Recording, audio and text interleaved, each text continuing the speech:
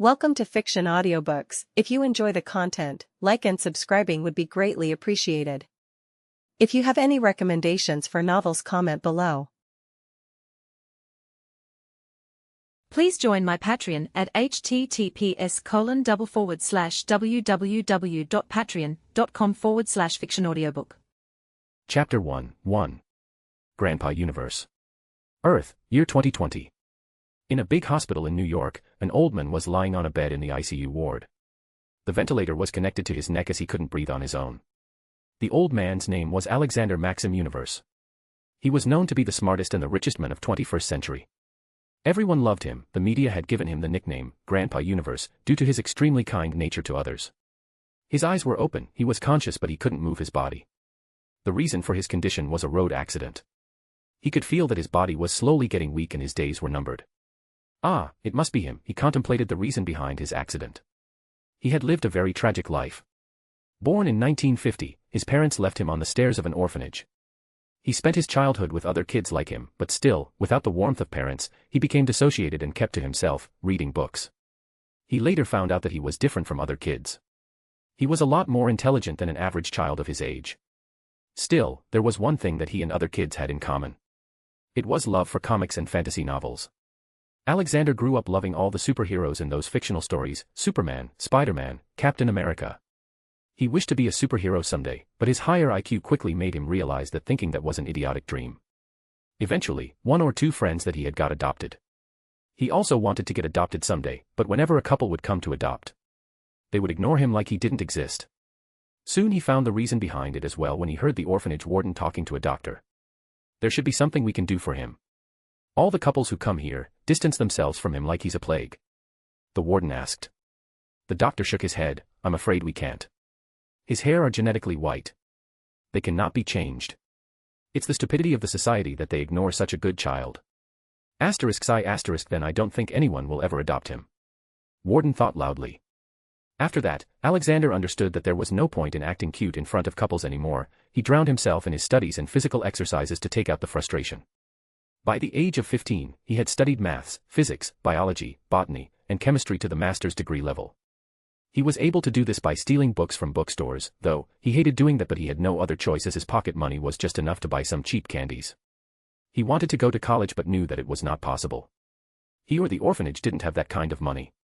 Year 1968, Alexander turned 18 and a letter with his name came in.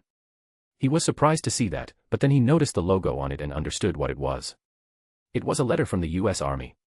He opened it and read the letter. The heading said, Order TO Report for Induction. He understood he was getting drafted for the Vietnam War. Alexander thought that this was a chance to change his life, so he happily went to report at the notified place and registered himself.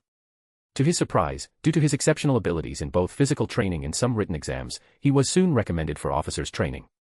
He was happy because the pay was more. After 1 year of training, he was sent to Vietnam. There he used his knowledge to lead his men to many victories. He noticed that the soldiers were facing issues with the harsh jungle terrain. Many of them fell due to malaria disease and not bullets. To solve the problem, he created a new ointment with the help of some indigenous plants and some other materials from the medical team. His ointment was a hit. The deaths due to malaria decreased a lot. He did many more magical things like these. His new bait tactics were also very useful in fighting the guerrilla fighters. With a field promotion, he quickly reached the rank of captain. For his exceptional bravery and unselfish actions, he was awarded the Medal of Honor. Though they still lost the war and Alexander already expected that outcome. After returning from the war, he continued serving in the army, but he didn't leave studies. He completed his master's and also did a PhD in biochemistry. He also found his soulmate in those years. She was an army doctor. He was very shy when talking to girls, so it was mostly her taking the first steps in their relationship. They got married to each other in 1980 and 2 years later, they were blessed with twin sons. But then tragedy struck. His wife was diagnosed with late-stage lung cancer. She held on for a few more years and passed away in 1994. Finally, in the year 1995, he retired from the army as brigadier general. He was being offered another promotion as the army didn't want to lose an asset like him, but he declined. He had some other plans for himself. He decided to open his own pharmaceutical company and named it Kind Heart. After the death of his wife, he was devastated and vowed to make a cure for cancer no matter what it takes. Still, he didn't ignore his kids. They were his escape from reality. He loved them, cared for them. His company also became a hit as he introduced a very effective medicine for tuberculosis. He also made sure that he sold his medicines at an affordable price while maintaining a profit. With time he made many more magical medicines and the world started to call him the smartest man alive. Due to his background, the media endlessly reported on him. His old life, his military days, made him even more famous. His business was growing well, the name of his company was spreading everywhere in the world. Eventually, his wealth started to exceed his imagination. In 1999, he became the first person in the world to reach a 100 billion mark. With so much money he decided to put it to the right use. He opened hundreds of orphanages around the world. Many kids from those orphanages would later grow and find jobs in his company. He also spent a lot of time with the little kids there. He read books or watched movies with them. When his deeds became famous, people started calling him Grandpa Universe. In his years of research, he did many experiments on himself. He wanted to strengthen himself like Captain America. Eventually, he succeeded but only in reducing the speed of his aging. He didn't get super strength or anything like that. He knew what a mess his discovery would cause, so he kept it a secret and destroyed all the research materials. His love for superheroes was so great that he eventually bought Marvel and all the copyrights of Marvel that other companies owned. He also wanted to buy DC Comics, but it was owned by Warner Brothers. So he bought Warner Brothers through a hostile takeover. The media criticized him for being overconfident and said that he would lose money with this investment. But they were wrong, he succeeded. He not only personally selected amazing scripts but also created the world's most advanced 3D editing software and rendering farm for movies. He won over the hearts of movie lovers with amazing special effects and CGI. After putting the movie company on the right path, he went back to researching the vaccine for cancer. He was seriously amazed by the fact that making anti-aging drugs was easier than making a cancer-treating drug. Year 2020. After 25 years of hard work, he had finally created the anti-cancer drug. His drug could even cure the cancers in later stages. He was extremely happy as he was finally able to fulfill his promise to his wife. He had turned 70 years old, but because of his anti-aging, he still looked 50. Today he was going to do the press release and tell the world about his new creation.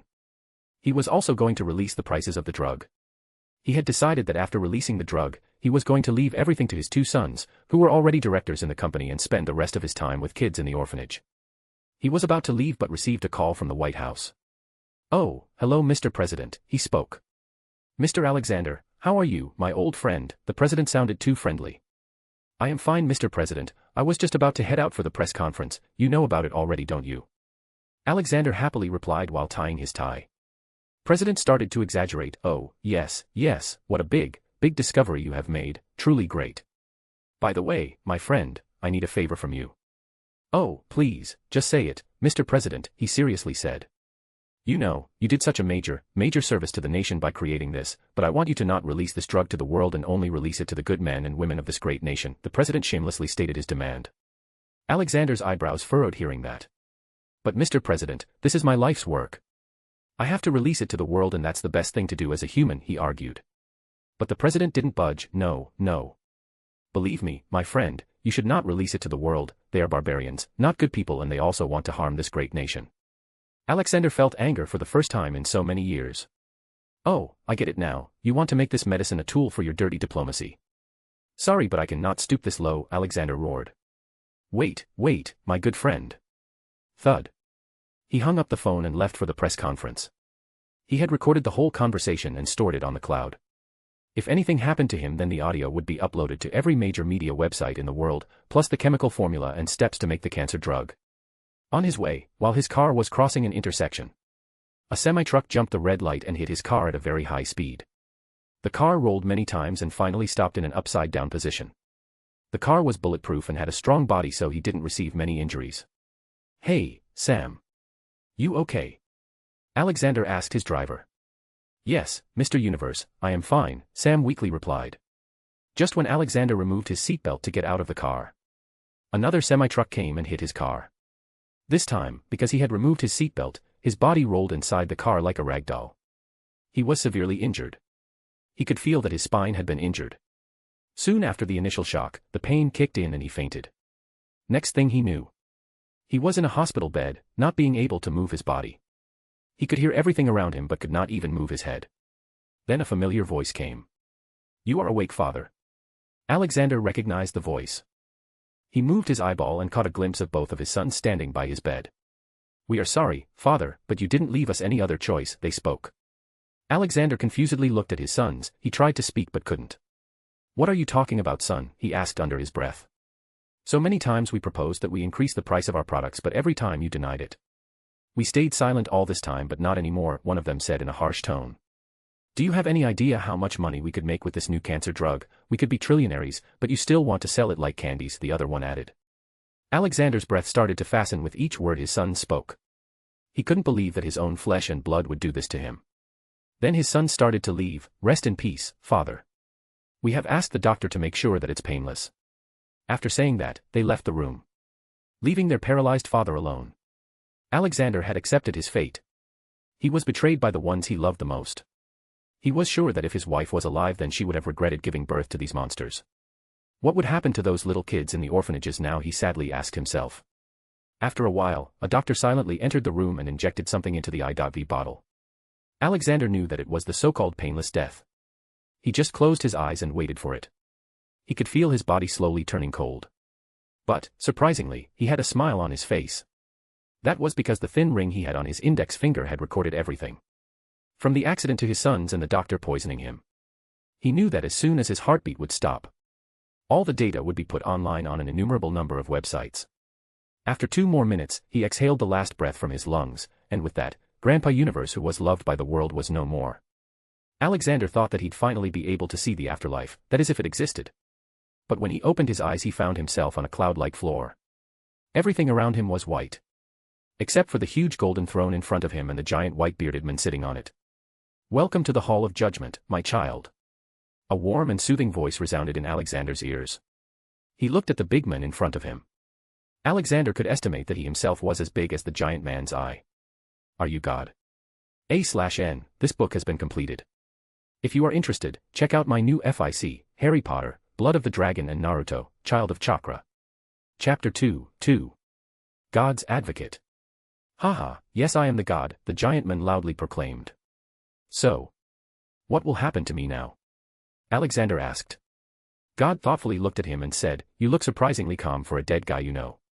"Well, I had accepted the fact that I was going to die even before I died, so it's not really that big of a shock, but seeing all this after dying is quite a surprise," he nonchalantly replied. He was only interested in knowing what would happen to him now. Good, this shows that you are not weak-minded. Now, this is a judgment hall. People who die are judged here and then sent to heaven, hell, or reincarnation." As he said that, out of nowhere a book appeared in his hands. He opened it and suddenly golden light engulfed the whole space. "Ha ha ha, oh finally. I have found 1 inch," the god exclaimed while madly laughing. Alexander jumped in shock when he saw the sudden light and heard the loud laughter. When the light faded, he asked, "What happened, God?" God happily looked at his face. He had a wide grin that creeped out Alexander. "You are the first person to have so much good karma. It's off the charts, it's over 9,000, it's..." He excitedly started blabbering. "Wait, what do you mean good karma? I have killed many people in the war, you know." He asked confusingly. "Oh, that's nothing, son. Your sins are incomparable to your good deeds, and those were not murders but duty. Besides, didn't you do it to survive? We don't really judge people for that kind of killing as long as they don't like doing it." God said, and noticed the confused face of Alexander. "Let me show you what happened after you died." God stated, and a big screen appeared. It had multiple Earth's news channels running on it. "Look, after you died, the recording went public. The whole world was enraged with your sons. Due to that, your company's market value took a nosedive in the stock market. Your sons had to resign and were later trialed and charged with murder and were sentenced to life imprisonment. Not only that, but the president also resigned due to public anger and was charged for misuse of power. The whole world cried over your death. The news media kept on saying how humanity just lost its greatest minds due to human greed. When it was discovered that you also released the formula and method for making medicine for cancer, the whole world started treating you like a messiah. Your medicine saved billions. Many other medicines for other diseases were derived from your formula and saved more people. In the next 40 years, every single person in the world had eaten medicine derived from your formula at least once in their lifetime. You saved an unimaginable number of people for generations, son." The god stopped speaking when he noticed a small tear in the corner of Alexander's eyes. Alexander was happy from the bottom of his heart. Not only was he brought to justice, but his medicine also reached the people. He fulfilled his promise. "Ha ha. Yes, be happy, my child. You did all this, for this, you have won a direct ticket to heaven, and if you don't want to go there then I have a job offer for you, God offered. He looked at Alexander with a longing expression.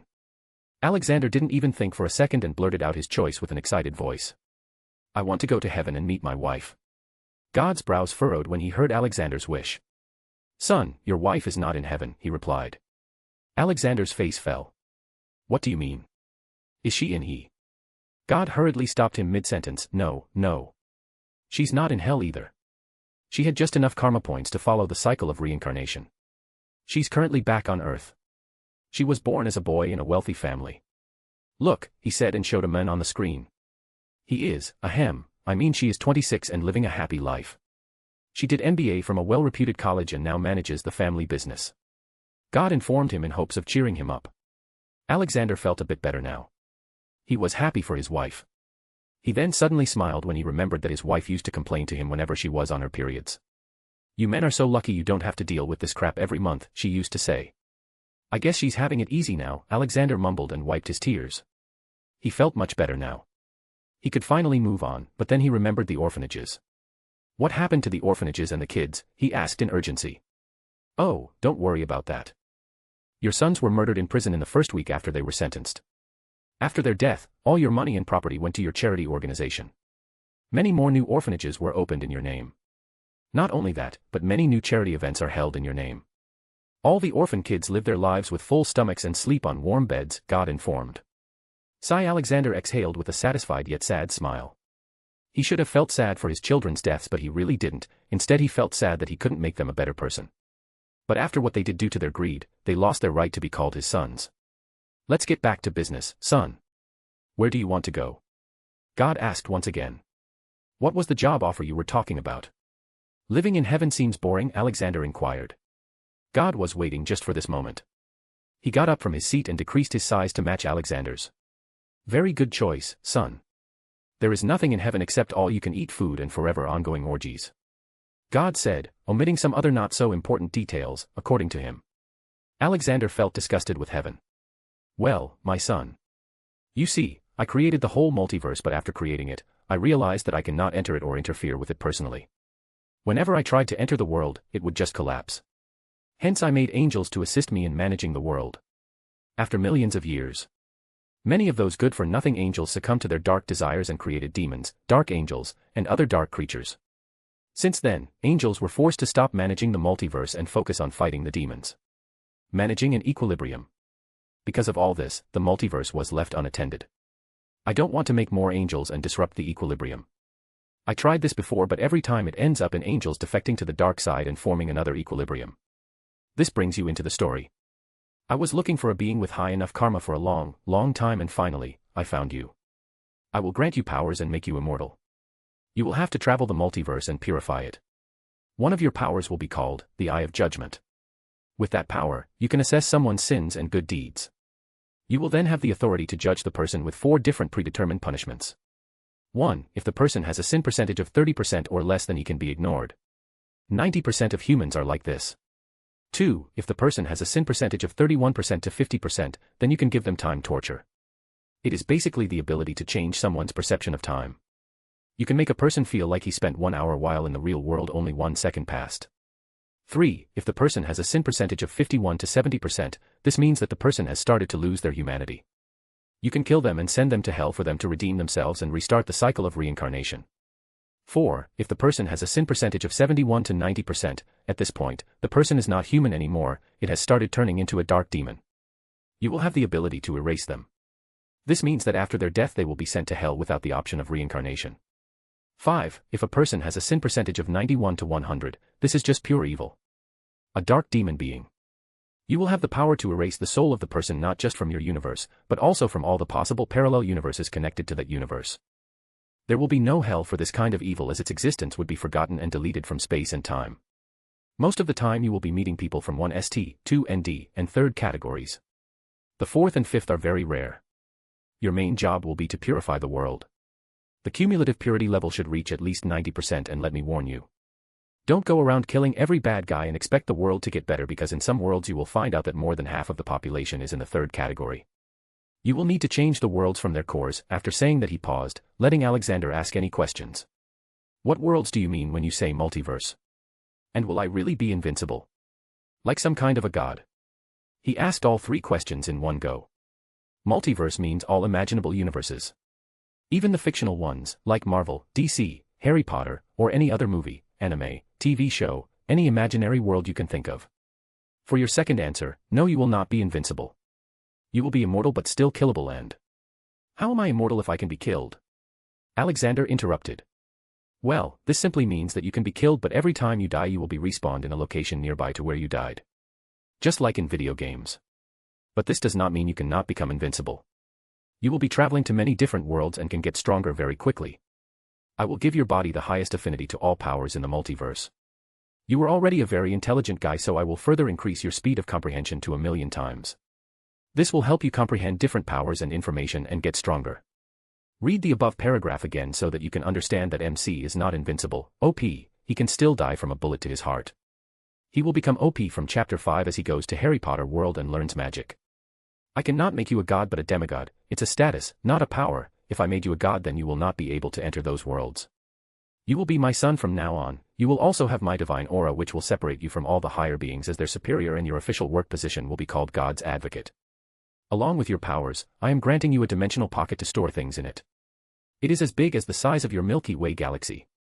You can even store the whole Earth in it, but I advise you to not do it as it would kill everyone on it as the time doesn't move in it. That's it then. Any more questions, my son? Yes, is there anyone I need to be wary of? He asked.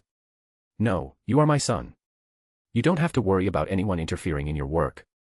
I'll notify all good and bad entities about this. Still, if you find an angel or demon troubling you, then just tell me. I'll give them a good pounding, God said with a slightly evil tone. Alexander shuddered a little. He could only hope that no angel or demon would come to trouble him. Okay, God, he respectfully said. Haha, stop calling me God. Trillions of them call me that. You are special, call me father or papa or old man, God said cheekily. Alexander felt a little awkward with that. He never really had a father, so calling someone that felt a bit weird. He guessed that God must have a son complex. So, he decided to fulfill God's wish. Okay, old man. Yes, that's like my son.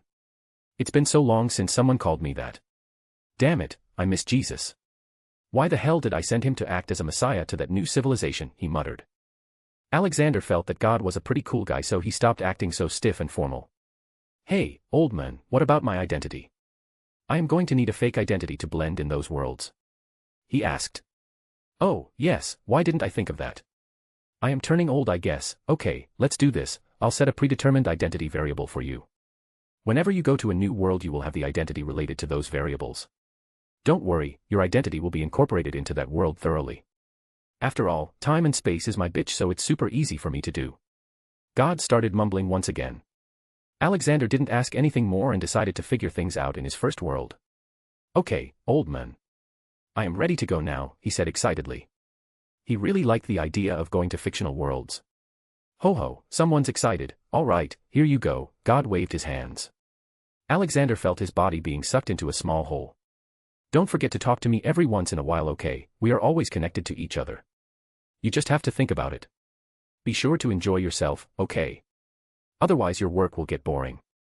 Good luck, son. Alexander heard God's last words before his vision blacked out. He found himself flying through galaxies at an unimaginable speed. After a while, his vision blacked out once again. The next time he opened his eyes he found himself sitting on a bench. He was facing a river. He then looked around and saw tall skyscrapers around him and thought that he was in New York. Hey handsome, a jogging woman commented. He checked out his clothes and found himself in a white shirt, over which he was wearing a dark blue vest. A dark blue formal pant and brown leather shoes on his feet, plus a thin gold chain hanging around his neck. He also had sunglasses on. His beard was also neatly cut. Just like in the cover. Suddenly he heard a voice in his head. Haha. I thought that you wouldn't like those hospital gowns, so I gave you these. It was the old man. To be honest, he liked the dress. It was classy and also looked good on him. He still retained his last body. 6 feet 2 inches tall, he still had white hair, but his skin was smoother and made him look 50-ish years old and not 70 years old. Alexander then tried to use his eye of judgment. It all felt natural to him. He had never used these powers before, but he already knew how to use it like it was a daily thing. He checked and found out that the world had a purity level of 75%. Haha. I only have to increase it by 15%. But, where am I? I need to find a newspaper, he spoke to himself and started to walk to a nearby stall. Bang. Bang. While he was walking he heard gunshots. Soon he saw a car being chased by the police. The weird thing was that the police and the criminals were shooting at each other with no concern for the public. He tried to focus on the criminal guy's face and recognized him in seconds. Bang. Alexander suddenly felt pain in his chest. He looked down and saw blood oozing from a gunshot wound. He felt extreme pain for a short amount of time before dying. A second later he respawned on top of a building and the first word that came out of his mouth was the name of that criminal. Goddamn Niko Bellic. Chapter 3. Purifying the First World. Yes, it was Niko Bellic from the video game Grand Theft Auto 4. It was Liberty City. Why is it so easy for me to die? He loudly asked himself. He was on top of a building so no one could hear him. Ah yes, I don't really have any power except respawning. I'll have to go to some superpowered world to become stronger, he reasoned. He just sat down there and started thinking about what to do next. Alright, so this is a pretty small world. There is only one city here and purifying it is also easy. I need to kill Niko Bellic and all other gangsters. There aren't really that many of them. The main problem is, how am I going to do it? I am pretty weak, got no gun, no money or vehicle, wait a second. I should have an identity in this world too and that identity should have some money, no. He checked his pockets and found a cell phone. In it was a message, which said, "It's a pretty small world so I didn't give you a big identity but I did give you some money so it should be fine. Just consider yourself some random NPC." Alexander suddenly remembered that the mobile phone was a pretty overpowered thing in GTA 4. You could use cheat codes on it. He dialed a cheat for weapons. Beep beep. That was the only sound he heard and nothing happened. He felt irritated and tried some other cheats. But, nothing worked. Why is it not working, damn it? Wait, what if cheats can only work from Niko's phone? What if his phone is special? Maybe an alien device. I guess I'll have to kill Niko first. He thought loudly and went down from the rooftop. He looked into his bank account and found $1 million in it. After withdrawing some money from an ATM, he headed to the nearest gun shop. Thanks for his good memory. He remembered everything from the time he played the game with kids. He estimated that he was located on the middle island called Algonquin. He went to a gun shop and bought a Glock 22 pistol for $600 and 5 additional magazines. He also bought a knife and 2 grenades. His next plan was to go to Niko's safe house at midnight and send that demon to hell. It's gonna be a busy night. That demon has too many safe houses and I'll have to check them one by one, he said to himself and hailed a cab. He searched all night but couldn't find where Niko was. Just when he was about to call it a night he saw someone rashly overtaking the cab. It was Niko Bloody Bellic. He told the cab driver to follow that car. After 1 hour of following him, he saw him entering a building. He remembered that it was one of the safe houses he checked before. With a wide grin, Alexander paid the driver and got out of the cab. He entered the building and went straight into the lift. Ting! The lift reached an open apartment. He stealthily walked into the apartment with the Glock in his hand. Slowly he made his way towards the bedroom and found the ugly Niko sleeping. He used his eye of judgment to see the sin percentage of the guy. His jaw fell to the floor when he saw it. The information he read was: Niko Bellic, category: murders, 300. Sexual assault, 51. Theft, 1,109. Sin percentage, 90%. Whoa, this man is just 1 decimal point away from turning into a full-fledged demon. Alexander then put the Glock close to the head of Niko and... bang. Bang. 2 shots straight into his brain. He didn't want Niko to respawn so he quickly searched the body and took away the alien mobile phone. After he died he used his power to erase the Niko Bellic from the world and sent him to hell. That is what predetermined punishment was for people with sin percentage between 71 to 90%. A white flame came out of Alexander's eyes and burnt the body until nothing was left. Soon he noticed the soul of Niko being pulled towards the sky by 2 dark shadows. He guessed that they were reapers. Now Niko's soul would get punished in hell till eternity. He took out the magical alien phone and fiddled with it. He went to the bottom of the feature list and found a section called cheats. But, when he read the cheats his brows furrowed because there was nothing that could make him stronger. Nothing like super punch, super jump, god mode, etc. There were just some weapons, health, and vehicle spawn cheats.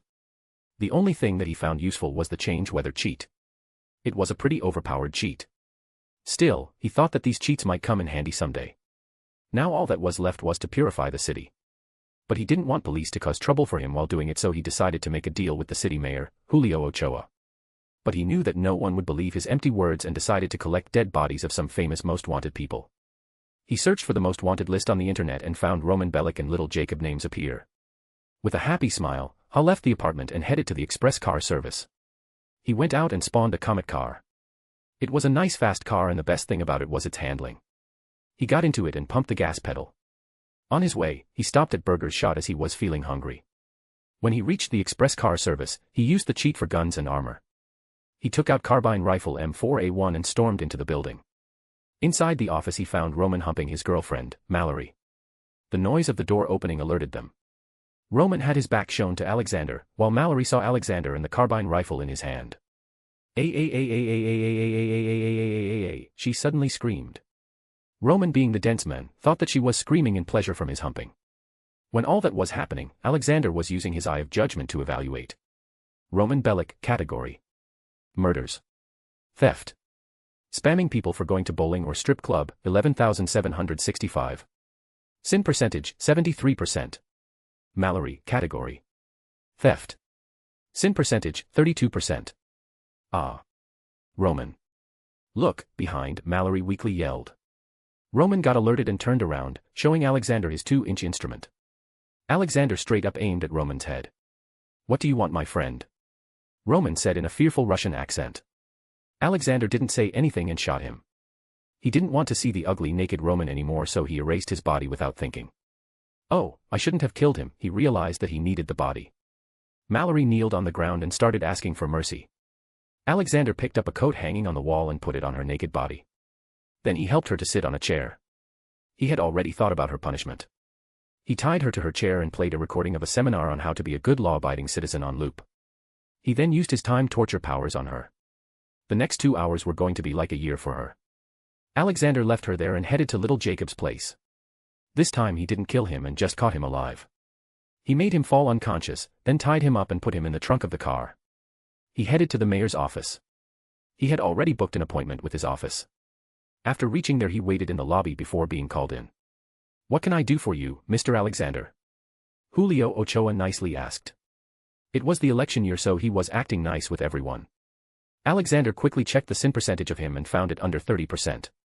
Mr. Julio Ochoa, I have a proposition for you. You see, I am a bounty hunter and I have a personal vendetta against all the criminals of the Liberty City. I am also very good at hunting these criminals. I want you to appoint me as an official bounty hunter and I'll get rid of all the major criminals in Liberty City.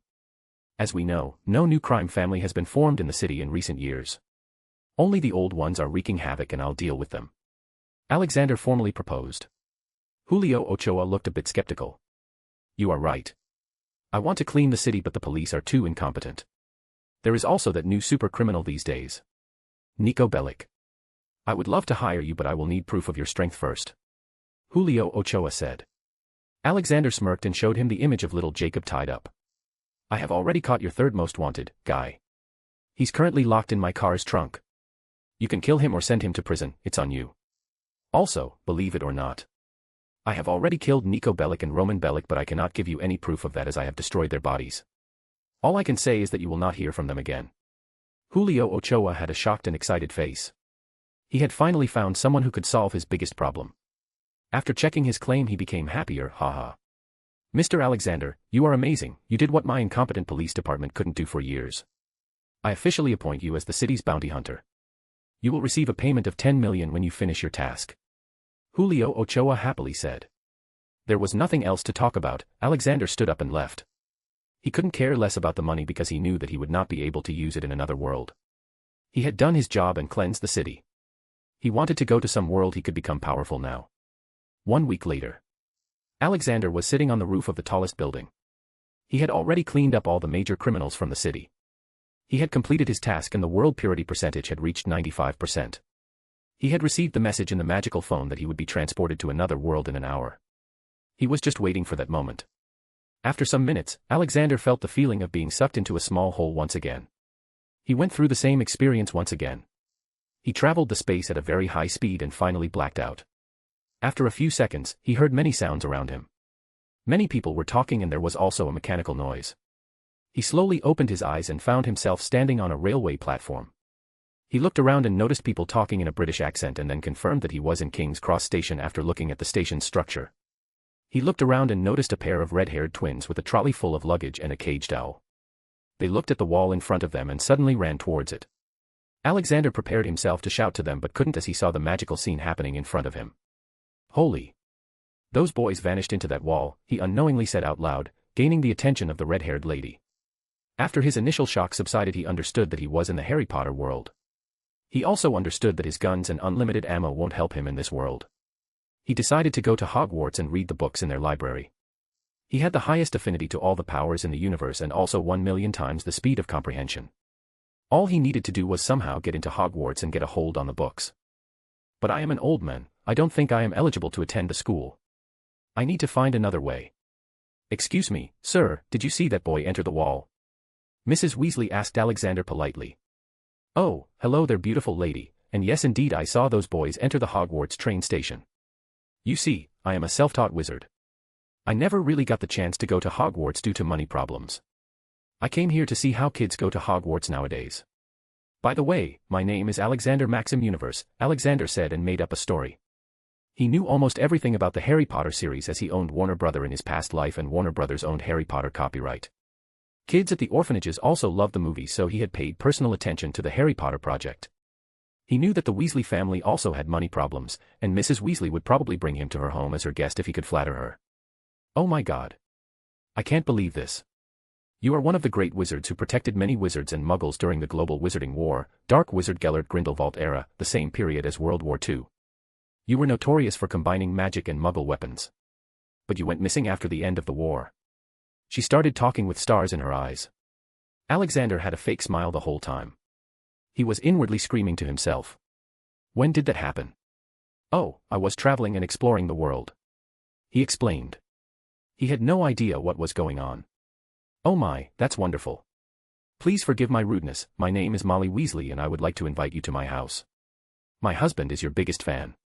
It was because of you that he decided to work at the Ministry of Magic in the Misuse of Muggle Artifacts office. My husband would go crazy if he were to see you, she said with a wide smile.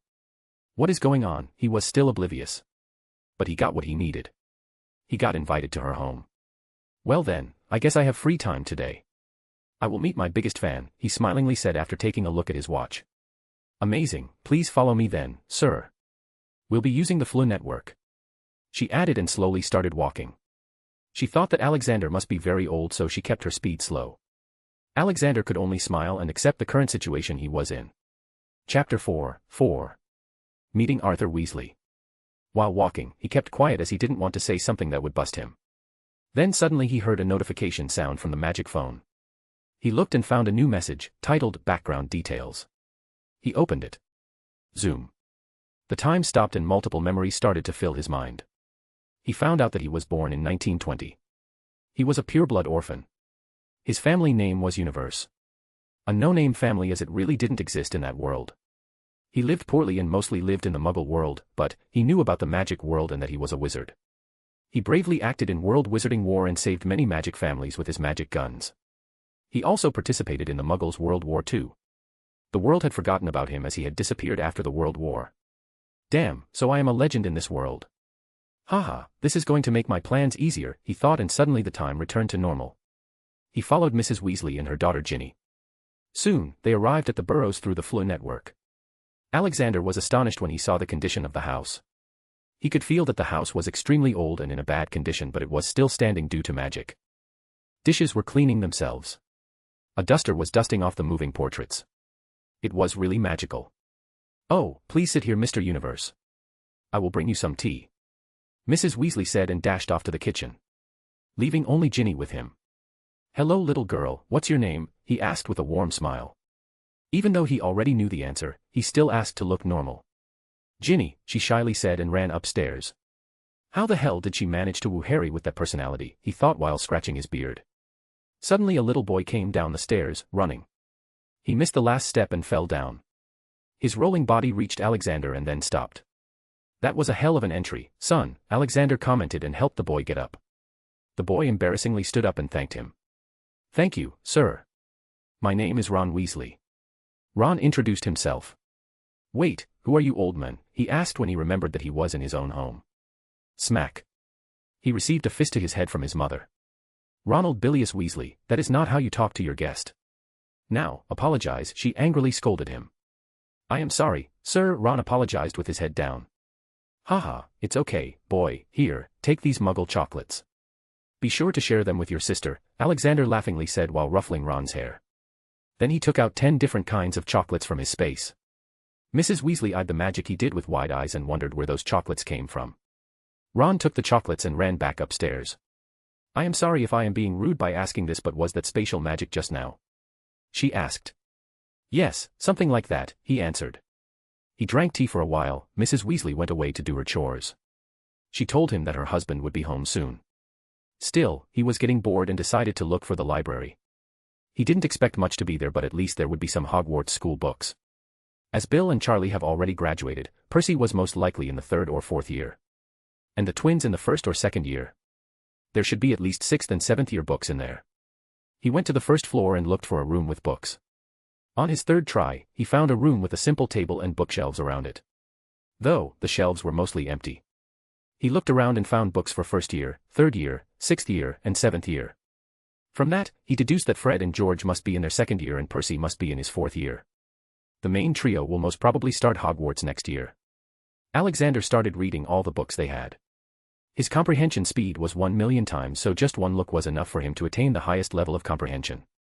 It just took him 30 minutes to learn everything to the highest level possible. He could feel that he had a very deep understanding of magic now and that if he wanted he could make his own spells. Also, because he learned about runes. Now he felt like he could even make an invisibility cloak using ancient runes. He learned about charms, wards, defense against the dark arts, healing, herbology, potions, alchemy. Still, he wanted to read more advanced books to perfect his understanding. He had a little extra interest in alchemy too, as he wanted to make a philosopher's stone, but he doubted that he'd be able to find a book about that. Just when he was deep in his thoughts, the door opened and a man with an excited look came in. Oh my God, I can't believe that the legendary Alexander Maxim Universe is in front of me. Sir, I am your biggest fan. I've been following in your footsteps and have been heavily researching on Muggle artifacts. Arthur said. Arthur was going full fangirl on Alexander. Haha, it's nice to see someone still remember me, otherwise, most people have already forgotten about this old man. By the way, what is your name, mister? He asked nicely. Oh, where are my manners? I am Arthur Weasley, the man of the house, and please don't say that we've forgotten you. There is a whole chapter about you in the 1st year course of Hogwarts in History of Magic subject. After your appearance in the World Wizarding War and your unique but effective weapons, a new branch in the study of magic was opened. It was focused on creating magic weapons with Muggle weapons as a base, but none of them have been successful yet. Arthur cheerfully to him. Alexander was truly surprised by this new information. Who would have thought that stealing the magic phone from Nico Bellic would do this? Still, he was happy because this meant that he had some foundation in the magic world. Haha, you are over-exaggerating my abilities. Now, would you like to try my weapon? He grinningly asked. He wanted to make a deep and long-lasting impression on Arthur, as he might prove to be useful in the future. Arthur nearly jumped in excitement. Yes, I would love to, sir, he cheered. Let's go out then. Alexander headed outside. Ron and Ginny also secretly followed behind. Outside their 4- or 5-story house, Alexander levitated an empty bottle with magic that he had just learned. He didn't need a wand as he had the highest amount of magic affinity, and wands were only there to help channel magic easily. He didn't feel the need for a wand. Still, he would go to Ollivander's later to check it out. He put the empty bottle on the roof of the flying Ford Anglia. Out of nowhere, a carbine rifle from GTA 4 materialized in his hands. Arthur just watched with his mouth agape. Alexander aimed and shot the bottle down.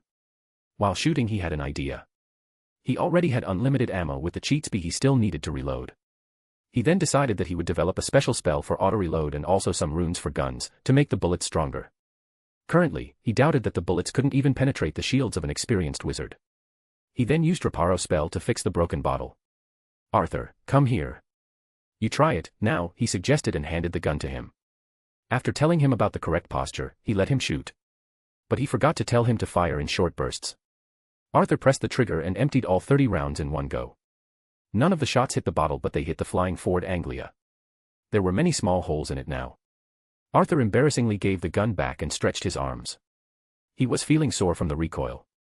It's so hard to use. I can't even imagine how you do it, he complained. Haha, believe it or not Arthur, Muggle armies use these kinds of weapons. They also have much bigger weapons than these now. If they want, they can destroy the whole wizarding community in a matter of minutes. Alexander revealed. He knew that Arthur was fascinated by Muggle technology. Are you talking about the weapon they used on Japan? Arthur asked. Yes, and it was just 2 small bombs back then.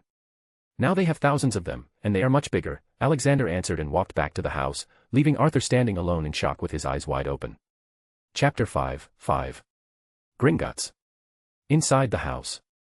Alexander, Arthur, and Ginny were seated at the dining table. He didn't have any place to stay or money to rent a room and it was already night. So, he was invited by the Weasley couple to stay with them. Alexander didn't see any problem with that and they also had empty rooms as Bill and Charlie had moved out. He had told them that he would pay rent for the room later. On the dining table, Arthur and Alexander were talking to each other while all the others were listening and setting up the table. Mr. Universe, how do you look so young even after being so old? I mean, if you had black hair right now, I'd assume that you are probably in your 40s. Arthur asked with much interest. Well, I traveled a lot and found many new magical plants and items. I look permanently younger due to certain failed yet lucky experiments. Failed because my hair didn't turn back to black, he made up the answer. Then, if one day you are able to perfect your experiment, be sure to share it with me, Mr. Universe. I'd certainly want to look younger, Molly Weasley chipped in while blushing and rubbing her cheeks. Absolutely, you'd be my first user, I promise, Alexander assured. He really had an idea about making an anti-aging ointment. Those rich pureblood bic. I mean witches would go crazy over it, even if I sell it at a high cost, he inwardly thought. After dinner, he went to the second floor where the room was. It was Bill's room. Now it only had a bed, a table, and a wardrobe. He used Scourgify to clean the room to perfection. After that, he changed his clothes to a night suit and went to sleep. It had been a long day for him. The next day he woke up early, cleaned himself, and dressed up in his usual clothes. Today, he was going to visit the Gringotts. He thought that if he has such a legendary past then he must have a bank account with some money too. He went down to the dining hall and found everyone already at the table. Oh, sorry if I delayed your breakfast, he apologized. No. We just sat down a minute ago, Molly said and put a plate for him. So, what's your plan for today, Mr. Universe? Arthur asked while eating his food. I'll visit Gringotts and some other shops in Diagon Alley today. But I need a guide as it's been a very long time since I've been there, Alexander stated and took a bite from his plate. That's easy. Take Ron with you, because he just lazes around in the house every day doing nothing and dreaming about going to Hogwarts. Molly suggested with a slightly irritated tone. That would be amazing, Molly, he cheerfully agreed. An hour and a half later, they arrived in Diagon Alley via Fleur Network. The street didn't look as crowded as it was shown in the movies most of the time. Probably because the Hogwarts year had already started. His first stop was Gringotts. Ron was happily leading the way. Alexander walked slowly while looking around and he had only one thought at that time. Who designed these buildings? All the buildings in the Diagon Alley looked disfigured. Even the Gringotts Bank. He couldn't understand what advantage would creating such an ugly structure give. Soon, they entered the bank. They walked through the long open hallway with long counters. Goblins could be seen working with their forever grumpy faces. He walked to the end of the hallway to the head goblin. Ahem. I would like to withdraw money from my account, he requested. Name? The head goblin asked without looking up. Alexander Maxim Universe, he proudly announced. Suddenly the pen from the head goblin's hand fell and stretched out his ugly head to properly look at him. He then hurriedly picked up a paper and gave it to Alexander. Put a blood drop on it to confirm identity. Alexander did as he was asked. Just as the blood touched the paper, it started to shine. He also noticed that head goblin's face fell a little. Okay, Handuk will take you to your vault and open it, head goblin said. Soon another goblin came and asked them to follow him. Alexander guessed that his vault must have high security, which is why it was opened by a designated goblin and not the key. They reached the vault after a long ride on a speedy cart. Ron was still with him. Soon he became even more confused when he noticed that a sphinx was guarding his vault area. When he looked at the vault number, he had a strange feeling because it was number 69. He wondered what was in the vault that it needed the protection of a sphinx. Soon, the question was answered. The vault's door opened and he saw the room filled with gold galleons, touching the roof. Then his eyes noticed a paper on the counter on the left. He looked at it and understood everything. The letter wrote. How's it going, son? I am feeling bored, by the way, good job with the last world. I left you a present for such good work. Also, how does it feel to be the wealthiest known wizard? Alexander smiled and burnt the letter. He then looked at Handuk. Hey, Handuk. How much money is in here? He asked. 1.590 billion gold galleons to be exact, Handuk painfully replied. Alexander did the conversion in his mind and was disappointed. It was just 13.650 billion US dollars. He had hundreds of billions in his past life, so this wasn't much. Can you tell me, who is the wealthiest wizard with a bank account in here? He asked. Sorry, I cannot disclose secrets, Handuk denied. Alexander smiled and picked up 5 gold galleons and gave it to him. He knew that goblins were greedy sons of Bic *s. Handuk happily took the money and answered. It's you, and you are most certainly the richest wizard in British wizarding, if not the world, he stated. Surprised by the answer, he asked for who the second and third were. Handuk showed unwillingness to answer, and Alexander once again threw some money to him. The third is Lucius Malfoy with 321,285,145 galleons, $1.6 billion, and second is Bellatrix Lestrange 421,686,753 galleons, $2.1 billion. Now, no more questions. Handuk irritatedly said. Now Alexander understood why the head goblin's face fell at the authenticity of his identity. If he had never come back to claim the money, then it would have belonged to Gringotts. Alexander decided to take everything away. He sucked all the money into his dimensional space. He noticed a big chest was also being sucked and decided to open it later on. Meanwhile, Ron and Handuk had their jaws dropped to the floor. Ron had that expression because of the crazy amount of money, and Handuk because of the crazy amount of money just vanished. Alexander still left 1,000 gallons in it because he didn't want to close the vault permanently. He reckoned that he might still use it someday. Then they returned back to the Diagon Alley and continued on their way. He thought that Ron might feel bored, so he gave him 2 galleons and told him to go and eat something. He then headed to Flourish and Blots to buy some books about anything he could find. He knew that he wouldn't find any old books, but still, he went there. There he bought all the interesting books and books on law. From there he headed to the obscurest books. There he bought Fantastic Beasts and Where to Find Them, plus some other books on animals. He couldn't find any significant book on alchemy or runes and no book about dark arts. So, he went to Nocturne Alley. There he bought some books on dark arts and runes and also a book that piqued his interest. It was never mentioned in the movies. The book was called Eternal Darkness. He still could not find good books on alchemy. He deduced that most of the good books must be strictly regulated, and the best way to read them would be to either go to Hogwarts or infiltrate some ancient family's houses. He returned back and headed to the Ollivanders. The shop was open and Garrick Ollivander was cleaning some wands. Welcome, Mr. Universe, Alexander Maxim Universe. Garrick Ollivander's eyes shone at the mention of his name. Haha, so, the legend returns. What can I do for you today, Mr. Universe? Garrick politely asked. I am looking for a wand. I've never really felt a need to use a wand, but I want to try it, once, Alexander answered. Yes. Wands can help wizards and witches to create a more powerful spell, but again, the wand chooses its wielder, so I cannot say anything until we try, Garrick said and went to the side to bring some wands. Chapter 6. Research and Development. Garrick returned with 6 cases. Alexander tried many different combinations of wands. Phoenix tail feathers, unicorn tail hair and dragon heartstrings as cores with different wood, but nothing suited him. After an hour he gave up. I guess there is no wand made for me yet, but still, thanks for your hard work, Mr. Ollivander, Alexander said and left the shop while thinking that maybe he should try the Elder Wand someday. He then went to Quality Quidditch Supplies and bought a Nimbus 2000. He was only interested in knowing how the damn thing flew. Later he would try to make a spell that would allow him to fly on his own. Soon he was basically done with his shopping for now and would return later after reading all the books. He looked for Ron and found him eating ice cream at Florian Fortescue's ice cream parlor. Ron saw him and ran towards him with a bag full of chocolates in one hand and an ice cream in the other hand. Are you done here, sir? He asked. Haha, yes, and call me Grandpa. We'll be seeing each other a lot as I'll be living in your house from now on, Alexander said and ruffled his hair. He really missed all those bundles of joy in the orphanages. Let's go back now. After returning he headed straight back to his room to start his research.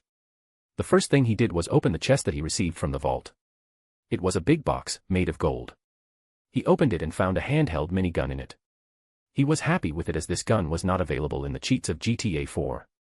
It was quite heavy but still manageable. Then he started reading books one by one. His understanding grew deeper with each new book.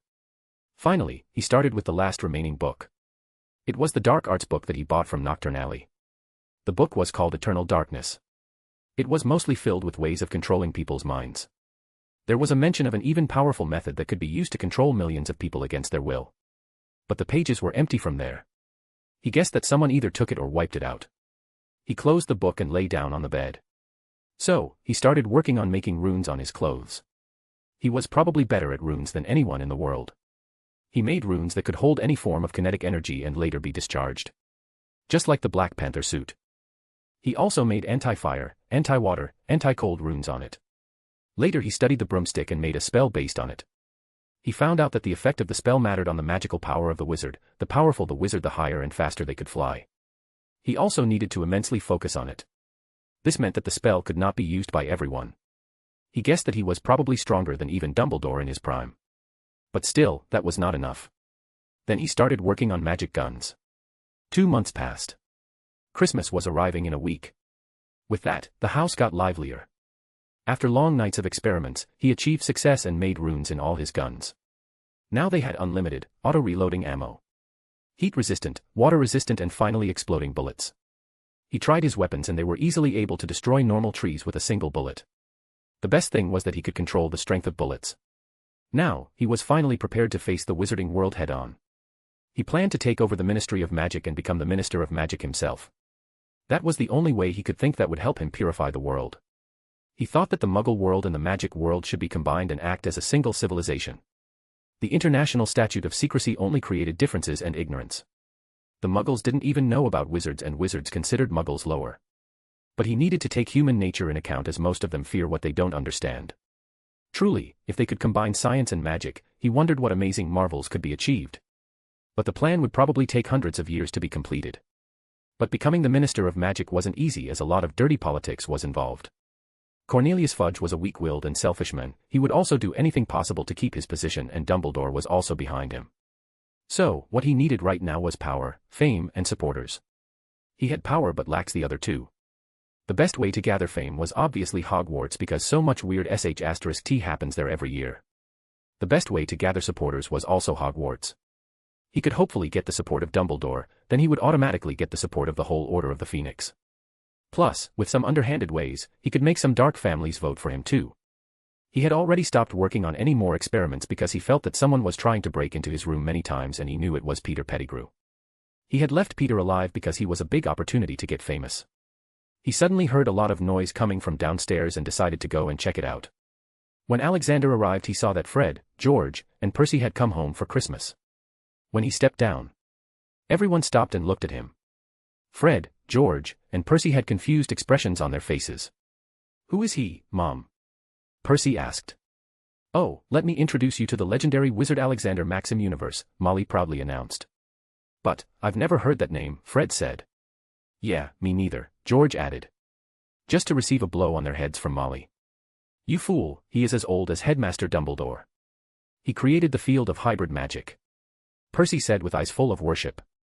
"Very good, Percy, at least someone is studying in Hogwarts. Unlike someone who just pranks around," Molly said, taunting Fred and George. "What the F? I am not as old as that monster Dumbledore.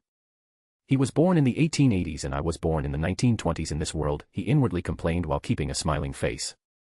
Then suddenly Ron jumped on the sofa and said to his brothers, "I also know a secret about Grandpa Universe." He had started calling him Grandpa Universe more than a month ago. Fred, George, and Percy looked at Ron with interest. Ron seemed to enjoy the moment of attention but soon it was spoiled by Ginny. "He's the richest wizard in the world." "That's the secret, right?" Ginny said. Ron turned around to look at Ginny with his angry face.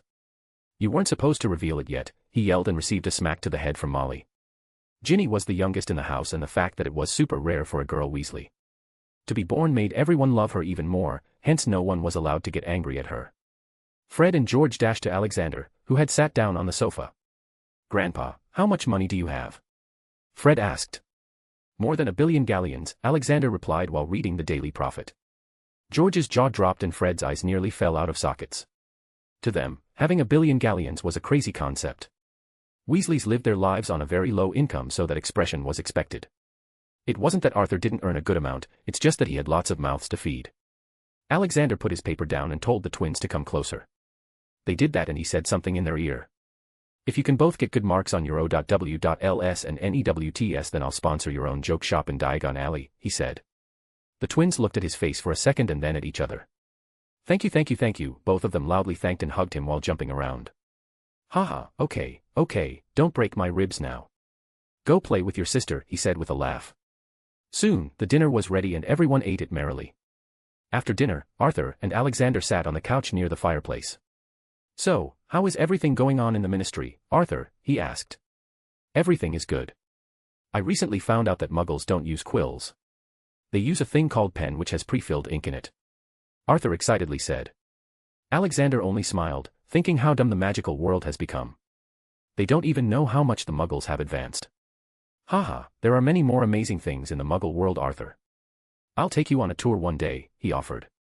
To this, Arthur excitedly stood up and started to jump like a small child.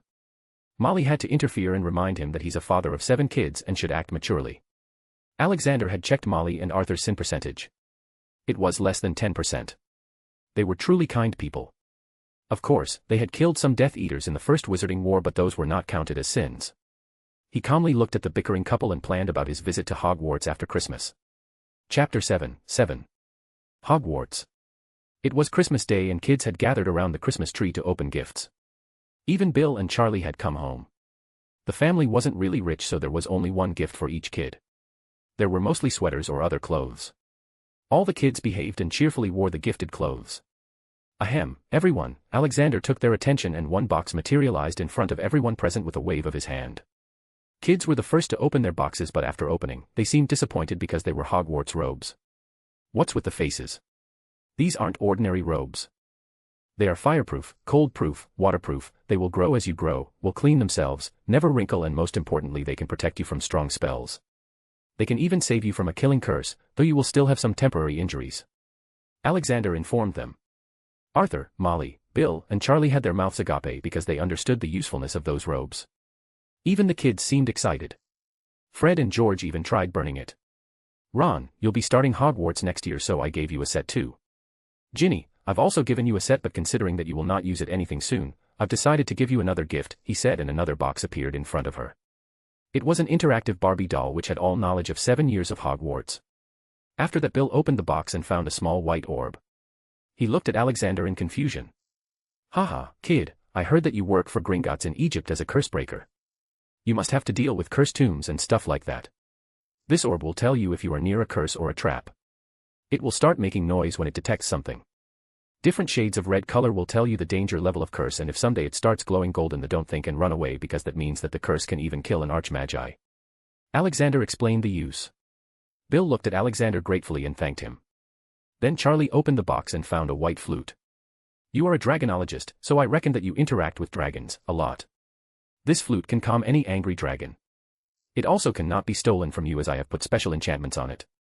If someone steals it, then you will feel it and it will also return to you by flying. Not just yours, all my gifts have these enchantments, he said. Charlie inspected the amazing flute and thanked him. Arthur, I have given you an encyclopedia of Muggle artifacts. It might prove to be useful in your job. Just as he ended speaking, Arthur opened the book and excitedly started reading it. Molly scolded him for not saying thank you. Alexander then looked at Molly. He really didn't know what to give to her. So he just gave her a stylish female long coat with the same features as Hogwarts robes. She happily accepted it. With that, the gift session ended and everyone ate dinner. Molly also gifted him a red sweater. The next 6 days were calm and full of happy vibes. But soon, January 1st came and the kids had to go back to Hogwarts. He also decided to go with Fred, George, and Percy. January 1st, morning. At the King's Cross station. He stood up in front of the pillar between platform number 9 and 10. He saw the 3 kids cross it and he also followed. While crossing, he felt like he crossed a wall made of dense air. He was really intrigued by how the magical world could hide in plain sight. On the other side, he saw the big steam engine, puffing white smoke. The platform was filled with kids and their parents. When he was walking by the bogey, he passed Lucius Malfoy. Their eyes met each other. Alexander was still wearing his everyday clothes plus sunglasses. Lucius made a disgusted look, thinking that he was a muggle. But soon his face turned into a surprised one when he saw him entering the bogey. Strange, what was he doing here? His son starts Hogwarts next year, that's what Alexander was thinking. After a long whistle, the train started moving. He was sitting with the twins. They were busy talking about some new pranks. Soon the refreshments came. Anything off the trolley, dear, she said. But when she looked at Alexander, she froze. I'll take everything, dear, Alexander said and gave her the galleons. Oh, yes, yes, haha, sorry for my rudeness, I've never seen a handsome old man like you in ages, she shyly complimented and gave them all the food and candies. Fred and George started laughing when the trolley lady left. Hey, Grandpa, you should ask her for a date. Fred teased. Yes, she fell head over heels just by looking at you, George said, trying to hold his laughter. Oh, this world is so unfair. Here I was thinking of giving all these candies to some twins but they betrayed me. I guess I'll have to eat them all by myself. Alexander said and 90% of the candies vanished. Fred and George stood up and jumped on Alexander. We are sorry, Grandpa Universe, they pleaded with puppy eyes. Ron had told them that this trick works on Alexander, most of the time. Oh, I think I am hearing voices, Alexander said, acting as if he could not see them. He cast illusion spells on both Fred and George, so that they could not even see each other. Fred looked towards his brother and found nothing. George went through the same thing. They both started panicking and yelling each other's names. Where are you, Fred? I can only hear you. Yes, I can hear you too, George. Did we turn into ghosts? What? How can this be? No, I am too young to die like this. They both were about to cry when Alexander removed the spell and also brought the candies out of the space. They looked at each other and then Alexander, who was happily eating a pumpkin pie. Old man, they realize, but instead of retaliating, they hurriedly started eating and filling candies into their bags. Alexander heartily laughed seeing their shenanigans. In the evening, they arrived at Hogsmeade Station. Getting out, he went ahead and boarded a carriage pulled by Thestrals. It was said that only those who have seen death can see them and he had seen thousands of deaths in GTA 4 world.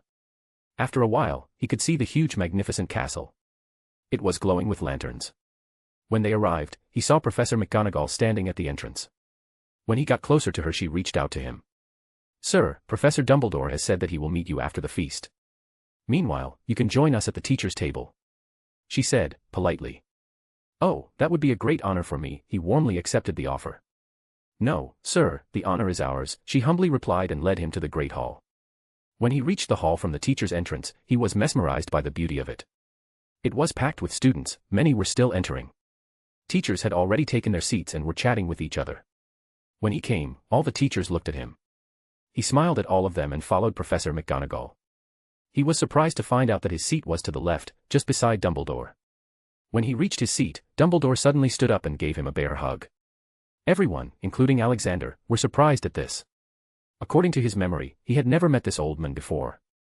Dumbledore laughed and signaled him to sit down. Ha ha ha. I got a little carried away. There aren't really many people left alive from those times.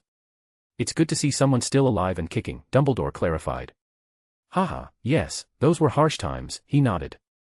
Yes, yes. I actually saw you in action once, back in the days. But I was preoccupied so I couldn't have a chat with you, Dumbledore said. Well, now we have all the time in the world to talk, Alexander smilingly replied. Soon, the hall was full. Fred and George were ranting about knowing Alexander and about his past deeds. Percy just happily looked at him. Alexander waved at him. Oh, so you've met Weasleys, Dumbledore exclaimed. Yes, I've been renting a room in their house. They are truly a very kind and cheerful family. He answered. Dumbledore nodded and stood up. He amplified his voice with magic and started speaking. Happy New Year and welcome back to Hogwarts.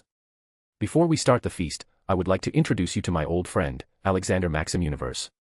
Some of you might have heard his name from your history of magic classes. But don't be fooled by his charming looks, he's an oldie just like me. He said, in a joking tone, while looking at Alexander.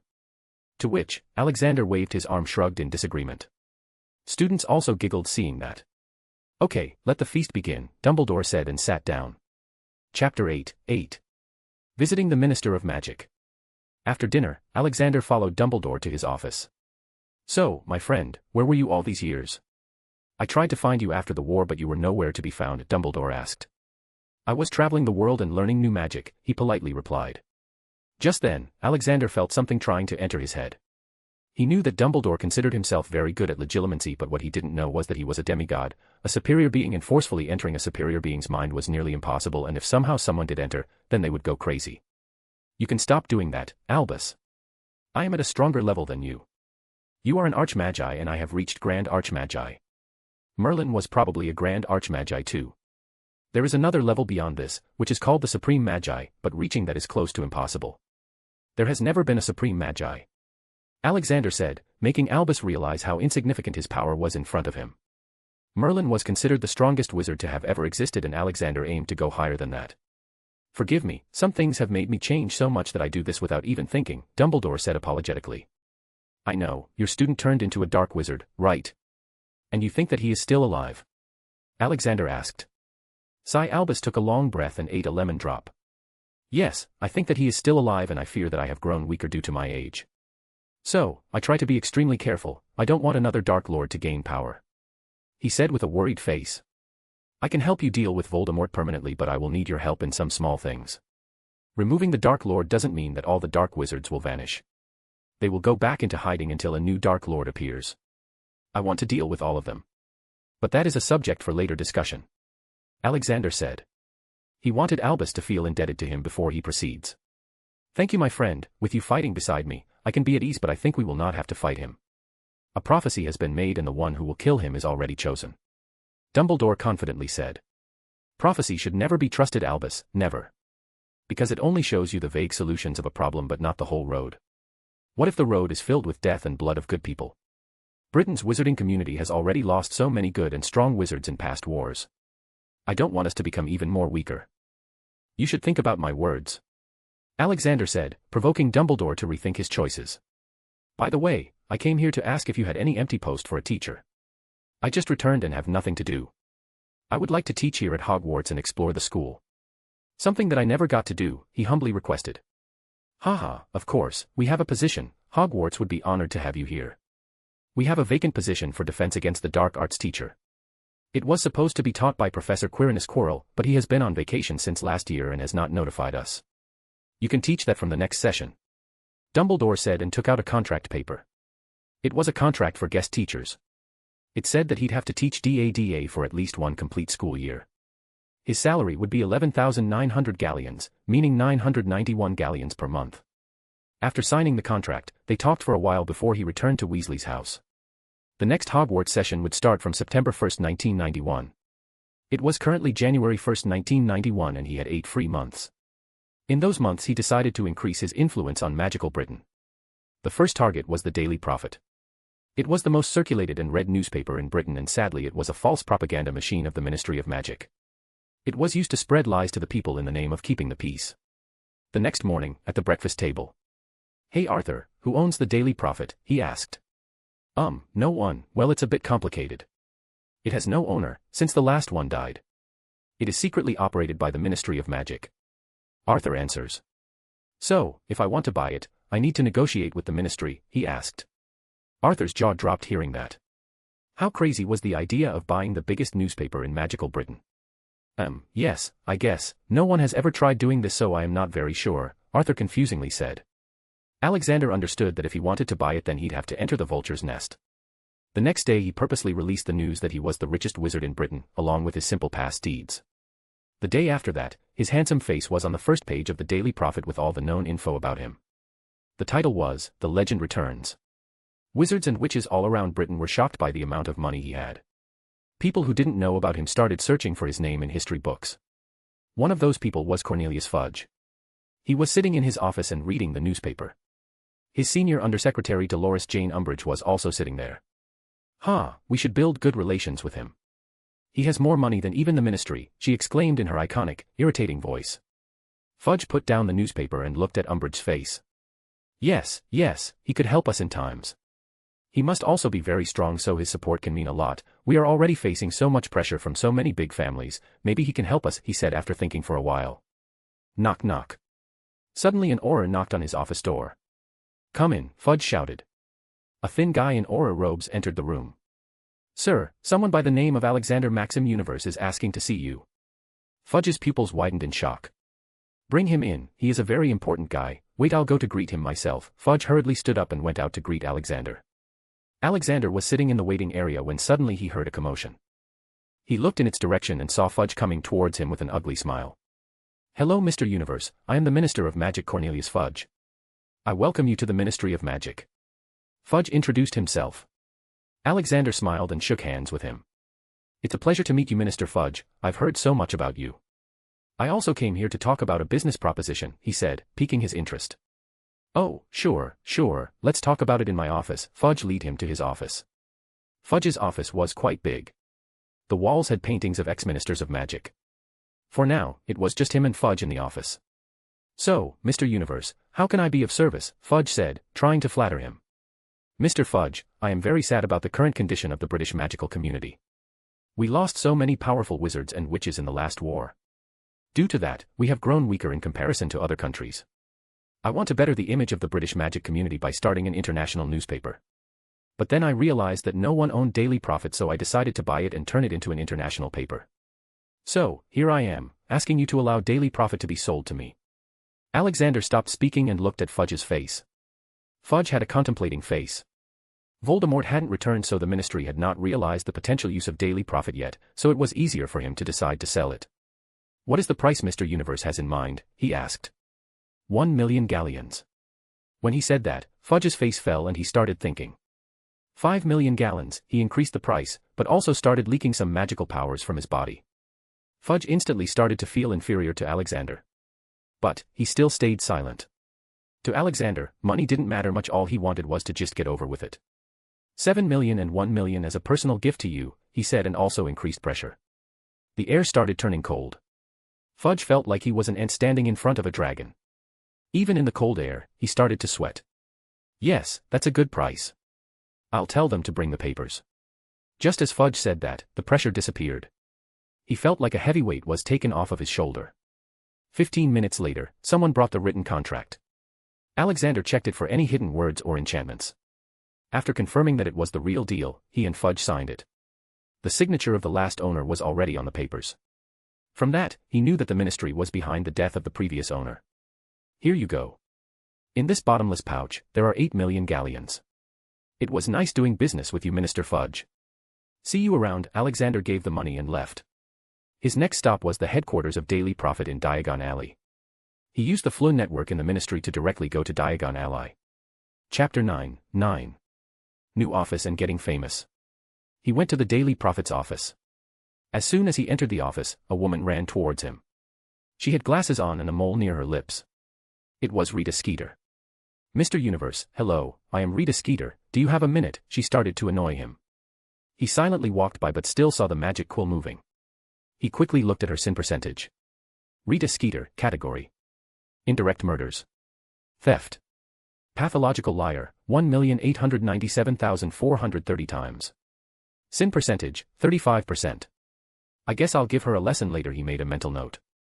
He entered the editor-in-chief, Barnabas Cuff's office. Barnabas Cuff was shocked by the sudden intrusion. But he recognized him at first glance. Oh, Mr. Universe. What can I do for you? It's boss from now on, Alexander said and showed the ownership papers. I've bought the Daily Prophet. From now on you all will be working for me. Gather the whole staff in the hall, he ordered and returned to the hall. Barnabas was shocked for a while but then got to work immediately.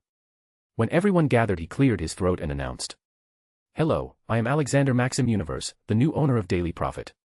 You all will call me boss from now on. This building will also be made bigger because I am going to turn this into an international newspaper. Rita Skeeter, I need to talk to you, so come to editor-in-chief's office in 30 minutes, he finished speaking and returned.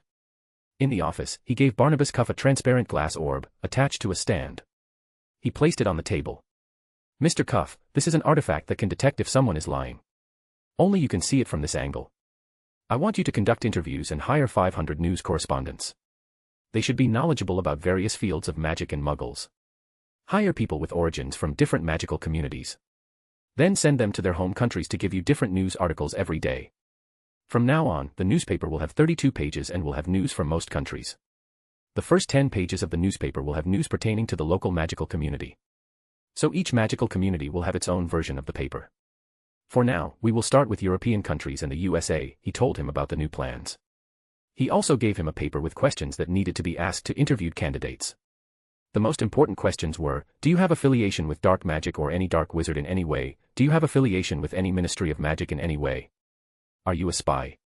He was also going to make the 1 month free for all readers to create a user base. Knock knock. It must be Rita, Mr. Cuff, can you please give me a moment to talk to her alone? You can go and announce my plans to the staff. But, please keep the orb a secret, he politely asked Cuff. Yes, boss. Cuff nodded and left the office. Rita haughtily entered the room. She looked at Alexander with a proud face and asked, "What can I do for you, boss?" Alexander shook his head in disappointment. "Miss Skeeter. I know about your illegal beetle animagus." Rita's proud smile turned into a frown in an instant. "You really love writing fake gossip, don't you? You have indirectly forced 2 people to commit suicide by writing fake news. Sit down now," he said and walked towards her. Her punishment was a time torture, and now that he knew magic on a deeper level, he could create mind illusions. He made her see herself gruesomely swatted in her beetle form every time she lied, and when she stopped lying, people would start gossiping about her. For Alexander, it was just 10 minutes, but for her, it was 5 years of torture. Human nature is very hard to change, so he had to make it long. By the end, she had started crying, snot was coming out. Her eyes had turned red. The moment she came out of the illusion, she fell down on her knees and held Alexander's legs and started pleading for forgiveness. Alexander was sure that she had learned her lesson. "Get up, I cannot forgive you, you must atone for your sins by hard work. Report and fight for truth from now on. If you find any trouble, you can come to me. Your other task is to glorify my image in the magic community. Wizards and witches should hold me even higher than Dumbledore. I will do many big things and you will be the one reporting on it. Make the articles look interesting while not distorting the truth. Also, improve your image," he ordered her. No matter how she was damn good at writing interesting articles. She cleaned her face and looked at Alexander with reverence. "I will not disappoint you, boss," she respectfully said. He nodded and left the building. He went to a small shop in Diagon Alley. It was actually an office of the biggest magical construction company, Lee & Sons Construction. He entered the building and was greeted by the receptionist. She then took him to see a company representative. The name of the guy was Harold Johnson. Because Alexander's pictures were recently published in the newspaper, everyone could identify him. "Welcome to Lee & Sons Construction, Mr. Universe.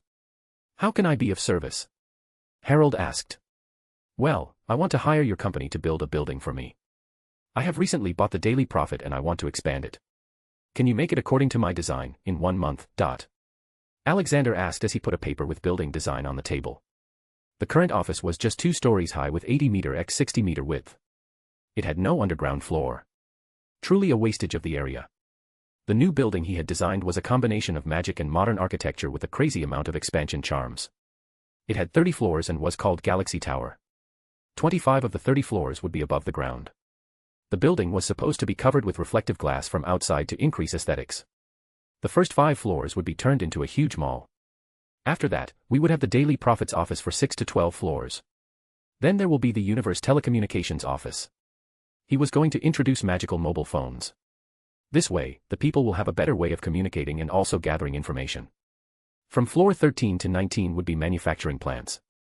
From 20 to 24 would be broadcasting and production studio. He was going to introduce video media. The studio would be used to create news in all languages. Finally, the top floor was going to be his office. The underground floors will have a security control office, archives, wards control room, and storage vaults. The building will be accessible from Universe shops. These shops would be opened all around the world. They will have nothing in them but a portkey to the entrance chamber of Galaxy Tower. There were 2 entrances. One for local British people and one for international visitors. International visitors will not be able to leave the building without showing proper paper to people from the Department of Magical Transportation, who will have booths at the exit of the building. The entry and exit of the building had an invisible waterfall that could locate any harmful artifact or magic on people entering and exiting.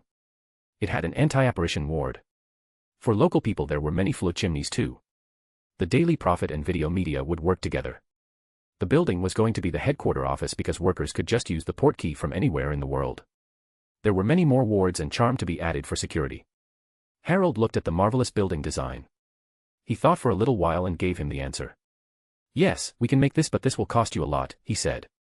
"Haha, money is not the problem, Mr. Johnson. I just want it finished within 1 month," he laughingly said.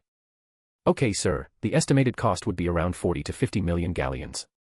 We will make this job our top priority, sir, so you can rest easy," Harold happily said. Of course, he would be happy.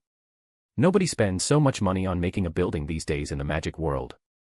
All the pureblood families had their own old castles and half-bloods or muggle-borns were happy with small houses. Alexander signed the contract and went back to Burroughs. He was going to start working on a magic phone. Next morning. Everyone was eating breakfast when suddenly an owl crashed in with a newspaper. Ron picked it up and returned while looking at it. Then he ran to Alexander with an excited gaze. "Grandpa, look. You are in the paper again," Ron exclaimed. Molly hurriedly took the newspaper and read it aloud. It had just been one day since the legendary Alexander Maxim Universe announced his return, and yet he has shocked the magical world once again. Mr. Universe has now bought the Daily Prophet, one of the most read newspapers in the world. But who is this new owner?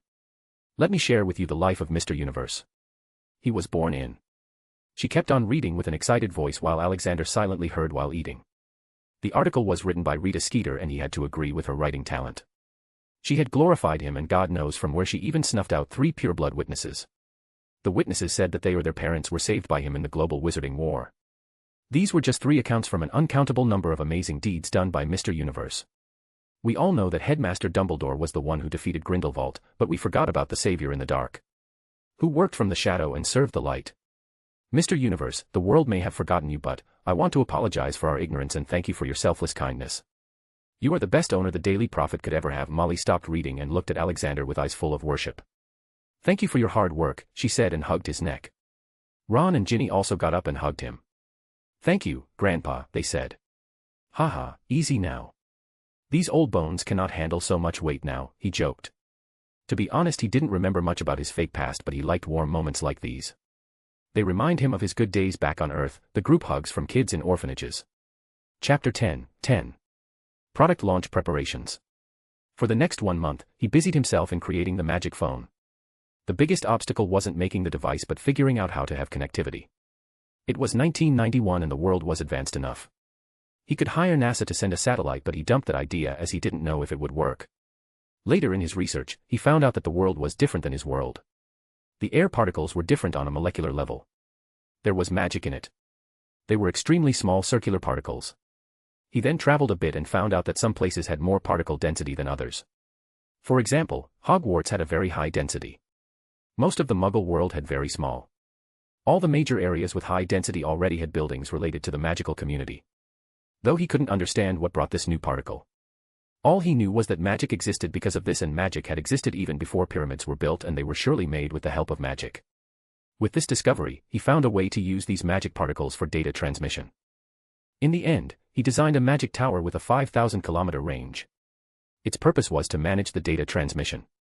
The main device was just like any other modern smartphone. A 6-inch touch screen, back and front camera with 4K capabilities. Automatic rechargeable batteries with the use of magic particles. It was much sturdier than a normal phone. It comes with a variety of apps, such as caller app, video calling, camera, messaging, browser, news, social networking called Unibook, video sharing app called Unitube. The price of the device was set up at 15 galleons, $100 at the rate of 1 galleon equals $6.53. The box will include the device, wireless earphones, and a full manual on how to use it and its apps. The monthly service charge was priced at 5 sickles, $3. The service included everything, from call to messaging. However, they'd still need to pay a subscription fee for news. The fee was also 5 sickles. He had also planned to start e-commerce, but for that, he'd need to have a chat with Gringotts' higher management. The prices of all these would be revised each year to stay consistent with the exchange rate. He had estimated that his new business would bring him an immense amount of money. He also created a flat television with variants of 22-inch, 32-inch, 42-inch, and 52-inch screens. The starting price was set at 5 galleons with an increment of 3 galleons on bigger sizes. Such that, the price was 5 galleons, 8 galleons, 11 galleons, and 14 galleons. They would be available in the same stores as the magic phones. The most magical thing about phones and TVS was that it could produce smell. Which means that people could smell food on a certain cooking show. Considering that he would divulge himself in many other businesses, he decided to create a parent company. He named it Universe Industries. Now, all that was remaining was to start the production and advertising. But first, he needed a famous ambassador. For this, he selected himself and Dumbledore. By the end of February, the Galaxy Tower was completed. All that was left was to introduce security features and port keys. He had also bought shops in every major magical community market in the world and had created a lavish-looking 2-story shop. They had nothing in them except a huge video advertising panel with the product advertisements, a reception desk, and 3 port keys. The Galaxy Tower was also covered with various panels. For now they would only show his advertisements and some news. Later it would be open for rent by any business. He was very busy with all the work. He had also managed to convince the other shops in Diagon Alley to open a shop in his mall. They were reluctant at first, but when I told them that wizards and witches from all over the world will be coming there, they happily accepted. Not just them. It happened with all the magical marketplaces in the world where his shop was present. By the end of March, all the shops on 5 floors of the mall had been booked. He had strategically placed his shop on the ground floor as well as the 5th floor. Due to too much rush on the ground floor, people would surely go to the higher floor while passing by other shops. This would give other shops more exposure. Also on the main hall on the ground floor, there was a food court with many food shops, varying from magical cuisine to Muggle cuisine. A shop for the Daily Prophet was also set up on the 1st floor. They also acted as the reception desk for the main office above. Barnabas Cuff, his editor-in-chief, was a very competitive man. He had already hired 500 new correspondents. That kind of competence was expected from Barnabas Cuff. After all, he was a part of Horace Slughorn's Slug Club. All the new correspondents had already been sent to various countries from where they had started sending the latest news. Video media had also been set up. The staff had been selected. Rita Skeeter was promoted to being the head of the department. She has quite the talent of talking. She was going to be the first anchor of the news channel. Not just that, many news anchors from various countries were hired. The news would be recorded in various languages, but they would be automatically converted into the viewer's preferred language through magical translators. A cooking and lifestyle channel was also created as people would grow bored with just news on TV. Now, his main task was to have a chat with Dumbledore. He stored an extra unit of magic TV and magic phone. He went to the terrace of the Galaxy Tower and flew towards Hogwarts. He headed straight to the headmaster's office. Thankfully, he didn't have to try to guess the password as Mrs. McGonagall was coming down the spiral stairs. "Oh, Mr. Universe, what a surprise seeing you here. I heard that you'd be teaching here next year. I can already see children getting excited about your classes." "Haha.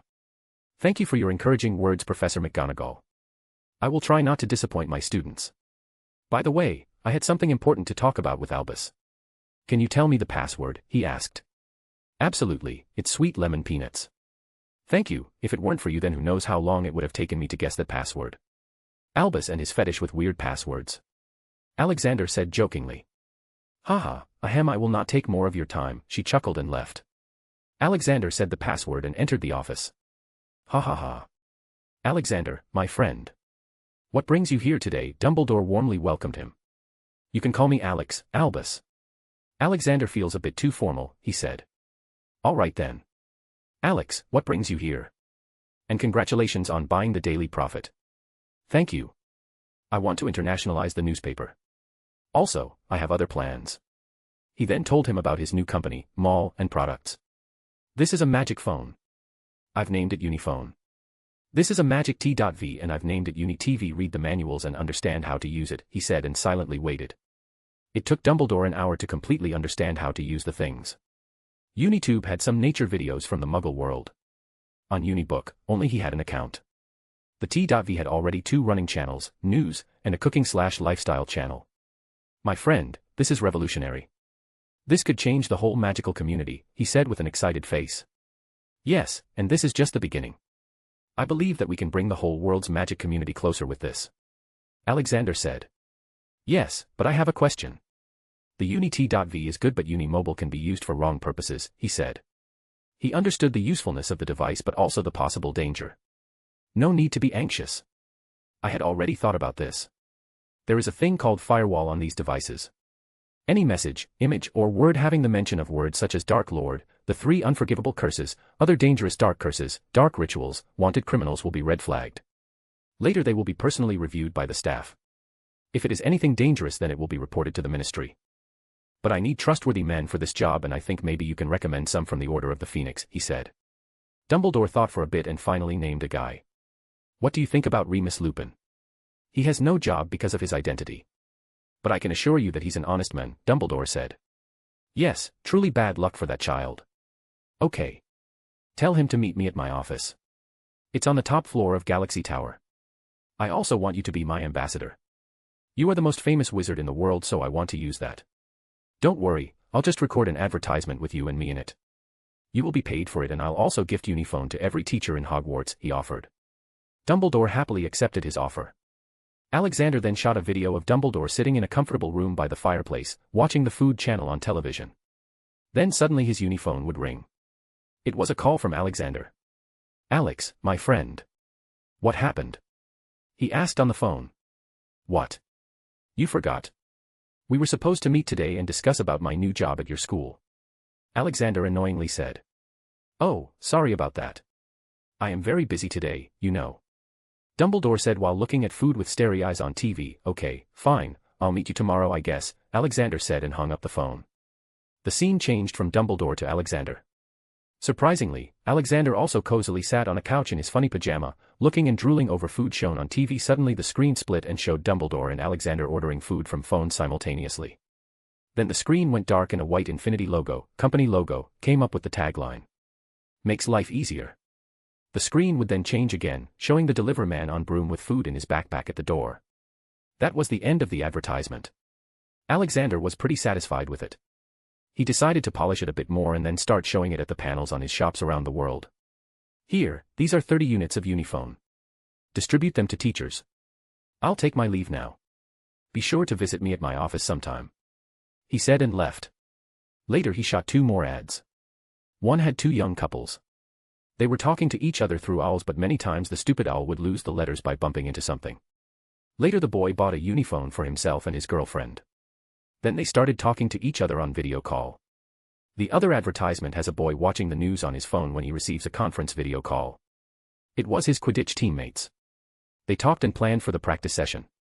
The advertisement went really well with the company tagline, as the Uni-T.V and Uniphone would really make life easier. Now all that was left was to launch the product. The date had been set to July 15th. That was when Hogwarts announces its exam results and also sent letters to new students.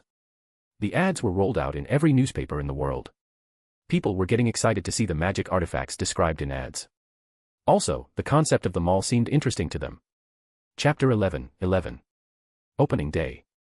July 14th. Everything was going smoothly. The opening of the mall and the launch of the product was tomorrow. The Daily Prophet had also started circulating around the world. The first month was free for all. There was no proper way of knowing how many wizards there were in the world, but Alexander estimated that the number must be around 30 million, including non-human intelligent species. He sat in his lavish office on the top floor. The office was huge with 4 private rooms to sleep in and all. He sat in front of his desk and behind him was the wide floor-to-ceiling glass. The view was amazing as the Galaxy Tower was the tallest building around. "Boss, all the security measures have been tested and everything is working fine. The people from the Department of Magical Transportation will have circulating shifts at the international exit gate. I have also opened a homeless all shelter as you asked for," Remus Lupin reported. Remus was a werewolf, and that status left him close to no work opportunities. Wizards and witches were top-class racist cunts. They scrutinized all non-human species. Hell, they even hate muggles. Good thing that all the racist purebloods were rich and they would surely buy Uniphone. Then it was just a matter of time before they started chatting with each other about how sexy that snake boy Voldemort was. Unknown to them, they will soon be cleansed of their sins. "Thank you, Remus. Be sure to keep an eye on the ministry people too. I don't trust them one bit. One more thing, take this." Alexander slid forward a piece of paper on his desk. Remus confusingly picked it up and read it. "It's a new potion I created. It should be easy for you to make it. You will only need to drink it once every 3 months and you will never have to worry about turning into a werewolf ever again, and even if you did, you would not lose your sanity." Alexander cleared his confusion. Hearing that, Remus excitedly clenched the paper in his hands, his eyes going watery. "Thank you, boss. I'll never forget this debt," he said with a firm will. "Ha. It's not a debt, son. Consider it your first bonus." Remus left his office with a wide smile. Nobody could understand his pain of all these years. He wasn't born a werewolf. When he was 4, he was bitten by the werewolf, Fenrir Greyback.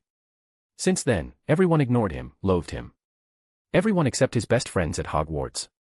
Alexander was finalizing some stuff for tomorrow's big launch. He wanted to make a deal with Gringotts for online transactions, but he decided to wait till the project was launched. He knew that those greedy goblins would surely understand the future prospects of the device. Although the mall was not open, people could still see the huge video panels on the tall 30-story building. It was playing the 3 advertisements. The same thing was happening all around the world. People felt mesmerized by the ad and the product description. This kind of technology had not even arrived in the Muggle world, so not just purebloods but also Muggleborns were interested in it. July 15th. It was morning, 9 a.m. The big day had arrived. The mall had already opened its gates. People swarmed into the mall. Their first stop was the Universe Industries shop. Alexander had expected the crowd, so he had already produced 300,000 units. He had found many homeless elves in Nocturne Alley and hired them for the job. They were loyal and hard-working. They were paid a normal salary for 8 hours, 6 days a week shift. They wanted to work 24 hours, but he somehow managed to convince them. Buying a Uni TV was easy, you just had to pay and take it home, but buying the Uniphone required an ID and fingerprints. These things were informed to people via newspaper advertisements. He had expected people to create a fuss about it, but thankfully nothing of that sort happened. It was still mid-July and the Hogwarts term starts on September 1st, so there weren't many Muggle parents. He was happy that he opened the mall at this time, otherwise it would have gotten overcrowded. All in all, the first day went well. Out of 300,000 Uniphones, 100,000 were sold, out of which 30,000 were bought by international visitors. He expected the number of sales to go up, as he knew that most people only bought it out of curiosity for now. When they realize the usefulness of it, they will buy it for their other family members too. On the other hand, he surprisingly saw the Uni T.Versus going out of stock. 300,000 out of 300,000 of them got sold. Seeing this, he decided to create a T.V shows/movie production company. Not only that, but he would also buy broadcasting rights of movies and shows from the Muggle world, movies like Terminator and Star Wars. He wouldn't show normal Muggle movies and shows for now though. Most of the ones that will be shown will have some magical/technological stuff in it. His company will also produce many things. With the help of magic, creating special effects would be a child's play, but still, creating movies like Avengers would still need modern CGI, and that would be left for the future. The next day, he woke up in his bedroom in the burrow. He still liked to live in the Weasley house as it brought him warmth. He washed up and went downstairs for breakfast. The Uni TV was already on, showing the news. He had brought a 52-inch one for the dining hall. Rita was currently on the screen, reading today's news. She really looked pretty on TV. The reason behind this was that he had hired a professional makeup artist Muggle couple. Their kid went to Hogwarts, so they already knew about the magical world, and also because the pay was good, they quickly accepted the jobs. People like them were working in every department of Universe Industries. T.V sound. Heading towards the biggest news. The launch of the Uniphone and Uni TV was welcomed by an overwhelming crowd of buyers. Not just the Universe Industries, but other shops in the mall also received many customers. We interviewed many buyers and asked them about their hands-on experience with the device. Random stranger: I love this device, it's easy to understand and also very useful. I am allergic to feathers, so I never liked owls, but now with this, I'll be able to not just text but also talk face-to-face with others. This is a revolutionary product, and I thank Mr. Universe for bringing this discovery to us. After 2 more random interviews. Well, it seems that Mr. Universe truly made life easier for us people. We hope that Mr. Universe will bring us many more discoveries like these. On our next report, a Swedish short-snout dragon wreaked havoc in a village in Sweden. Luckily no one lost their lives, and dragonologists were able to secure it after 6 hours of hard work. T.V sound ends. He changed the channel to the Anime Toon channel. It was showing Dragon Ball Z at that time. Quite an opening you had at Galaxy Tower, Sir Arthur exclaimed. Yes, it was overwhelming. I am happy that the magical community accepted it. By the way, I got some gifts for you, Alexander said, and took out 9 Uniphones. These are for you all, he said. What? How can we accept this? This is too much, sir, Molly said. Kids, what am I to you? Alexander suddenly asked the children. Percy, Fred, George, Ron, and Ginny were surprised by the sudden question, but they answered in unison. Grandpa, they loudly screamed. Ha ha. See, do you not consider me your family? Alexander said with a sad expression. If he was at Hogwarts, he would have given himself 10 points for his acting. Molly suddenly fell into a dilemma. She did consider him a part of the family, but still, the gifts were not cheap. Oh, come on, Molly, I have more money than I can spend and I am growing old, so let me enjoy spending some money. He said and handed a box to her. Kids, choose one for yourselves. Arthur, this is for you, and these 2 are for Bill and Charlie, send these to them by owl. One more thing, these Uniphones have 2 years free services, so you don't need to pay a subscription fee, he informed. He was sure that by the end of 2 years he'd be able to uplift the family conditions enough that they will be able to afford these services easily. After eating his breakfast, he went to his office to start the new day. He also noted that many families had arrived with their kids to buy supplies for school. Most of them went straight to the mall. Good thing that all the shops in Diagon Alley had a shop in the mall as well, otherwise he would have been blamed for hogging their customers. Chapter 12. First class. Gringotts, upper floor. Alexander was having a meeting with the upper management committee of Gringotts. So, if you collaborate with me, you will be able to earn nearly 1,000,000 galleons every month, and this number will only increase with time. You don't have to worry about anything. You just have to create an automatic system that can transfer money from one account to another. My people will go door to door to get their consent to include their account in the automatic system. For safety reasons, we will limit the transaction amount to 1,500 gallons per transaction. If the user wants to spend more, then they will receive a call from us to confirm their purchase, and also, after every transaction, the user will receive an alert notification about the spent amount and remaining amount in the vault in their registered Uniphone. An old goblin in a black suit heard him with full concentration. They were sitting in a big meeting hall. He was sitting at one side of the table while 10 goblins were sitting at the other side. Mr. Universe, your proposal is very interesting and we would like to invest in it. I also believe that this new type of e-commerce can bring a lot of money. I personally very much like the Uniphone. It makes work much easier. The old goblin expressionlessly said. Well, my company's motto is making life easier, so you should expect it, he bragged. Yes. But I have another request. Can we order 50,000 Uniphones for our employees? They don't have time to go to the Galaxy Tower as it's always busy here. Alexander happily agreed. Sure, I'll send them here in 3 days. Pleasure doing business with you. We will send the due amount directly to your vault, the old goblin said, and came to Alexander to shake hands. While walking out, Alexander was thinking. As expected, these dumb goblins are fools of the highest order. Such short-sightedness. Without even realizing the potential of e-commerce, they signed a 20-year contract at meager transaction charges. It had been 1 month since the launch and the business was booming. The Unibook social networking app already had gathered 10,000 registered users now, and they were loving it.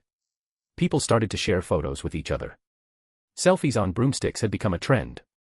Some daredevils even posted photos with dragons. Unitube also received 3,000 video uploads. They ranged from funny lab incidents to serious tutorials. The TV was also loved by the people. Now they had something to pass their time. He also launched a new advertisement with Muggles as targets.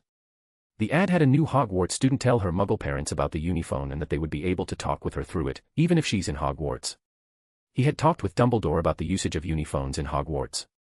Finally, a new rule was added in Hogwarts, stating that usage of Uniphones was prohibited during lessons.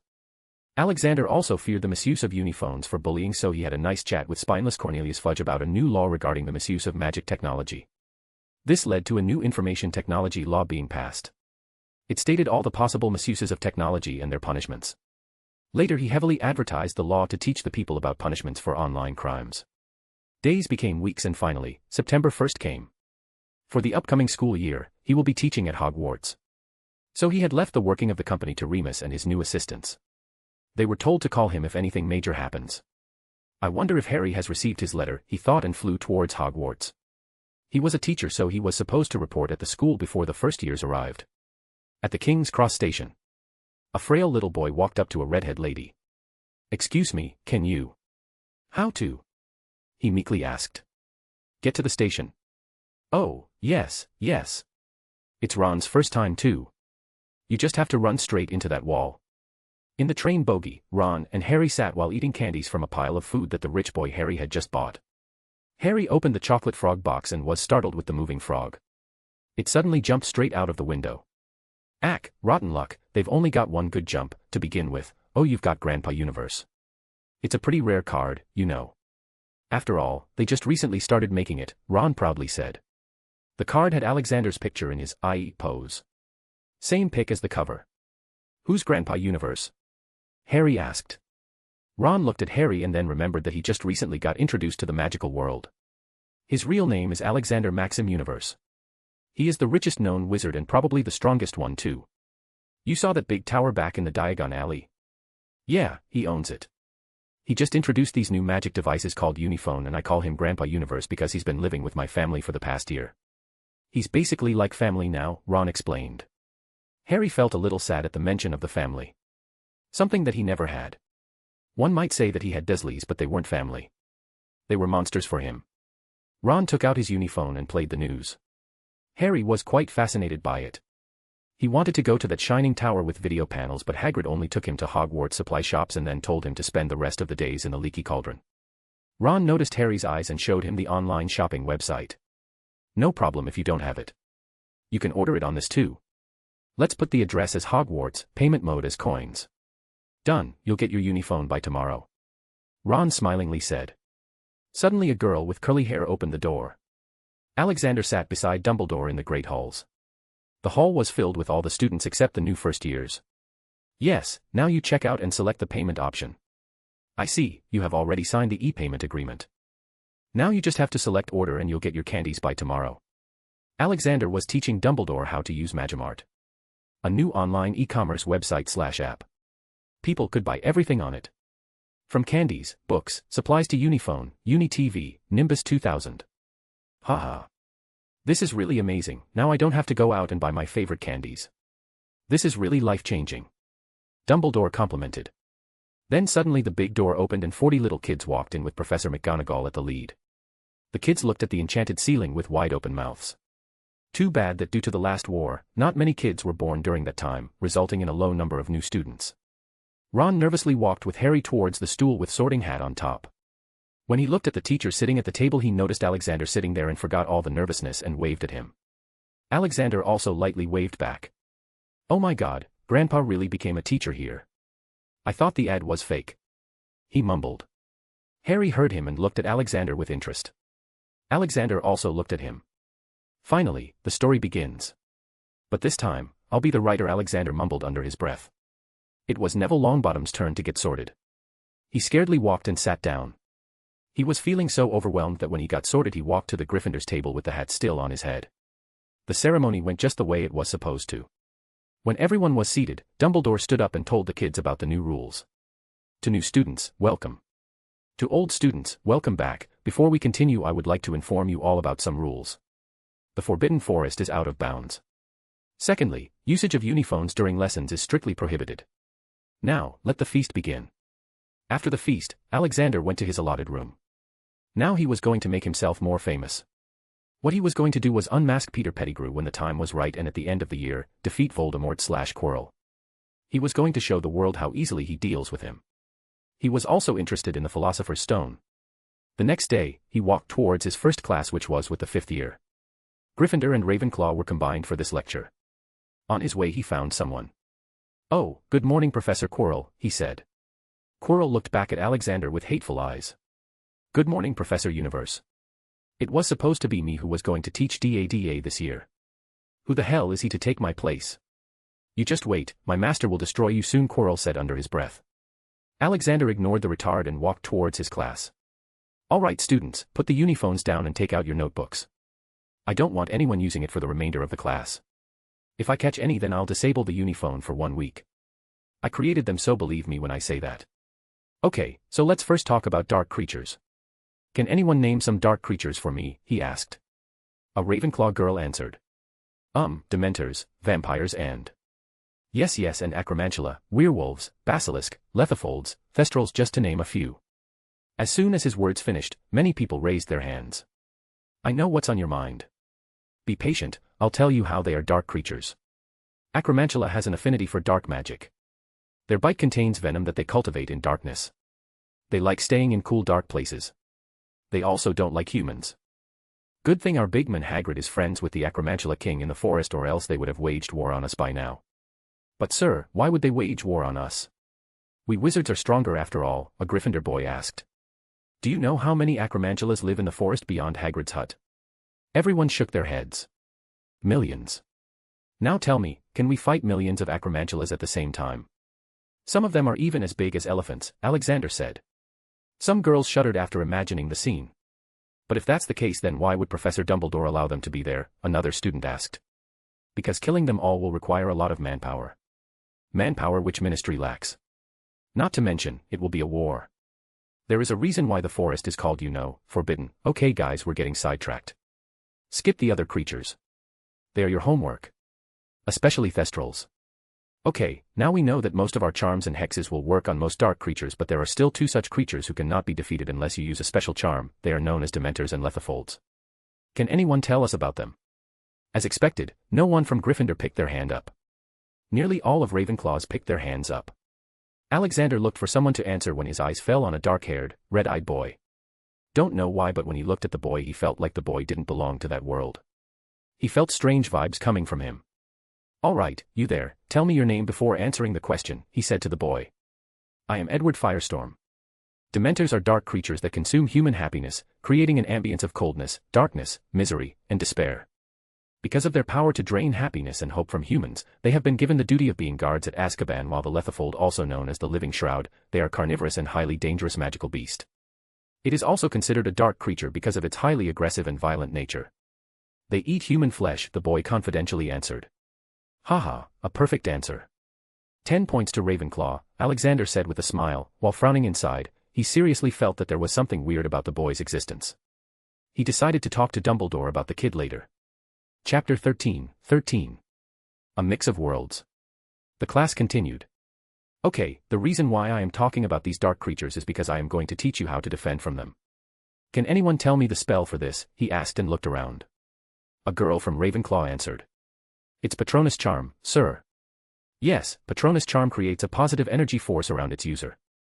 There are 2 types of Patronus, corporeal, which means a Patronus with a particular shape and form, and incorporeal Patronus. Incorporeal Patronus have no particular shape and do not protect against Dementors the way corporeal Patronus do. The spell for Patronus Charm is Xpek Pa Tro number. Alright, let's try it. If any of you can successfully cast a Patronus Charm, then I'll award them 50 points. Alexander proposed. He knew how hard the Patronus Charm was. Soon, various kinds of Expecto Patronum were heard, but none of them were able to cast it. Just when he was about to stop them, he saw a blue light coming out of a wand. To his surprise, the blue light formed into a lion. It was a corporeal Patronus. He looked at the person who cast it, and sure enough, it was Edward Firestorm. Alexander became more interested in that boy now. The books or the movie had no mention of this guy, so he felt a bit confused. Fabulous, a perfect corporeal Patronus. 50 points to Ravenclaw. That's it for today's class. Be sure to practice this charm. See you tomorrow. Alexander ended the class and went to his personal office. He didn't have any more classes till 1 p.m. So, he decided to go and talk to Dumbledore, but before that, he was going to grab a bite. Inside Dumbledore's office. Alexander just entered the office and heard a boy shouting. Who gave you the right to decide someone's fate? I hate that Snake F***er more than you can imagine, and yet you think I'll also turn into him. My freaking family was killed in front of me by Voldemort, man. Just because they didn't support him. And what did you do to protect the neutral wizards from him? Nothing. You did nothing. You were so busy with your order that you ignored the cries of victims. I respected you a lot, but thanks for removing that shroud. Now I know you are a manipulative, self-centered and cold moth. Before the boy could continue, he heard someone coughing. Alexander quietly listened to the boy, but seeing that it was getting out of hand, he decided to step in. Ahem. Sorry to disturb your meeting, Albus and Mr. Firestorm. No. I was just leaving. Edward stood up and left while coldly looking at Alex with his red eyes. After he left, Alexander sat down and looked at the sad face of Dumbledore. What the hell happened, Albus? And who is that boy? He was able to cast a corporeal Patronus in the class today. Bloody genius. Alexander asked with much astonishment. Dumbledore shook his head and ate a lemon drop to lighten his mood. That boy is Edward Firestorm. The brightest student Hogwarts has ever seen, but his powers are driven by the feeling of revenge. In the last war, his parents were murdered by Voldemort. I didn't know that they were killed in front of him. He's been reading some books from the restricted section lately, and I decided to talk to him. I don't want another Dark Lord to appear due to my negligence. That boy has the talent to become even stronger than me someday. But, I don't know how to handle him, now. After saying that, he looked down. Seemingly in deep thoughts. Alexander was also deep in his thoughts, or more like shocks. What the fudge? Who is this kid? There was no mention of him in the books. Is this even the Harry Potter universe I know of? What if this is just one of the other possible mirror universes of the main Harry Potter universe? That kid also gave me different vibes. I guess I'll have to test some things. Albus, I can probably help you with this. Let me talk with him tomorrow. I can probably give him something to divert his mind from revenge. You should also acknowledge that rightful revenge is not a bad thing. The way how you achieve that revenge is the main point. I came here to ask you about the kid mainly, and now that I know it, I'll go to my next class, Alexander said and left. Thank you, Dumbledore mumbled. He truly felt bad for doubting Edward. But he didn't want another Tom Riddle. He still cursed himself every day for not properly keeping an eye on his student. He still holds himself responsible for every death caused by Voldemort. He also acknowledges that he didn't deal with him properly and still wasn't. The prophecy about Harry gave him another hope to rectify his past mistakes, but he was still not very sure about using a little kid for that. His for the greater good mindset was a problem for himself. Sigh. Alexander returned to his class. The rest of the day went by normally, with some fun classes here and there. He was waiting for the next day to talk with the Firestorm kid. He had prepared a simple test to see if he was an original character of the world or a possible transmigrator. The next day, at the end of the class, "Mr. Firestorm, come with me to my chamber please." He said that and left, leaving Edward confused. Edward left his friends and went to the teacher's chamber. The second he entered and looked at the wall and the shelf, he flinched. But, the next moment, he controlled himself. That small reaction was enough for Alexander to ascertain his guess. He had also used his eye of judgment on him. Edward Firestorm, category: Murder 1, Death Eater. Torture 1, Death Eater. Sin percentage 10%. Well, I am just going to ignore that. The Death Eaters are already on my hit list. The eye of judgment is pretty good, but it still doesn't tell about the nature of the person. I guess I'll have to find that out through old ways, he thought. Come, sit here, boy. Here, take some tea. He passed a teacup to him. What is this about, Professor? I am certain that I didn't break any rules in your class, Edward asked, trying to keep a normal face. Alexander said nothing and just kept on looking into the red eyes of the kid in front of him. Then suddenly, he smiled. All right, stop this facade. I know you aren't from this universe. Iron Man, Thor, Hulk, and the whole Marvel comic don't exist in this world, and yet you flinched. I know you are a reincarnator or something like that. Alexander calmly dropped the bomb while sipping his tea. Edward's expression turned from confused to scared. His eyes started twitching, possibly trying to figure out a way out of that situation. Will Obliviate work on him? I don't know how powerful he is, he asked himself. No need to get restless, kid. I am also from another universe. A universe where Harry Potter was just a book. Now you must be thinking, why is this old man revealing such a big secret like it's nothing? One answer: I don't care, I am immortal, boy, and also pretty strong. Hearing that, Edward was even more shocked. He primarily had his own doubts about Alexander. There was no mention of him in the books. Though he wasn't going to bring his guards down just yet and decided to continue the discussion. No one is immortal, there is always a catch, Edward scoffed. Believe it or not, it's the truth. I've checked. What I do want to know is, what's your story? He probably already knows about my past from Dumbledore, and now he also knows about my reincarnated. There's no point in hiding these small details, Edward thought. Voldemort used to call himself immortal, and look what happened to him. Anyway, I was born here in this world just like any other person.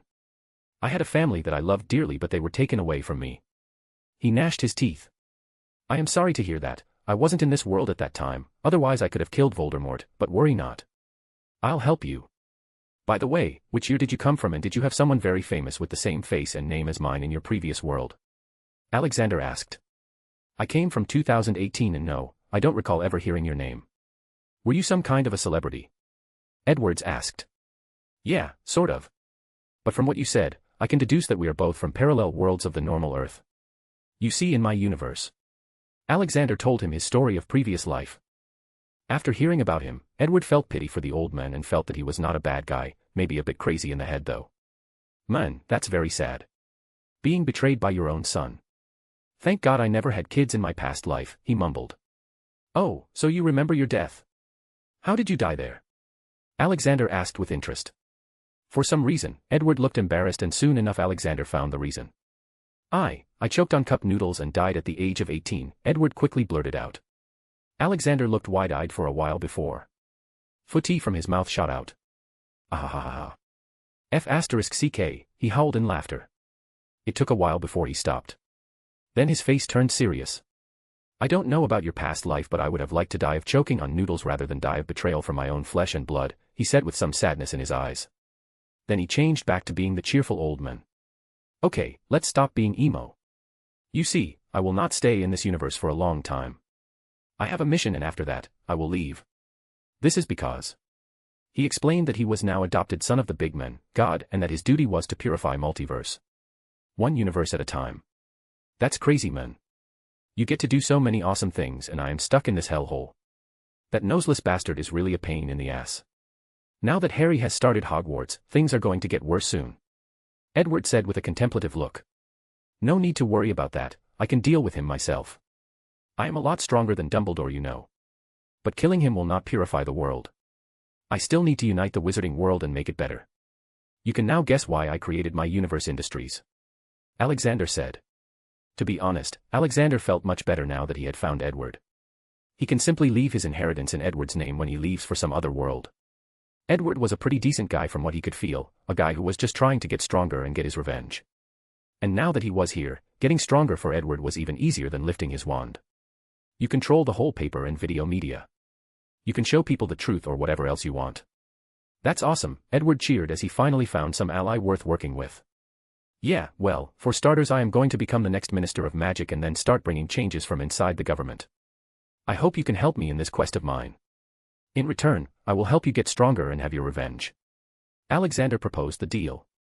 He didn't tell him that he would give him his inheritance in the end. He still wanted to conduct some more tests on Edward to check his morality. After all, his inheritance was not going to be a small thing. Sure man, it's a deal. Let's get that snake F***cur. Edward brought up his arm to shake hands. Haha.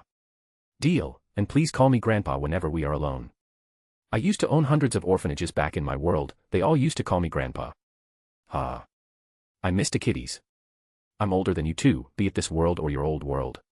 He said. All right, Gramps, Edward said with a smile. Haha, that will do for now. Chapter 14. Emo Boy, Snape.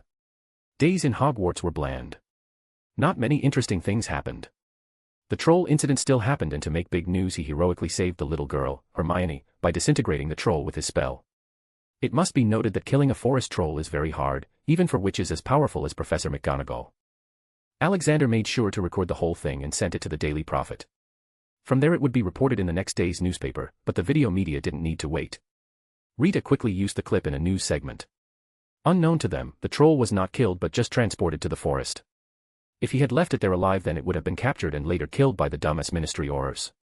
Inside the Gryffindor common room. Students sat around the wall with a large 52-inch Uni-TV. Alexander had donated these Uni-TVs to each house to be put in the common room. Students grew to respect him even more since then, as it was pretty boring to stay in the common room. The Uni-TVs were sometimes used for partying with its newly launched music channel.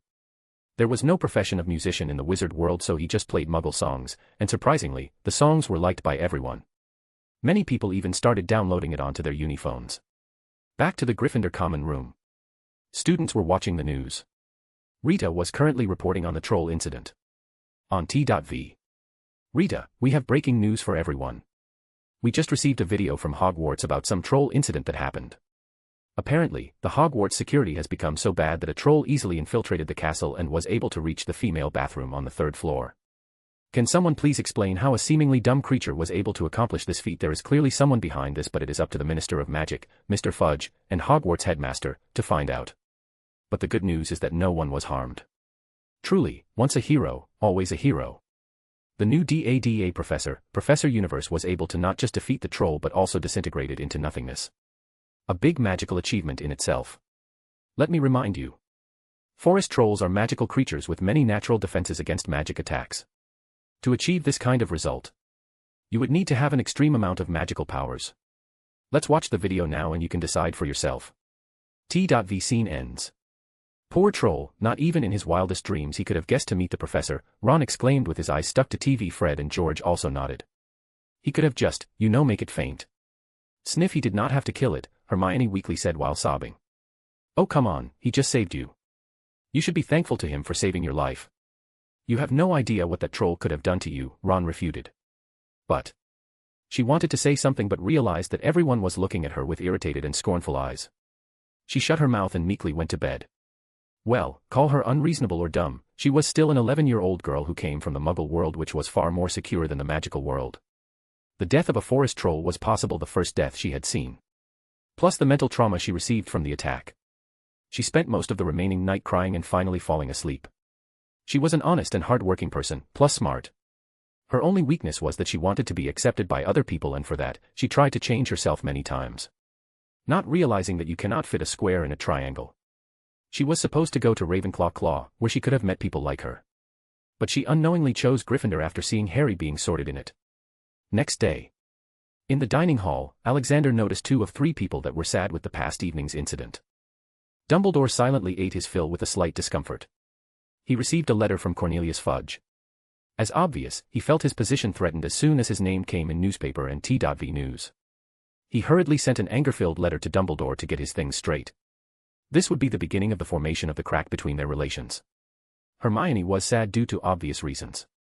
The third person who was sad was the half-giant Hagrid. He was friends with the troll and knew him. Hagrid, being a soft and warm-hearted person, loved everyone. He was shocked by the death of his friend. Alexander only felt bad for Hagrid and Hermione and thought of showing them the very much alive troll later. On the other hand, he decided to distance himself from Dumbledore as the incident of Forest Troll proved that he had decided to use the kid, Harry Potter, and trust the prophecy. He was also angered by the fact that Dumbledore kept the Philosopher's Stone in Hogwarts for safekeeping. Seriously, the safest place for it was to keep the small stone in his own pocket. He was probably the strongest known living wizard in the world and Voldemort would surely not attack him for it. He guessed that it must be related to that damn prophecy too, as there was no other reasonable explanation for Dumbledore to act so dumb. At the end of the first year's class, Hermione stayed behind and came to ask him something in his chambers. There were no Avengers figurines now. "What can I do for you, Miss Granger?" he politely asked. "Sorry for asking this, Professor, but why did you kill that troll?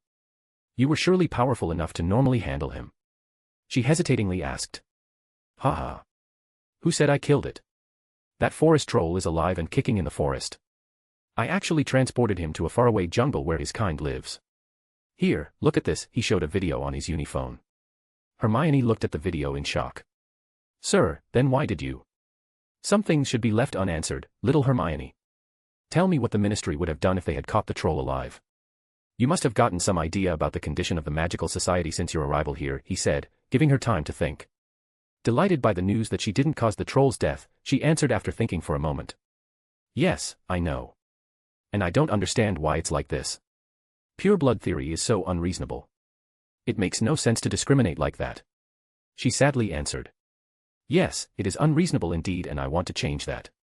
Would you like to join me on this mission?" he proposed. He knew that Hermione was a bright student and if she was given a good push, she might even perform beyond expectations. In the books, Hogwarts did nothing to help bright students like her. McGonagall did foolishly gave her the time turner, but it only gave her more stress and deteriorated her health. But in this world, he'd teach her himself. "But I am just an ordinary first year, sir. What can I do to help you?" she murmured, confusion. "No, you are one of the smartest students of Hogwarts in years and you can see that I am very old. I want to teach you so that you can do good in the future, when I am no longer in this world. That's all I want from you," he answered. By then, Hermione had started to feel very excited and also sad. Sad because she knew that a nice person like Alexander would eventually die. Excited because she was going to be taught by such a great person. "Thank you, Professor. I would love to become your student." "I will make you proud, I promise," she shyly answered. Alexander laughed a little, seeing the little Hermione's cheerful smiling face. "Ha ha. I expect nothing less than that, and be sure not to share our talks with anyone else. Not even your friends, because even walls have ears." Quite literally in the magical world, Alexander finished his little chat with a slight warning. Days went on as usual. The magical folks had started to see Muggles in a different light now. That was mainly because of their music and movies. Alexander had also decided to introduce many beauty products with a mixture of magic and Muggle elements. Again, he knew why things were going smoothly. It was because Voldemort hadn't announced his arrival yet. But that was going to change soon. The year was about to end and Harry would soon confront Quirrell/Voldemort. However, this time Harry would not be alone. In the past 9 months, he taught Hermione a lot of things. By now, she was as good as a 5th year in terms of knowledge, but because her body was still of a kid, she wasn't equivalent to a 5th year in terms of power. To let her practice higher-level spells, he created a small ring for her which could hold magic as reserves. The current Hermione was pretty OP. She didn't act like Miss Know-It-All, as she had accepted the fact that most people around her were dumb. He had chosen her for the position of Minister of Magic after him. She was calm, smart, strong, and level-headed. All these qualities were needed to better the magical world. Currently, he was headed to the potions classroom. He was going to give a well-deserved beating to the emo boy Snape. Seriously, how dumb you have to be to bully a little boy just because his mother didn't choose you.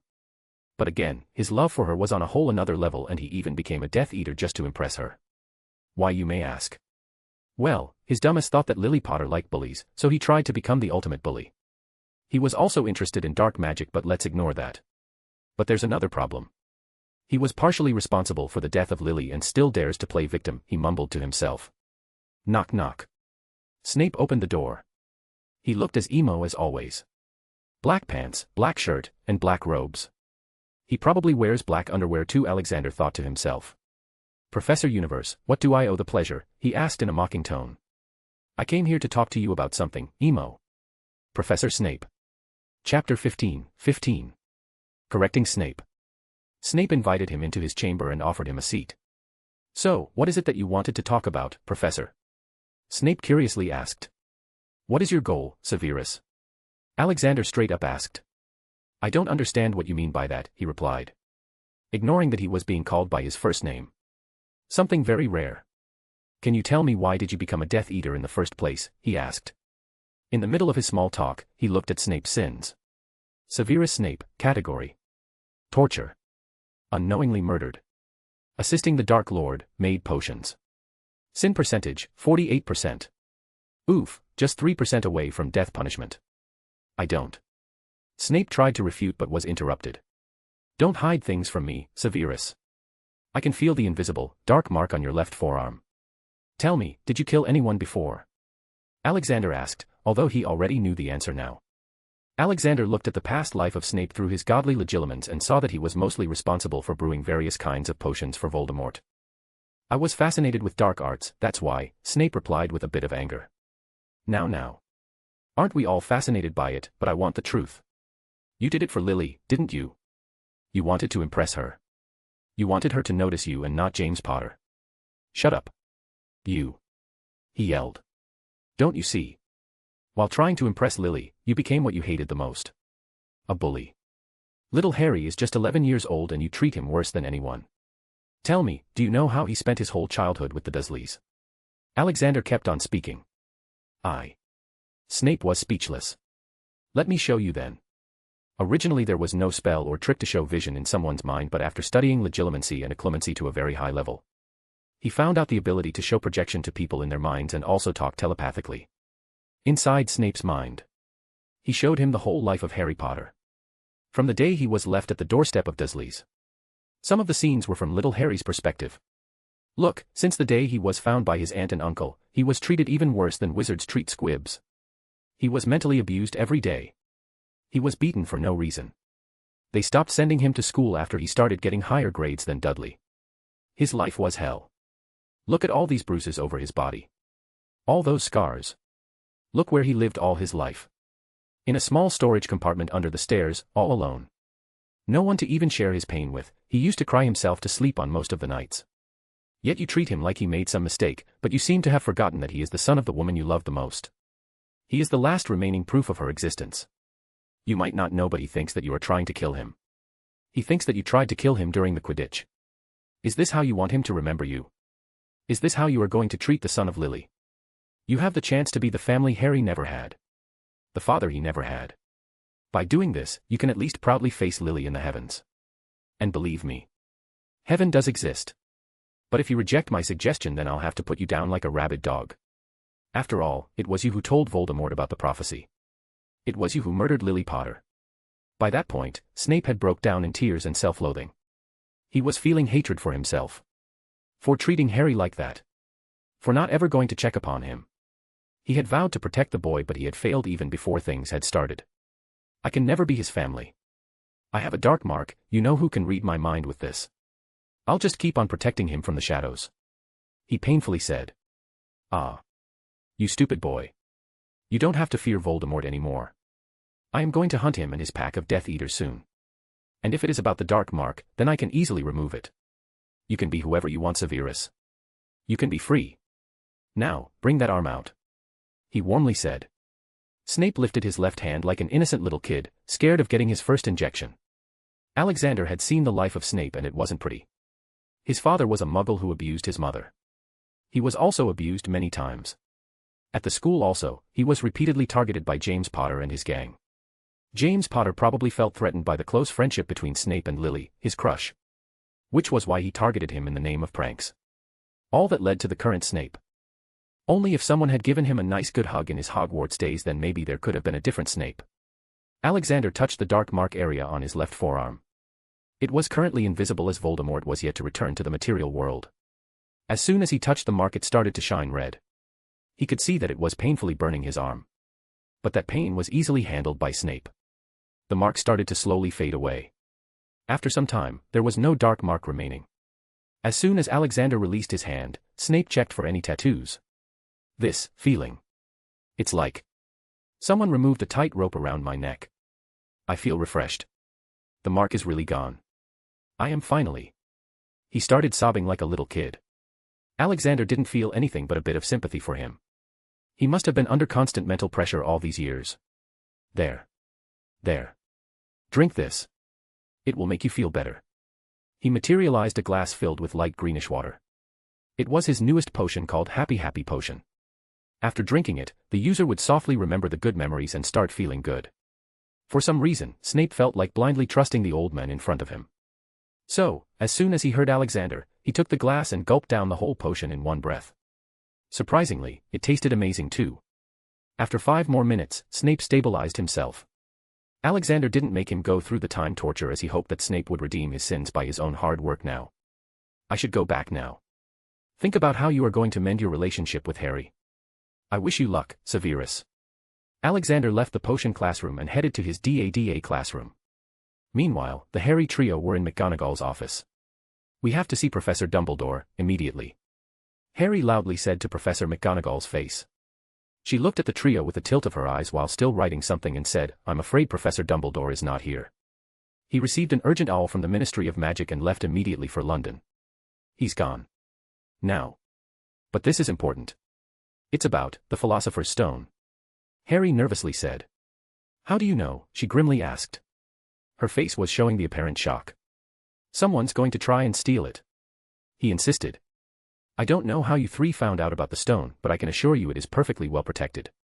Now would you go back to your dormitories? Quietly. She proudly said and hushed them away.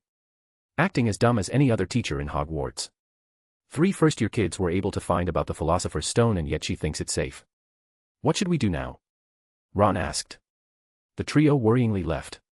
But, this time, unlike in the movie, they didn't bump into Snape as he was currently planning his next step in his chambers. Instead of Snape, it was Alexander who was going to his class. Harry didn't have much contact with Alexander and neither Alexander tried. The only things that Harry knew about him were from Ron and Hermione's mouth. Gran. I mean Professor Universe, we have something to tell you. It's very important. Ron said. He was told by his mother not to call him Grandpa in Hogwarts. Hermione also agreed to tell him their problem. She was his student after all. Harry wasn't very sure though. He was brainwashed by Dumbledore into believing that he should only trust his friends and Dumbledore. Still, he went ahead with his friends. Yes, Professor. Professor Snape is trying to steal the Philosopher's Stone. We need to stop him, Hermione hurriedly said. Haha. I know. But it's not Snape that's trying to steal it. Follow me if you want to know. He said and headed to the secret room on the 3rd floor. The trio followed him behind. The first obstacle was Fluffy, the 3-headed dog. As soon as they entered, Fluffy woke up but with just one wave of his hand, Alexander put him back to sleep. After admiring the big good boy for a bit he walked. All right, follow me. He opened the trapdoor on the ground and jumped in. Okay, don't panic. This is Devil's Snare. Do not move or else it will strangle you, he said. Help. Don't leave me alone guys, Ron started screaming and fighting. Sigh. When will you grow up, Ron? Look at Harry and Hermione, how calm they are. Immobilis, in the end he had no other option but to use the freezing charm. Soon, they all fell down to the floor under Devil's Snare. All right, let's head forward. You okay, Ron? Harry asked. Yes, I am good. I knew nothing would happen, Ron replied smugly. Hearing that, Hermione and Harry rolled their eyes and moved forward. What? You don't believe me? Hey guys, wait for me. Seeing Ron's behavior, Alexander decided that he would do an in-depth study of Ron's mind sometime later. Chapter 16. I am Lord Voldemort. The next obstacle was flying keys, charmed by Phileas Flitwick. For someone of Alexander's caliber, dealing with it was super easy. He flew in the air and caught the door's key. The rest of the keys tried to attack him but all of them got burnt to nothingness as soon as they came close to him. The trio just looked at the show with awe and pure worship in their eyes. Harry was having second thoughts about following Dumbledore. After all, Alexander was the only one who trusted his words and also actively helped him in the situation of need. As soon as he landed back on the ground, the trio surrounded him. Professor, how did you fly like that? Is that a new spell? Hermione asked with stars in her eyes. Alexander ruffled her curly hair and laughingly said, haha, yes, dear, I created this spell. But you cannot use it right now as it requires a lot of magic power. Don't worry, I will teach it to you later. Now, let's open that door. Hermione enjoyed the pat on her head and then followed him. Okay, let's see what's behind this door. Oh, a life-size chessboard. Who wants to play some chess? He jokingly asked. Wow, this is just like the one me and Ron were playing in the common hall. I think we need to defeat this if we want to go any further. Harry exclaimed. Yes, we do have to defeat it, but that doesn't mean we have to play. After all, in the end, they are just some magic-imbued stones and magic can be overpowered. Reducto, he sent the spell with a slight wave of the hand. In a second, all the chess pieces started to blast into smaller pieces. The chessboard was most likely enchanted by Professor McGonagall and Alexander was way past her strength. Haha. Easy peasy. Let's move forward now. Next they came to a table which had many small bottles on it. Besides them, there was a piece of paper. Harry picked it up and read it. It seems like some kind of a riddle. It says, danger lies before you, while safety lies behind. 2 of us will help you, whichever you would find. 1 among us 7 will let you move ahead. Another will transport the drinker back instead. 2 among our number hold only nettle wine. 3 of us are killers, waiting hidden in line. Choose, unless you wish to stay here forevermore. To help you in your... Harry was interrupted by Alexander. Boring and easy. Must be Snape who put this here. Well, there's nothing that a good powerful Reducto can't solve. Move back you 3. Bang. Small bottles and tables were blasted to smithereens. I am glad that we brought the professor with us, Ron said with a fear-struck face. Come on, don't be a wuss now, Ron. Let's see what's ahead, Hermione grunted and walked. How many more obstacles are there? Harry annoyingly asked. Soon they reached the end of the hallway and found themselves in a big circular room. There was nothing in the room except a big mirror and a man standing in front of it. Alexander knew how he could take the Philosopher's Stone. The mirror of Eriste showed you what you desired the most. If you desired the stone then you will see it, but only those who are good-hearted and don't want to use the stone for themselves can really get it. Quirrell/Snakeboy must have been standing there for quite a long time now. He could obviously take out the stone as he didn't want to use it but just study it, and he was quite sure that he was good-hearted, probably. Hermione was the first one to reach the room. She was surprised to see someone already there. When the others arrived, the men standing in front of the mirror turned around. Hermione, hold this uniphone and record everything, Alexander said as he handed her his phone. All right, this is the reason why I came here. Quirrell spoke. Harry Potter. Blah blah, their talk went on as in the movies. Quirrell confessed to trying to kill Harry in Quidditch and letting the troll into the school. Enough now, take off your turban and show what you are hiding. I can sense a vile, disgusting air around you, Quirrell. Alexander yelled. He also took out his magical Glock.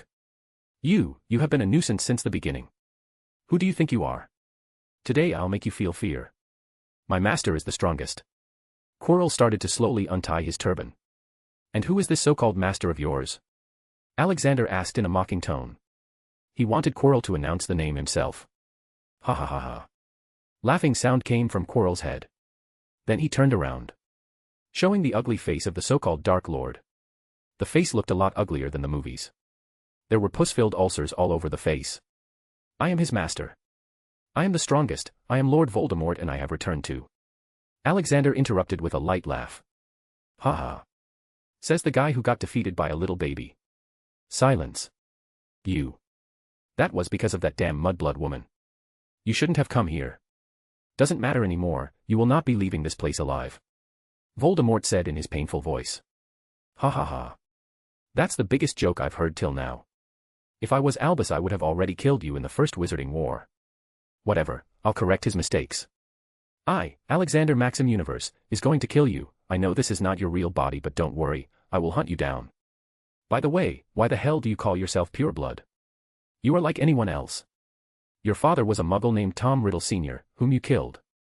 The father who abandoned your mother, named Merope Gaunt at childbirth because she used a love potion to marry him.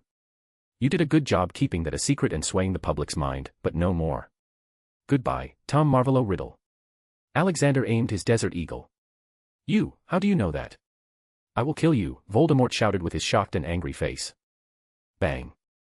Alexander shot his Desert Eagle. The bullet cut through the air and hit straight in the middle of Voldemort's face or Quirrell's head. The bullet exploded after piercing a little. Quirrell's head was blasted and soon his body also started to turn into dust. What a delusional vile creature. He overestimated himself. Alexander muttered. He called Voldemort a creature and not a man because he had checked his sins. Tom Marvolo Riddle, Category 5, Pure Evil. Sin percentage, 95%. Murder, 9940, 3,000 babies. Soul sacrifice. Torture. Sexual assault. Demonic/dark rituals, 4098. That was Voldemort's status report. He was in the last category. His only punishment was to die and be erased from space and time. Though it surprised him that Nico from GTA had a much higher kill number and yet he wasn't a Category 5. He then hypothesized that it must have something to do with the ability of NPCs to respawn. Technically Nico never killed anyone except the main story characters. Sir. Hermione came to him. He came out of trance and looked at the trio. He ruffled Hermione's hair. Haha. Good job. Ron, Harry, let's go now. I am feeling hungry. He had already taken out the Philosopher's Stone from the mirror. The trio were about to leave the room when Harry moved back to the mirror of Eriste. He stood there with a sad face. Alexander knew what was going on. Harry must be seeing his parents in the mirror. He took Hermione and Ron's hand and moved close to Harry. He stroked his hair and said, "Your parents loved you a lot, Harry. Your mom sacrificed herself to save you.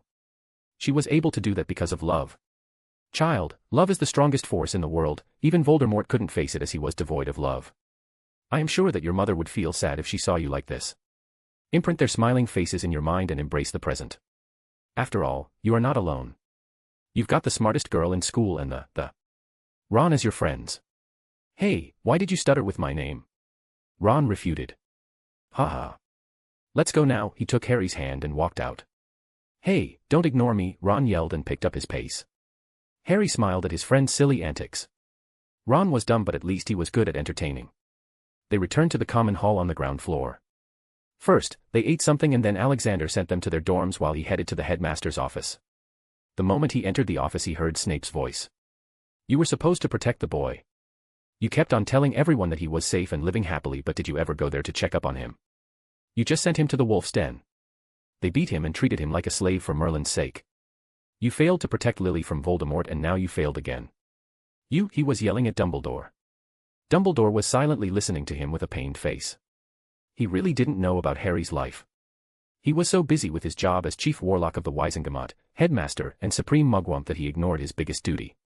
He just thought that Harry would be safe there from evil Voldemort, but he had never expected that other evils would find their way to torture the poor child. Easy now, Severus. I have something important to tell you both. Alexander walked in. Chapter 17. A big news. Snape held Alexander in high esteem, so he shut his mouth and sat down on the chair. What is it, Alex? Dumbledore asked. Your long-lost student has returned. He was trying to get his hands on the Philosopher's Stone, but Harry and his friends found out about it. Apparently, he was using Quirrell's body as a medium. He probably made Quirrell an incomplete and unstable Horcrux. Watch this if you don't believe me. Alexander showed the video to both of them. Dumbledore wasn't showing much expression, but Snape looked horrified. No need to worry, Severus. You don't have the mark anymore. But Albus.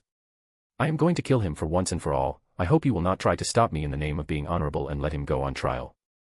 Sorry to be blunt, but the justice system of the wizarding world is 100 years behind Muggles and I have no trust in Ministry. Who knows, Voldemort probably already has his people in there. He lightly dropped a hint. Sigh. Yes, I know the Ministry is not the best, but we have to work with whatever we have and I will not stop you from ending Voldemort. He forfeited his humanity long ago. Can I ask you, what are you going to do with that video? Dumbledore asked. What else? This is going to be tomorrow's breaking news, but fear not. I will not let people panic. I will give a personal interview and tell everyone that killing Voldemort is easy for me. Alexander confidently said. But you do know that the Ministry will never acknowledge your words. They will probably declare your company illegal. Snape said. That's what I expect Cornelius Fudge to do. He is an incompetent man who is so drunk with the power his status provides that he's ready to do anything to keep that power. The Ministry has lied to people so many times, but if they mess with me now, I'll show them the power of mass media, Alexander answered. He then noticed the conflicted face of Dumbledore. Albus, my friend, I know that you are a good friend of Cornelius, but you also know what kind of person he is. He is inept for handling the Ministry. While what I am doing will create a new foundation for the magical world. Foundation based on truth. The government has no right to lie to its people. I don't ask you to choose a side, Albus. All I want you to do is to sit and watch how the situation unfolds and hopefully, you'll be able to judge correctly. Alexander said with firmness, looking straight into Dumbledore's eyes. Heh. Okay, I'll wait and see how things turn out. Albus agreed. Good, I'll check how the trio is doing. After all, there is a Quidditch match coming soon. Snape, you should follow me, Alexander said and left the headmaster's office. While in the empty hallway, Alexander talked with Snape. You are equally as responsible for Harry as much as Dumbledore. You clung to the past and refused to notice the boy she left behind. Did you come up with any plan to mend your relationship? He asked. Snape looked down at the floor and said. I don't know how to face him. I am sure he already hates me for being partially mean to him. What should I do? Haha. Love, Severus, love. Show him that you care about him. Tell him about his mother. Tell him the truth that you used to like her. I think Harry will forgive you. He is a small, insecure, and abused child. All he needs is some love and care. Maybe you can start by gifting him a Nimbus 2001. Start giving him extra personal lessons in potions, while doing that you can talk to him about his mother and stuff. Hell, use a pensive to show your happy memories with his mother, Alexander suggested. Snape nodded his head multiple times. Very nice idea indeed, but I haven't heard about any Nimbus 2001, he confusingly said. Oh, it's the successor to Nimbus 2000. It'll be released 2 months from now in August. I can order one by tomorrow. You can probably give it to him through an owl and a personal letter. Thank you, that would be very helpful, Snape thanked. All right, good night and see you tomorrow, he waved his hand and left. While all this was happening, the forgotten reincarnated boy of the story, Edward Firestorm, was on a very dangerous mission given to him by Alexander. In the past 1 year, Alexander taught Edward all he could about runes, wards, charm etc. Edward was a reincarnated guy after all, and all reincarnated people have extra powers, so he had a superior IQ than any other person. In time he was able to learn all Alexander taught. Right now he was in Azkaban. His task was to somehow convey the news that traitor Peter Pettigrew was still alive to Sirius.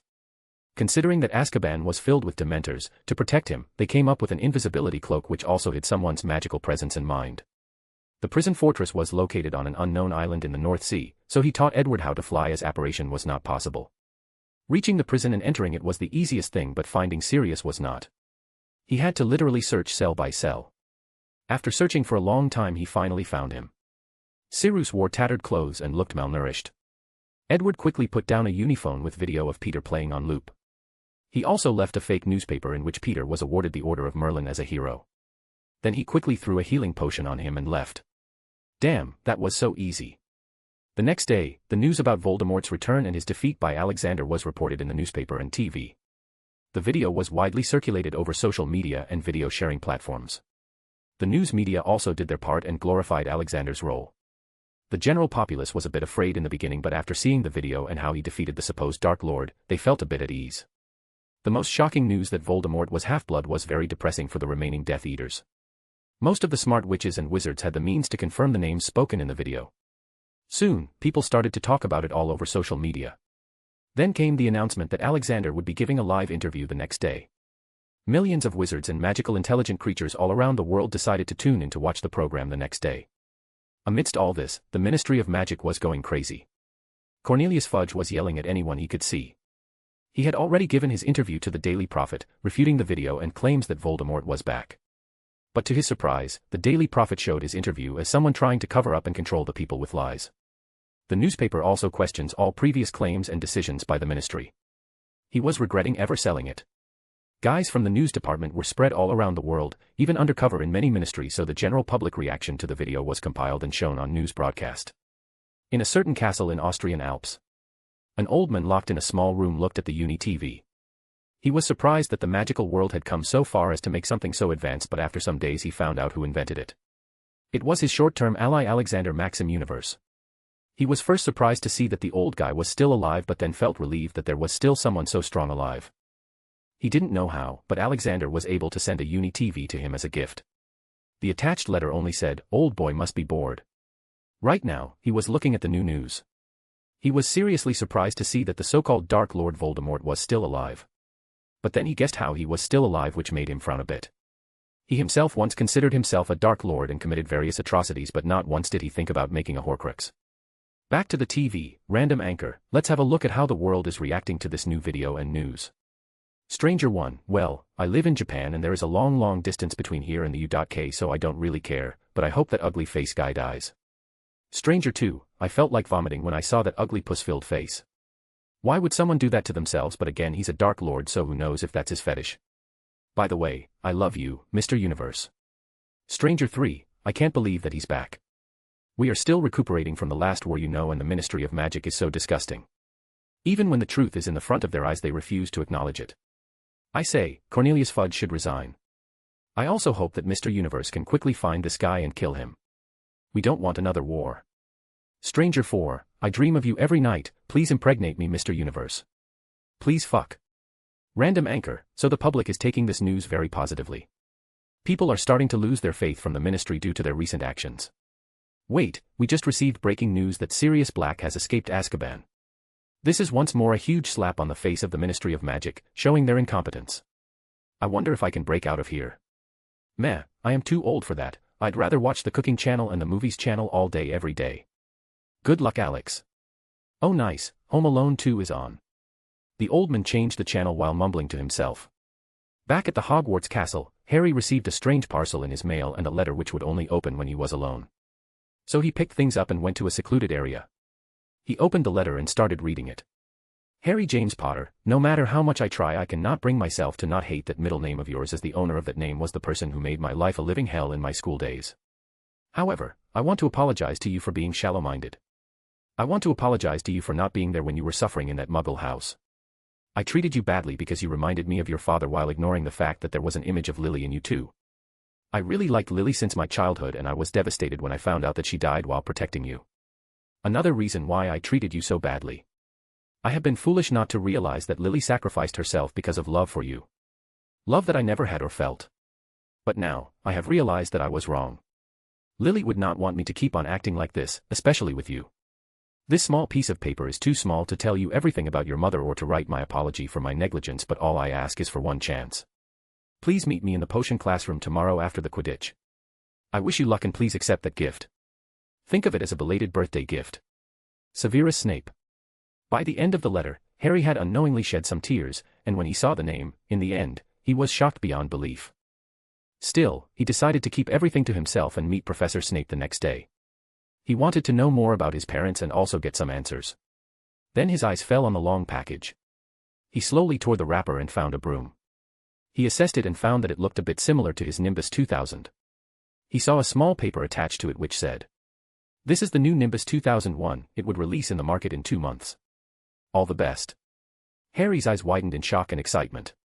He quickly forgot about the emotional storm that he just went through and took the broom outside to check it out.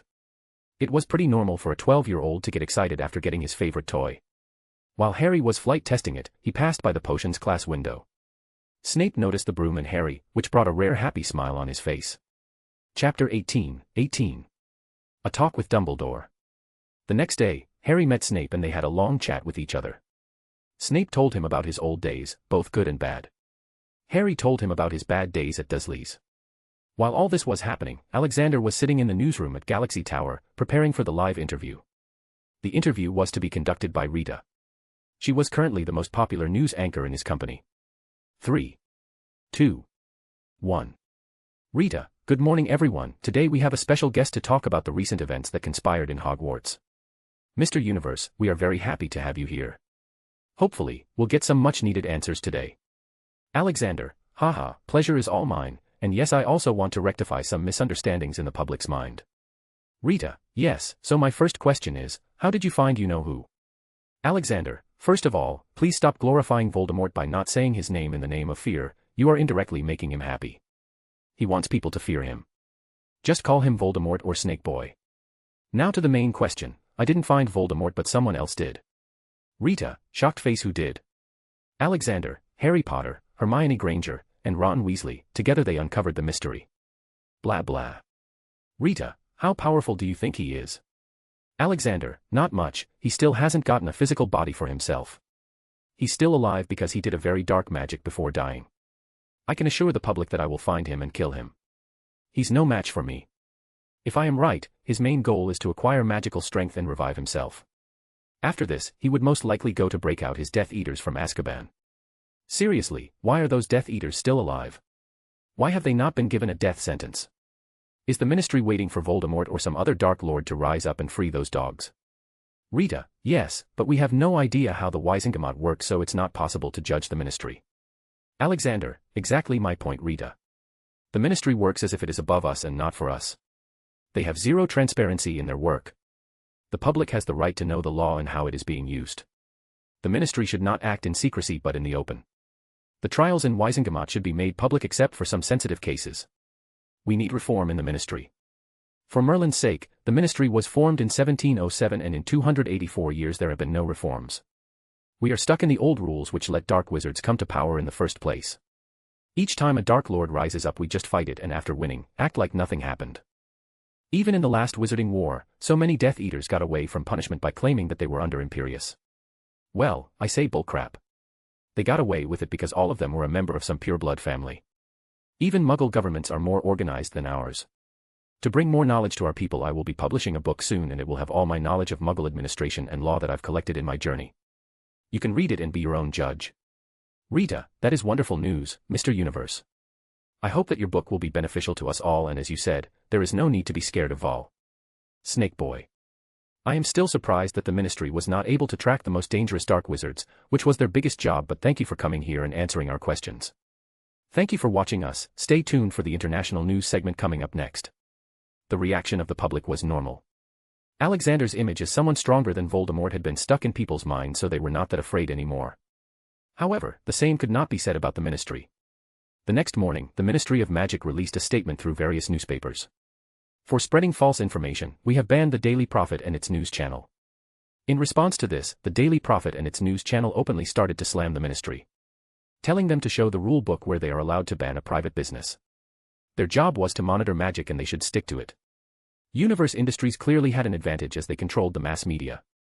The world was watching the news about U.K. Magical Society. The image of the Ministry of Magic fell to an all-time low. Then they made another stupid move. The Ministry sent its Aurors to the Galaxy Tower with orders to arrest Alexander and shut the company. Bad for them, the tower was filled with overpowered security systems. But he still let the Aurors wreak some havoc. As soon as they entered the building they started shouting. Auror 1, shut all the shops, we were ordered by the Ministry to seize the building and arrest Alexander. Nobody will move. Auror 2, Mr. Universe, come down now. The mall was filled with hundreds of people and the majority were foreign nationals. Random French guy, hired by Alexander. Hey, this is a public place, you can't do that here. You have no jurisdiction over foreign nationals, I will move however I want. Auror 1, taking out his wand, this is my last warning, don't move. Random French guy, taking out his wand, what if I did? Auror 1, stupefy, he cast silently. The spell hit the French guy. Although it was just a stun spell, the guy flew 10 feet in the air before falling down. Seeing that, the rest of the people started panicking and ran towards the exit. Auror 2, what have you done? Looking at his partner. Amidst the shouts and screams of people, a loud voice reverberated. Calm down. Alexander came down flying from the 5th floor. The people looked at him and felt a bit relaxed. What are you doing? Is this how the Ministry operates? You just attacked a foreign national. Do you want to start a war, Auror, he said and cast Petrificus Totalis on them. Both of them fell down, unable to move. Then he went to the injured random French guy and healed him. I apologize for what happened today. I will make sure that this never happens. In compensation, I offer everyone free food and drink for today. He humbly apologized and left with the 2 bodies of Aurors. In a matter of minutes, video footage of the whole incident was uploaded to social media. The news started to endlessly run the video. It started an uproar on the Unibook and Unitube app. People started to openly condemn the Ministry. With a slight push, hashtag what_the_fudge and hashtag fudge_must_resign started trending. The French Ministry of Magic also condemned the British Ministry for attacking its citizens. Cornelius Fudge's ass was truly on fire now. People had lost faith in him, but he still had many backers inside the Ministry for now. And now, it was time to hammer the last nail in the coffin of the Minister of Magic. Hogwarts just had its end-of-term feast and Alexander was invited by Dumbledore to his office. Where is the stone, Alex? He seriously asked. Oh, it's with me, my friend. Look, Alexander took out the Philosopher's Stone from his dimensional pocket. Dumbledore was surprised to see that. The reason being that he couldn't feel the stone on Alexander's body before he took it out of his pocket. "Why did you take it?" he asked. "Well, I wanted to study it, and seeing that Voldemort wanted it, I decided to keep it with me. This way it would be safer than even the best prison in the world." Alexander shrugged. "You are probably right. Nicholas wanted me to destroy it, but if you want to study it, then you can keep it," Dumbledore said. He wasn't worried about Alexander using it for wrong reasons, as the mirror wouldn't have given him the stone if that was the case. "Thanks, my friend. By the way, you were right about the ministry. It has become too corrupt and unorganized. I met Cornelius a while ago and tried to tell him that Voldemort was back, but he refused to believe. I'll be straight with you. What is your plan?" Dumbledore asked hopefully. Alexander was assessing the behavior of Dumbledore the whole time, to find out if he was just acting to make him tell his plans. But thankfully he did not detect any lies.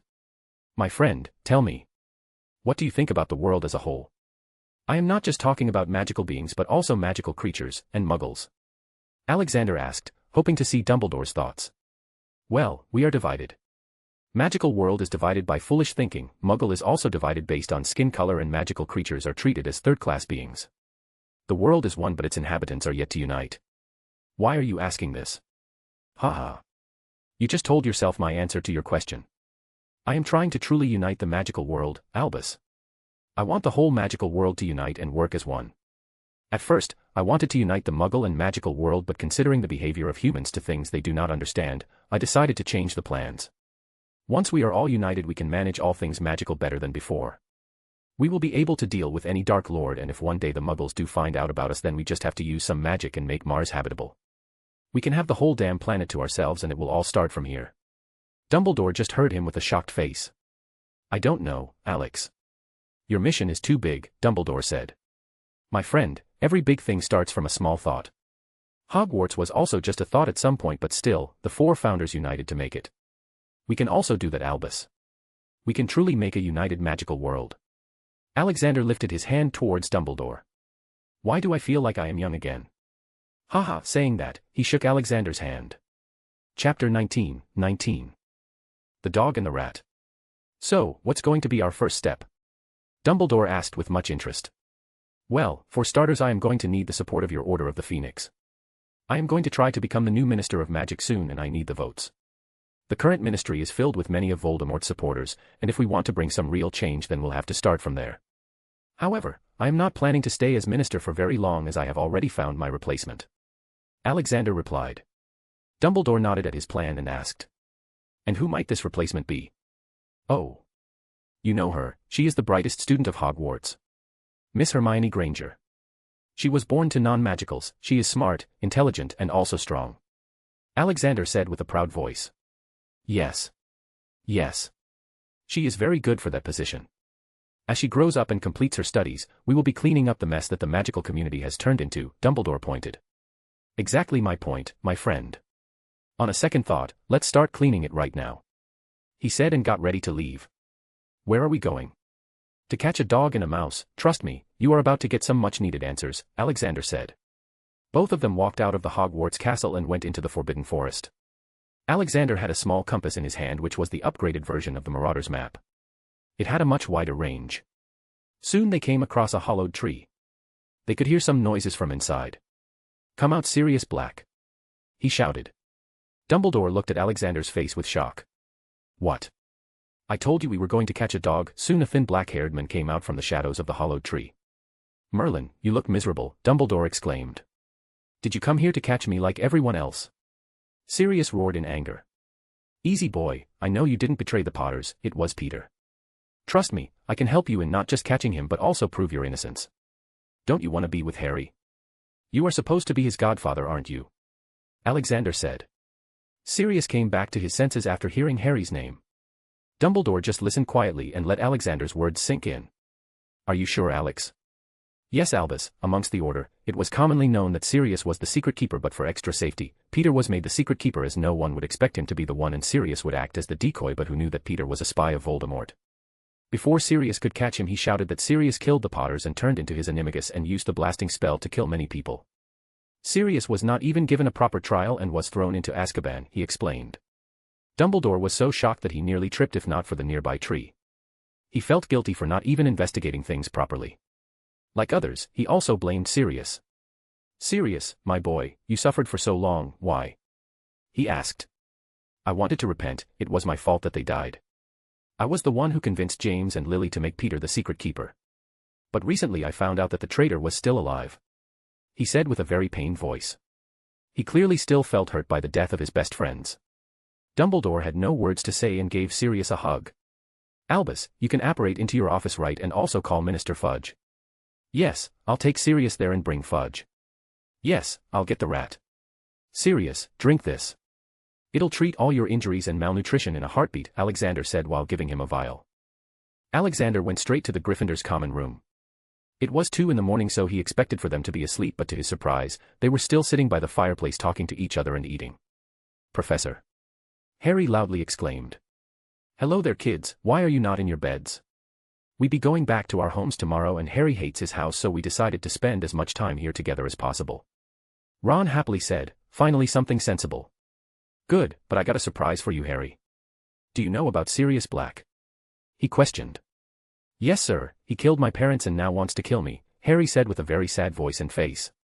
No, Harry, he was framed. He is your godfather and also the best friend of your parents. You'll understand everything, just follow me to the headmaster's office. Hermione, you should come too. Ron, bring your rat to me, in his cage. Alexander ordered. But why, Professor, why do you need Scabbers? Ron confusingly asked. Just do what I said, young man, or else you'll not receive any gift from me this Christmas. Alexander's words proved to be more effective and he hurriedly ran to his shared room and brought his rat in the cage. All right, follow me. Oh, I should inform Severus too. Harry, why don't you call him and tell him to meet in the headmaster's office? Alexander asked. Harry happily called Severus on his uniphone. In the past 2 days, they spent their time with each other. Severus told him about his childhood days that he spent with Lily and other things. The two felt quite happy with each other's company. Snape has also turned a bit softer now and treated Harry like his own son. Yes, sir, Professor Universe wants me to tell you to come to the headmaster's office. Harry talked on his phone. When he hung up, Alexander looked at Harry's smiling happy face and felt quite proud of himself. When they reached the office's entrance, they found Snape standing there. He looked at Harry with tense eyes to check if he was okay. What's the matter, Professor Universe? What's so important that it couldn't wait for tomorrow?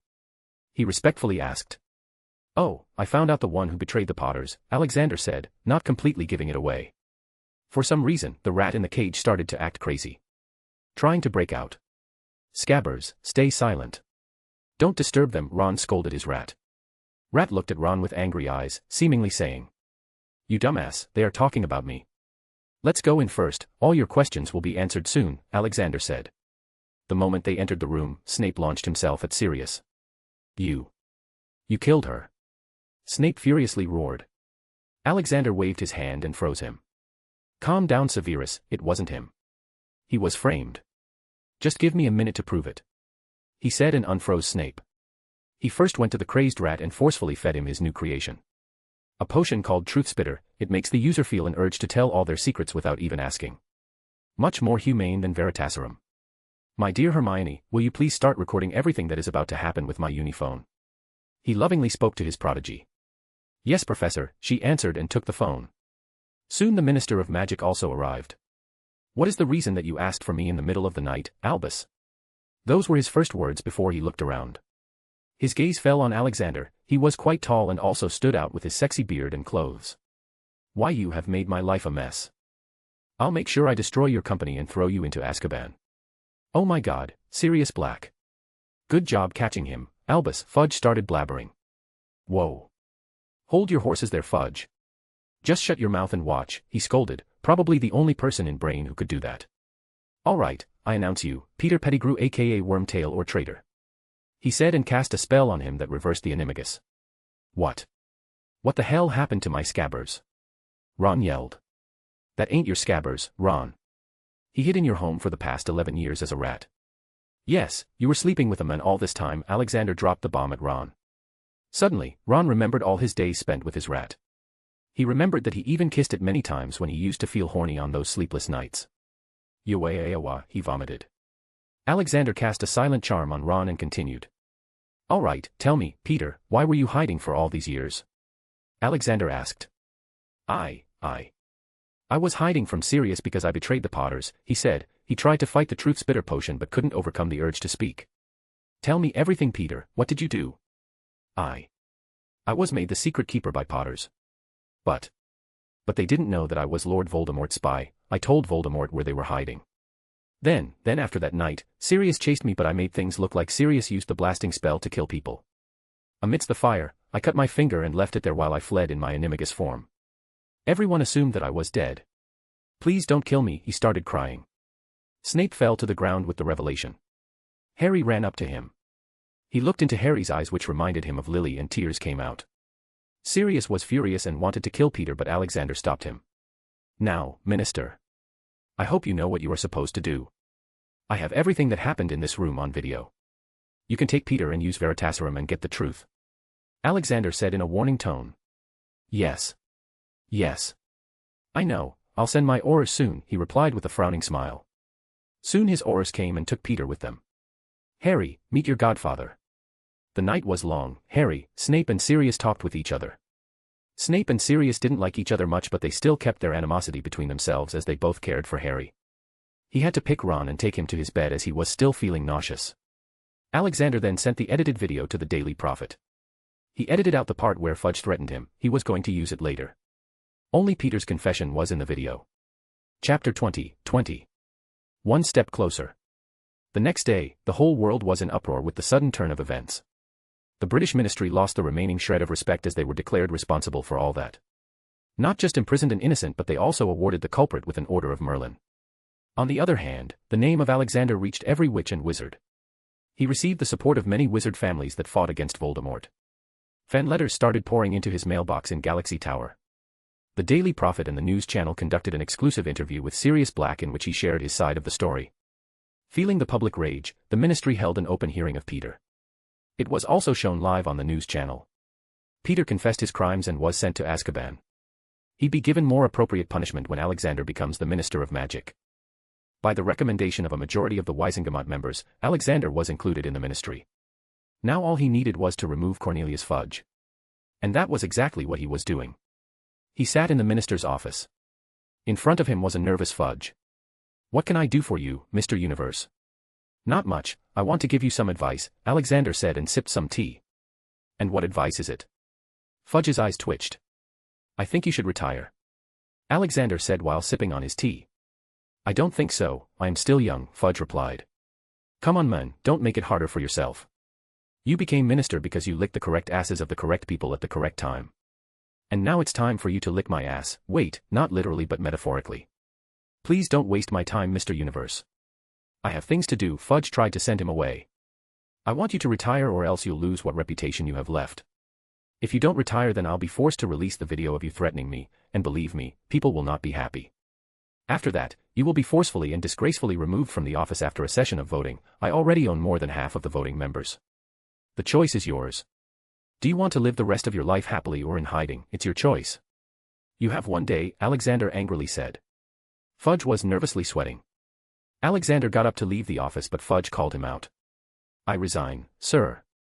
Right now, no need to wait a day, he scaredly signed the resignation papers. He was dumb but not foolish, or maybe both. Between being dishonorably discharged and retiring with pension and benefits, he'd choose the latter any day. The moment he signed, his name was magically removed from the record of serving people of the ministry to retired. His name plaque at the office door became blank. Alexander immediately called Dumbledore on Uniphone. Albus, Fudge has resigned. We are calling a Wisengamot meeting in 3 days to elect the new minister. I hope you will come with some of your friends. You are very fast. Okay, I'll give the order. Happy his plan was succeeding, but he was in a state of confusion when he checked the world's purity percentage. It had changed from 75% to 80%. He was confused because he knew that he didn't do much to bring that change. The world was very big and surely it wouldn't change that much with his recent actions. He considered if he was meant to purify just the magical society or the whole world. To get answers, he sent the message to his old man, God. The message was, how you doing, old man? I am confused with my current world. Am I supposed to purify the world or just the magical community? Beep beep, he received a message. Yes. Yes. Sorry, my son, I sent you in the wrong world. You see, some other low god had already sent a savior through reincarnation and I also sent you there by mistake. You were supposed to be sent to the year 1920 of the Harry Potter / Fantastic Breasts and Where to Find Them world and purify the whole world. Now, I cannot forcibly remove you from that world without destroying it. So, you'll have to complete your task. To make your job easier, now you just have to purify the British magic community. And one more thing, my son, the world you are currently in is not the same, you know. That Snakeman has a powerful master in this world. I will not tell you who it is as it would spoil the fun. Take care. A/N, Alexander is still OP. Please don't get angry at there being a new villain. The villain only exists to serve as a stepping stone for Alexander in his quest to get an even higher status in the magical world. Reading the message from his father, he felt somewhat frustrated, but he didn't let it foul his mood. What he had done was for the betterment of the people, it doesn't matter which world. Only the deed counts. On another note, now I don't have that much work to do. It's time to get on with my research on that Philosopher's Stone. I wonder what kind of magic it holds, he muttered and operated to his room in the Burrow, Weasley house. While Alexander was studying the Philosopher's Stone, something was happening in 4 Privet Drive. Why did you even come back, you devil? If I could, I would have thrown you out by now. Go back to your room, I don't want to see you while you stay here, Vernon yelled. Outside the house. Snape was just about to ring the doorbell. What the hell are you doing here, Snevelis? Snape turned around to see who it was. His face fell in disgust. You can meet him later, Poopfoot, I came first, Snape scowled. Poopfoot. That's the best you could come up with. Anyway, I've been here for the past whole day. You see that house there? I bought it. So, technically I am first, Sirius said while pointing to the house across the street. Snape gritted his teeth in irritation, but he acknowledged that buying the house was a very good idea. He also made a mental note to buy a house there. Still, I came to this door first. Don't push it, Snevelis, I am not afraid of punching you, Sirius threatened. Oh. The feeling is mutual, Snape grunted. Bam. Snape punched Sirius in the face and blood streamed out of his nose. Oh, it's on. Bam. Sirius punched Snape in the eye. It turned black. After that their fight turned less manly and they started fighting like a bunch of little girls. Hearing all the ruckus, Vernon opened the door. Who the devil are you two? They both looked at him at the same time and embarrassingly released each other's hair and tidied their clothes. I am Severus Snape, Harry Potter's godfather. I am Sirius Black, Harry's godfather. Vernon, the fat pig he was, made an ugly face with the ice cream spoon still in his mouth and closed the door after cursing them. In response, both of them angrily broke in. The Dursleys scaredly gathered behind the sofa. Oh. You dare to close the door in my face, I've heard how you treated the little Harry all these years. This is payback time. Snape yelled angrily and levitated the trio. You fat F***CK, you've been tormenting my godson and you are his aunt by blood and yet you treated him so badly, oh I am going to have to teach you about familial love. Sirius broke her mind and started making her go through the reverse torture that she did to Harry all these years. Leave my mama, Dudley screeched, only to be turned into a pig in response. Sev. Sirius. Harry called out from behind. His head was meekly peeking out from the side of the stairs. As soon as they heard his voice they left everything and went to him. The Dursleys trio fell to the ground. Yes, we came to see you, Harry. Yes, how are you? Elated with the feeling of someone coming to see him for the first time he ran to them and hugged both of them. Snape scowled a little, he wasn't used to being so close but he didn't say anything. Meanwhile, Sirius happily ruffled Harry's hair. Harry, I bought a house across the street, you can come to me anytime you want, Sirius claimed. I am also buying a house here, Harry, you can come to me whenever you want, Snape also jumped in. Harry looked at them confusingly, why don't you just live in the same house, after all I'll be spending most of my time in Hogwarts. Not just me but Professor Snape too. What he said was reasonable, so Snape and Sirius looked at each other for a second. Hell no. Both exclaimed at the same time. Seeing them acting like kids, Harry just shook his head. So, where do you want to go today? Sirius asked. Well. I've heard many people say that the new Disneyland in Paris is nice. I want to see it. He embarrassingly said. Paris it is then, we can just disapparate there, Snape suggested. Alright, hold my hand, Harry. Pop. The next second they appeared in a secluded alley in Paris. Well, I don't know French so I have no idea how to find Disneyland, Harry said. Me neither, Sirius replied. Huh. As expected of you, Sirius, I'll find out. Snape huffed to show his superiority and went off. A few minutes later, Snape returned. We're close, hold my hand, they again disapparated and appeared straight in the middle of Disneyland. Sirius looked around, well, I was expecting this place to be crowded with muggles. Yeah, me too. I heard that this Disneyland just opened in April this year. It is supposed to be crowded, Harry said. Maybe it is closed for the day, Snape guessed. Oh. Harry, you're here too. Suddenly the trio heard a girlish voice. Harry turned and smiled joyfully. Hermione, how are you here? And Edward too. Oh. Professor Universe also. Harry had all his favorite people around him. Well, this little cat was so into her books that her parents called me in concern and asked me to intervene, and this boy Edward was all beat up after I accidentally hit him too hard in training, so I brought them here to relax. What about you three? Alexander asked as he licked his ice cream. Hey, old man. I bought a house near Harry and decided to have some fun, but sadly, certain someone butted in our trip. Sirius scoffed. Snape ignored Sirius's taunts. Why is this place so empty, by the way? Harry asked. Hermione jumped in to explain with a slight anger. That's because of the professor. When I told him that I wanted to see Disneyland, he just vanished for an hour. First he tried to book the whole park, and when he failed he tried to buy the whole park, and when that also failed he just straight up bought the whole Walt Disney Company. I don't even know how he was able to do that.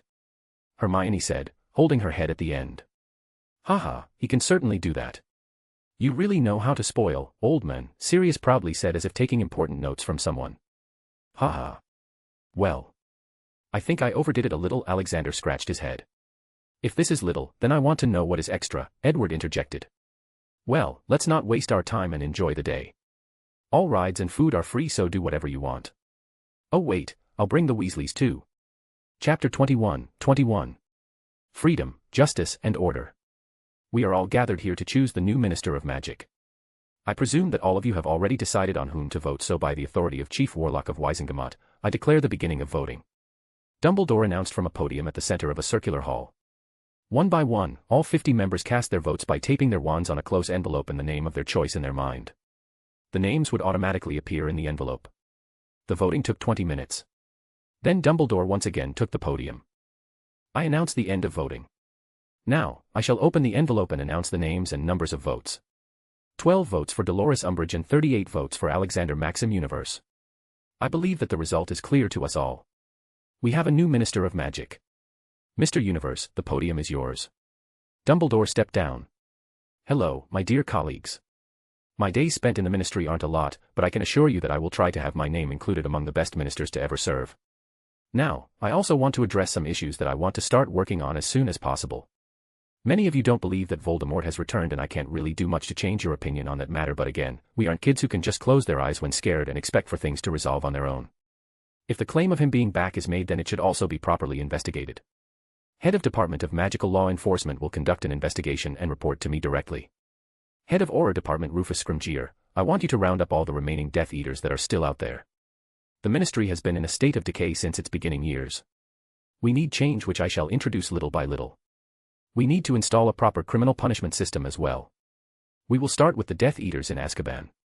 I will be creating a new kind of pensive with the sole reason of looking into prisoners' memories without harming them. The pensive will not require any cooperation from the accused, and his crimes will be automatically shown on the pensive and a large screen connected with it. I believe that it will make working much more efficient and will also reduce some load off our shoulders. Now, I adjourn this meeting. Alexander stepped off the podium and looked at Dumbledore. A strong start, my friend. A much-needed start, Albus. Let's go to my office and talk there. Lead the way. In the crowd, Dolores Umbridge was going crazy over her loss. She was Undersecretary of Fudge and expected to get a promotion, but someone else stole it. In the office. So, what's the next step? Dumbledore asked. Well, we'll start with small reforms first. I will try to increase the efficiency and professionalism of the ministry. Then big reforms will come. In the meantime, I'll hunt your lost prodigy, he answered while sipping on some tea. Yes, truly a lost boy. If only I had intervened at the right time, we could have avoided losing all those lives. Dumbledore said in self-pity. You could have, but what's done is done. You couldn't have known the future. By the way, did you know about the Chamber of Secrets? Oh. Yes, I know about it, but couldn't find it no matter how much I tried.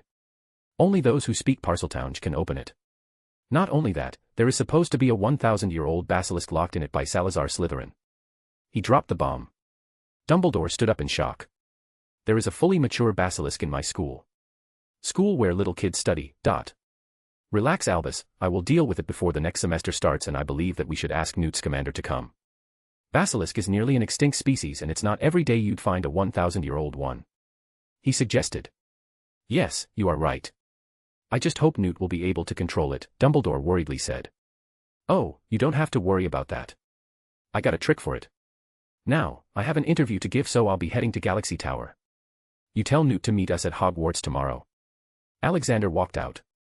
When he got to the huge main hall of the Ministry where the big Merlin statue was present, he looked around and didn't like the color scheme of the Ministry. It made him feel depressed and angry.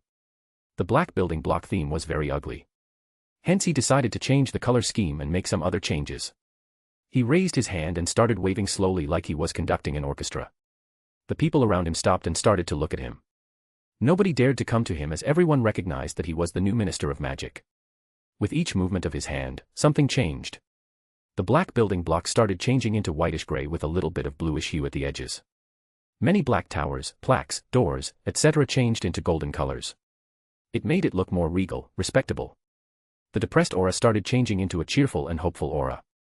In the end, he installed huge screens levitating in the air which showed the news channel. People could magically mute it for themselves so that they wouldn't hear it. Then he added a rotating transparent screen around Merlin's statue. The screen showed the logo of the British Ministry of Magic with its new motto. Freedom, justice and order, and we live to serve. He also added some beautiful magic birds which made the atmosphere a bit more colorful. With that, he was done. He turned around and saw a lot of people staring at him. He magically amplified his voice. Welcome to the new face of the Ministry. As you can see, our new motto is to serve our magical brethren, keep order and bring peace. There is also a complaint register at every office now. Anyone with any problems with an office can register their problem and strict action will be taken on it. After saying that, he disapparated. He was amongst the selective few who could do that from inside the Ministry. Alexander operated in his office at Galaxy Tower. He was too busy for interviews now, so he made an identical dummy doll. It would just repeat words that he wanted it to in the interview. Sirius sat in front of him. So what is it, Mr. Minister of Magic? Haha. That title has a nice ring to it, and I asked you here because I want something from you. It's in your house. It is. He asked with interest. I'll tell you after I get it. Okay, let's go then. I haven't really gone there since getting out of Azkaban. They operated to 12 Grimmauld Place. They stood on the street as the building slid from the middle. They entered and were immediately greeted with dust and foul smell. Creature, Sirius shouted. An old house elf with long crooked nose popped in front of them. Why haven't you been cleaning this place? You filthy blood traitor. Creature saw no one coming, so Creature didn't. Alexander left them bickering and went to an almirah in the corner. He looked at the top and found Salazar Slytherin's locket. The moment he touched it, he sensed something trying to probe into his mind. Well, it didn't work and he threw it in his space pocket. He was going to destroy it later. But unknown to him. The moment he threw it into his space pocket, the locket lost its connection from the mortal world and the soul shard in it got automatically purified. Let's go, Sirius. Wait, you got what you came for. Yes, it was a locket that your brother hid here. It was a Horcrux, he answered. What? A Horcrux. But whose? It belonged to that Voldemort. Your brother, when realized that Voldemort had created a Horcrux, decided to steal it and changed it with a fake one. He died doing this. But Creature wasn't able to destroy it all these years, I guess, Alexander shortly explained. Sirius was shocked by the new revelation. He always hated his brother, but it turned out he was wrong. So, my brother wasn't a Death Eater. No, he was a Death Eater at the beginning but changed his mind after finding out that Voldemort made Horcrux. Sadly, he didn't know that he had made more than 1 inch. What? You mean that there are more of these? Alexander didn't say anything and just nodded. He knew where all the other Horcruxes were. One was in the Hogwarts, Rowena Ravenclaw's diadem. Then there was the diary in Lucius Malfoy's possession, Helga Hufflepuff's cup in Bellatrix's vault, the ring with Resurrection Stone in Gaunt's shack, possibly Nagini, and finally, Harry Potter. Well, I am going back to my office. You can do whatever you want. He operated back to his office. He was in deep thoughts though. Where did Voldemort find the knowledge to make Horcruxes? The Secrets of the Darkest Art was the only book that told how to make Horcruxes, and Dumbledore had it in his office. So it is most likely that someone taught him how to make them. But who? Chapter 22. Dumbledore, good or evil? Putting all those thoughts aside, he focused on the Philosopher's Stone. He had already deduced that the stone had some kind of extreme purification properties. That is why it could make the elixir of life. However, he was still having trouble in knowing how it could turn iron into pure gold. His research seemed to be facing a dead end. To divert his mind, he started to think about the future plans. By now he knew that he didn't need to do much to purify the world, and even if he wanted to do more he'd be sucked from the current world and be thrown to somewhere else, as he didn't have the power to decide his stay. The moment the world purity level reaches 90%, he'd be ejected out.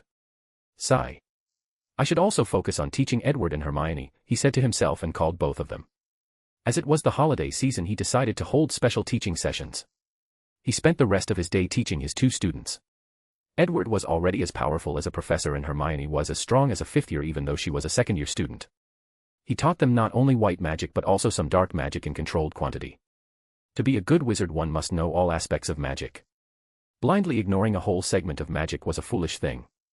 He was preparing Edward to take his place after he leaves, as he was already meant to be the world's savior, so he had some trust in him. Hermione was supposed to replace him as Minister of Magic in the future too. The next day he reached Hogwarts in the morning. He went straight to the headmaster's office. "Oh, you're here. Meet Newt. Newt, meet Mr. Universe," Dumbledore introduced. "Oh. Why, yes. Hello, sir, it's an honor to meet you." Newt shook his hand. "Haha, no, Mr. Scamander, it is me who is honored. I really have a deep respect for people who treat animals with love, and you are at the top in that category. Thank you for letting me take the basilisk.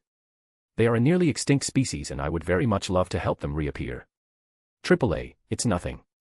I just didn't want to kill it, so I guessed that you'd know what to do with it, but let me warn you. It is a 1,000-year-old basilisk. It is extremely powerful and venomous. Though we don't have to worry about its petrifying gaze. Here, wear these over your eyes." Alexander handed them some tight goggles. "This can nullify the magic coming from its eyes. We'll probably won't need these, but still, precaution can never be a bad thing." "A very useful invention," News praised. "Yes. Alex never ceases to amaze me with his inventions," Albus added. "Okay, guys. The entrance to the chamber is on the 3rd floor girls' bathroom," Alexander informed. "Okay. I am not gonna ask how you know that," Newt said. "Myrtle Warren's ghost." "Yes, that explains it," Dumbledore exclaimed. They reached the bathroom and Alexander opened the chamber. The big sink spanned out, leaving a deep hole. Without saying anything he jumped down. Newt and Dumbledore shared a glance first, then they also jumped. Reaching the bottom they found thousands of rat skeletons. "Follow me." He leads the way to the chamber's main door and said something in Parseltongue, and the door automatically opened. He floated into the chamber and found the snake coiled on the floor. "Magnificent," Newt said. "Okay. I am going to talk with her so that we can transfer her to your suitcase." Newt nodded. "Albus, you stay here. I'll try to get close to her. I don't want to spook her with all of us." Alexander slowly got closer to the snake. He didn't know how to talk to snakes, but he had another way of talking to it. He used mind arts, which was a field he created after combining occlumency and leglomancy. He gently probed into her head. He was surprised to see her dream. It showed a forest where the little basilisk was happily roaming. It was probably her childhood memory. He went to the little snake and talked to her. "Are you my master?" a childish voice asked. "No, I am not, but your last master told me about you. Do you want to go to a real forest? Out of that underground chamber?" She hesitantly nodded. "Very nice. I can assure you that you'll get plenty of food and space to roam and enjoy. Now, when you wake up from your sleep, don't open your eyes." "Okay." "Yes." She nodded her head in agreement. Alexander left her mind and stood near her body. After some time the big snake moved. "Okay, I want you to follow my voice now. I will lead you to a very big forest." Newt opened his suitcase and left it on the floor. Alexander kept on making noise so that she could follow him. He took her to a habitat reserved for her. "You can open your eyes." Whoa. So much green. Freedom. She happily started to touch the trees, roll in mud and lick random things. Haha. "Okay, I'll see you later. By the way, there are many non-magical animals for you to hunt. Another human will take care of you here, so be sure to act like a good girl," he instructed. "Okay. Wait, do you have a name?" he asked. "Ha. What is a name?" "It's a word by which people call you." "Okay, from now on you'll be called Medusa," Alexander informed. "Medusa. I like that word. Medusa," she mumbled. "Okay, go and enjoy now," he said goodbye and left the suitcase. "So, how did it go? Is she okay?" Newt asked. "Yes, she's a very good girl. Probably a bit depressed for being locked up for so long, but no worries now. I also told her not to attack you so you can be at ease." "Thank you, Mr. Universe, I'll take care of her very well." I should go back now to prepare a bigger space for her at my house. Yes, that poor creature. Locked up for so long. Dumbledore sighed. I'll see you sometime later, Newt, Alexander said. Goodbye, Newt nodded and left. I have something to talk to you, Albus, your office. Alexander asked. Yes. Let's go to my office and have some tea. They sat down in the headmaster's office and chatted while drinking some lemon tea. Albus, tell me, do you know where Tom got the knowledge to make Horcruxes, because as far as I know the only book with that knowledge is here, he questioned. Dumbledore sipped some tea and answered. Well, I don't really know. I've been trying to find that answer for a long time now. So he knows that he made Horcruxes but still didn't tell anyone. I really don't like this, for the greater good, concept. For God's sake, he's ready to let Harry die. He never tried to face the problem himself. In the time of Grindelwald, he used Newton's commander and took all his glory at the end. The world doesn't give Newt credit but Dumbledore, and now too, he's using Harry Potter. His track record seriously makes me doubt him, he pondered. Okay, then I should be on my way now. Got a lot of work at the ministry. Alexander left as he didn't feel like talking to Dumbledore anymore. But before going back to work he decided to get over with the Horcrux in Hogwarts. He went straight to the room of requirement and took Ravenclaw's diadem. Once again he was greeted with a sinister aura trying to breach into his brain. He decided to get on with it. Earlier he had secretly taken some venom from Medusa with her permission, so he decided to put it in use. He took out the locket of Slytherin to destroy it first with the venom, but he was shocked when he noticed that the locket had already been purified. He was confused for a second but soon hypothesized that it must have something to do with the nature of his space pocket. He was a demigod and he was supposed to be a so-called pure being, and his space pocket was made by God himself, so it must be very pure. But that created another problem for him. He was planning to forcefully read the memories of Voldemort through the Horcruxes. Not wanting to waste any more time, he disapparated to his office in the Galaxy Tower and locked and secured the office with full-powered wards. All right, let's do this, he said to himself and sent a mental probe into Ravenclaw's diadem. Soon he started to feel dread and anger stored in the diadem. He started to see images of Tom Riddle talking with the Grey Lady, Rowena Ravenclaw's daughter Helena. She told him that she hid the diadem in the forest of Albania. Later Voldemort found it and killed a peasant to make it a Horcrux. He then proceeded to go back to Hogwarts and put it in the room of requirement. After that he got rejected by Dumbledore for the post of DADA professor. But he couldn't see anything other than that memory. Realizing that probably because Voldemort doesn't have a physical body to connect with the diadem, only small memory shards were stored in the Horcrux, and if he wanted to know about how he learned to make them, then he needed to find the first one. Luckily he knew where it was. The diary of Tom Riddle, currently in the possession of Lucius Malfoy. Well, I guess I'll pay that dumbass a visit and teach him a lesson while I'm at it. He then proceeded to throw the diadem into his space pocket to get purified. Chapter 23. Punishing a fake cat lover. 2 days passed. Today he was going for dinner at Malfoy Manor. In the past 2 days, he spent most of his time collecting the rest of the Horcruxes and teaching Edward and Hermione. He was able to find all the Horcruxes except Nagini, though he wasn't sure if she was turned into a Horcrux or not. Nagini was an immortal being but with a tragic past. She was a normal human girl when she was born and stayed that way for most of her teenage years, but due to maledictus, a blood curse, she was destined to turn into a beast for permanent, and in her case, she turned into a snake. An immortal snake. Due to her immortality, Voldemort considered her a good candidate for Horcrux, and he also needed her venom to make his new snake body. Alexander truly felt bad for the girl. She was friends with Credence aka Aurelius Dumbledore. But finding her was a real pain in the ass. For now, he had asked Edward to go and look for her in the forest of Albania. Edward was a real prodigy, or maybe he just had a boost because of being a reincarnated boy. Either way, he had earlier approved him to take NEWTS. Edward had taken his O.W.LS in the last term as he was in 5th year, and now he was going to go to 6th year, but there was no need for him to.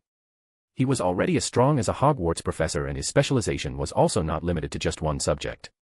He had more than sufficient knowledge in charms, curses, wards, runes, potioneering, herbology, transfiguration, alchemy, apparition, care for magical creatures, and also dark arts.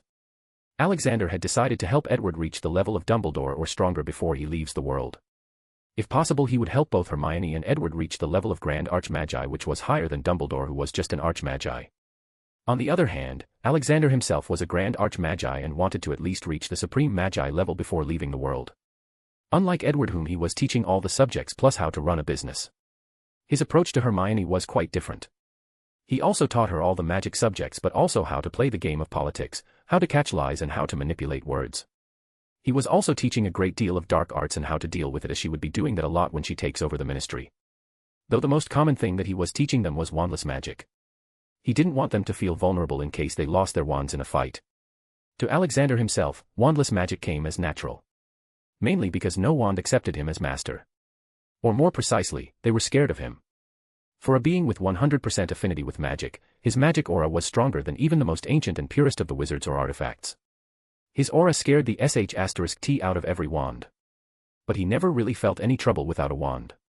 The level at which he was on, he didn't even need to chant spells or do hand movements. Magic was like a third arm to him. All he needed was to imagine and the magic would happen. In his study of magic, he also discovered an amazing thing about dark arts. He found out that it was totally harmless. What wizards believe that dark magic turns the user evil was wrong. He was talking about dark magic and not dark rituals which required sacrifices that were purely evil. But, dark magic like the 3 unforgivable curses don't need a strong intention to cast. They just need good enough magic strength. Dark magic was much stronger than white magic, so obviously it needs higher magic power and control, but not many wizards have been able to reach that level. Most wizards need a strong intention to produce a dark magic curse. Their emotions work as an amplifier, and due to those emotions, the person turns evil. It's not the fault of magic but the weakness of the caster. To him, black magic was like any other magic. Crucio, Imperio or Avada Kedavra are the same as any other white magic. Avada Kedavra can not only be used as a killing curse, but if controlled nicely it can be used to inflict heavy damage on someone without killing. Confringo, blasting curse, Hermione yelled loudly. Alexander's thoughts returned to the open space where he teaches his students. The battle golem got blasted into pieces. Clap clap. Bravo, little cat. You finally managed to cast a powerful spell without a wand. He praised. Hermione's cheeks turned red due to the praise. She was not a shy girl anymore, but in front of him, she acted like a little innocent girl. Yes. Professor, but I feel so exhausted. I feel like my body is devoid of magic, she replied while trying to calm her breath. Oh. Sit down then. Here, take some rejuvenation potion. He gave her a goblet full of flavored potion. His company had started to produce them on a large scale. They were the best in the market, had higher potency, and also came in different flavors. To not make other shops bankrupt, he also allowed them to sell his potions for a slight margin. Hermione drank the whole potion in one breath. Well, there is a reason why you feel devoid of magic. Just like Muggle boxers make their fists stronger by punching the sandbags to let the bones get stronger over time. We wizards also get stronger over time with the use of magic. Magic runs in our veins, and by continuously flushing it out you are making yourself stronger and also increasing the size of magic reserves. But no one does this, as it is a very dangerous practice, but because you have me, there is no need to worry about it. With the help of potions, I'll make you very strong in no time. But promise me not to do this outside of here, not until you reach Edward's level. It can be life-threatening. He explained. Hermione looked at him with stars and reverence in her eyes. Yes, Professor, I'll never do it outside. Ha ha. Good, now let's go, I'll drop you at your home. He said as he ruffled her curly hair. When he apparat in Hermione's room, he found Mrs. Granger cleaning the room. She got a little spooked though, but nothing too much, as his apparating to their house had become a common practice. Oh, hello Mrs. Granger. I came to drop her off. Thank you for teaching her, Professor, she thanked with a slight bow. She had learned from her daughter that he was more than 100 years old. Which he wasn't, he was just 73 years old. No. It is me who should thank you for producing such an intelligent girl. I am very much looking forward to your next child, he said, embarrassing the middle-aged woman. Okay, I got work in the ministry. Bye, little cat. Be sure to read the book I gave you. Yes, Professor, I'll do, she promised. With that, he apparat to his ministry office, leaving behind a confused Mrs. Granger. My Ginger, is Professor some kind of a minister in the government? I've never seen him on the TV though, she asked. No Mom, he's not a minister in the government, but he's the head of the Ministry of Magic. His position is called Minister of Magic. He is much like the Prime Minister of the British wizarding community. Hermione explained. Oh my, he is a very important man then. She amusingly said. He is a lot more important than just that, Mom. He's probably the richest wizard in the world right now. Come, I'll show you some videos about him on YouTube. She took her mom to the living room downstairs. Meanwhile, in the ministry office, he sat on his chair with his feet on the desk. The ministry looked very colorful and cheerful with all the changes he made. Currently, he was waiting to pass his judgment on Dolores Umbridge. He was not talking about judgment as a minister but as God's advocate. He was sure that the fake cat-loving B***tch had high enough sins to be sentenced to death, but he needed her for now. She had contact with other workers in the ministry who had Voldemort-like thinking. After some time a knock was heard on the door. "Yes, come in," he ordered. Dolores Umbridge walked in with small steps and a creepy smile that would make anyone want to punch her face. "You asked for me, sir." Alexander took his feet off the table. "Yes, I had some things to talk to you about. Take a seat." She quickly sat down. Alexander opened a file in front of her and sat on the table near her. "Okay. Let's see. Dolores Umbridge. Father's name Oxford Umbridge. Oh. He used to work here in the Department of Magical Maintenance as a janitor. Mother's name, Ellen Cracknell. Oh, she was a muggle. I thought you were pure blood. She also had a squib son but was later betrayed by her own husband and daughter and was forced to divorce. Since then, you haven't seen them, huh? Talk about family issues." His words pierced her like needles. She started to shiver in both fear and anger. Fear because Alexander was someone she could not touch, and anger because her secret came out. "Why did you lie, Ms. Umbridge? You told everyone that your father was an honorable member of the Wisengamot. You yourself have muggle blood in you but still act like those dumb pureblood supremacists. You inflicted pain and despair on so many muggle-born wizards. You misused your power to fulfill your own filthy and twisted desires." By then she had grown red with anger. Her smile had long vanished, leaving behind a monstrous growling face. "You can't do anything to me. I worked so hard for all this. You have no right." She stood up and yelled. Slap. She couldn't even complete her words before receiving a hard slap on her face and falling back in her seat. "Shut the fuck up. You didn't work hard. You plotted and backstabbed your way into the ministry. You shall receive judgment now." Alexander used his eye of judgment to see her sins. Dolores Umbridge, category. Sin percentage, 68%. Direct murders. Indirect murder, 40, 15 children. Blackmailing. Robbery. Torture. Manipulation with imperious curse, 3, dead now. Sigh. He was shocked by her crime list. Baby or child killing was one of the cruelest of crime anyone could commit. For now, he was going to give her a long time torture. He made her go through all the bad things she did to others first and then made her repeat doing good deeds for others, like taking care of a house elves like they were a master and fighting for the rights of magical creatures. The whole punishment would last 50 years for her, in which she would be thoroughly brainwashed. Then she would spend time as a wife of a real giant for 10 years. But sooner than later she was going to hell by his hands. Leaving her like that, he looked at his watch. "All right, she'll be like this for the next 10 minutes. I guess it's time for me to go to Malfoy Mansion," he talked to himself and left. Chapter 24. The Last Horcrux. His assistant from the ministry had already notified Malfoy that he would be visiting them. Hence all the family members were prepared for his visit. Doorbell. Alexander pressed the button and waited.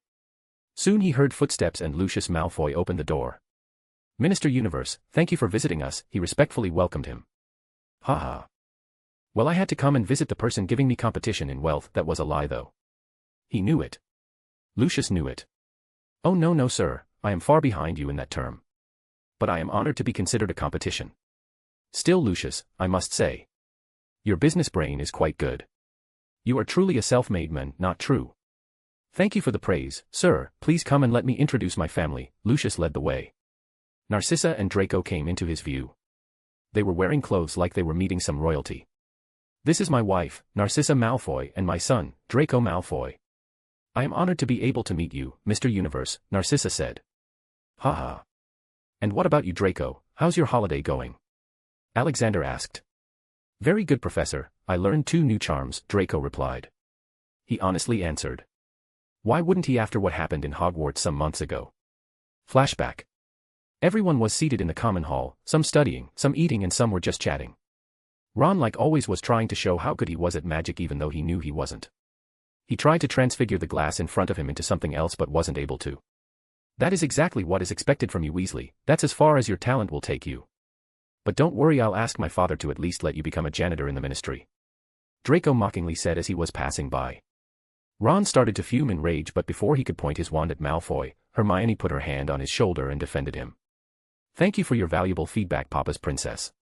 By the way, Weasleys earn their livelihood with honest work and not underhanded means like your father. What are you staring at? Move," Hermione roared.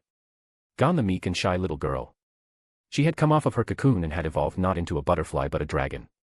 Malfoy nearly shat his pants, but to protect his honor he had to say something. "You just wait, you Mudblood," he yelled and ran away with his sidekicks. Ron had already forgotten what had happened to him. He was just staring at the dragon with curly hair in front of him. Harry too.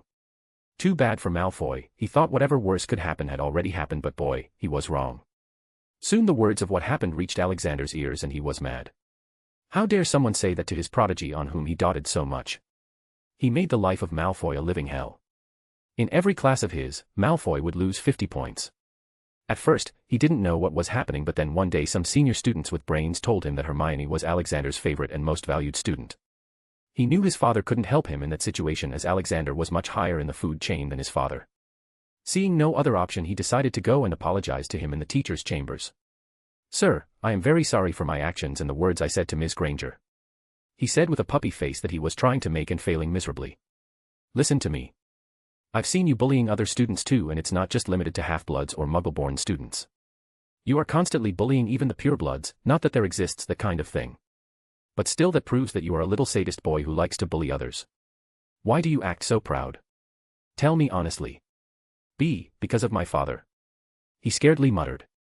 "That is exactly the problem. Tell me, what do you know about your father?" he asked. "He's a very talented businessman and a very powerful wizard. He also helped ministry many TI." He started stupidly spouting. "Wrong. Absolutely wrong. Your father was a Death Eater. Not just any Death Eater, but the right-hand man of Voldemort.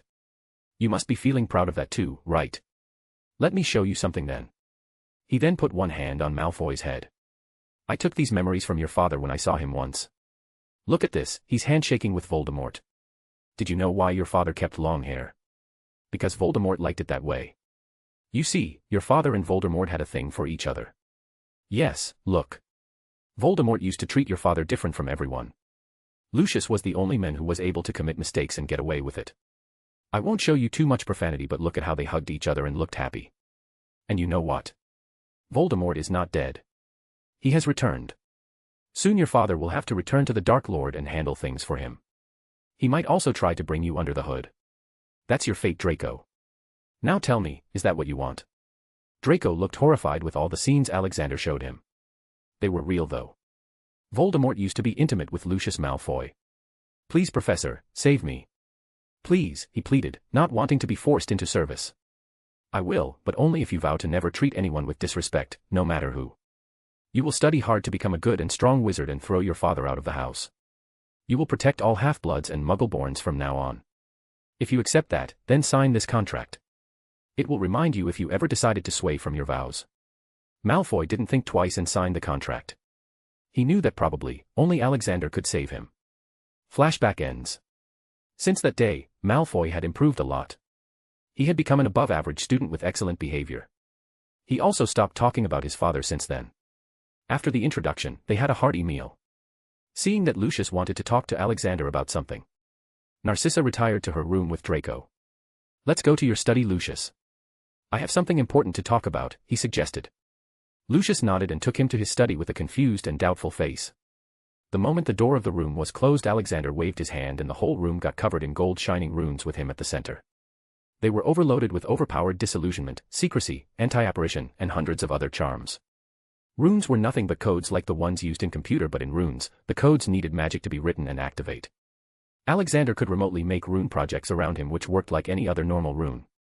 Lucius looked terrified with the sudden action, and even more so when he noticed that he couldn't use magic anymore. "Don't try to force yourself. The more you force, the heavier the suppression will be," Alexander said as he sat down on a chair. "Why are you doing this? I am a law-abiding citizen. I can have you sent into Azkaban for this," he screeched. "I am not so sure about that. For someone who used to be Voldemort's sidekick, the word law-abiding doesn't sit well, and did you forget that I am the Minister of Magic?" Lucius went pale, not because he called him the right hand but because he called out the name. "No. Don't say his name. He can sense it," he anxiously yelled. "Oh, shut up. He can't come here. He doesn't even have a real body, but I can make him a new body if you want." "Then you can go back to being his woman," Alexander scoffed. "What do you want from me?" Lucius asked, glaring at Alexander. "You have a diary that used to belong to him." "I want it," he demanded. "It's in the locker. Just take it and leave me alone." Lucius pointed. "Okay," Alexander happily took it. Lucius expected that it would be the end, but sad for him. "Now, it's time for your punishment." Alexander gave him the same punishment as Umbridge Dolores, but it was much harsher and longer. Lucius would feel 60 years of soul-melting pain, and after that, he would spend 60 years doing community work for the betterment of the world, things like cleaning unicorn shit or treating Dobby like a god. According to his sins, he was supposed to be killed without a chance of reincarnation by redeeming himself in hell, but Alexander delayed that as he felt that Lucius could be a very useful addition to his mission. At least until Malfoy gets big enough to inherit. He left Lucius Malfoy sitting on the chair with a blank face. It would take 10 minutes for his mind to live 120 years. He operated back to his office with Tom Riddle's diary in his hands. He could finally find out about how he learned to make Horcruxes and possibly who Voldemort's master is. Chapter 25. Who's the bad guy? After activating the wards, he set the diary in front of him. With a long breath, he sent a probe into the diary. As expected, the memories started to appear. They were more distorted than the other Horcruxes though. Maybe because the diary wasn't a magical artifact. Still, he saw some images and heard some voices. You disappointed me, Tom, Dumbledore's voice. And you used me in the name of your so-called, for the greater good. Then the scene changed and a dense forest came into his view. Tom kneeled on the ground. Master F, please teach me. I will do anything you want in return, Tom pleaded. Anything you say. A female-ish voice replied. Alexander couldn't see her face as the figure was wearing a big hood which created a shadow over the face, but one thing was sure, that it was a woman. Again the scene surprisingly changed to the first Wizarding War, which happened way after he made the diary his Horcrux. Voldemort and Dumbledore were throwing spells at each other. You bastard. You used me, it was you all this time, Voldemort shouted. No, I didn't use you, I tried to help you. You forced me into doing this, Tom, Dumbledore said angrily. That's it. The memory ended and Alexander left the dark, nasty consciousness. He then threw the diary into his space pocket. Confusing. Confusing and disturbing. I have no idea who the real villain is. Dumbledore or that woman. But Dumbledore has been helping me so much all this time. Sure, he is a bit too paranoid, but I saw nothing else bad about him, and it was that woman who taught Voldemort in the first place. I guess I'll have to find her before I do anything else. He talked to himself. Oh wait, I haven't checked the 4 relics of the Hogwarts founder. Well, I know what the Gryffindor sword and the diadem do. The sword can absorb the ability of magical things it touches, and the diadem gives super intelligence, which I already have. But I have no idea what the Hufflepuff cup and Slytherin locket do. I guess I should ask them myself. He focused on the ring with the resurrection stone and focused on the spirit he wants to meet. Helga Hufflepuff, he said her name. A white shadow came out of the ring and transformed into the shape of a chubby lady with a cheerful smile. Hello, godson. I saw what you did with my cup. Thank you for removing the dark entity from it, she spoke. You know me? Alexander asked. Yes, you are currently the hottest topic in heaven. We were all telling God to adopt another son as he was feeling lonely, and luckily he found you. Now, I presume you want to ask me something. Ah. Yes. I wanted to know the ability of this cup. There is no mention of it in the history books. He enthusiastically asked. Oh, that's simple. I made it in my days to help the hungry people of the world. You see, the cup can infinitely produce any beverage you put in it. Hot chocolate, whiskey, or any other liquid thing. I used to make soup with it, she warmly replied. So, if I put stew soup with meat in, would it reproduce the meat as well? Good question, but sadly the answer is no. Creating this was already a great challenge. It took me 80 years to just give it the ability to reproduce beverages, though if you add meat in your stew soup, the soup produced would still have meat's flavor. I wanted to make a large bowl version of it that could reproduce solid food, but sadly I had grown too old and passed away before I could complete my goal. She said with a sad face. Can you share your research with me so that I can complete it? Absolutely, love. But I must warn you. You cannot reproduce the raw materials, as it would destroy the whole food market of the world. The beverages and food must be an end product. They talked for a long time. She taught him how she made the cup and also her the incomplete work on the large bowl. After 6 hours they were finally done and he let her go. Sigh. That took longer than I expected, but the gains were fruitful and she was correct for not selling raw ingredients. It would destroy the market, not like I was thinking of doing it. Okay, next stop Salazar Slytherin. He mumbled. Once again a white figure came in front of him. The guy looked really old and had a mean, angry face. Why have you summoned me from heaven, godson? He annoyingly asked. I won't waste much of your time. I found this locket of yours and I wanted to know its abilities. Ah, this. This brings back memories. Last time I checked, some dumb boy calling himself my heir made it his Horcrux. I can see you have purified it, well, not much surprise for me. After all, you are God's son. This locket gives the user the ability to go invisible and fly. Flying is simple, but invisibility is the main ability. I made it when the other decided to let muggles into the school. I used the locket to make my chamber invisible while I worked at it. It can probably make the whole Hogwarts castle turn invisible. He answered. Alexander was satisfied with the answer but decided to ask something that had been itching him. By the way, why did you hate muggles so much? Alexander asked. Who said I hated them? I was just being practical. Humans fear what they don't understand, and when they fear, they fight. The muggles were already killing wizards and newly awoken kids on stacks. By allowing muggles into Hogwarts, we had to show ourselves to the parents of the student, which was very risky, according to me. Hence, I made the Chamber of Secrets, where I worked on an artifact that could scan the world in real time and register the names and location of children who are most likely to awaken, and in worst case teleport them to Hogwarts if their life was in danger. This would have let us save many children before their parents killed them, calling them devil spawn.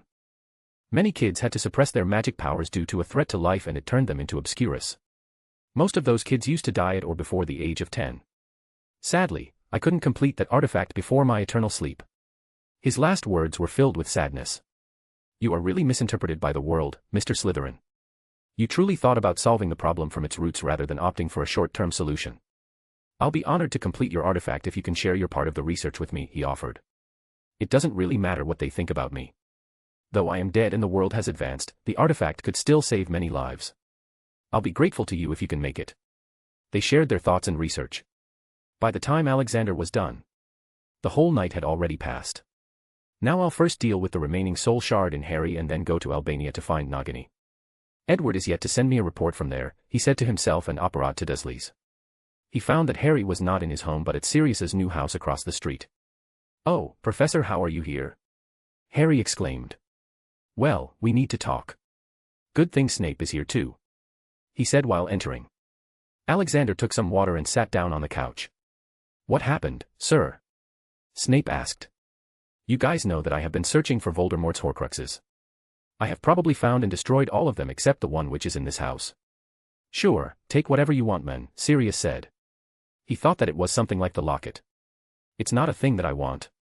The Horcrux is Harry. When Voldemort died that night because of Lily's sacrifice, Voldemort's soul latched onto the nearest living being. The mark on Harry's forehead is because of that, he explained. Sirius and Snape's face paled at hearing that. Harry didn't understand much, so he didn't know how to feel. Horcrux can only be removed if the thing is destroyed, Snape said. Yes, but don't forget who I am. Dealing with the Horcrux is easy as hell for me. If we don't remove the Horcrux, then Voldemort will use Harry's life force to resurrect himself, which is the main concern. Damn, let's do it then, Sirius panicked, but he had full trust in Alexander. Yes. But Harry. It will hurt a lot, he said. I'll tolerate it, Professor. I have been feeling weak these days. Now I know why. Let's do it, Harry said. Alexander nodded and covered the whole room with protection runes. Then he conjured a bed. Lie down. Harry anxiously got on the bed and lay down. Okay, it will hurt, but I'll try to do it as fast as possible, Alexander said and put his palm on the lightning bolt scar. He slowly sent the pure energy of Patronus charm into it. At the same time, he used the mind arts to get into his head. He had to make sure that the soul shard didn't try to take over Harry's body. Outside, Snape and Sirius looked at Harry's body, lightly twitching in pain. Alexander found the soul shard hidden deep inside Harry's brain. He attacked it with his soothing magic and also started channeling Patronus energy to that area. It was a painful process, and after 20 minutes Alexander successfully destroyed the soul shard. It's done. The curse mark will also heal in a few days. Harry, drink this rejuvenation potion. Harry slowly drank it and felt his body getting the energy back. Thank you, Professor, Harry thanked with a smile. Haha. It's what I should do, kid, Alexander ruffled his hair. Okay, I must go now. I recently found out that there could be someone even more dangerous than Voldemort lurking out somewhere. I must find that person, Alexander said in apparat. He knew that his words would reach Dumbledore, which would bring out some kind of reaction from him. Dumbledore also had a uniphone and spying on him was very easy. Chapter 26. The Old Witch is back. When Alexander reached the forest of Albania, the first thing he did was to locate Edward. He looked around for hours but couldn't find him. The deeper into the forest he went, the more silent it became. Not even mosquitoes made sound. He constantly felt like he was being watched and equipped himself for battle with a nice dragonhide suit. It had very high resistance to magical attacks and also physical attacks. Then he took out his magic assault rifle. Increasing his flying speed, he kept on going towards the center of the forest. There were no animals in sight for as far as he could see. Suddenly his senses tingled and he dodged to his left. In retaliation, he quickly fired his assault rifle. Tens of bullets left the barrel in a matter of seconds. He looked at what attacked him. It was a tree like the Whomping Willow at Hogwarts. Though it is dead now. His assault rifle was too powerful. Enhanced with magic, every bullet left a hole in the trunk of the tree, each being 30 centimeters wide. He wanted to test the shotgun and rocket launcher now. Seeing that there was nothing else that attacked him, he headed forward. After another hour he finally reached a crumbling castle. It was in ruins, but he could still sense many strong wards protecting it. Being confident in his abilities, he approached the castle and forcefully destroyed the wards. Then he opened the rotting wooden door. "Who dares to trespass?" An angry female voice resounded. It was quite powerful. Then out of nowhere a big ball of fire fell from the sky on Alexander. Alexander just used a defensive charm to fight if of but. 5 seconds later. What the hell? What happened? Where am I? He shouted. He remembered that he tried to fight back the fireball, but then he lost consciousness. Did I die? But how? I thought Dumbledore was the strongest in this world and I am stronger than him. Who can be stronger than me now? He annoyingly questioned. I remember God's words now. I may be unkillable, but I am not invincible. I guess I got a bit arrogant. I should focus on saving Edward Bow. He once again took to the sky and headed to the big castle. This time he prepared himself. The moment he reached the castle he fired full-power destructive charms. Bombarda Maxima, Fiend Fire, Protégé Maxima. The charms did have a destructive effect. The walls of the castle crumbled to the ground, leaving just the inner structure standing. Finally, he saw the woman. An old middle-aged woman was sitting on a big sofa, and in front of her was the frozen body of Edward. There was also a snake near Edward's body which was also frozen. You. How are you still alive? The woman shouted in surprise. Ha ha ha. I am very strong, woman. Now release both of them or I'll. How dare you threaten me? Me, the great Morgan Le Fay. I will destroy you. She pointed her wand and sent some red light at him. It was not a spell but pure materialized magic. Alexander did the same with his hand. His spell made blue light. They both collided and made a colorful yet destructive mess. Damn, she's quite strong. I don't think I can hold her for very long. She's still increasing her power, Alexander mumbled. Ha ha. Good. Good. You are the only person after Merlin who is able to make me use so much power, but if you think this is my limit then you are mistaken. She increased the magic and slowly started to push back Alexander. Alexander saw that he could not defeat her, so he thought of a way to leave with Edward and probably Nagini. He was pretty sure that his newly created mind arts were something no one knew. He used them on the witch. He couldn't penetrate into her mind, but it did shock her for a second. That's all he needed. He apparat to their frozen bodies and apparat back to his office in Galaxy Tower with them. He also left a present for Morgan. It was a magic grenade. Morgan Le Fay was shocked when the small ball that blew up and destroyed her entire castle and the jungle in 50 meters radius. As soon as the smoke settled she found a note. I'll be back. Let's see who kills whom, she scoffed and went back to remake her castle. Meanwhile back at the Galaxy Tower, Alexander fixed Edward and Nagini. Thank you, Professor, I thought I would never see the world again. Edward weakly said. What happened there and where did you find the snake? I followed the snake to that castle but the witch living there was too strong. I tried so hard but... Edward felt disappointed with himself. It's alright buddy, even I wasn't able to do anything to her. It's crazy knowing that there is someone out there even stronger than me, but considering that she is the 1,000-year-old witch from Merlin's time, it's not really surprising. She's probably a supreme magus, but I was able to fight for a while, which would mean that she hasn't reached her full potential, Alexander said. What are we gonna do now? If you cannot stop her then who can? Edward questioned. I'll get back to research. I'll try to get stronger as much as I can. She hasn't attacked the world yet, so let's just hope that what we did does not change her mind. In the meantime I want you to pour all your sweat and blood into training. You must reach the level of the Grand Archmagi. Teach Hermione with yourself. She needs to reach at least Archmagi level. Alexander ordered. Edward nodded and then looked at the snake. What are you going to do with it? He asked. I'll remove her maledictus and let her live a normal life. Maybe she can teach you a thing or two. Then Alexander approached Nagini. She looked scared. Can you understand me? he asked using his mind-talking skill. Nagini nodded her snake head. Good, I can remove the blood curse from you permanently. You will be able to turn back to human and live normally. Will you allow me to do it? The snake excitedly nodded her head. Okay then, drink this. This is an elixir. It has amazing healing abilities. He put a saucer filled with the potion. It was not just some elixir from the stone. There were hundreds of other things in it. She slowly drank it whole and then waited. She could feel something happening to her but couldn't pinpoint it. Haha. It'll take some time for effects to show up, girl, he said and patted her snake head. She didn't like it at first, but the warmth of kindness coming from him made her enjoy it. It had been so many years since someone showed her true kindness. After about 3 hours, Nagini's transformation into a human was completed. Though she was sleeping the whole time. Alexander put a warm blanket on her and left some clothes nearby for her. He went back to researching the Philosopher's Stone. It was really an amazing thing, but finding out how it was made was really hard, and for that he decided to pay a visit to Nicholas. Only he could answer his questions. Next morning, Nagini got up from her bed with sleepy eyes. She looked around and found out she was alone. Without thinking much, she rubbed her eyes. It took a few seconds before she realized that she had arms and legs. Once again a human. An excited scream left her mouth as she ran to a mirror to see herself. Her jaw dropped looking at the girl in the mirror. Pretty face, long black hair and a well-defined beautiful curvy body. Her gaze checked out the body from head to toe. Soon she realized that she was naked and embarrassingly put on clothes near the bed. They were all black, well, most of it. The pants were made of very comfortable black leather.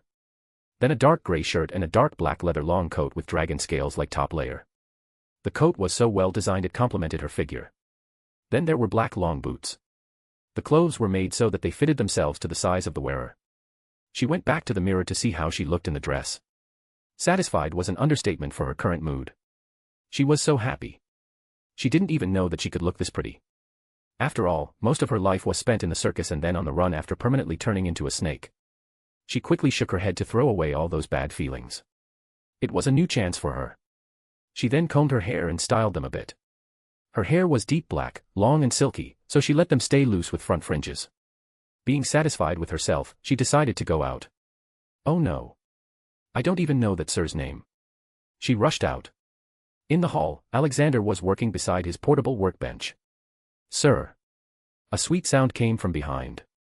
He turned around. He looked at her for a few seconds before collecting himself.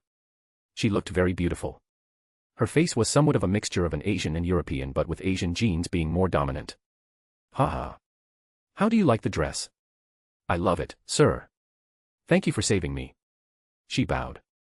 It's nothing, by the way, my name is Alexander Maxim Universe, you can call me Professor as I was a professor at Hogwarts for a while.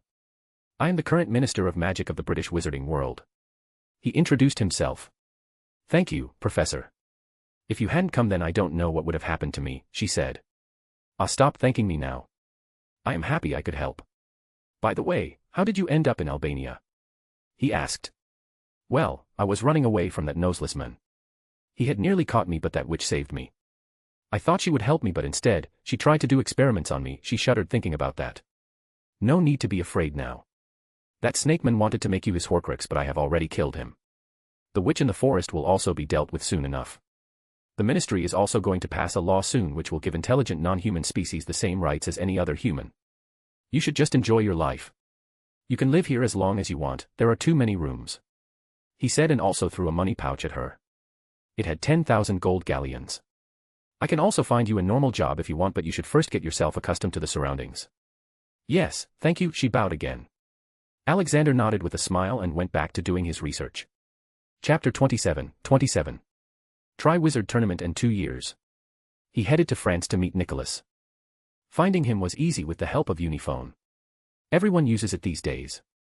Many Death Eaters or criminals were being caught every day because of the Uniphone. Spying on people was bad but also necessary. Even more so when the people we are talking about are wizards and witches. He found the address of the ancient wizard and met him. He was surprisingly very calm and told him how he made the stone. Turns out, he didn't really make the stone from scratch. He had found the incomplete stone in Egypt and did a lot of research on it. After many years of hard work, he completed it. So there was no way of finding out how it was made. Sad and frustrated, he returned to Galaxy Tower. He had no new leads to work on. Across the room, he saw Nagini sitting on the couch watching the TV and eating candy. The news was also showing something important. A new law for magical equality was passed today with full majority. Umbridge and Lucius did a good job in swaying people. The law even gave rights to house elves. It was now a punishable offense to beat and torture mentally or physically and kill them. Most of the people of the wizarding world did not care much about it, but it was a big deal for the non-human magical species. Like goblins, werewolves, vampires, giants, merfolk, etc. All the credit was given to Alexander for this by the media, which increases his approval ratings among muggle-born wizards and witches to new heights. His golem clone was continuously giving interviews to the media. Seeing that he had nothing to do, Alexander decided to visit the ministry and explore it a little. Mainly the Department of Mysteries. He operated into his office in the ministry and headed to level 9 from there. The first room was the Hall of Prophecies. There were racks with white orbs stacked in an orderly manner for as long as he could see. He just walked around and inspected things. He tried to find a prophecy on him but couldn't. There wasn't anything else of interest there.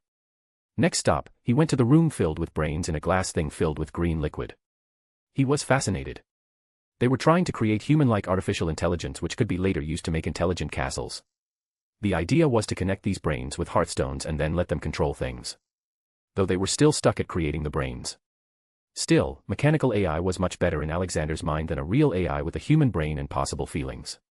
He still copied all the research material and then left to the room of Time Turner. It was filled with various clocks.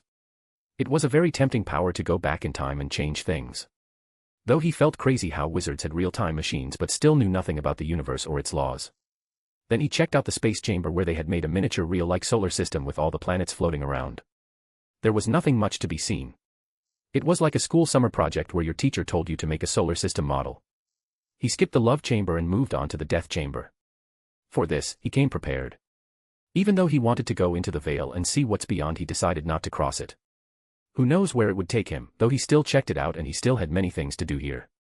He took out his 100-meter-long expanding stick with an enchanted camera at one end and a screen at the handle. It showed live feed through the cables. He didn't know if wireless signals would work in it, so he chose wired enchanted setup. He got near the veil and started to hear some whispers which sounded like dog barks. He held the handle of the stick firmly and started expanding the stick. He kept on looking at the screen. For many meters, he could only see white light, but after crossing 50 meters the scene changed. He saw a vast field of grass and, surprisingly, many dogs. There was only one man, playing with them. He had a long white beard, hair, and plain white robes. "Old man, is that you?" Alexander spoke out loud. His voice seemed to have attracted the attention of the old man. "Son, is that you?" The old man came closer to the camera with a confused face. "Yeah, it's me. I sent this camera to explore the other side of the Veil of Death," he explained. "Oh, I guess she forgot to add anti-physical matter feature to the veil. Good thing it was you and not some other guy. This veil leads to the other world. The moment a person enters it, their body gets destroyed and their soul crosses on. This place is filled with these cute dogs and they are tasked to judge people and lead them to hell, heaven, or the waiting area for the continuation of the reincarnation cycle." Well, he found his answer. From God himself. "Why did you even put this thing here?" he asked. God shook his head. "It wasn't me. It was the deity of that world. Death was her name, if I remember correctly. She put that veil in the world some 1,000 years ago with my permission. I never asked her why," he answered without care. "Well, I'll ask her myself if I ever get the time. I should be going now. When will you be coming back, my son?" "I am very bored. I'll throw a party when you come back and Jesus will also be there." "Ooh, I'll invite those Greek and Nordic gods as well, maybe the Indian gods too." "Nah. There are so many of them that it would get crowded." He started thinking loudly. Alexander just left silently and returned to his office. He was then about to leave the ministry to go and teach his prodigies. School had already started. Hermione was in her 2nd year and Edward was in his 6th, though he was going to leave as soon as his NEWTS result came out. Knock knock. He was interrupted by his assistant. "Sir, the headmasters of Beauxbatons Academy of Magic, Durmstrang Institute, and Hogwarts School of Witchcraft and Wizardry have come to see you." Sigh. Must be the Triwizard Tournament, he said to himself. "Okay, send them in," he ordered. "Hello my friend, how are you?" Dumbledore entered first with a wide smile. Behind him were 2 other headmasters. Their chat went on as he expected. They decided to hold a Triwizard Tournament in 2 years. They wanted him to act as its head jury and overseer. To which he agreed. His prodigy Hermione was going to win it for sure, he thought. 2 years passed by in a blink. Alexander poured his sweat and blood in getting stronger. He could feel that he was about to break through to the realm of supreme magi. Edward had now taken over the company, and he also invented many new stuff.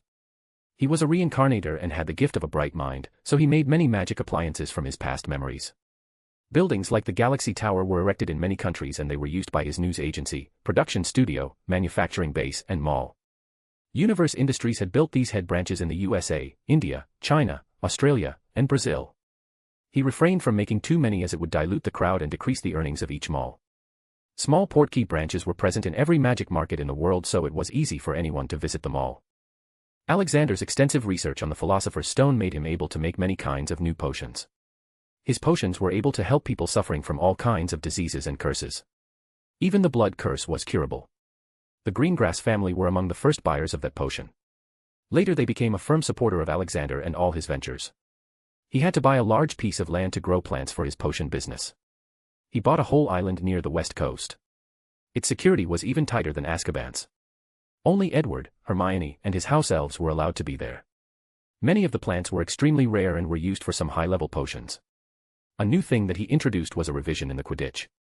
Since his company started making super-fast brooms that would put any other company to shame, the Quidditch matches started getting boring as the seeker easily caught the golden snitch. After his proposal, the speed of the snitch was increased to make it harder to catch it. Not just that, the bludger's speed was also increased. Because of him, Quidditch became profitable once again. He started a new Galaxy Championship like the World Cup. But Galaxy Championship was made to be capitalized to its limit. Merchandises were made for all teams, advertisements were placed all around, and a new stadium that could house 500,000 people was made. Plus some blood-pumping music made the game more enjoyable. Even betting on wins became official, but everything was kept under extreme surveillance to avoid match fixing.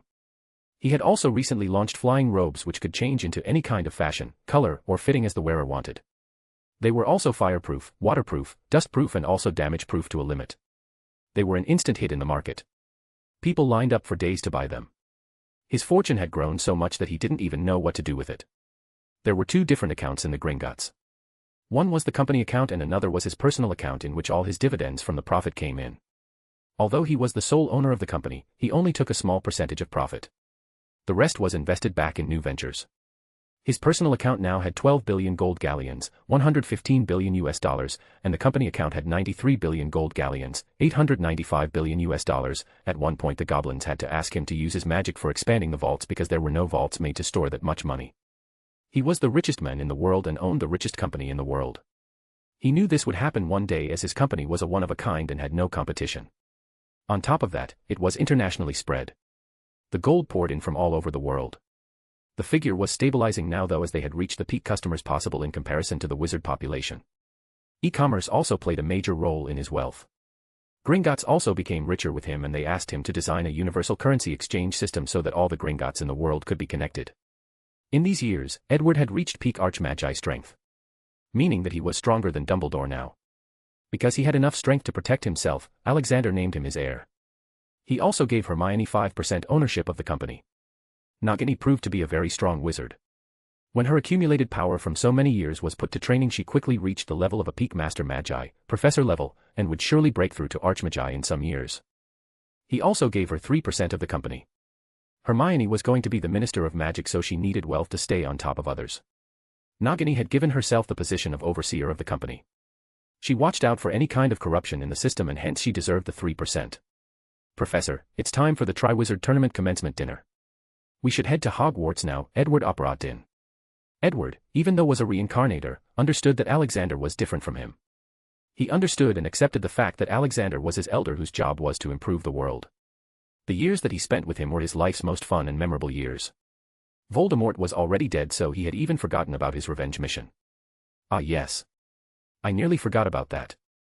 Let's go. They both operated to the Hogwarts lakeside entrance. As soon as they reached Hogwarts they were blasted by the screams and cheers of the students. Boys were a big fan of Alexander and considered him their role model, and on the other hand, the girls were head over heels for Edward. Alexander remembered that there was an article some months ago in the newspaper which said that Edward is the #1 most desirable bachelor in the magical world. But he also pitted the girls as he knew that Edward's heart already belonged to some girl with curly hair. Hermione was much different from canon in this world because of Alexander. She was wild, super strong, smart, and pretty. especially now as her bodily features have started to develop more. Edward knew that the age gap between them wouldn't make it appropriate to date her for now, but he decided to wait. Hermione also didn't see any boy as a romantic companion other than Edward.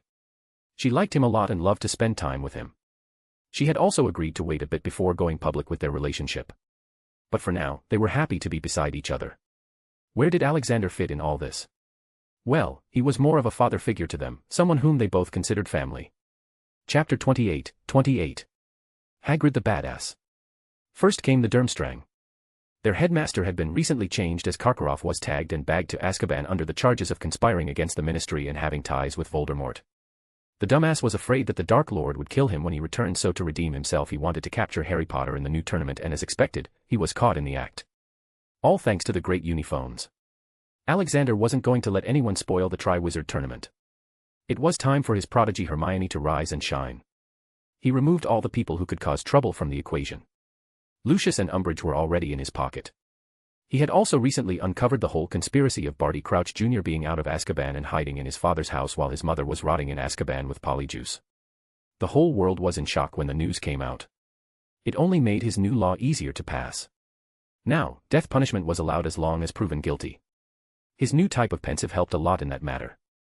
Most of the guilty ones still living in Azkaban were put to death, Barty Crouch Jr. included. Karkaroff was also to be put to death within a week.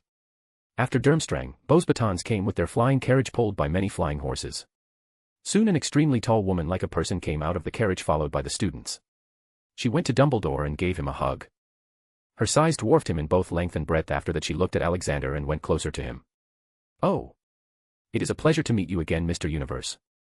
I very much like the new line of cosmetics you just invented," she blushingly said. "Haha. The pleasure is all mine, Madame Maxime. If you really like that product, then you'll like the newer version of it even more.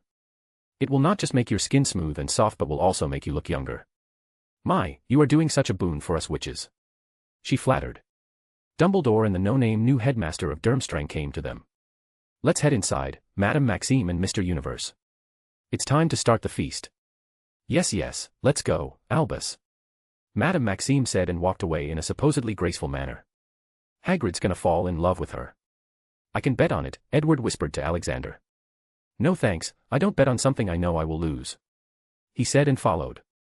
Of course Hagrid's gonna fall in love with her. Hagrid's social circle is even smaller than Snape in his emo days, and it's very rare to find a half-giant woman, so he'll be in the heat for sure. Inside the Great Hall, things happened just as they were supposed to. Durmstrang and Beauxbatons made their cringy entrance. Dumbledore introduced him, Ludovic Bagman, head of the Department of Magical Games and Sports, and other headmasters. Plus the new permanent DADA Professor Sirius Black. As Voldemort was dead with all his Horcruxes destroyed, the DADA curse was lifted. Not that anybody knew about Voldemort's death. After everyone had eaten their fill, the tables from the center were removed and a giant goblet of fire was brought in. Dumbledore stood up and introduced the flaming goblet. "This is the Goblet of Fire. Anyone wishing to submit themselves for the tournament merely write their name upon a piece of parchment and throw it in the flame before this hour on Thursday night. Do not do so lightly. If chosen, there's no turning back. As from this moment the Triwizard Tournament has begun. All students above third year can put their names. Unlike in the movies, because nothing dangerous happened in Hogwarts in the past 2 years and most of the magical world was at peace. The age limit was not increased. After that, all the teachers exited the room. Hagrid suspiciously followed Madame Maxime. Alexander and Edward also went after them and found the giant boy Hagrid stalking and drooling on her from a distance. P.A.T. As soon as Hagrid felt someone behind him, his face turned pale as if his soul left his body. Then he looked back and became a bit calmer. "It's just the professor. I mean Mr. Universe. I thought it was someone else." "Well, Hagrid. She won't be impressed if this is going to be your tactic. Let's go to your castle and talk there," he suggested. Oh yeah, Hagrid has his own small castle now. Gifted to him by Alexander. His hut was burnt down when lightning struck it a year ago. Later Alexander came to Hogwarts and created a castle in a matter of minutes. Now he lives in a 20-room, 3 floors high castle. Big enough to let him live comfortably. "Alright, Hagrid. If we're going to do this, then we're going to do it the right way. The way you look right now, even a forest troll wouldn't want you in her bed. You need to get rid of that crappy beard and long hair," Alexander said and conjured a pair of big shrub cutters. No, Professor. My beard is my life. I can't live He started walking backwards in fear. Hagrid, what's important? Your filthy bush of keratin or a nice naked lady like Madame Maxime by your side every day you wake up, Edward argued.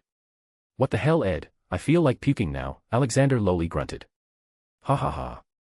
I am enjoying this way too much, Professor, Edward said with an evil laughter and made sniping sounds from bush cutters. Hagrid's thick skull seemed to agree that giving up on Madame Maxime for a beard wasn't worth it. What happened next was magic. The highest tier of magic. Making Hagrid from looking like a dumb dirty giant to a badass Viking. His beard was correctly trimmed and hair styled. Alexander had to make him drink a crazy amount of permanent beauty potions that hadn't even been released to the market yet. The potions changed his facial structure and made him look more badass handsome than his earlier jolly kind face. His fat body had now turned into a body of a giant Greek god. And the masterpiece is done. You can look in the mirror now, Hagrid, Edward said with a proud face. Hagrid slowly moved to a huge mirror and looked. He stood there motionless for 10 seconds. Blimey. Who is this? Is this an illusion? He shouted and started caressing his face. After confirming that it was really him, he felt happy. Happy beyond words. To see them on Instagram, https://www.instagram.com/Mr_immortal_novel. It's time for Madame Maxime to fall head over heels for you, Alexander said. I hope she likes this look, Hagrid mumbled to himself. Okay, now change your clothes to nice clean modern robes and head back to school, and also take this wand, Alexander said with a long wand in his hand. Hagrid just looked at his old wand, which was taken from him so many years ago by the ministry. Are you sure? It was confiscated.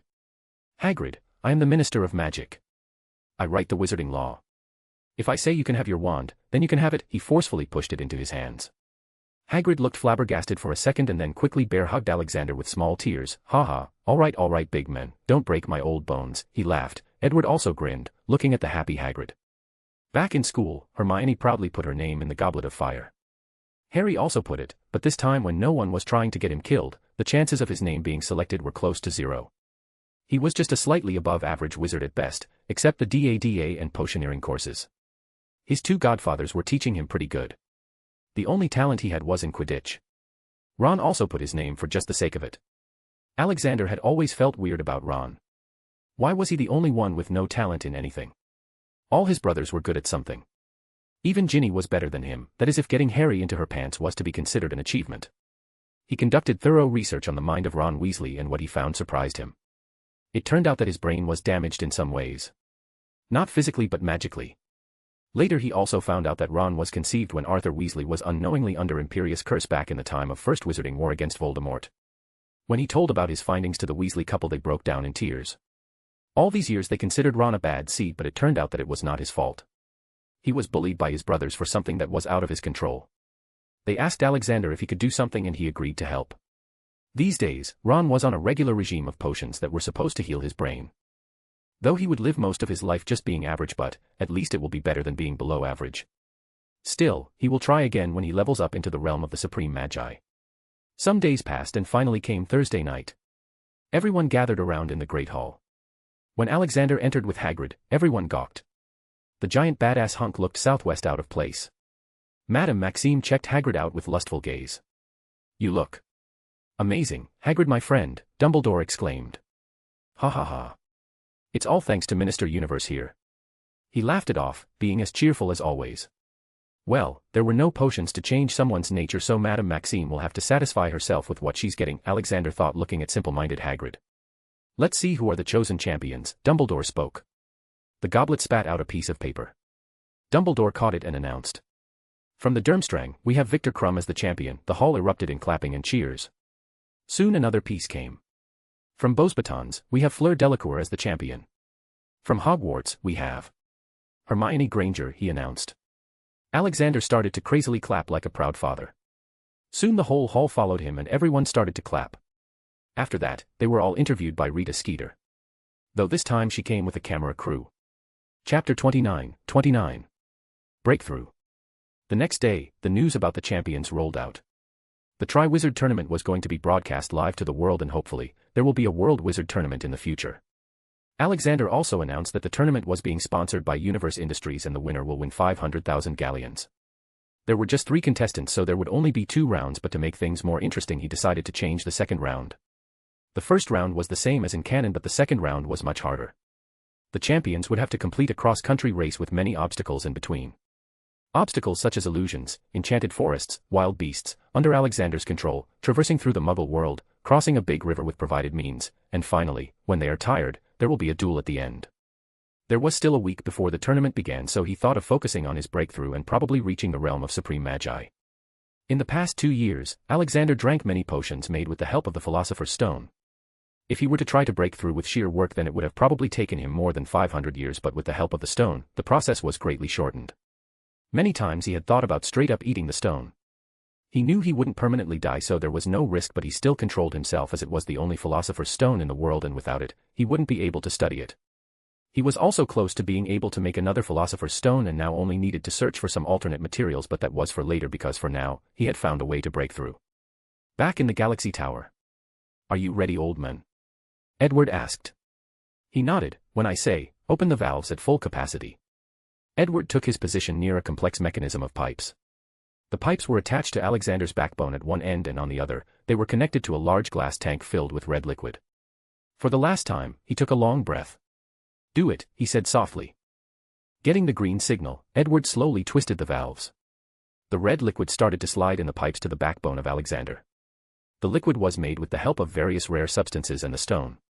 It was meant to strengthen Alexander's body to the point where he could store enough magic in his body so that he could break through. Yes, the painful infusion of the red liquid was just the first step. Alexander gritted his teeth and endured the pain while using magic to make the red liquid evenly flow at every point in his body. His bones, skin, and organs were getting strengthened. The process was somewhat similar to what he did back in his world to increase his lifespan. The only difference was that this was a lot more painful. It took him 22 hours to consume all the red liquid in the glass tank. By the end of the process, his body was glowing red and emitting heat. Edward carelessly touched the skin and hastily leapt back as it felt like lava. Alexander just sat still with closed eyes, trying to cool his body and flow as much magic into his body as he can. It took 8 more hours before he opened his eyes. He looked around and found Edward sleeping on a chair in a very uncomfortable posture. He took a very long breath and stood up. With a wave of his hand, his body got cleaned and new clothes wrapped around his body. He could feel the power surging in his veins. He felt like he could punch a hole through earth and come out on the other side. "Wah. How do you feel, old man?" Edward spoke with a loud yawn. "Better than ever. I really can't describe this feeling in words," he said while clutching his fist. "Well, I guess I'll have to work harder and reach your level then." "Yes, you and Hermione, both. I'd be at more ease if both of you became at least as strong as me now," Alexander said. "And we will. Can you defeat that Morgan Le Fay now?" Edward hopefully asked. Her threat was even bigger than that of Voldemort. "Hopefully, but if push comes to shove, I'll try plan B," he grudgingly said and looked at the Philosopher's Stone in the now empty glass tank. Edward understood his meaning and didn't talk any further. "Need to prepare before we leave?" he asked. Growl. "Yes, I need something to eat and you are not coming," Alexander said. "What? Why can't I come?" Alexander put his hand on Edward's shoulder and said, "Because she's an overpowered ancient witch. She is way above your level. Even I couldn't do anything to her, and I'm not sure even now. I am immortal, Edward, but you aren't." Edward clutched his fist and gritted his teeth, feeling useless. "Don't bash yourself. All you can do is focus on practice and get stronger." "Strong enough to at least put a scratch on my shirt," he jokingly mocked. "I am not that weak, old man. You just wait, me and Hermione will one day beat your ass," Edward replied with determination. "Ha ha ha. In your dreams, boy," Alexander laughed it off. "By the way, you are the Minister of Magic, so you must know what the first task will be in the Triwizard Tournament." "Give me some hint, old man, I gotta help her," he pleaded like a boy under a love potion.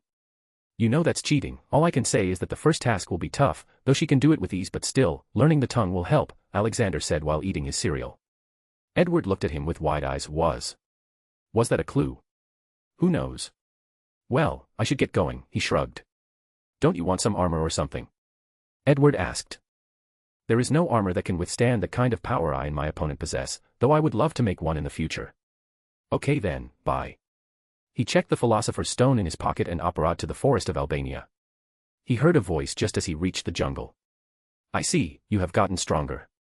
Interesting. Intriguing. It took me 600 years to become this strong. But sadly, you are still not strong enough to pose a threat to me." Alexander started flying to the old castle while talking to the voice. I'll be the judge of my power, though do tell me why the strongest wizard in the world is hiding here in this jungle, like a rat hiding in sewers, he mocked. Clap clap. You expect me to get angry at your attempt to berate me and tell you all my secrets? Sorry, but I am not some soul-splitting snake man, the voice replied. Well, no harm in trying, who knows when Lady Luck would give her blessings. Seriously, though, why wait so long? What do you want? This time he asked seriously. There's no point in telling you as you'd not be going back this time, but I will make sure to show you how I take over the world. You should rejoice, you are going to be my, Morgan Le Fay's new lieutenant. Ha ha. And you expected me to just bow to you and start kissing your feet? Alexander scoffed. Sure, if that's what you're into, the voice said. He had to agree, that was a nice comeback. Let's just get over it. I have many other things to do than squabble with an old hag. He flew straight near the castle and waited for her to come out. Fine, let's get this over with. A middle-aged woman flew out of the building towards him. He checked her sins first. Morgan Le Fay, category. Murder, 2,321. Blood sacrifice, 246, 764, 1,469,132 babies. Magical beasts murder, 286, all unicorns. Torture, 286. Sin percentage, 100%. Whoa, she's the epitome of evil. Good thing I came here, I don't know how many would have died trying to defeat her with just Edward. Alexander wanted to test his strength to see if he could fight her as he was now, so he attacked her first. He threw 100 grenades with different exploding timer at her. The moment they started exploding, her focus shifted from him for a second. At that moment he pointed his right hand at her and released pure magical power with intent to kill. Without even looking at him she also sent her magic to counter him. Their magic got into a tug of war which she was winning slowly. I told you, you are weaker than me. I'm giving you a chance. Kneel, and you shall have everything you wish for, she yelled. Anything you say? He asked with a low voice. Morgan smirked thinking that he was breaking. Yes, anything, she repeated. Then I want your head. Boom. An upgraded exploding bullet from his Desert Eagle touched Morgan's head. Alexander capitalized on that chance and increased his power. His magic started gaining some lead and started closing up on her. *T, how is she so strong? He cursed under his breath. His happiness was short-lived as she regained her composure. Though she did lose an eye. You bastard, I'll kill you, I'll kill everything you love, she screamed in rage and started unleashing her full power. The lead he had gained started to diminish. She overpowered him. Damn it, I hate dying. He had realized what was going to happen. Avada Kedavra, another shout came from behind him. Who was that? Soon he was hit by 2 overpowered killing curses and ended up dying. But just before he closed his eyes he looked behind himself and sure enough, it was the damn snake boy. 50 miles away. Alexander respawned in the air. Motherphew, why is he still alive? Arg. It's all my fault to assume that he did not make more Horcruxes. How can I forget that this is not the same Harry Potter world as in books or movies? I guess it's plan B then. But I must make sure that I take her memories the next time, maybe she'll know something that will help me make another Philosopher's Stone. Who knows what kind of knowledge she has in store, he reprimanded himself as he took out the Philosopher's Stone from his pocket. He looked at it for the last time. Here goes nothing. He put it in his mouth and started chewing it. There's a taste of sand and a lot of other things with very bad taste. Then swallowed the powdered stone and waited for something to happen. He waited. And waited. No. I just wasted the only Philosopher's Stone in existence, and how am I going to beat that ancient hag? He started to get frustrated, not knowing the changes happening inside his body. The stone broke down into small particles and started spreading all around his body. It started to strengthen his body to the molecular level. Soon he noticed the increasing red glow on his skin and hurriedly took off his vest and shirt. This looks like just what happened when I used the enhancement potions a while ago. But this time the red glow is too strong. Something must be happening to my body. Worried that Morgan might see him in his breakthrough, he uprod back to his office and started full-powered wards. Boss, what happened to you? Nagini came running at him. She apparently came to give him some stats report. Nothing, girl, I just ate the Philosopher's Stone, he nonchalantly said and laid down on the couch. Oh, okay then, I came too. You ate the Philosopher's Stone, she panicked. What should I do? Are you feeling okay? Should I call someone? Yes, I should call someone. Hey, easy, I'm fine, it's just the color. But then he felt an itch and realized. Wait. Shit. Run Nagini run. My power is going to break out. Apparate out of here. Now, he roared. She did as he said with a worried face. After going out, she urgently called Edward. Meanwhile, in the office, Alexander's body had started to glow more and more. He wanted to apparate away to a secluded area but realized that if he cast even a lumos, his magic would break out. Soon his body was filled with magic to the brim and had no other way than letting it out. Lumos, he cast a harmless spell. At least he thought it was harmless. His lumos had so much energy that an eye-blinding light covered the whole of Diagon Alley. That was after it was minimized by the most powerful wards in the world. Boom. An explosion was heard at the top of the Galaxy Tower. The top floor's windows had shattered and the roof had come down falling. After 10 seconds the blinding light subsided. Edward and Nagini hurried to Alexander, only to find him shirtless and in shredded pants. He was unconscious. His natural white skin had returned and he seemed to have grown taller. Edward used Reparo Charm to fix the damage and then put him on his bed. He tried to diagnose Alexander but couldn't find any problems. He called Snape for help as he was now a devoted following of Alexander. It seems he had too much magic built up and released it in a burst. His body is healing itself to create space for the increased capacity to store magic. Snape diagnosed. When will he wake up? Edward asked. I can't say, maybe an hour or a day. It's hard to predict. Do you know what happened to him? Snape asked. Edward shook his head. Last I remember, he went to fight a powerful dark wizard. Snape nearly jumped in shock. His mind started to think, who could be strong enough to fight Alexander? Who was it? He asked. Suddenly he heard the answer from the bed. It was a 1,000-year-old witch. You know Morgan Le Fay. Alexander spoke as he slowly got up. Edward quickly ran to help him. You mean the legendary dark wizard that was defeated by Merlin? Snape asked. Not a legend, apparently. She's been alive and has grown strong. Ca. Can you defeat her? He stuttered. Hell yeah, after what just happened, defeating her is gonna be child's play. He bragged. Edward looked at him with wide eyes. Did you break through again? Alexander shrugged. I don't know. I certainly became a lot stronger than before, but there is no higher level than the Supreme Magi, so there's no way of knowing. Still, considering the power needed to break through each time, I'd say I am at least 2 levels higher than Supreme Magi. The Philosopher's Stone certainly packed a good punch, he thought. So you're basically a wizard god now. Edwards joked. Maybe, maybe not. I have no *king idea, but I am gonna kick some medieval ass for sure. Snape just silently heard the two talking and easily deduced that Alexander had gotten even stronger than he was before, which made him feel a bit better. Thanks for coming here, Severus. I'll be finishing the fight now. You can wait here if you want to, he offered. Snape just came off of his stupor and nodded. All right, now that I know that I can defeat her, I must create a spectacular show for the whole magical world. The world should remember me as the second coming of Merlin, he silently planned with a devious smile which made even Snape creep out. Chapter 30. The Purge. Alexander immediately started planning for the show/fight. If he wanted the wizarding world to blindly follow him, then he needed to show them how powerful he was. He was going to be fighting Morgan Le Fay while Edward will fight Voldemort. This would make his social standing stronger when he's gone from the world. The fighting ground had been set to Hogwarts. Hundreds of magic cameras were being set up all around the castle and its surrounding areas in the name of shooting a documentary. Alexander had cast a wide area charm on and around Hogwarts which when activated would teleport all students and bystanders away when he needed to. As soon as he was finished, he got back into his suit and prepared to go and lure Morgan. Edward and Alexander had assembled in his office to discuss the plan. You ready, Ed? This is going to be the final fight. He asked. Yes, Professor, but I am worried about the new Horcrux of Voldemort. We don't know what it is or where it is. Edward pondered. Worry not, my boy, chances are Morgan has it. But it doesn't matter. I just want you to destroy the body of Voldemort in the most spectacular way possible. I'll take care of the Horcruxes. He answered and patted Edward's shoulder. All right then, you go to Hogwarts in the name of meeting Hermione while I go and bring those two. You can also check the cameras and live feeds. We don't want anything to be missed.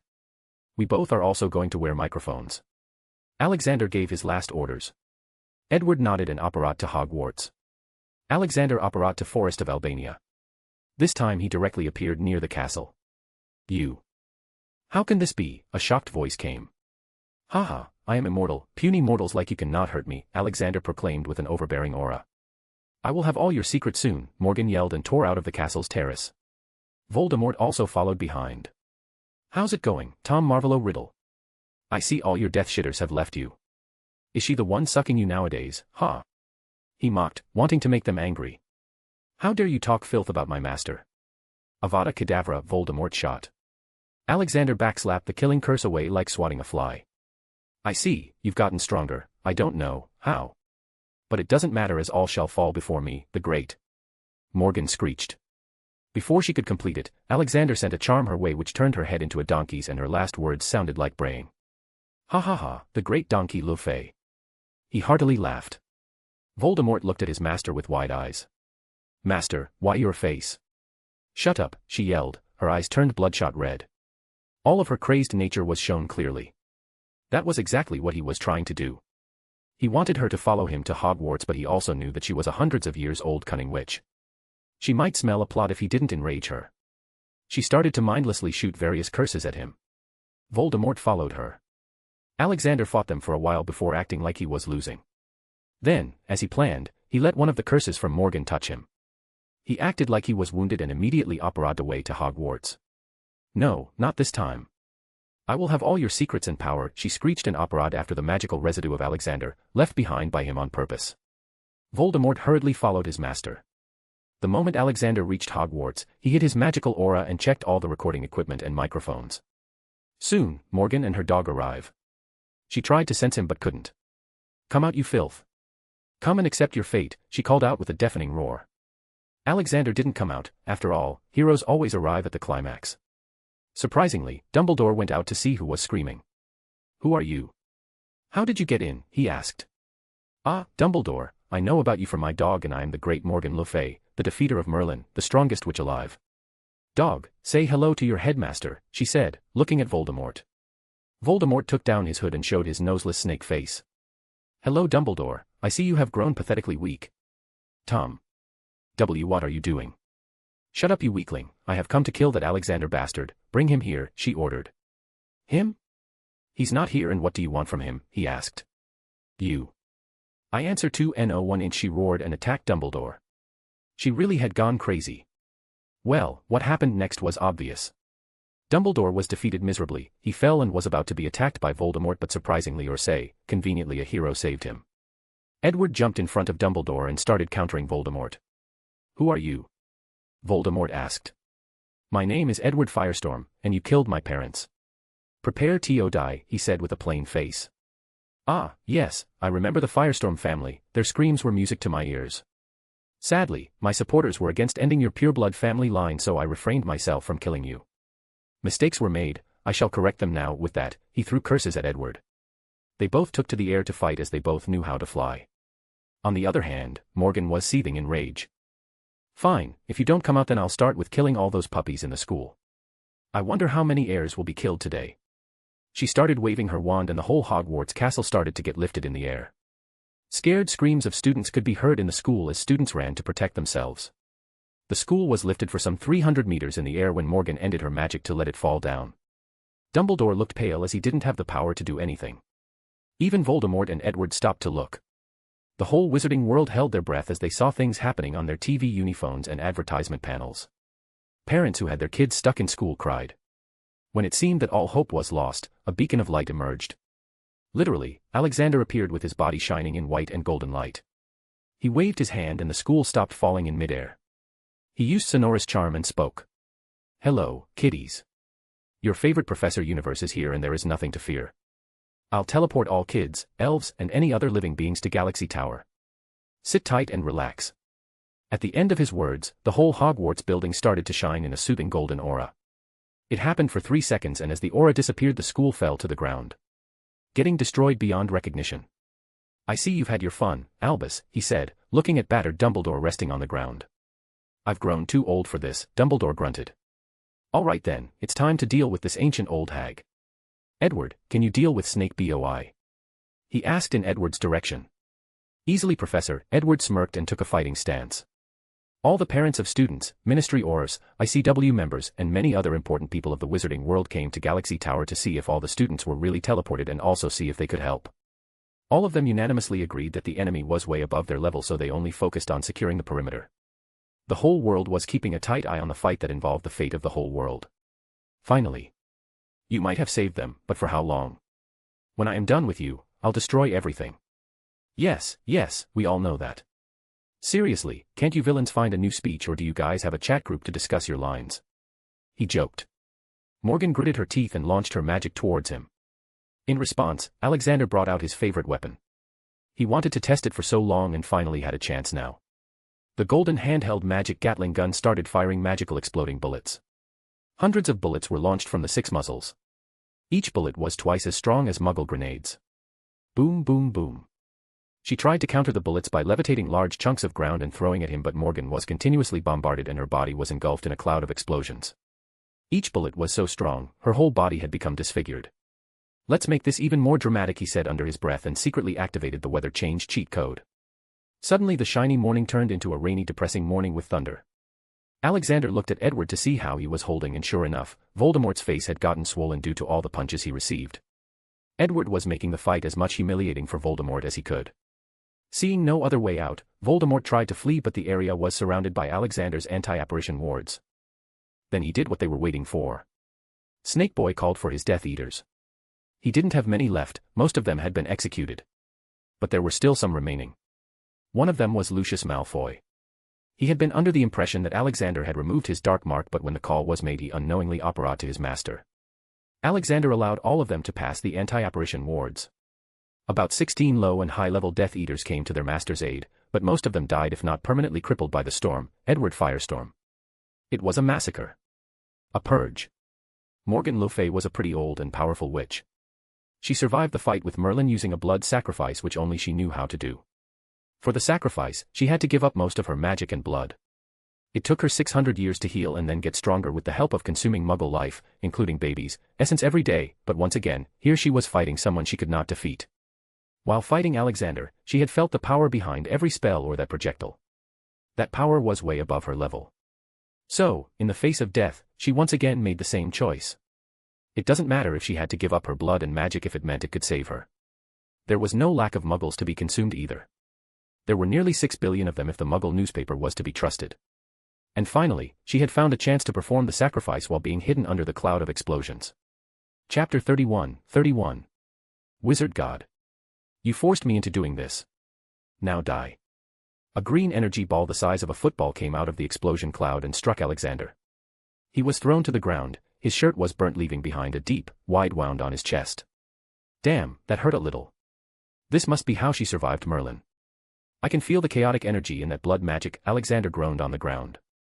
Seeing that Alexander was still not dead, Morgan attacked him with what energy she had left to finish him off. Alexander wasn't in much worry, he had already sensed Morgan's weakness. What he was doing now was for the sake of the show. A hero should have some scars to show in battle after all. If he straight up butchered her, then his plan might backfire. Wizards would probably start fearing him due to his powers. But now, they were cheering for him to stand up and fight. He calmly looked at the oncoming killing curse. He still laid on the ground acting like he was injured. But, suddenly a loud voice echoed. No. I will not have another good soul lost to darkness. Even if I have to sacrifice myself. Out of nowhere, an old man with a long white beard and shredded robes jumped in front of Alexander to stop the killing curse. Alexander looked shocked at the sudden turn of events. Dumbledore was trying to save him, even at the cost of his own life. He could feel the diminishing magic in Dumbledore's body, but the old boy was still holding on somehow. I can't hold on for long, Alex, get to safety. Please take care of Hogwarts for me, Dumbledore weakly said. Already having submitted to his fate. *T, he's no Dark Lord Dumbledore, instead he's the good boy Dumbledore. Maybe a bit senile but still good. I guess it's time to show my true power, Alexander thought while walking towards Dumbledore. Then he checked Dumbledore's sin percentage for the first time. Albus Percival Wulfric Brian Dumbledore, category. Murders.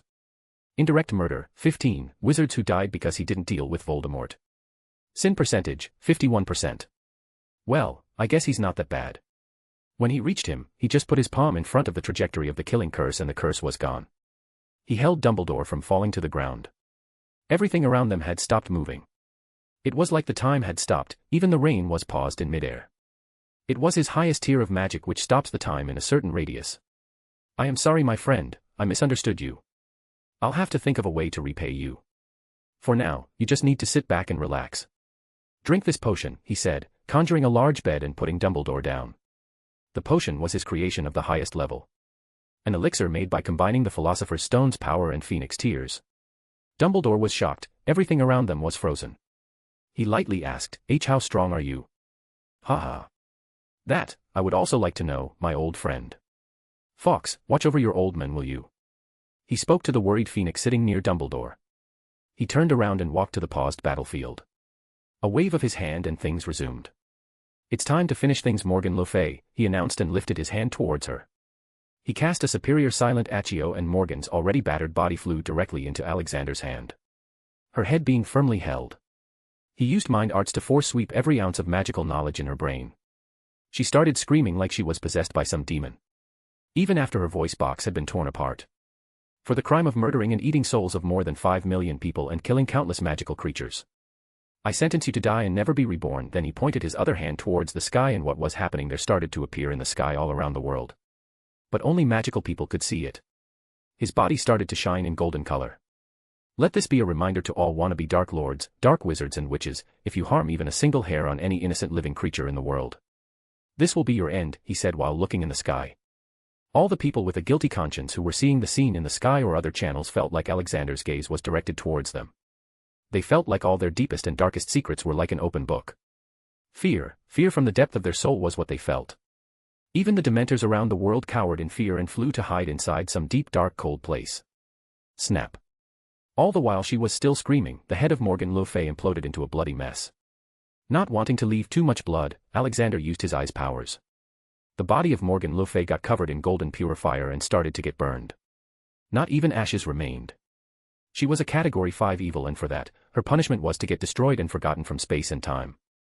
But he didn't let her be forgotten because she was an example to the world. Alexander looked towards his student, Edward. He was sitting down on the rubble of Hogwarts with the dead bodies of Voldemort and Death Eaters around him. He gave a tired smile. It's done. Morgan had the final Horcrux around her neck in the locket. He told Edward directly to his mind. He had used his accio for Horcruxes earlier and nothing came. Edward nodded in acknowledgement. Feeling done with the rainy weather, he lifted his finger towards the sky and a golden ray came out of his finger, piercing the sky. Making the clouds turn goldish. The clouds started to move away and rays of sunlight fell on Alexander, from there expanding all around Great Britain. He then lifted the anti-apparition wards. As soon as the wards were lifted, hundreds of wizards and witches operated to the remains of Hogwarts. All of them ran to where Alexander was standing. They all surrounded him in a crowded circle. Arthur Weasley was the first to speak. His eyes filled with worship, delight, and happiness. Not just him, all of them had the same eyes. Wizard God Arthur Weasley spoke loudly and quickly did a knightly kneel. Following him, other witches and wizards, goblins, elves from all around the world kneeled as well. There were some kids as well who had come with their parents. They were also about to kneel, but Alexander quickly spoke. Get up, all of you. A wizard or witch should never kneel. Not even in front of a god or a dark lord. The day you kneel is the day you forfeit your freedom. We should use our gift of magic to make the world a better place, not only for ourselves but for powerless people too. Because it doesn't matter if you are pure blood, half-blood, muggle blood or straight-up muggle, in front of a wizard, like Morgan Le Fay, all are cannon fodder. Your blood will not save you, your magic can. Let's end this class on this point. If any more, I'll have to ask Albus to pay me a salary. His last words made everyone chuckle. One by one they started to go back except the Hogwarts staff. Alexander went to check up on Dumbledore, only to find him up and running around. His potion did wonders for him. It was an enhancement potion.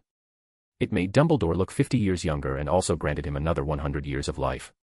His senile behavior or any other mental problems were also probably healed now. How are you feeling, my friend? He asked. What was that potion, Alex? I feel like I am back in my prime. He exclaimed with stars in his eyes. It was an enhancement potion, Albus. It made your body 50 years younger and also granted you another 100 years of healthy life. Dumbledore straight up gave Alexander a hug. He looked like a happy child. He was thinking of dying and now here he was, not just healed but also young. Thank you, Alex, thank you. I'll never forget this debt. Dumbledore said. Alexander shook his head. No, Albus, I am sorry that I doubted your goodness. I was unhappy with you following that damned prophecy and letting Harry face danger. No, my friend, I accept that I was wrong. I should really stay away from prophecies. Knowing them tends to do more damage than good. You had every right to doubt me. I was not right in my head. So I've decided, I am going to retire from Hogwarts at the end of this term. I want to travel and enjoy my life. Alexander was truly surprised. He had never expected Dumbledore to have this kind of wish. Well, I won't stop you then. On second thought, I might be able to find a companion who wants to travel the world with you. Who is it? Dumbledore asked. Hee hee. It's a surprise, Alexander chuckled and walked away. The media was going crazy with an influx of news reports. Many newspapers had already started writing reports for the next day's print. With a slight push, the word Wizard God started trending on all social media platforms. The video of the whole fight was uploaded on YouTube. Edward was also given a new name by the crowd. They called him the Light of the Wizard God. Alexander quickly told his production company to start working on a movie based on the fight and events leading to it with some slight change of facts.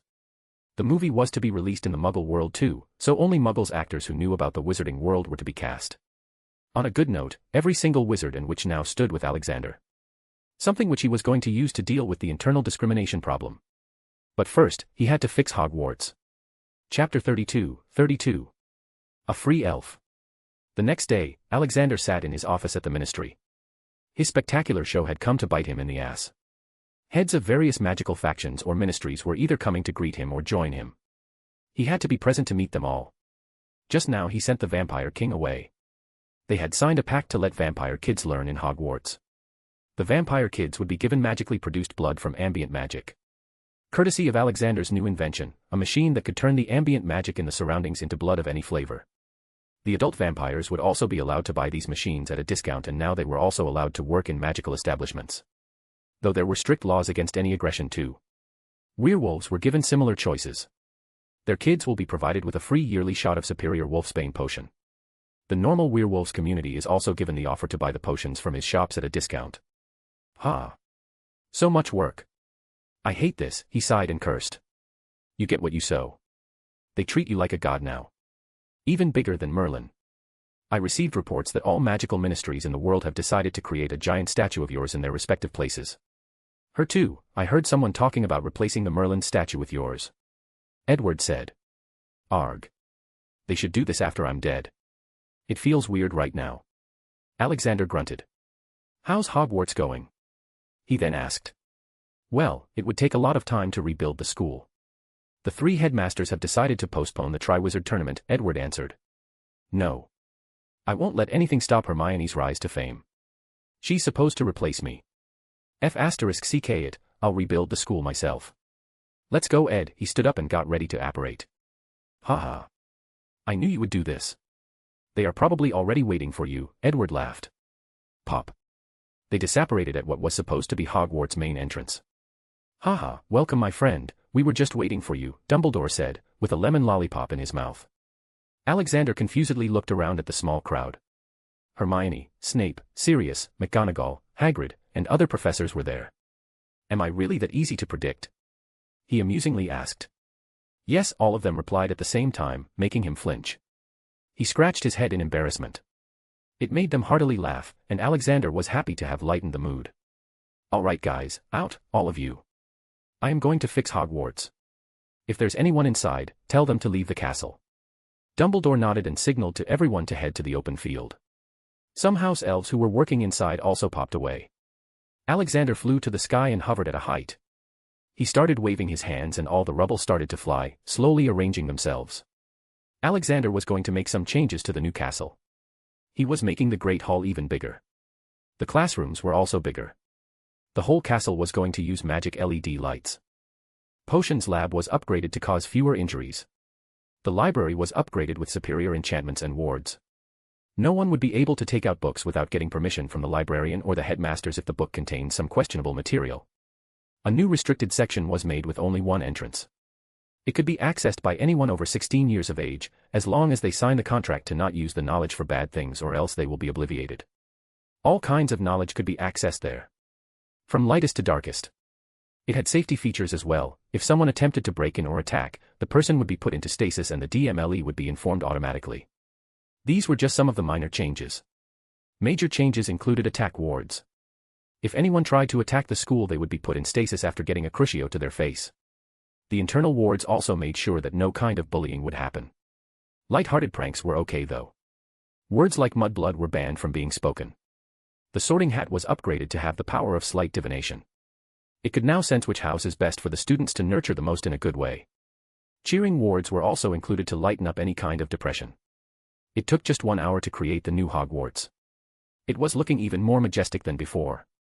The paint was renewed. Shining white marble was also used here and there. In the end he repaired Hagrid's small castle too. The small crowd just watched in shock as the new school formed.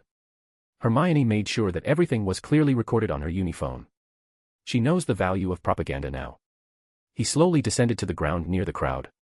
Wizards and witches, and children, his last word was directed at Dumbledore, who still had a lollipop in mouth. I present to you, Hogwarts. By the way, I made some changes, be sure to read these booklets. He said and gave a small booklets to each of them.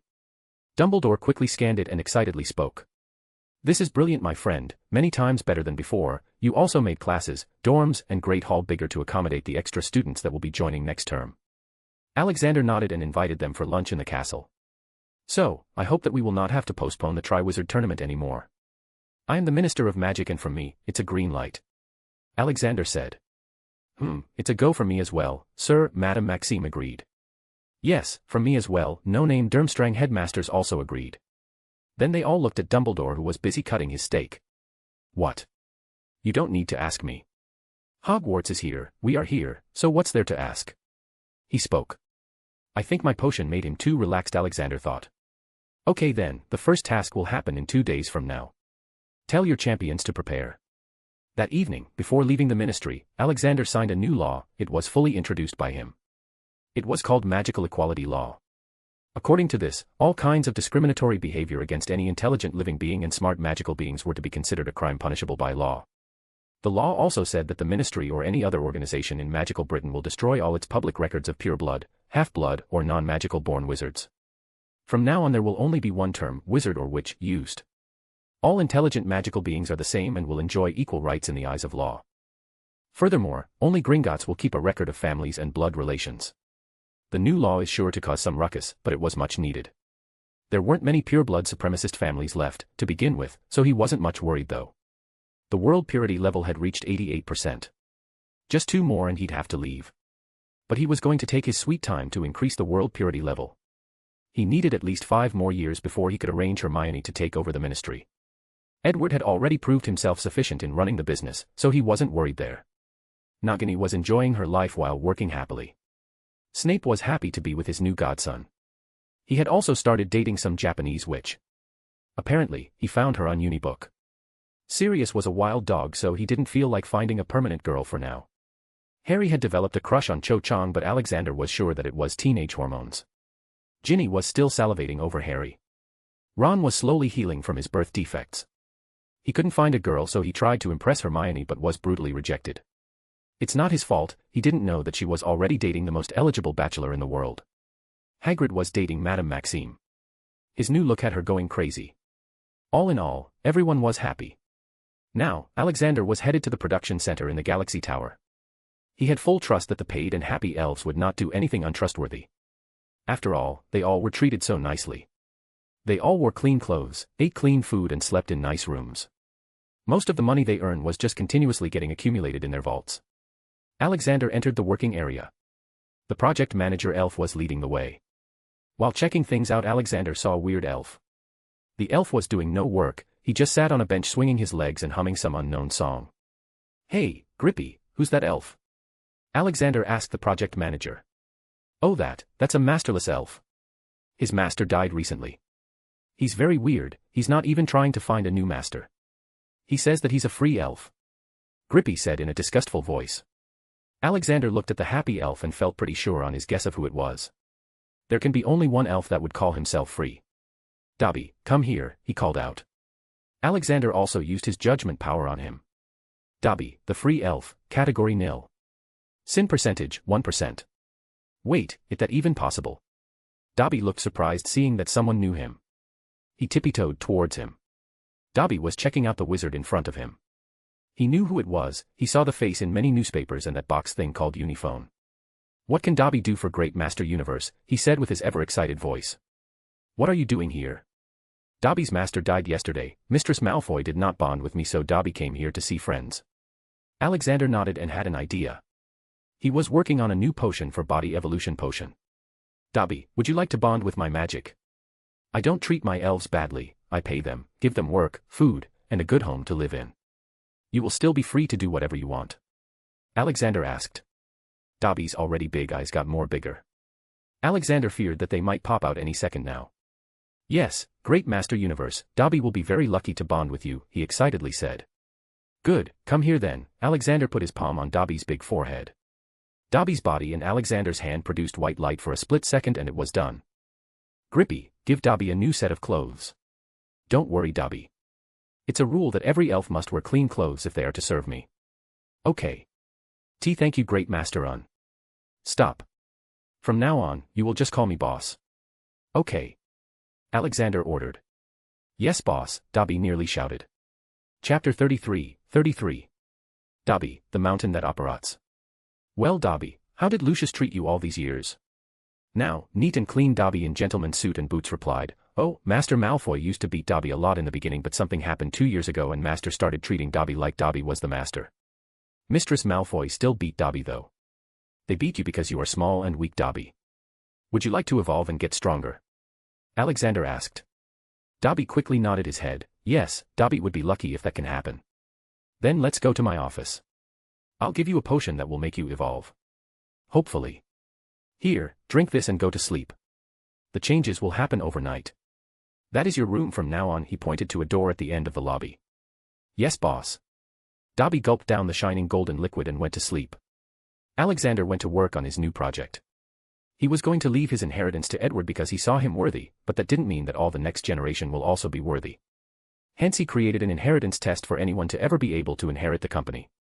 Gringotts were responsible for conducting the test, and for each successful test, they would be paid 300,000 galleons. Many god-level curses were waiting for them if they tried to cheat and they knew it. If none of Edward's descendants were able to pass the test, then they would not get the company. Gringotts will conduct the test on random young high achievers of Hogwarts to choose a new owner. The house elves under the company were to bond with every new owner. Though the owner will be oath-bound to never mistreat them, and whenever the seat of owner was empty, the elves will bond with the Galaxy Tower's magic source. The test was uncheatable. If someone forcefully tried to become the company's owner, they will be cursed for life to live a life of extreme poverty. All this was to ensure that the company always remained under righteous and competent hands. After completing his inheritance test and binding it with various contracts and other things, he called Edward to come to his place the next morning. He was going to explain it to him. Good morning, Professor. Oh hey, good morning, Edward, and it's Grandpa for you. Come sit with me.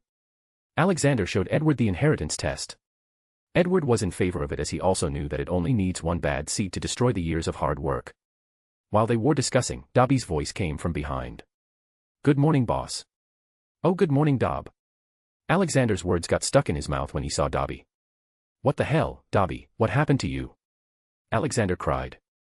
Dobby doesn't know, boss. When Dobby woke up, Dobby noticed that the bed's legs had broken. Then Dobby got up and saw myself in the mirror. Dobby looks like a human, boss, a human. He cheerfully jumped around. I know, you were supposed to look like a human, but how the hell did a 4-foot-tall elf evolve into a fricking 7.5 feet tall buff giant? Dobby looked like a slightly thinner version of Hulk in normal human skin. What? You mean, he was an elf before? Edward asked, shock clearly visible on his face. Yes, till last night. I gave him a potion that forces humanoid subspecies to evolve into a better version of themselves. I was thinking of making an elf army for protection of Universe Industries' assets. How are you feeling, Dobby? Throw your most powerful charm at me, he ordered. But boss. Do it, Dobby, it's an order. Dobby sent his full-powered attack charm at him. Alexander easily caught it and neutralized it. Damn, Dobby, you are a master mage now. You are as strong as any Hogwarts professor. You elves also have natural dueling talent. I can't even imagine what would happen when you properly study magic. Do you feel like if I give you clothes our bond will break? He asked. Now that boss said it. Oh.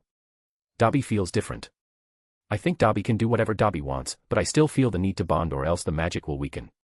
Dobby answered. Alexander nodded, he had all his answers. It seems that whoever made your species wanted to keep you under check. They made your mind in a way that you'll have a base instinct to serve your master. Your magic was also dependent on your master for this reason. But it seems that if you get evolved you change from that species. You are a human elf now. Alexander loudly muttered. What are you gonna do now, Pro? Grandpa. Edward asked. Hee hee. Now we're gonna do the biggest heist ever. We are going to abduct every single house elf in the world. We will bring them under our banner and feed them evolution potion. Once they all become human elves, we will register them in ministry. All the elves will never have to worry about magic bonds as they will always have it here. We will then teach them potioneering, enchanting, rune making, dueling, business, or how to be a butler. Then we will open a new company through which people can hire them for services under contract. No elf will ever be mistreated. And just imagine if someday a new Dark Lord rises, they will have to fight thousands of Master Magi plus you and Hermione. World peace, baby, Alexander said, grinning. Edward was truly impressed with the plan, but there was a problem. What about all the places like Hogwarts where elves are used to make food? I already have a plan for that. I am working on magical nanny bots. I'll give them to all the schools in the world for free, but at a request that they'll have to say good stuff about it in the news. After that, we'll start selling them on the market. They can cook and clean even better than house elves. Profit, baby. Ha ha ha, Alexander started laughing. Are you sure you weren't some evil capitalist in your past life? Edward jokes. Ha ha ha. This is not the end of my plan, boy. I have too much power. Even if I am not required to do anything for the world, I still want to do it. I am going to open thousands of orphanages all around the world. These nanny bots will be heavily used there. The new human elves will also be responsible for it, considering that elves enjoy taking care of children. I am going to remove hunger from the world too, but that will be a slow process. For now, focus on the kids. I don't want any child to sleep with a hungry stomach ever again. Alexander said. His last words sounded more firm than others. Out of nowhere, a little curly-haired cat jumped and hugged him. Alexander's face changed into a warm smile. Ha ha. Finally, you found time to see this old man, he said. Alexander had now grown to 6 feet 5, so Hermione looked even smaller in front of him. I was training for the Triwizard Tournament, Grandpa, Hermione happily said. She mostly acted rowdy in front of people, but whenever she was with Edward, he or her parents, she would always turn into a spoiled happy child. Oh yes, I nearly forgot about it. Do you want me to train you? He asked. Hermione shook her head. No, Grandpa, I don't want to have anyone to think I had an unfair advantage. Besides, I am confident that I'll win, she proclaimed. Oh, and training with me isn't an unfair advantage, Edward said with arms crossed. Hermione was so engrossed in Alexander's words that she hadn't noticed Edward. When she looked at him, her face turned red. She had her first kiss just a day ago in one of the training sessions. She embarrassingly hit her face in Alexander's chest. Alexander understood by her face and faked that he got angry at Edward. Boy, don't tease my Hermione. Or I'll turn you into a donkey, he winked at the end. Edward understood. Oh really, not before I turn you into a pig. Ha. They both shouted like they were about to shoot charms at each other. No, stop, Hermione roared, stepping away to see the situation. When she saw both of them smiling at her, her face turned even redder. All of them started to laugh, including Dobby. The next day, it was time for the Triwizard Tournament. Alexander was supposed to be head judge, so he had to be present there early. Alexander went to the platform for the four judges. As soon as he entered the vision of the people, a loud cheer engulfed the whole arena. Alexander had to wave hands and tell people to sit down. Unlike in the movie, this time the arena was very big. There were more than 100,000 people there. Many came from foreign countries. At that time, Alexander had the idea to make an international wizard tournament in which champions from all magic schools in the world will compete for the trophy and 1 million galleons. Chapter 34. Alexander, the Mother of Dragons. The audience was waiting for the tournament to start, the cameras were set and the people of the world were watching it. The in-between ads were stacked properly. It seemed that the big businesses of the wizarding world had started understanding the value of advertising. Behind the champions' entrance, the 3 champions were briefed about their task. Then they all took out a miniature dragon from the bag. Hermione was matched with a Swedish short snout. Fleur Delacour was matched with a common Welsh green. Victor Krum was matched with a Hungarian horntail. Their order was Hermione, Delacour, and Krum. Hermione prepared herself for the task. Took a long breath and walked into the arena. As soon as she entered, she heard the cheers of people and distinct screams of Edward and Alexander. She embarrassingly ignored them and walked towards the dragon. The Swedish short snout was acting as if asleep while covering her eggs. Hermione calmly walked to the dragons and made some weird noise from her mouth. No one knew what she was speaking except 2 beings. Alexander and the dragon. The dragon lifted her head, seemingly interested in the little human. Ha ha ha. She did it, she mastered the dragon tongue, Alexander roared, nearly scaring the other judges sitting on both sides. What? When did she? Dumbledore delightedly asked. She's been at it for the past 2 years, Alexander answered. Truly a genius, Madame Maxime complimented. Yes, yes. She's the best. He bragged smugly. What do you want, human? Go away. Hermione heard the dragon. Delighted that at least the dragon is ready to talk. Hello, my name is Hermione. You see, that golden egg in your nest is not real. She was cut off by the dragon's angry voice. I know that, human. Do you take me for a fool? Then why are you risking yourself for it? Please give it to me. She requested. She didn't want to hurt the dragon. Hermione always had a soft spot for magical animals. No, it's mine. So shiny, such perfect shape. The dragon said, looking at the golden egg. Hermione understood now. She had forgotten that dragons are gold junkies. They would fight for anything shining. I didn't want to hurt you, but if that's what you want, she took a fighting stance. Wait. I can feel your power. I don't want to die, so I suggest we trade. You can take the fake egg if you give me something comparable to it. The dragon suggested. Alexander was trying to control his laugh hearing the business-savvy dragon. Hermione suddenly had a thought when she saw Alexander in the background. What does freedom sound like?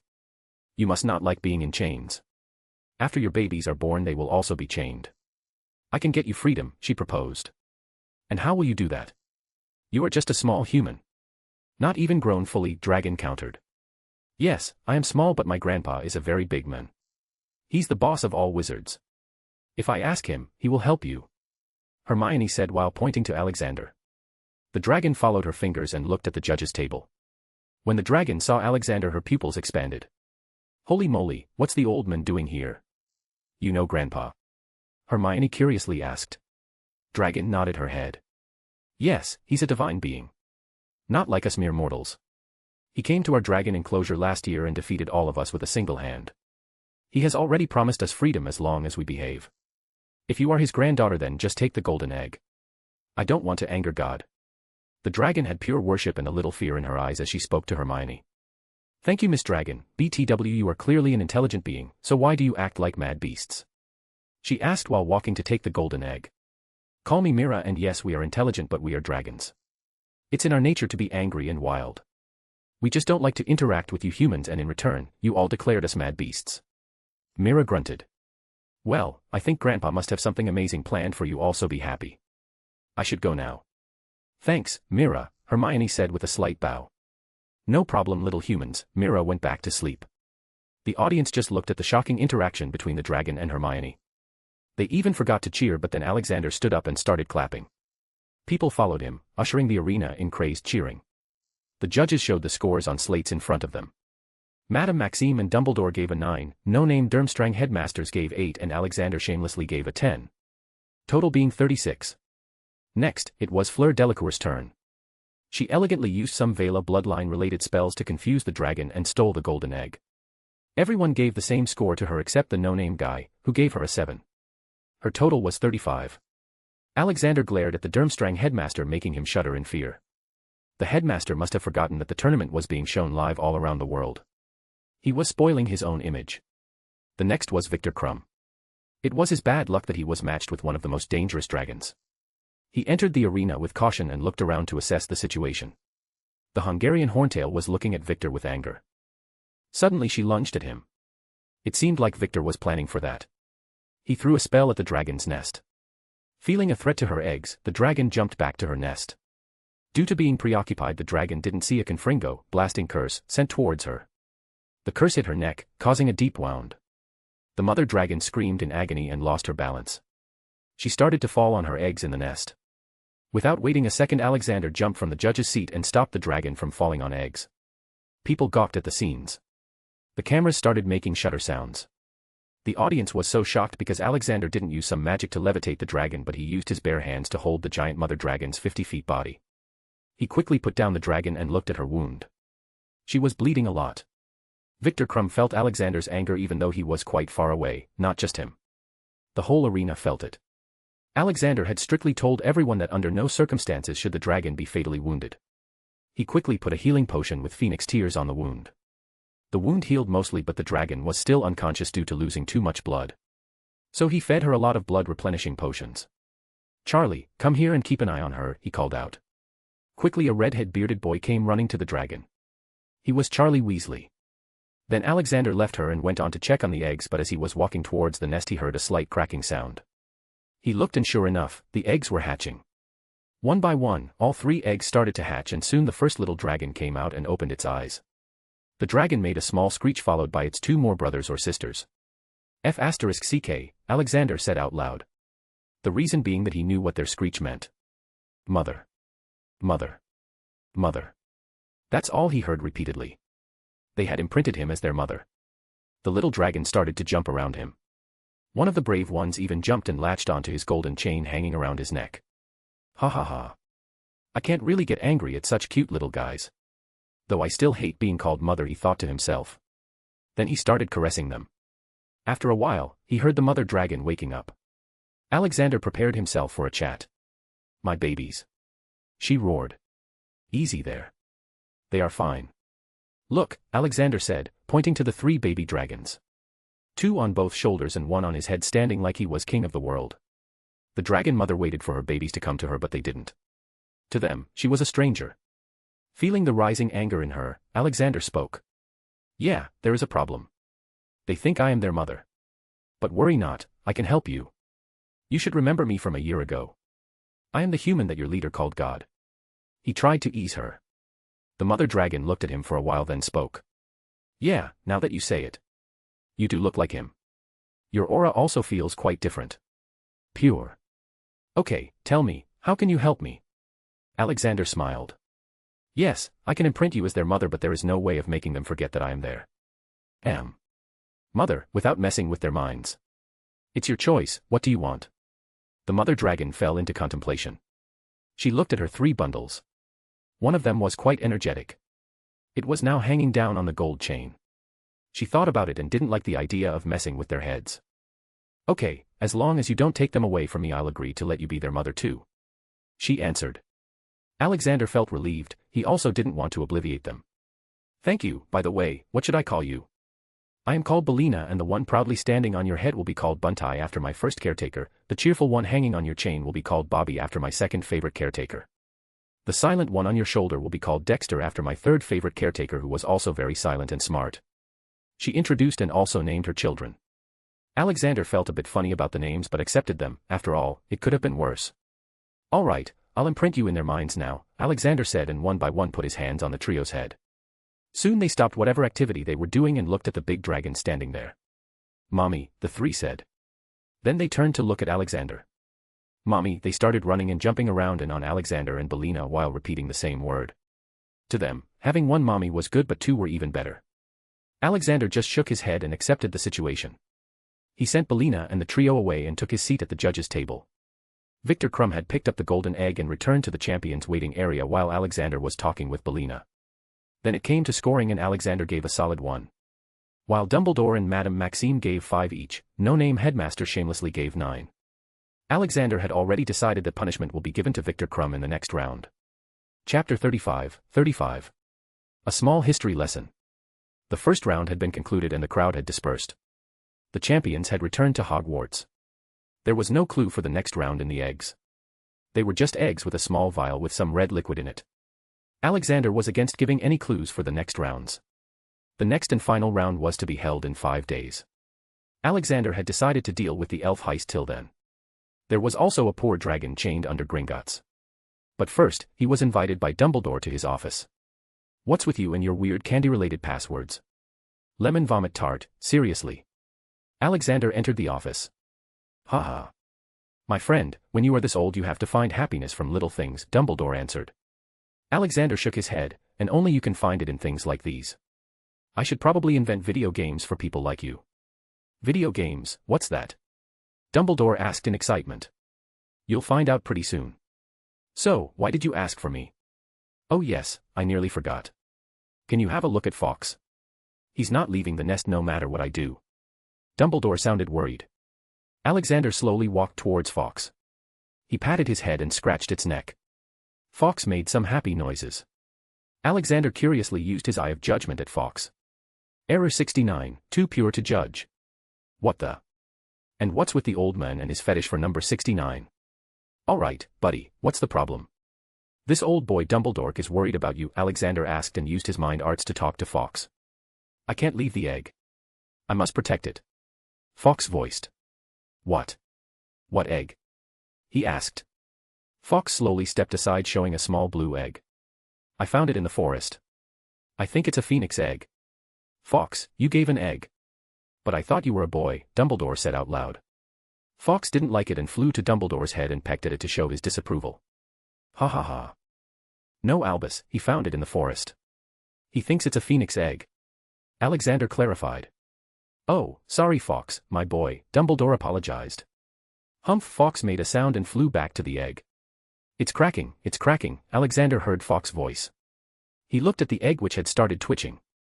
Dumbledore also excitedly came close. It was a very rare chance to see a phoenix being born from an egg. The first cycle of many births in their lives. The egg hatched and the tiny head bobbed out. A small piece of eggshell still on its head.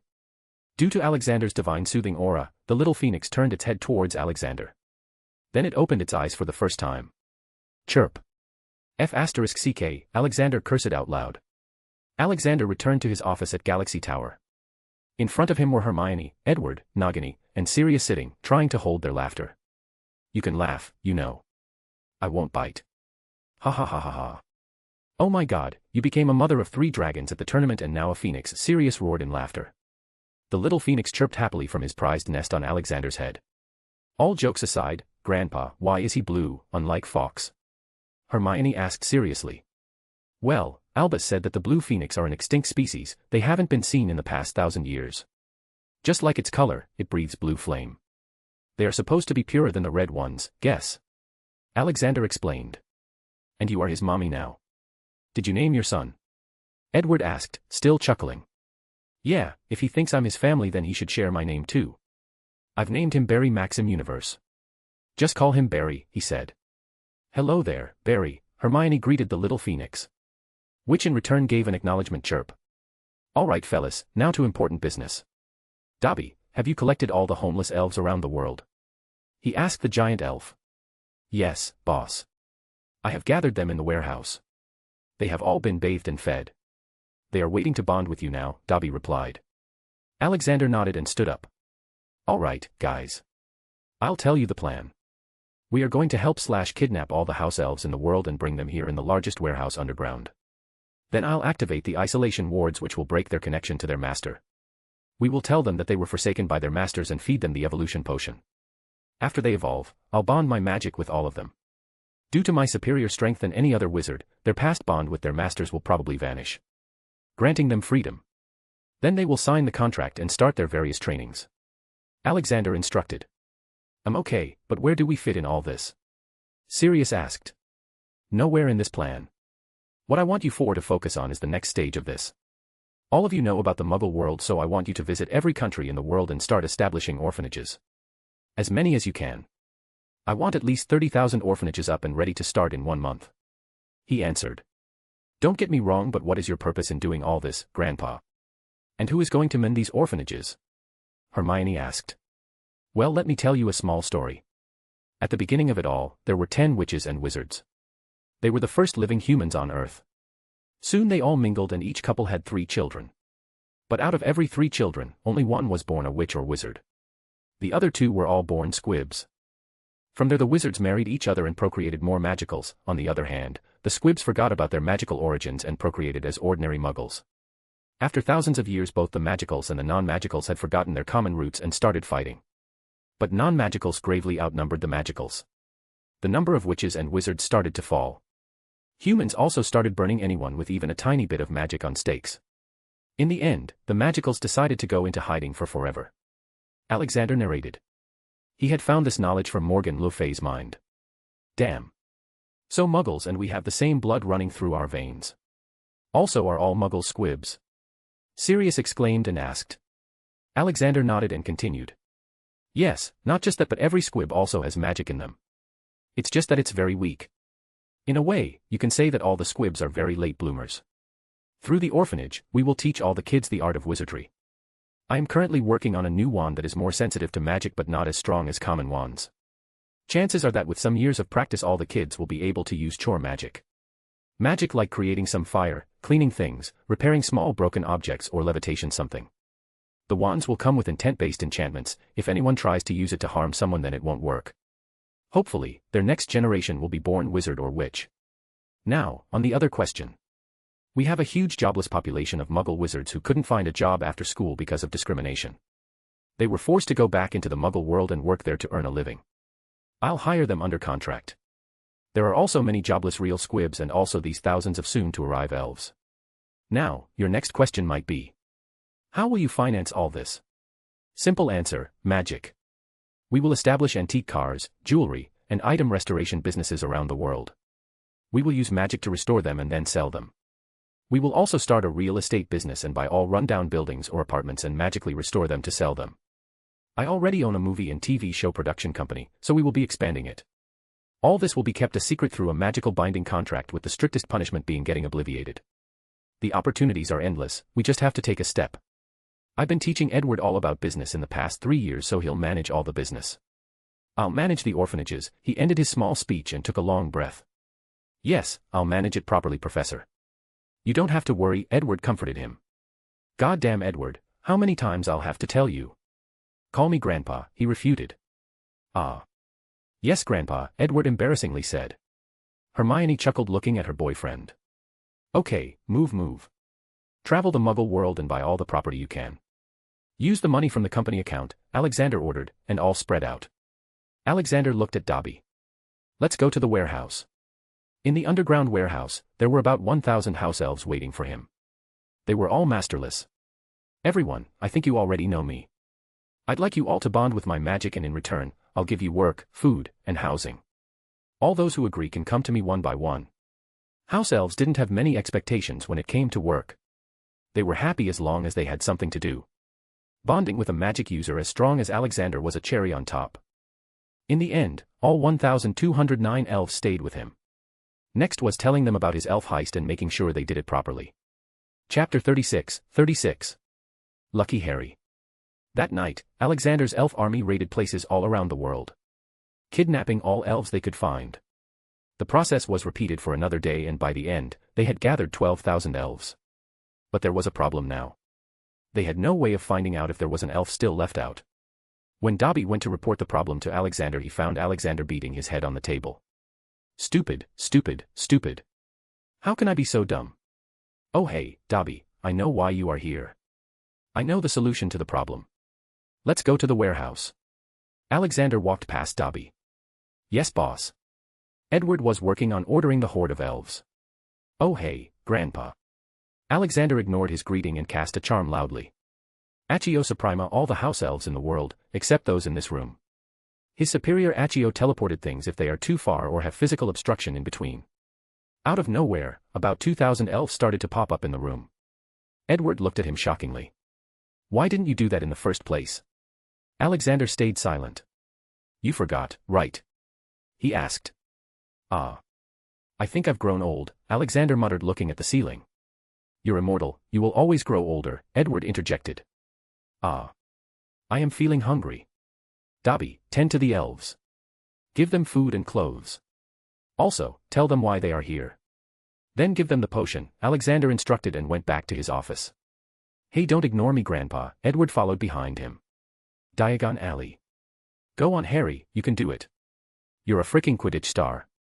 I am sure she will say yes, and you don't even need to worry about anyone interruption. I've booked the whole Florian Fortescue's ice cream parlor, Sirius said, giving a push to Harry. Harry was trying to ask his crush Chok Chong out for the ball night, and as always his two godfathers had decided to support him in some unconventional ways. Perhaps you can use some aid from Felix Felici's luck potion. Just gulp it down and see the magic. Snape suggested, showing a transparent vial. Goddamn, finally something good came from you, Snevelis, Sirius praised and slapped Snape's shoulder. Harry agreed and gulped down the potion. He headed straight to the ice cream parlor. He entered and found the Asian beauty sitting by the window. When she saw him, she tried to stand up to say hello, but unfortunately / conveniently her foot got stuck in the table's leg and she lost her balance. Harry quickly moved to catch her head on. They both fell on the ground with Cho Chang on top of him, her lips touching his. Her melons pressed against his chest. She quickly got up, her face turned totally red. Ah. Sorry, my foot got stuck. Oh. It's okay. Let's order something, Harry said, changing the subject to save her from embarrassment. Which won him some gratitude points. They ordered some ice puddings and chatted about Quidditch while waiting. The server was taking a large ice cream cake to storage, but unfortunately/conveniently he slipped. The whole cake was about to fall on Cho Chang, but Harry quickly shouted, "Wingardium Leviosa." Then he realized that he didn't have a wand in his hand, but surprisingly the cake was still levitating. Then the cake assembled itself back on the tray. Cho Chang looked at all that with her mouth wide open. It was widely known that Harry Potter was just a slightly above average student in his studies, but he was extremely talented in Quidditch. He was even offered a place on the national team. What he did just now was wandless magic, something which not even the best of students can do. Cho Chang was head over heels for Harry Potter now. After some time they ate their pudding and Harry asked, "So, Cho, I was hoping if you are interested in going to Yule Ball with me tomorrow." "Yes," she abruptly answered before even realizing. Then she turned red again. "Thank you, I'll see you tomorrow at the ball then," Harry said and left. He couldn't gather more courage to talk. Behind the scenes, Sirius and Snape had been keeping an eye from a quiet corner at the proceedings in the parlor. "OSH*T, the cake is about to fall on her." "Wingardium Leviosa," Sirius chanted while pointing his wand at a distance. "All right, how did your mission go, Edward?" Alexander asked. "Well, we did even better than we expected. We have registered Universe Industries in the Muggle world. A total of 34,000 buildings and sites have been bought under the name. We had to use some slight memory charm to keep things away from the government's eyes," Edward reported. "Nicely done. Now we move to stage 3. I want you to hire various non-profit population census organizations. I need a list of all homeless or orphaned children in the world. All of them. I've already done it. The list will come in probably 3 days." Edward said. "Good job, Edward. Okay then. You are free to go and practice for tomorrow's dance with Hermione." Edward happily walked out of his office. Alexander laid back in his office chair, looking out of the window at sunset. Sigh. "Just one more thing to do before I call it a day," he said loudly and walked out into Diagon Alley. He walked towards the Gringotts. People kept looking at him as he walked by. He mostly apparat to wherever he wanted to go. It was rare for him to walk in public areas. He walked straight into the large hall. The goblins stopped doing whatever they were doing the second they saw him. "I need to meet with your director Zanric," he said. The goblin sitting on the highest counter ran away in a hurry to call the director. A moment later the goblin returned. "He will meet you in the meeting room, sir," he respectfully said. Alexander nodded and proceeded to the meeting room. He found Zanric standing near the door waiting for him. "Welcome to Gringotts, sir. What can I do for you?" he asked. "I need something from you." "Just make the demand, sir. We will try to fulfill your need," Zanric proudly said. "I want the dragon that you have kept underground. You are breaking the magical equality law. Dragons are considered intelligent magical creatures and enslaving them or hurting them is illegal," Alexander cited. "Well, sir. We respect your wish, but we need that dragon to protect our vaults. Perhaps we can get you another dragon." The goblin smiled deviously. Alexander felt disgusted, and he also found out that goblins were smuggling dragons. One slight probe into Zanric's mind and all his secrets were known. It turned out that goblins' greed had made them forget that just some time ago they were considered second-class beings too. If not for Alexander's new law. "Perhaps," Alexander said. Zanric smiled, thinking that he agreed. "Perhaps I should just take over Gringotts. I certainly have the money and I am certainly not lacking power either. Perhaps you goblins should have stuck to forging swords. Your greed has taken over you people. Perhaps I should start a new bank. People will surely trust me as I am, you know. The strongest wizard to ever exist. Perhaps." Alexander was too intimidating for Zanric, who had started shaking in fear. "No, please. We will agree. You can take the dragon," he pleaded. "Sorry, but I've changed my mind now. I want to have a meeting with every executive-level Gringotts official in the world. From the lowest to the highest level. I don't care what means you guys use, but I want all of you here in 2 hours. It's a matter of life and death for Gringotts, so you better hurry, Zanric," he ordered and silently took out a glass and some fire whiskey. Zanric ran from the room on his tiny legs like his ass was on fire. But Zanric knew if he didn't bring all executives in 2 hours, his whole body would be on fire, literally. 2 hours later. The meeting hall was filled with hundreds of goblins. There was a lot of ruckus. Alexander quickly did a wide area mind sweep to see how many of them were greedy sons of keys. Sure enough, all of them were.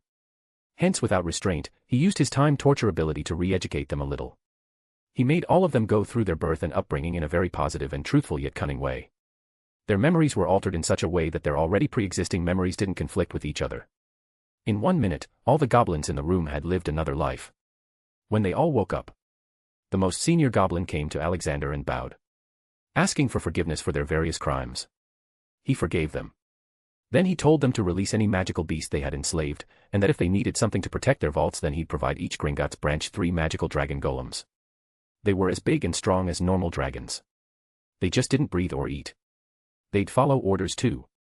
The only requirement was that they be charged with magic every 3 months.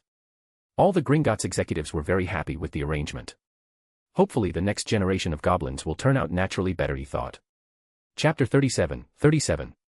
Time to dance. The next day, the first thing Alexander did was go to the warehouse. All the elves most probably would have gone through physical evolution by then. When he entered, he was overwhelmed by the thousands of now human-sized elves. Some looked like Dobby too. "Dobby, what's the status?" he asked. "Everything is good, boss. I've already told them about their new life and they have happily accepted your offer. They are ready to bond with your magic," Dobby answered. "Nice, okay, let's start the bonding and also get them to sign the employment contract." After they finished up with the elves and also assigning them different classes to learn to, he headed back to his office to grab the soon-to-be-launched Magic gaming console. It was magical as it not only gave the player a sense of smell but also touch. The games could be played through the controller or headgear, whichever the user likes. He had already prepared some games and had also started a new game production company. It would cater to both the magical and muggle world. For now, Alexander had copied some old games from his past world.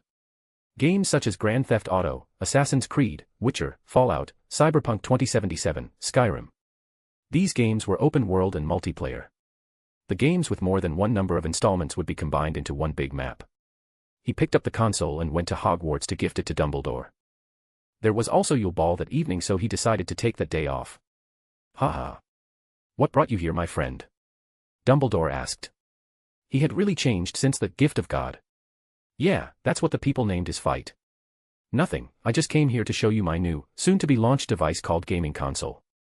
It's an interactive type of movie, you can say. Anyway, you'll understand it if you try," he said while connecting the console with Uni TV. "Alright, put this headband on your head."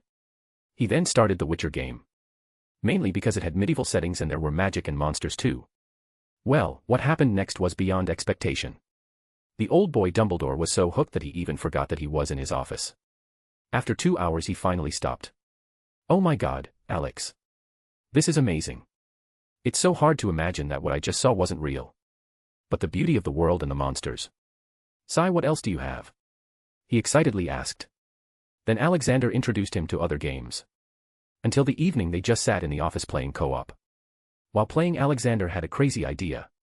What if he made a Counter-Strike but instead of guns there will be wands? They will have to cast spells by thinking about it. The headgear will make it all look and feel so real that it would turn all players into real duelists. I can also host tournaments later.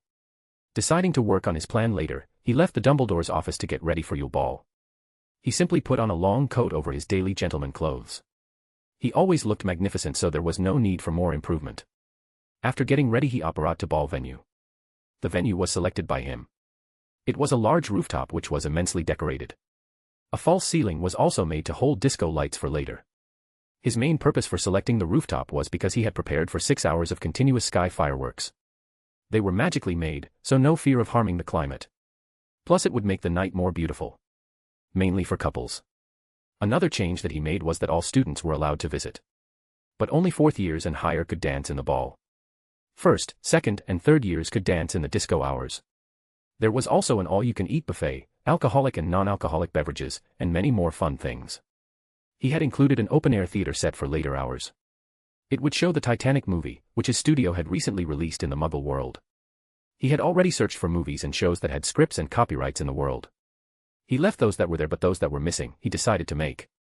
Titanic was never supposed to come out in this world, as Titanic never happened because there was a wizard present on the ship. He had also started up the whole Marvel Comics and had begun to plan for movies. Back to the ball. Students below 4th year also had a curfew. All of them were supposed to go back to sleep by 10. Alexander reached the venue when the ball was just about to start. The surrounding speakers started to produce music. The 3 champions took to the dance floor with their partners. Hermione had her hand around Edward's arms. They both looked like beautiful couples. Shameless as he was, he couldn't help but whistle at the pair. Hearing his whistle, both Edward and Hermione's cheeks turned red. Fleur Delacour entered with Cedric Diggory. Victor Crumb came with some random Slytherin girl. He couldn't find anyone decent after what he did at the first task. The lights dimmed and music started. They started to slowly dance. Just then the fireworks started to happen. Ceiling was enchanted to be transparent. Colorful light started to fall upon the terrace. Edward and Hermione lifted their faces and looked at the sky while slowly dancing. Edward's arm around her waist and her hands on his shoulder. Suddenly a peculiar bright blue firework appeared in the sky and started to write something. When it finished writing, everyone started to laugh. It said, "Kiss her already, damn it." At the end of the line there was Alexander's face with a wink. Edward and Hermione embarrassingly ignored everyone and just looked into each other's eyes. Mesmerized with each other. God damn it, why aren't they kissing? There can never be a better opportunity to declare themselves a couple in public. I guess I'll have to bring out the big guns. Alexander disappeared for a second. When he reappeared, he had 2 new guests in his hands. All right, Fawkes and Barry. I want you two to sing the best love song you can. A song so good that it would turn even those soulless Durmstrang boys into lovers for each other. Go now. Bring me some pride, he said. Fawkes and little Barry puffed their chests out proudly. Then they flew in the air and started chirping the song. Their song turned the atmosphere of the room to a full 180 degrees. Edward and Hermione finally kissed. But they weren't the only ones. Many other couples were kissing too. Hagrid and Madame Maxime, Harry, and Cho Chang. The most shocking one was actually Malfoy. He left Daphne and was currently in a passionate threesomes tongue-twister with Crabbe and Goyle. Well, who am I to judge? But damn, Fawkes and Barry are too good. *T I miss her now, Alexander said. Missing his old wife. Soon both Phoenix came back to Alexander and sat on his shoulders. He petted them and said, "Good job, both of you. Your song was so good that I was just a pinpoint away from turning into another Dumbledore." Both of the Phoenix looked at each other seemingly confused about what they heard. Alexander noticed it. Ah. You guys are too pure to understand the complexities of this word. Go, eat whatever you want now. But no stealing from people's plates. Just point your claws at whatever you want and someone will give it to you. He sent them away. Then he slowly walked to the dance floor. Just when he was about to enter the floor he loudly clapped his hands and in an instant, the whole theme of the venue changed to more unofficial. The dance music came up and colorful lights started to blink. All right, everyone. The real party starts now. It's time to dance, he roared. The whole hall followed him and loudly cheered. In a matter of seconds, the whole dance floor got filled with people jumping and dancing. Alexander was absolutely the craziest of them all. He was jumping around with 2 first-year kiddies sitting on his shoulders and Fawkes and Barry flying around him, chirping heavily.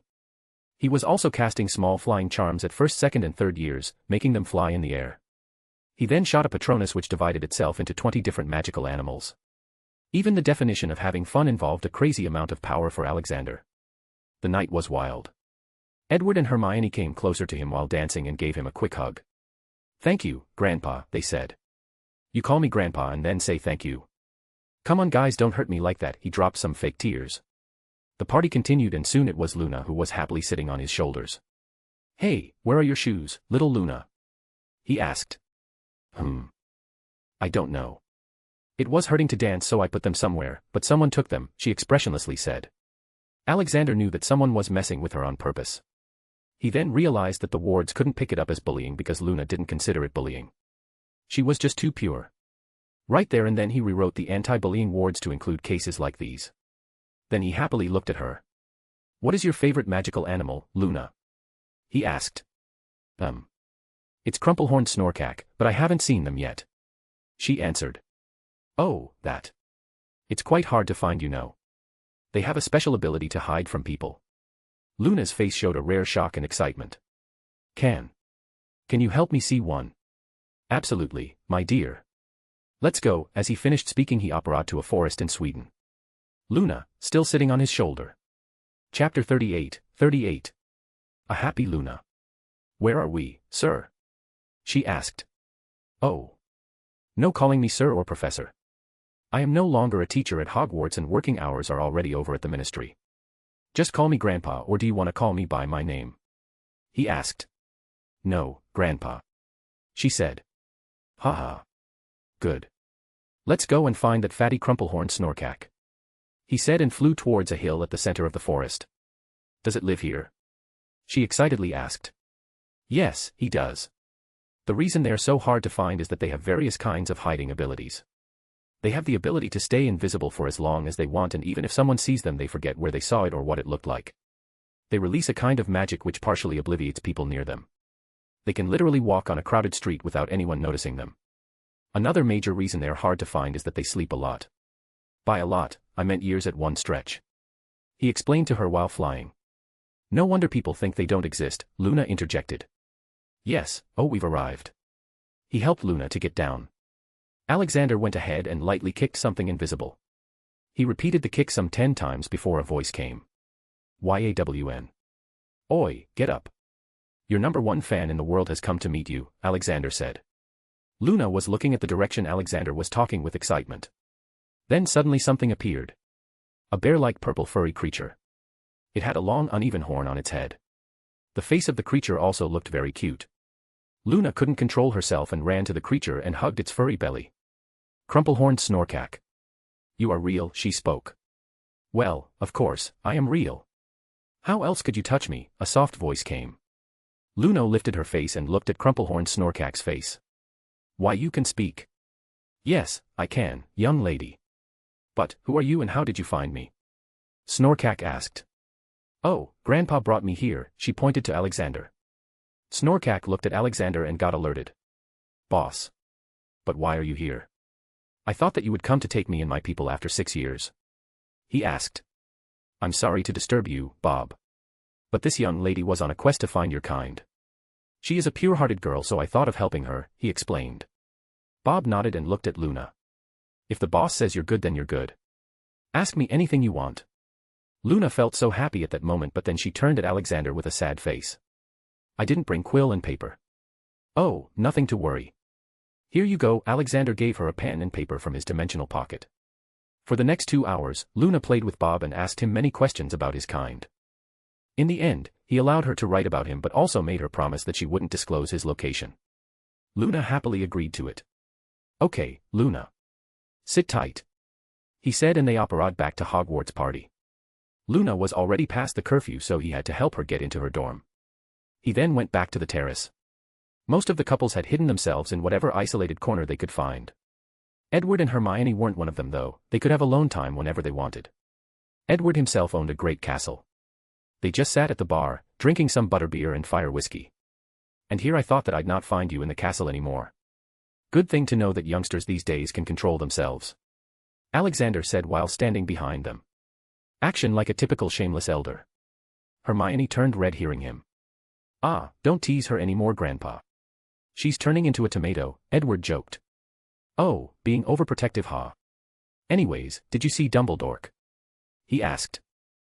He's watching the second rerun of Titanic movie, Hermione answered. Alexander was about to say something but was interrupted by the oncoming crowd from Open Theater. Dumbledore straight up walked to him. God damn it, Alex, why did you have to kill Jack? That plank had enough space for 2 people. My friend, that's what the story was about. 2 people, so close yet their worlds so far apart. Life is not always sunflowers and fairy tales. Many times, life is just tragedy, Alexander solemnly said and put his hand on Dumbledore's shoulder. Don't give me that bull. I know you wrote it. You could have changed it. He refuted. Yes, and then it would have flopped. The death of Jack is the selling point of the movie. People are so accustomed to happy endings that tragic endings come as a surprise to them. It makes people cry. Also spend more money to buy a ticket and watch it again, he smugly replied. You and your crazy business strategies, Dumbledore shook his head. Well, you gotta be a bit crazy to get this rich, Alexander refuted. Wise words indeed, Snape interjected. Good to see you, Severus. Where is Harry? Alexander asked. He could see the slightly reddened eyes off Snape. The emo boy must have cried a little at the ending. Probably in some corner with his new girlfriend, Sirius butted in with a large glass of butterbeer. Alexander nodded and then looked at Dumbledore. Albus, I want to talk to you. Dumbledore nodded and led him to the office. What is it, Alex? Well, I mean no offense, I want to try your Elder Wand. You see, I haven't been able to find a wand that could match me. I don't really need one, but I still want to feel how it works. Considering that your wand is the STR. Alexander was interrupted when Dumbledore straight up took out his wand and shoved it into Alexander's hands. Just like that. Yeah, just like that. If I can't even trust you this much, then I should just jump out of the tower's window, Dumbledore said. Damn it. I'll have to work on that surprise for you faster. Alexander mumbled. Truly touched by the trust Dumbledore showed. Alexander checked out the Elder Wand in his hand. He could feel that it was somehow bound to Dumbledore, but he also felt that if he tried he wouldn't feel any problem in using it. He lightly flicked it and cast some low-level spells. Elder Wand my ass. If I use any more magic then it would snap in half, he said to himself. Sigh, as strong as it may, it's still not strong enough to handle my full magic. He sighed and handed it back. How did it feel? Dumbledore asked. Well, I can feel a slight ease in the flow of magic. It's like breathing in a city in the countryside. You can breathe in both places, but the countryside feels a bit better. However, this has cleared my doubt. Wands don't make magic stronger. It's like crutches to help walk. He said. Do you mean that wizards are meant to do wandless magic? Dumbledore asked. Alexander shrugged. I don't know, but think about it. We know that wandless magic is possible but is hard to learn. We know that wands make casting magic easy. So basically a wand is just a cheat. Don't you guys ask the question, has anything ever happened around you which was hard to explain? For example, when you're excited or too happy, to all non-magicals when giving them a Hogwarts letter. Those kids had performed wandless magic even without them knowing magic. So tell me, aren't we just making them handicapped by giving them the cheat called wand? His words hit Dumbledore hard, who then fell into deep thoughts. Alexander just silently left the room and went back to his office. Dobby and Nagini had been overseeing the new elves. The elves were also diligently studying. They wanted to be useful for Alexander as fast as possible, but overworking was against the rules. Alexander started working on his Muggle wand. Now that he knew how a wand worked, he felt many new ideas emerging in his head. He now knew how the wand drew out magic from its user. Using the same principle, he made a wand that used the meager amount of magic to get the command, but to cast the magic it used ambient magic in the surroundings. This was also the reason why the wands could only be used to do chore magic. Happy with the results, all that was left now was designing an assembly line for it. He could see the happy faces of some official squibs like Argus Filch, the janitor of Hogwarts. The next day, he wore one of his finest suits. He rarely changed his clothes from his everyday vest and shirt combo, but today was an important meeting. He was going to work out Dumbledore's surprise. He got up from his office chair and apparat to a certain castle in Austrian Alps. Halt, state your name and the purpose of your visit. A guard at the main entrance stopped him. 10 more guard had their wands out, aimed at him. I am Alexander Maxim Universe, the current British Minister of Magic. Here to meet Gellert Grindelwald. Chapter 39. Gellert Grindelwald. We are sorry, sir, but no one is allowed to meet him. A supervisor said. And why is that? Alexander asked. Because he's a level 10 criminal with a history of successful jailbreaks. He's very strong too, sir, the supervisor replied. So you're telling me that a more than 100-year-old wizard, who hasn't been able to use magic since the past 50 or so years, who is probably in his most vulnerable state right now, can fight me and run away? He asked with a slight irritation. He needed to act like a big man or else they wouldn't take him seriously. No. No, sir, it's not like that. The supervisor stuttered. It's all right, man, I'm not going to eat you. Just go and tell the prison director about me. I'm sure he'll know what to do. He suggested. The supervisor nodded and ran back into the castle. Soon he came back with another guy. We're sorry to keep you waiting, sir. Please follow me, I'll take you to your destination. The men said. Nice. Let's go then. Alexander followed the guy. They entered the castle and the guy led him to a small room with a small globe at the center. Please touch the globe, sir. It will take us to the prison. I knew this castle in the mountain was just a fake. The real prison is somewhere else. He said and touched it. They were portkeyed to somewhere frozen. For as far as he could see there was only ice. Whoa. Who knew it was at the South Pole? Wait, are those? Yes, sir. They are ice dragons. We feed them and in return, they guard the perimeter. The guy answered. Cool, by the way. What's your name? He asked. My name is Sam. Me and my brother Dean run this prison. We keep many dark and dangerous creatures in here, he answered. Why did you allow me in so easily? Alexander asked. Sir, we all know that this world runs on the concept of survival of the fittest. You are the strongest being in the world, so you get to do many things that no one else can. And I also knew that even if I denied you, you would have found another way in. Sam answered. Haha. I like you. Can you tell me about Grindelwald? How's he been behaving? The last time I met him was in 1944, when he was madly running around the world calling for magical purity, he asked while walking. Well, he's surely calmed down a lot. In fact, he's been spending all his time watching the TV that you gifted him. He really likes it. He even counseled some guards to invest their money in the market, especially your company. It kinda really makes you ask, why did he turn evil back then? Sam said in a thoughtful voice. That's a big question indeed, he added. Here we are. This is his cell. I'll wait outside. Sam said. Alexander opened the door and walked in. The cell was quite spacious. There was a bed at the corner, a covered lavatory. And then there was a couch and a TV in front of it. An old man sat there on the couch watching the Terminator movie. Finally, we meet again, my old friend. Come, sit. Alexander calmly walked and sat on the couch. I must say, Nurmengard is much better than Azkaban. And I agree with you. Azkaban is really an inhumane place. Instead of giving a quick death, they throw you in a place full of dementors to be tormented, and they call me evil. Alexander quickly checked his sins. Gellert Grindelwald, category. Indirect murder. Kidnapping. Torture. Sin percentage, 34%, reduced from 68% for already serving some punishment. Quick death is what they get now. If proven guilty, Alexander said.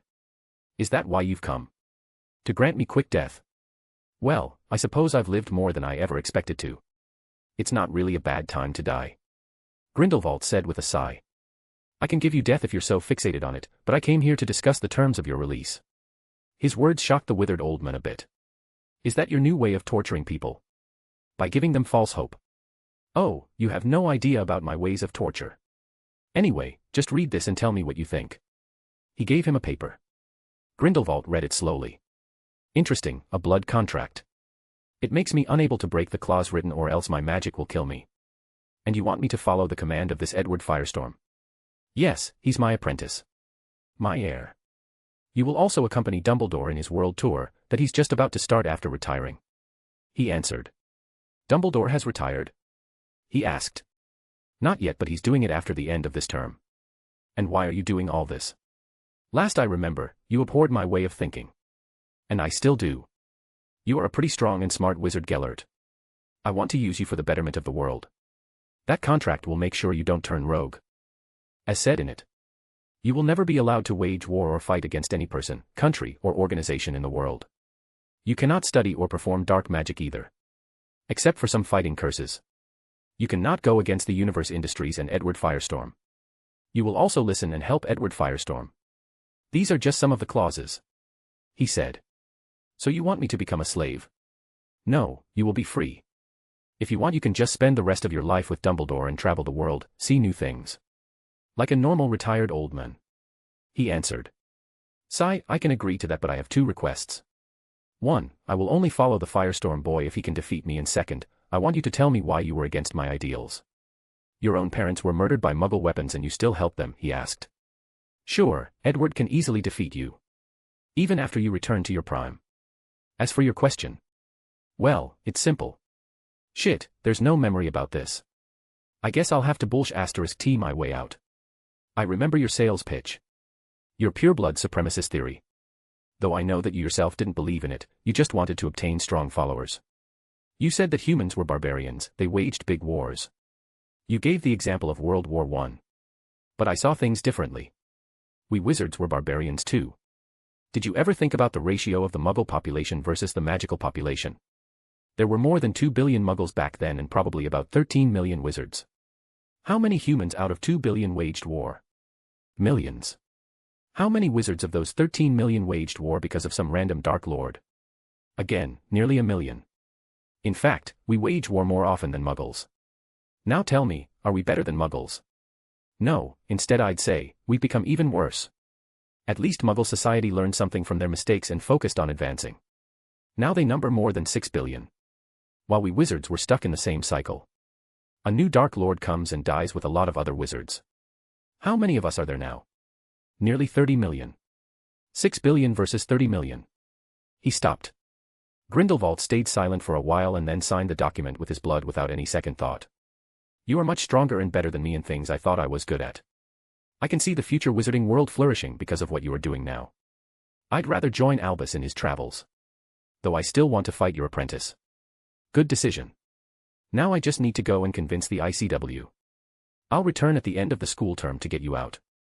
In the meantime, drink this potion. It will make your body 50 years younger and also add extra lifespan. See you later, Gellert. Thanks for having me, Sam. I can see that you guys are in some need of repair. I'll donate 10 million galleons for the prison funds and also get you some good builders. He said while shaking hands. Thank you, sir. We will put that money to good use. Sam answered. With that, Alexander returned to the UK and then to his office. Boss, there is an important letter from the International Confederation of Wizards, Nagini told him on a call. Okay, I'll check it, he replied and hung up. He opened the letter and slowly read it. The more he read the happier he became. Dumbledore had stepped down from the post of Supreme Mugwump. The ICW Council had unanimously agreed to make him the next Supreme Mugwump as he was the strongest and righteous wizard alive. The ICW would have a meeting the day after tomorrow and they had humbly asked him to be present. This makes things so much easier, he mumbled aloud. Chapter 40. Hermione wins, obviously. The next day, it was the second and final round of the Triwizard Tournament. There was no big arena set that day as most of the race was to be seen on Uni-T.Versus. So, most of the people decided to rather stay at home and watch it in a good warm room with a jug of butterbeer. The people who were present at the starting line were just the students of the school, staff and some reporters. Currently, Alexander was giving instructions to the champions.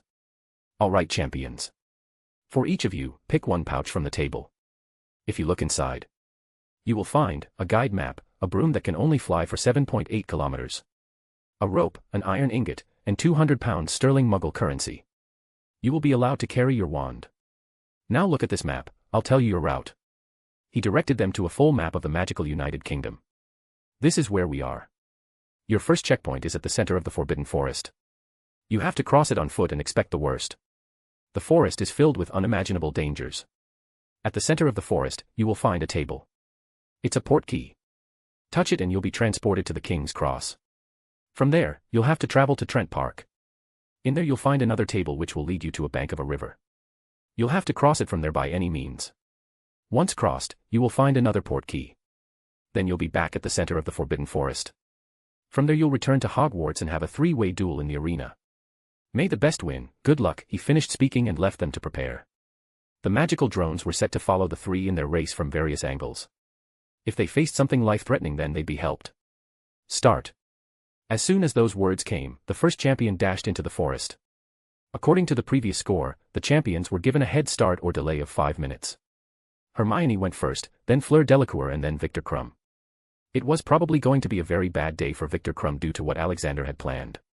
He wanted to disqualify him in the previous round but didn't as it would spoil the relationship with Durmstrang. Hermione dashed into the jungle and headed straight to the center of the forest. She was fast but also attentive to every detail around her. Her first obstacle came as forest trolls. She just levitated big boulders and dropped them on their heads. Fleur decided to take a detour. Victor Krum was not so lucky as he didn't find trolls but 2 dragons. They were Mira and Belina. The 2 mother dragons chased him around in the forest for half an hour before finally giving up. But they did successfully burn his ass a little. The 3 champions made their way through the forest, some easily and some, read Victor, not so easily. When Hermione reached the center she found a table as told. But on the table, there was a Sphinx sitting. The Sphinx had noticed Hermione. Solve the riddle and pass, or fail the riddle and wait for 30 minutes, the Sphinx said. Hermione nodded. I speak without a mouth and hear without ears. I have nobody, but I come alive with wind. What am I? Sphinx asked. Hermione thought for a while and answered, easy, an echo. Sphinx nodded. You are as smart as he said. You may pass now. Hermione touched the table and got transported to King's Cross. Fleur followed behind after answering a riddle of normal difficulty. Then came Victor Krum. The Sphinx gave him a random mathematical problem to solve. An integration problem, to be precise. Victor Krum had to stand there like a fool for the next 30 minutes. Hermione easily took the tube, straight to the Cockfosters station, which was right beside the park. Fleur took a cab and also reached the location. She probably had some experience in traversing the Muggle world from France. Victor Krum had no idea about Muggle transportation and decided to use his broom with disillusionment and some other charms on himself. He could only go halfway before the broom stopped working and vanished. From there he asked people for directions a lot and finally reached the location by a cab. The cab driver saw that Victor didn't know where he was going, so he just increased the bill by riding around the blocks and wasted his time. The magical world was having a great laugh at him. From there, they reached the riverbank. Hermione and Fleur used the same trick to cross the river. It was a very wide river which Alexander had chosen. It was 7.9 kilometers wide and their brooms were only supposed to go 7.8 kilometers. On the other side of the river, there was a cliff, which they were supposed to climb with the help of a rope and a metal hook, which could be made by transfiguring the iron ingot. Hermione was smart and quick. She didn't even have to touch the water as she threw her hook from the broom. Fleur wasn't as fast and she fell into the water. But she also eventually climbed it. There was only Victor Crumb left now. The scene changed and he was seen swimming. It took quite a while for him to complete his 7.9 kilometers swim, by the end of which he was extremely tired. Then they returned to the Forbidden Forest where they once again made their way to the Hogwarts. Victor Crumb was again chased by the dragon, but this time they took a pity and lead him towards Hogwarts. Hermione came first and got some time to rest before her duel. She wasn't allowed to take her magic reserve rings in the duel, so she was to fight with her original strength, which was also pretty OP when compared to other Hogwarts seniors. Fleur came 30 minutes after Hermione. She also had plenty of time to rest as Victor Crumb came 4 hours after Fleur. He was given just 15 minutes of rest before the duel started. Unlike the morning, the arena was fully packed with people. After all, after 202 years, a new Triwizard winner would be declared that day. People were excited. Butterbeers and food were being sold like hotcakes. Then came the final showdown. The 3 champions took their places. As soon as the bell rang, they started firing charms and curses at each other. Fleur was a very talented witch, but she was no fighter. Victor Crumb threw his item pouch to distract her while deflecting attacks from Hermione. Fleur instinctively sent a curse at the pouch, but in that time, Victor sent a freezing charm at her. She fell down, not being able to move. She lost. I need to give Hermione some more practical experience in fighting. Alexander made a mental note. Now it was just Hermione and Bread Crumb. Hermione could have ended the fight the moment it started, but watching Alexander, she had learned that sometimes it's best not to go full power at the beginning. She slowly started overpowering Victor and finally sent the last charm. It was a transfiguration charm which transfigured Victor into a pig. The fight ended with a loud cheer and laughter. Fleur was unfrozen and Victor was turned back into a human. They were sent to the infirmary to get checked as they received some injuries. But the champion Hermione was fine. Edward gave her a nice hug and lifted her in the air. Alexander pointed his finger at the sky and fireworks started. It marked the end of the Triwizard tournament. Then it was the time of the awards ceremony. She was given the huge Triwizard Cup. Her name will be etched on it for forever. The cup would stay in Hogwarts for the next 5 years. Then she was given the big fat money check. It was Hermione's first self-made income, so she felt very proud of herself. She was going to give most of it to her parents. Though she was in for a surprise, as Alexander had gifted the couple a multi-story dental clinic for their wedding anniversary. He had also felt that another Granger was on his way to be born soon. He didn't tell Hermione about that as it was her parents' decision to tell her. After that, there was a celebration party at Hogwarts main hall. People danced and ate. Alexander was probably the most favorite person to all students of Hogwarts. He also announced that he's opening up a movie theater in Hogsmeade. Students could go there on weekends. By the end of the party, the champion and the most eligible bachelor went missing. Alexander smiled and went back to Galaxy Tower. He was going to attend the ICW meeting the next day and also discuss the release of Grindelwald. Chapter 41. Forgiveness. We have gathered here for the appointment of the Supreme Mugwump. By the unanimous vote we have arrived on the results that Wizard God, Alexander Maxim Universe is to be appointed as the next Supreme Mugwump. An announcer said from the podium. The ceremony ended and Alexander was given a white-colored coin that had Merlin on one side and his face on the other carved on it. It was a new identity token for the Supreme Magwump and the members of the Confederation. The other members would have a grey token with the same carvings. Then Alexander took the podium and gave his speech. Let's see if my fabulous performance with Morgan Le Fay has made them my staunch supporter. Thank you for choosing me. I will do everything in my power to keep peace and bring justice to any misdeeds. There is one thing that I want to do today though. Please look at the duplicate contract in front of you. I will also pass the original contract to you so you can check it. We have lost so many great and powerful wizards and witches in pointless wars. This is my first step to ensure that it doesn't happen again. Why confine every criminals when we can use some of them to correct what they destroyed in the first place? Why must we spend money on keeping them in prisons? Prisons should be only for those that are beyond hope or reason and only deserve death punishment. But others, with blood contract, we can make the oath bound, not do evil and only do good. If they break the oath then their own magic will kill them. The first one is Grindelwald. You can check the contract. Rune masters and enchanters might be able to detect something extra in it, he said and sat down. They all read the copy and murmured. The original contract was passed from one to another for them to check. Once ancient runes master from the USA spoke. There's a curse in it. Other people also became attentive. Those who had already touched it looked at their hands. No need to fear. The curse is for the signer of the contract. This curse is as strong as 1,000 killing curse pointed at a single point at the same time. It will activate if the person tries to break the contract. I think no one will be able to get away from this curse. He explained. Yes, but you probably can, one guy said. Well, I am an exception, Alexander said while scratching his beard. The people chuckled a bit and then they showed their agreement in the experiment. They believed that the wizard god would not do something harmful. There's another thing I want to talk about. I want the Confederation to actively participate in the world to keep the wizarding world moving forward in magical advancements while taking actions against any threat to the Muggle or world safety. Don't forget, injustice anywhere is a threat to justice everywhere. We, the world's strongest wizards, gathered under one roof. We should use our gift of magic for good. Alexander said. But won't the various wizarding governments will get angry at that, one of them voiced. Yes, they will at the beginning. But remember, ICW does not exist to serve governments. We exist to serve all magical beings. Our job is to protect all in need. If some government has objection to our helpline people, then I'll deal with them. Alexander replied. Most of the members nodded in contemplation. Alexander quickly checked each one with his eye of judgment and marked those that were beyond retribution.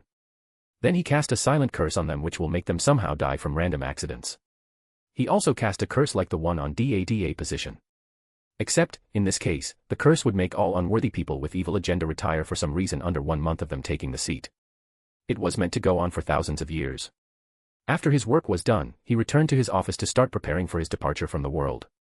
Honestly, he was feeling sad about leaving behind his friends and people who he considered family. He'd miss messing with Dumbledore. He'd miss hugs from Hermione and teaching Edward. He had the idea of taking them with him, so he decided to talk to the Old Man God. Old Man, are you there? He asked. Bark. Oh, hey son. I was playing with puppies. You finally got time to remember me, God said, still Puppy's voice coming in the background. Well, yeah. I had free time. My work is about to be finished in this world. I wanted to ask you if I can bring Hermione and Edward with me on my travels. He asked, knowing that he didn't need to tell him who the two were. Yes you can, but then all you did will be for nothing. They are supposed to be major characters in the development of the world for at least the next 300 years. If you take them away then the world will stay the same. There will be no improvement. God explained. Sigh, I figured as much. Alright, then can you create a solar system in my dimensional pocket? It should have at least 10 planets, all of them should be similar to Earth but without extreme climate phenomenons. I am going to save some endangered species in this world. He asked. Oh, that's easy. Done. I've made a big sun, around it 10 planets revolve in the same orbit with equal distance. They all have the same speed of rotation and revolution. I've also nullified their gravitational pull so they will not colloid with each other. You can also customize them in any way you want. You can even make meat trees for the dragons you are saving. The whole system will stay separated from the rest of the pocket. God said. Nice, thanks, old man. You want unicorns in your place? I can send you some. They are pretty nice guys. Nah, son. I've already got enough of them. Okay bye, the puppies are getting angry now. By the way, I have a surprise planned for you. Be sure to come to me after completing your work, God said and left. Alexander kept on guessing what surprise he was planning. Edward came into the office. Congratulations on becoming the Supreme Mugwump, Grandpa, he said. You too. What do you mean? Edward asked. You will be the next Supreme Magwump when I'm gone, Alexander answered. Edward suddenly had a bad premonition. How long do you have? Well, according to the speed I'm getting the work done. I have about 3 years. I calculated it wrong last time. I'll have to come up with another plan to make sure that Hermione becomes the Minister of Magic swiftly. By the time I leave, she'll be about 19 years old. Too young to become the minister. People won't accept her. I am thinking about getting Dumbledore to take up the position for 5 years. I know he hates to work as a bureaucrat, but before I leave I'll make sure things stay calm and you'll help him in work too. Meanwhile, Hermione will work as his undersecretary and gain experience. I'm going to leave a lot of DADA-like curse but good ones on many big positions in the ministry so they can never be used by the wrong people. Alexander spoke non-stop. Edward quickly put a hand on his shoulder. Calm down, old man. Take it easy. You have already done more than enough. Just enjoy your remaining days and leave things to me. Though I would still like you to place those curses. Sigh, yeah, I'm getting too worked up. He told himself. I'll go and start doing what I like the most. Invent new things. He said and walked to his small workshop. He then went on an invention spree and made many machines that could make the lives of people better. Machines that could purify seawater. Machines that could produce electricity from mixing sunlight and magic in the air. Machines that could make infertile soil fertile. In the end, a secret machine that could create portals between Earth and Mars. Only Edward will have its knowledge. When Earth becomes too crowded, the wizards will use magic to terraform Mars and make it Earth 2.0. His Muggle company had also started to sell many medicines, including cancer medicine. His company had enough strength to compel the world to enforce a strict two-child policy to curb the population increases. Japan and countries like it were exempted though. They were told to have as much sex as possible. Fourth year of Hogwarts came to an end. Dumbledore announced his retirement. McGonagall became the new headmistress and Snape became the new deputy headmaster. Dumbledore was given a nice see-off party and after that, Alexander took him to his office to show his surprise. Alexander walked behind, Dumbledore opened the door and entered the office. As soon as he stepped in he took out his wand. How did you get here? He asked. Alexander felt good that his methods to keep his surprise a secret didn't fail. You break my heart, my friend. I came to meet you. Grindelwald said from the headmaster's seat. But you are supposed to be in prison, Dumbledore retorted. I was recently released. All thanks to our old friend there, he said and pointed at Alexander. Dumbledore looked at him. Why? No need to be afraid, Albus. He has signed a blood contract. He can't do anything evil anymore. He said. And nor was I planning to. I am going to travel the world and see new places like a retired old man, Grindelwald said with a smile. Dumbledore had a small smile which he tried to hide. But, what will the world say? No need to worry about that. ICW agreed to release him as long as he signed the contract. The media will also tell the world that he's under contract and will only work to help society. Okay, the last surprise now. It's for the three of you, Alexander said and brought Aberforth Dumbledore into the room. He put some magic in his ring and a white light came out of it. Alexander just left the room after that. The three had a long chat with Ariana Dumbledore. By the time they called him back in, he only heard the last words of Ariana to her brothers and Grindelwald. I forgive you, then she looked at Alexander, gave a slight bow and vanished. He looked around and noticed that the three old boys had tears in their eyes. He waved his hand and glasses and bottles of fire whiskey appeared in front of them. They all sat down and talked for the rest of the night while drinking. Remembering about old days. Alexander also shared some experiences from his past life, making it seem like they happened there. Thank you for supporting. Chapter 42. Neville Longbottom. 3 years later, world purity level 89.9%. Sigh, just 0.1 more to leave this world. It had been good 3 years. Hermione had left Hogwarts after her 5th year. She gave her NEWTS at the Ministry and passed with flying colors in 13 subjects. He had retired from the Ministry and Dumbledore had taken over the role of Minister of Magic with Hermione as his undersecretary. He probably had 3 more days to stay there. His company was doing great, both in the magical and Muggle world. Most of the orphans in the world now have a place to live and study. No new Dark Lord had tried to rise up in the meantime.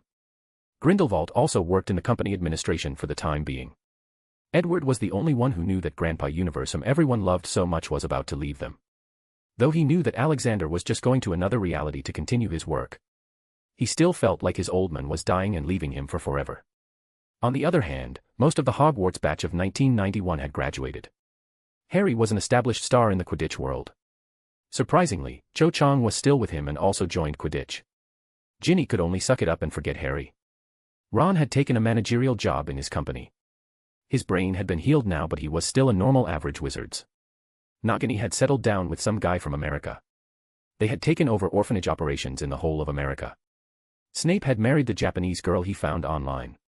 They were both amazing potioneers and together they had been inventing new potions. They would get them patented by the company and then give up the formula for royalties, as Universe Industries had the world's biggest supply network. Sirius had found some Muggle girl and married her. He treated her really well and was also happy by pissing off his dead ancestors, as the next person to be born in the Black family will have Muggle blood. Luna was in the last year of Hogwarts, though she had started to smile a lot more. She also published weekly articles in the Daily Prophet. Hagrid had also married Madame Maxim. The law and order had been improved a lot in the wizarding world. Hate crimes had become nearly non-existent. No one cared about your blood, as long as you are good, you'll get the job. The Ministry of Magic employs many Muggleborns now. The world followed the example of the British Ministry of Magic and introduced similar laws in their areas. ICW had grown a spine and now actively participated in keeping world peace. Gringotts had been good too. They had apparently invited him to their bank. They wanted to give him a thank you gift. At the Gringotts. Mr. Universe, we are happy to gift you this finest creation of our best goblin blacksmiths. This armor is meant to fit you. It has many magical properties. Then there is the sword. It can grow and shrink in size. Sharpness can also be controlled. This is for the service you have done for us and the whole world. The director of Gringotts said. He knew that rejecting it would be disrespectful, so he took it. To see them on Instagram, https://www.instagram.com/Mr_immortal_novel. Well, he had planned for his spectacular departure from the world. For that, he was going to see what his animagus was and see if he could use it. He went to the middle of a jungle and turned into an animagus. He wasn't disappointed with what he became. A giant white-winged lion with some ornaments on his body. While on 4 legs he was 30 meters tall and 70 meters in length. But he could also stand up on 2 legs and use a sword with his hands. While on 2 legs, his height would become 100 meters. After seeing his animagus, he decided to use it in his upcoming fake fight. Sacrificing while trying to save the world, headline doesn't sound so bad, he thought. There was just one thing left to do. He wanted to gift a philosopher's stone and a perfected elixir recipe to Edward. He wanted them to live for so long that when he becomes strong enough he'll probably be able to come back and see them. To see them on Instagram, https://www.instagram.com/Mr_immortal_novel. Alexander was walking around Hogwarts. He just wanted to see it for one last time. While walking around he saw a boy pulling his trolley bag. Alexander recognized him as Neville Longbottom. "What are you still doing in Hogwarts, son?" he asked. Neville looked up and replied with a shocked expression. I was taking my herb collection, sir." Alexander nodded. He knew that the boy had low self-esteem. He wasn't confident in doing anything. He also knew the reason behind it. After what happened to Neville's parents, he was left under the care of his grandma. He was the heir to the Longbottom family. The problem arose when he didn't show the signs of magic even after some years. It made his grandmother anxious that he was born a squib. She started to put him in danger and purposely made him angry so that he would unleash magic, but nothing happened. However, the real trouble came when Neville's great-uncle tried to squeeze the magic out of him. Once he was thrown from the Blackpool Pier, he nearly drowned that day. Another time, his great-uncle held him by his ankle from the upstairs window and, accidentally, lost grip. Thankfully Neville just bounced off the ground and nothing happened. It proved that he was a wizard, but the scars had already been made. Then they gave him his father's wand when he got selected for Hogwarts. A wand that was not suited for him. Resulting in trouble casting spells, which in return made him more unconfident of himself. Because Alexander changed the story so much, the boy never got the chance to shine. Alexander decided to help the poor boy. "Come with me, son. You need a new wand," he said, and put his hand on Neville's shoulder and operated to the Ollivander's shop. "Oh. What a surprising visit, Mr. Universe, and who do we have here, Mr. Longbottom?" "I don't recall selling you a wand," Ollivander said. "That is exactly why we are here. I want you to help him choose a wand." "He won't be needing his father's wand soon," Alexander said. Neville was confused by what he just heard, but he didn't have the guts to ask the strongest wizards in existence. He quietly went with the flow and tried out wands.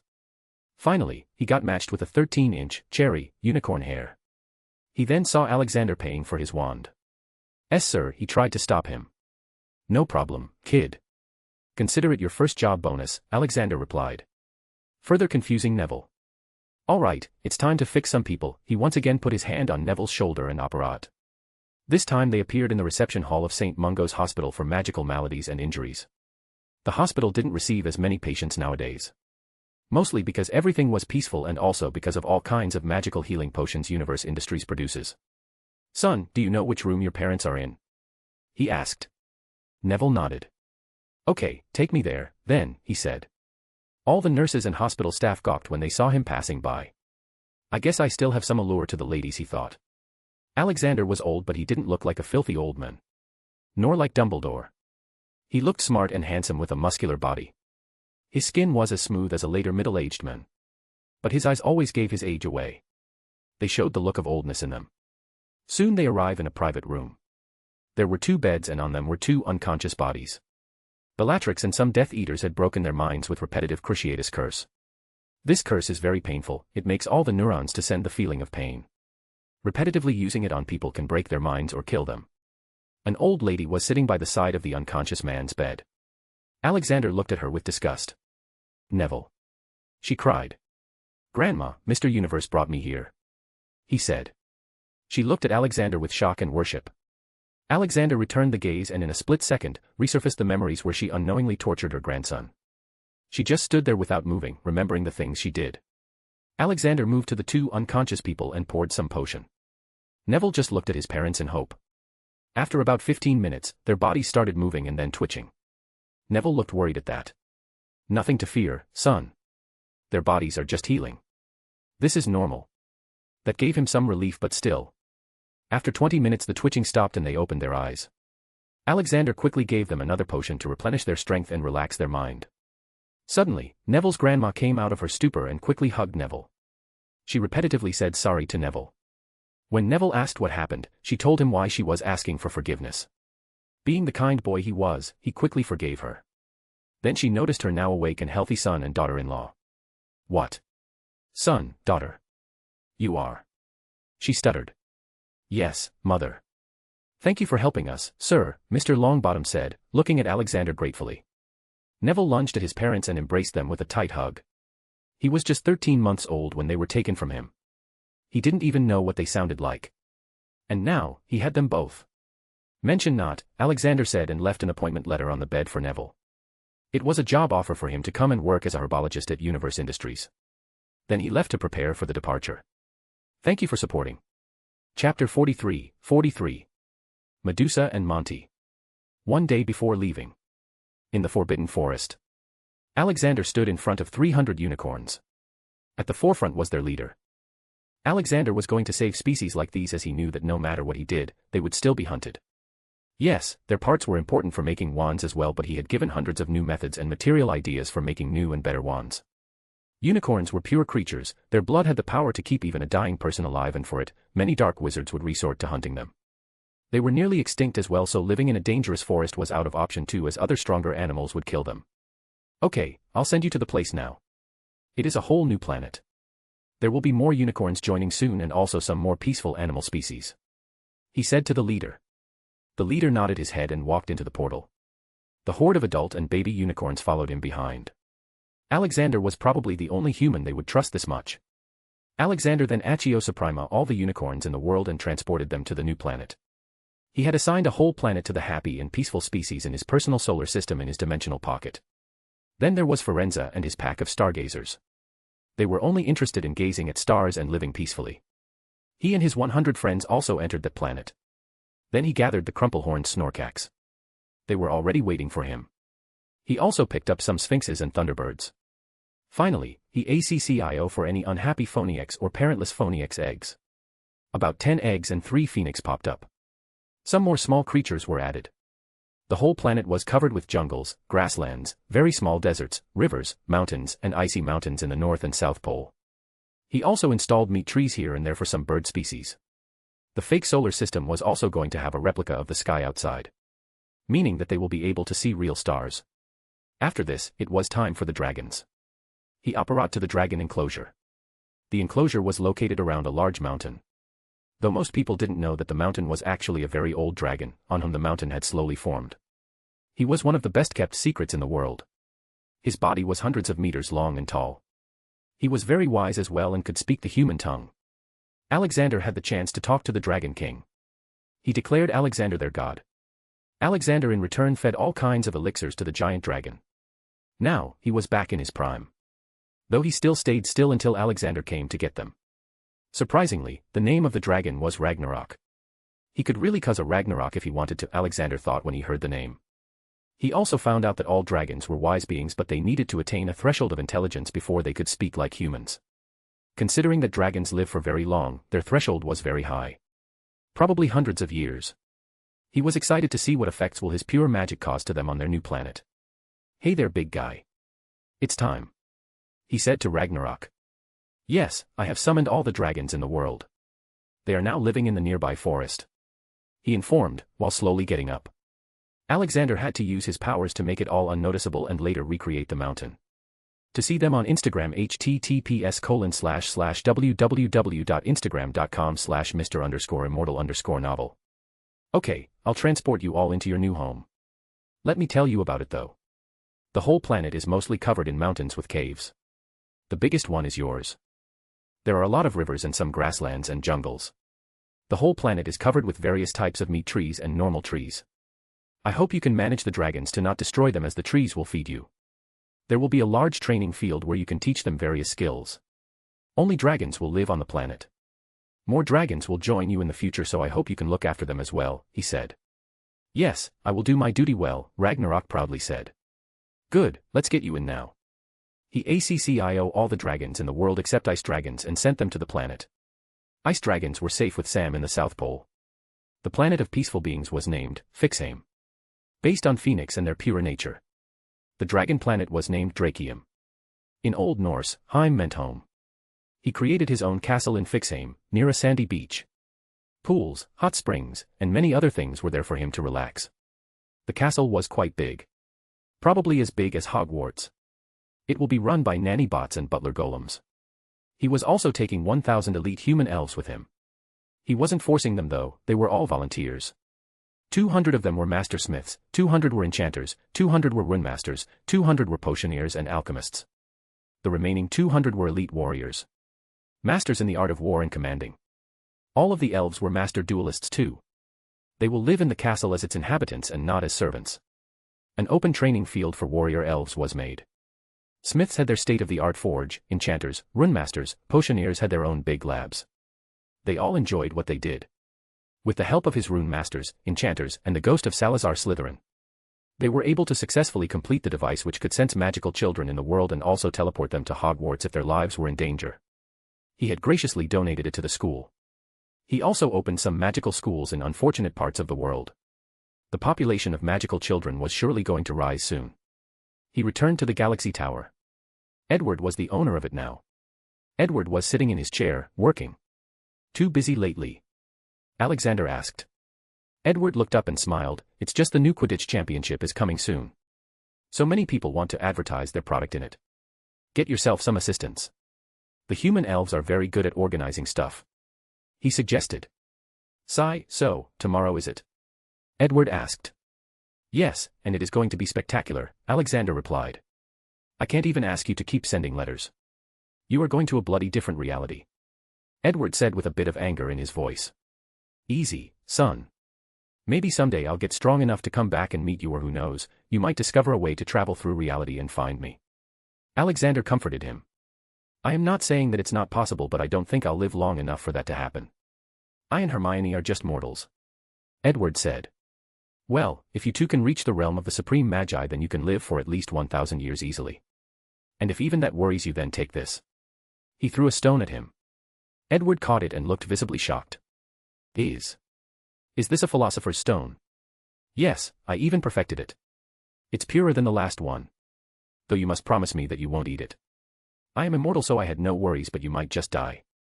Still, you can brew god-level elixirs with it. It will keep you young and increase your strength little by little for thousands of years. Keep it a secret between you and Hermione, please. The world has a lot of greedy bastards," he advised. "Yes, I'll keep it under Fidelius' charm. Only me and Hermione will know about it," Edward assured, then he continued. "You sure, you don't want to tell Hermione before leaving?" he asked. "I can't see her crying face, but I will not go before saying her goodbye." "Not just her but the whole world," Alexander said. "Dobby, are you sure you want to come with me?" he asked the first free elf. He was the leader of all elves too. "Yes, boss. I want to follow you. I can't think of doing anything besides that," he said in a conflicted voice. "All right then. Gather the 1,000 elves that had volunteered and take them to Fixheim.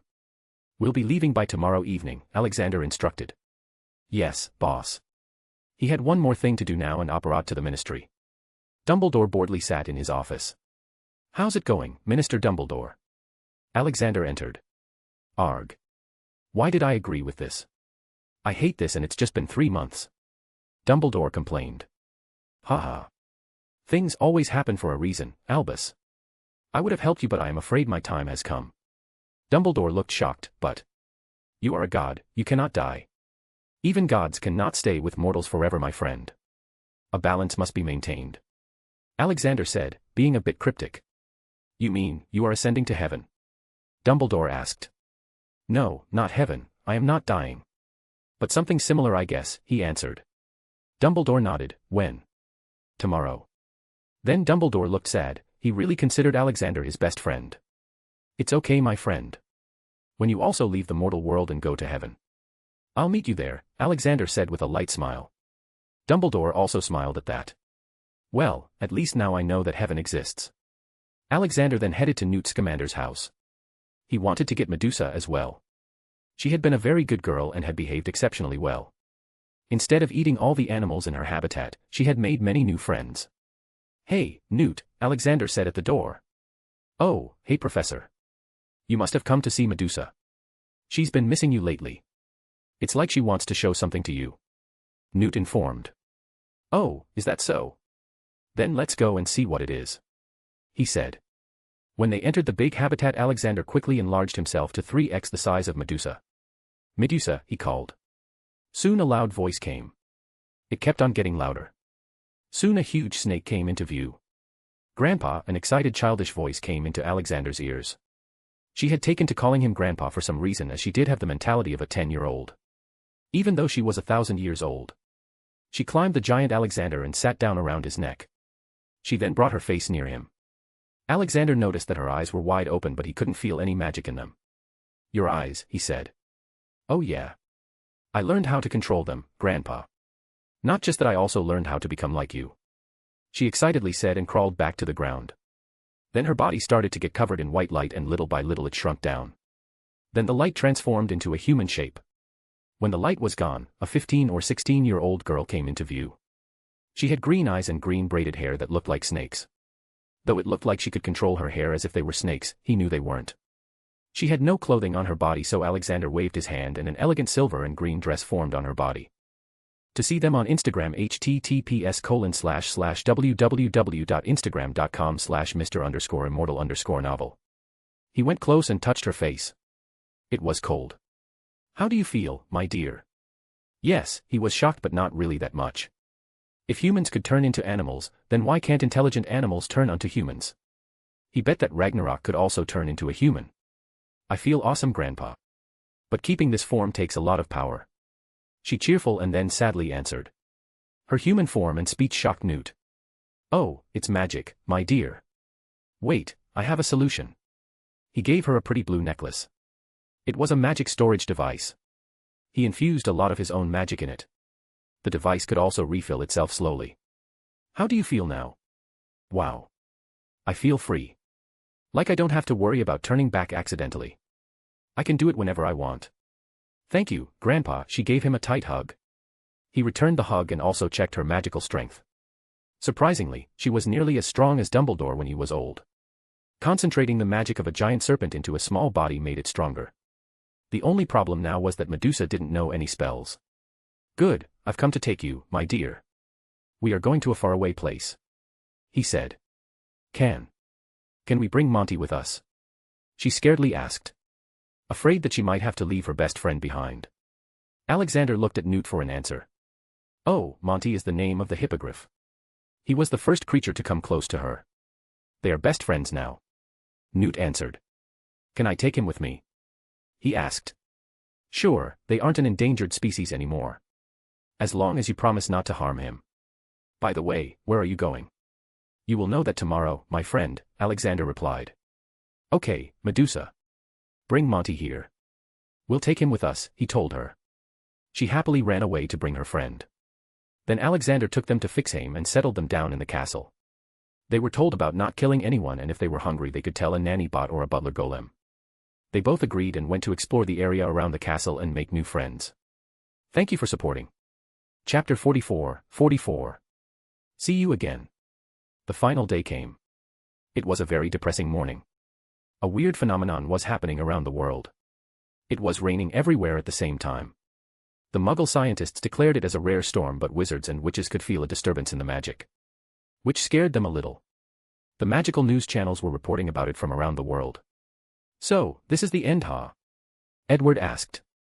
He and Alexander were both standing at the top of the galaxy tower. "No, my boy, this is a new beginning. I am not dying, you know," Alexander said and looked in the sky. It was turning more and more darker. Then suddenly a black figure appeared in the sky. It was extremely huge. Probably as big as Mount Everest. The figure was covered in black withered robes. "You mortals, I gave you my 3 hallows. In the hope that it would destroy you, corrupt you, but you overcame. Now, I have come to finish the job. Your world is mine. Death shall shroud all," the huge figure said. The whole thing was already being shown live in the wizarding world. The figure dispersed and turned into a multi-headed serpent. Its body circling the entire earth. Its heads attacking each magic city, though not damaging anything. The wizards and witches started to panic. "Really, death shall shroud all?" Edward said, looking at the twitching face of Alexander. "I told Dobby not to speak too much, but I guess he's too into the role," he clarified. "All right, it's time. I should get going," he said and hugged Edward. Edward also returned it. "Stay safe, old man. I'll miss you. Don't forget to keep your promise of coming back someday. Thank you for everything. I don't know how things would have turned out if you hadn't shown up." Alexander patted his back. "I am proud of you, son. Even without me, you would have worked something out. Never stop getting stronger. Never stop believing. I should go now, otherwise Dobby will kill half of the magical people by giving heart attacks," he said, slowly flying up. "Take care, my son, we will surely meet again someday." He flew to the sky towards the giant serpent. His whole body was shining gold. The armor that goblins gave covered his body. A long sword in his hand. The cameras focused on him. He roared loudly, "How dare you try corrupting my world? This planet is under my protection and you shall pay the price for messing with it. You are no death, you are just a demon." Alexander flew up and engaged in a magnificent battle against the overpowered multi-headed serpent. The fight lasted 3 hours, but no clear winner came out. Alexander's body looked wounded, but the serpent's not as much. People were starting to lose hope. "Let's get serious now," Alexander shouted and turned into his animagus. The giant majestic white-winged lion brought people hope. The lion attacked the serpent and cut its heads one by one. But every time he cut one head, 2 more took its place. "Goddamn it, Dobby, cut it out now. I guess there's no other way now," he said and charged at the main body of the serpent, dragging it out of the Earth's atmosphere. They kept on flying towards the sun. The more powerful wizards could sense what was going to happen. The serpent of death and Alexander collided directly into the sun. The screams of the serpent and the anger-filled roar of the lion shook the hearts of all. Wizards were dumb, they didn't know that sounds couldn't travel in a vacuum, and even if they did, they'd just say it was magic. That was the last roar. Then the sky started to get cleaner, the sunlight came back to the world. Golden-colored sparkling dust started to fall down all around the globe. Only magicals could see it. They all felt the energy of Alexander in the dust. Many people broke down in tears, fearing the worst. On the terrace of the Ministry of Magic, Dumbledore, Hermione, Grindelwald, and Edward stood. Edward was trying to calm down, crying, "Hermione." Dumbledore and Grindelwald looked sad. Then suddenly a bluish ghostly figure came in front of him. The figure put his hand on Hermione's head. "Don't cry, my child." Hermione turned around to look at the source of the familiar voice. "Grandpa, you're okay." Alexander shook his head. "I still have some time before I pass on." Perks of being a demigod.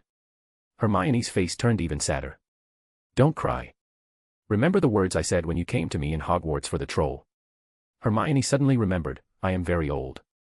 I want to teach you so that you can do good in the future, when I am no longer in this world." She suddenly hugged him tightly. He kept on patting her while looking around at his friends. Dumbledore and Grindelwald nodded at him. "I will always be watching over you all. Maybe, someday we'll see each other again. Not in heaven or hell. Don't ask. Edward will tell you some things later," he said. Then a small box materialized in Hermione's hands. "Take that, my little cat. It has a bit of my consciousness in it. Just like the portraits. Whenever you feel lost, you'll always find me closer, you too, Edward. Dumbledore and Grindelwald, I wish you both happiness. Take care." He spoke his last words and his body vanished from Hermione's embrace. All the golden dust that was still falling around the world suddenly flew up and organized themselves into 2 giant Alexander's faces on both day and night side of the world. The face was so big that every magical in the world could clearly see and recognize who it was. Then the face spoke. My mortal body might have been destroyed, but I still see all. Not even minutes have passed and I've started to sense dark ambitions in some. Hear me, I see all and will punish those who deserve my call. Then the dust exploded and again fell down to earth. But this time they disappeared as soon as an adult touched it. Only babies and some pure creatures could touch it for a while before vanishing. Signifying that babies and those creatures were pure. Wherever the golden dust fell on the ground, beautiful flowers bloomed in seconds. It fell on fruit trees, fruits grew in a matter of seconds. Alexander and Dobby stood on the moon. Dobby, stop fiddling with the illusion orb and come and help me set the cannon. Yes, boss. Dobby reluctantly put it away and went to help him. Alexander had gifted it to him and Dobby had used it in their show that they just performed. What is the use of this cannon, boss? Dobby asked. It's an intent-based magic laser cannon. If any new Dark Lord rises on Earth and tries to take over the world, this cannon will give them God's punishment and turn them into ash. It will keep people in line and in the belief that I am still watching over them.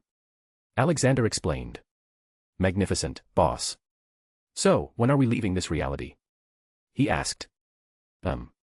Probably in 3 minutes. I've received the message. Hopefully, it will be some advanced modern world. I really want to relax. Still, there's no guarantee. Fingers crossed, Alexander replied. All right, we're all set here. Dobby, you go back into Fixheim. Only I can travel the multiverse unharmed. He instructed and sent him away. Then he waited while looking at the earth with a smile. Goodbye everyone, he lightly said. The feeling of being sucked into a thin tube came back. This time, he didn't black out and saw everything that happened. He traverses the space at an unimaginable speed. At one point he felt like his body collided with a dense scaly wall. He guessed that it was the wall that separates realities.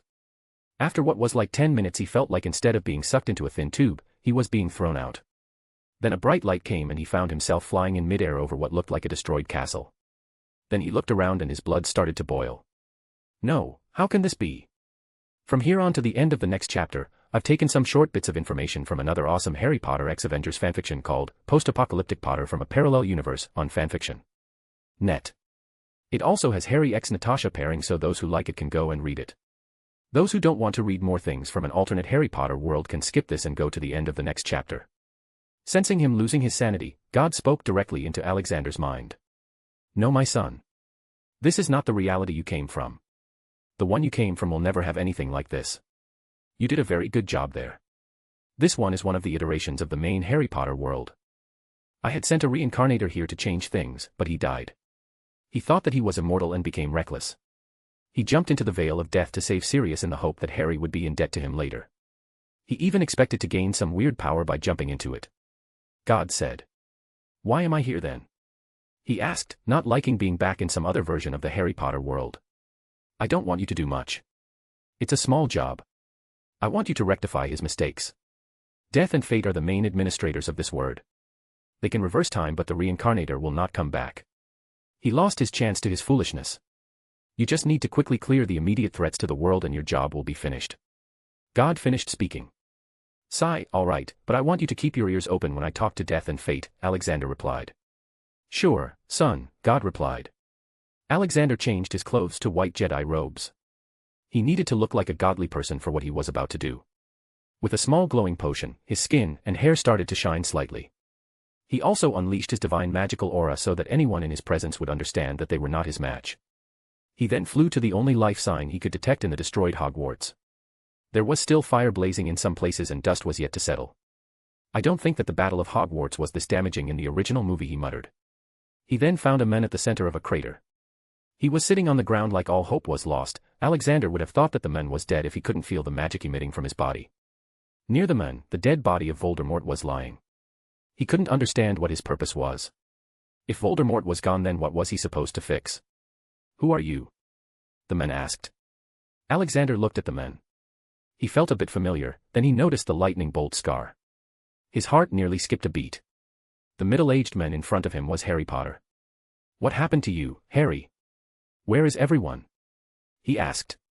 Everyone is dead. Now answer the questions. Who are you? Harry asked and pointed his wand at Alexander. Alexander had no choice but to enter Harry's mind. What he saw was beyond sorrowful. The good-for-nothing reincarnator had changed so many things that by the time he died, Voldemort had started making more Horcruxes. The Battle of Hogwarts still happened and Harry did win, but they didn't know that Voldemort was still alive. The next time Voldemort came back, he changed his approach. He started nuclear war around the world. Then came the nuclear winter. Most of the Earth's population is gone. Voldemort also specifically targeted everyone related to his last defeat. He hunted down all of Harry's friends and new family. Even his children with Hermione. Harry survived because he had all 3 Deathly Hallows in his possession. Which made him, somehow, unkillable. He then hunted down Voldemort and the final battle took place just minutes before he arrived. So much pain, loneliness, and misery Harry had to go through. Alexander had a drop of tear at the corner of his eye. He straight up walked to Harry. "You poor child." Harry was too much on the edge after his battle. He sent in many spells at Alexander, but it didn't even scratch him. Alexander came in arm's range of tired Harry and tightly embraced him in a good warm hug. "I'll fix everything, son. You have to worry about nothing."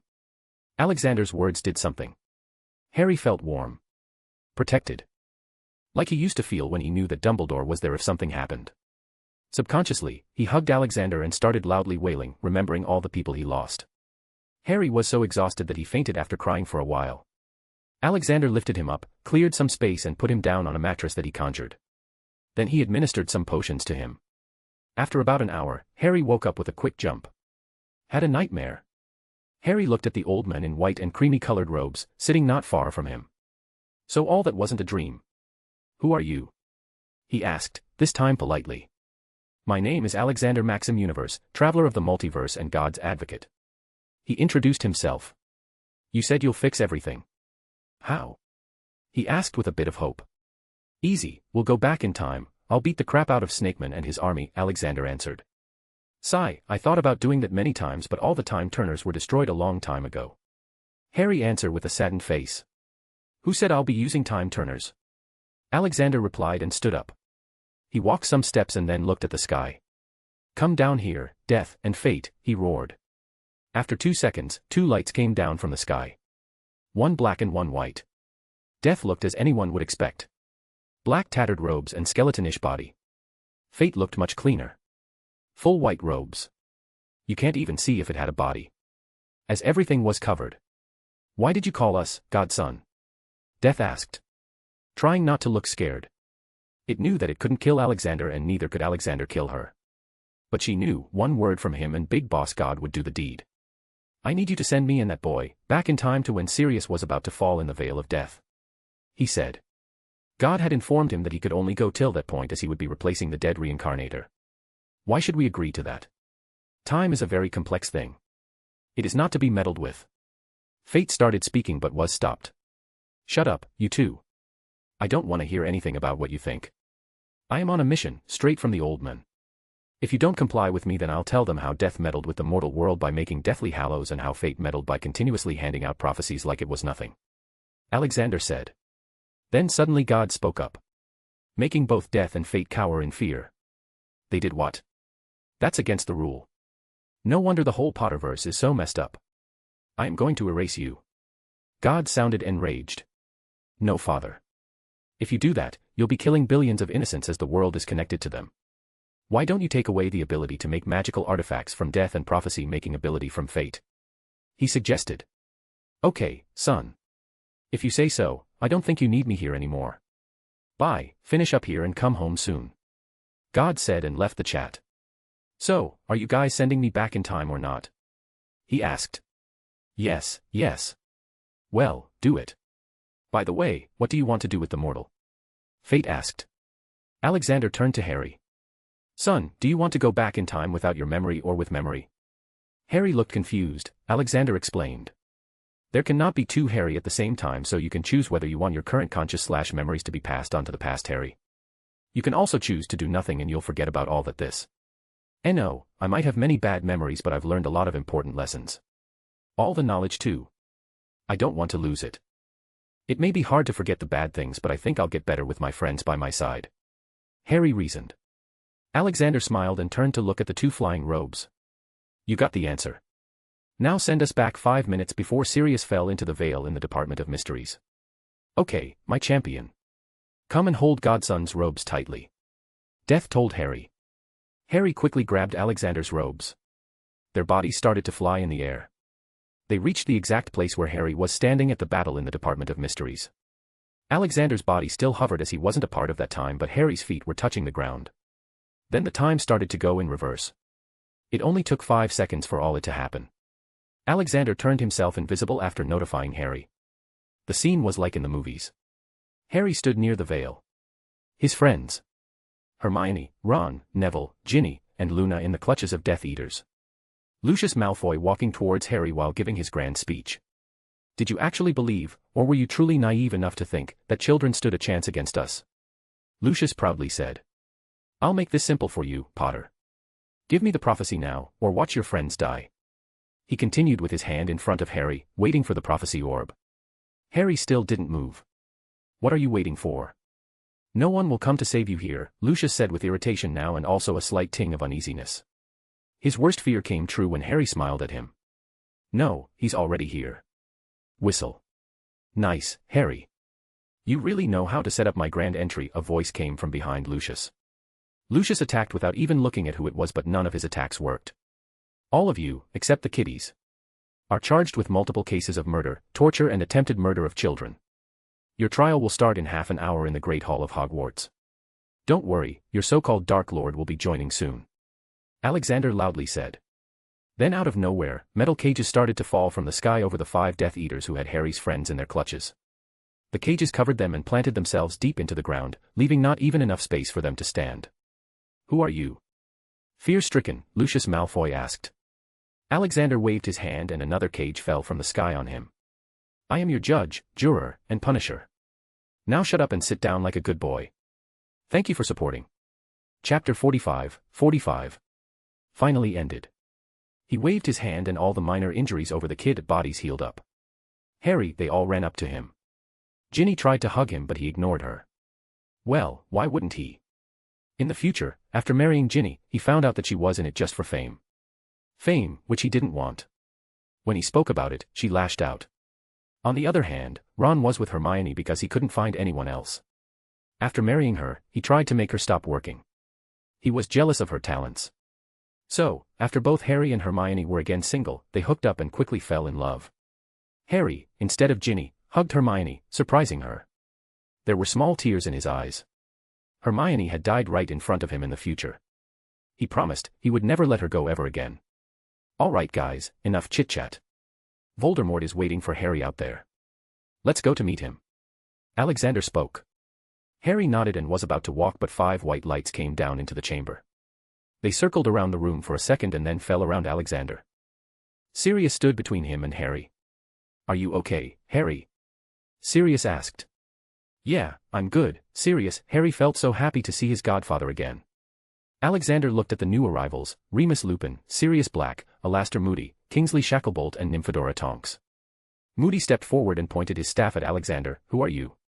His words seemed to bring everyone on edge. They all looked at him and felt a much greater strength in him than even Dumbledore. Oh, I am Alexander.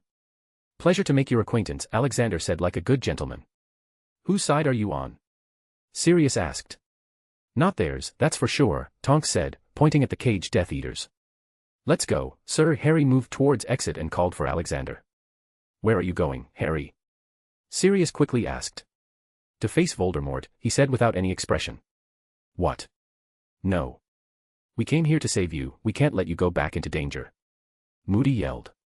I am strong enough to face him now, moreover, he's here. Not even Dumbledore can put a scratch on him. What's Voldemort? Harry kept on walking. We can't let you do this. Moody roared and tried to block their way. Damn it, you want to lose your other eye. This is it, I am confiscating your wands, Alexander said and waved his hand. 4 wands and 1 staff flew to him. It looked like an elder reprimanding children. When they arrived on the Ministry's main floor, Dumbledore and Voldemort were already in a heated battle. Harry, why did you come here? Dumbledore shouted. Welcome, Potter, Voldemort spoke with ugly laughter. Avada Kedavra, Harry didn't say anything and directly threw a killing curse at him. Ha ha. Good job, Harry, my boy.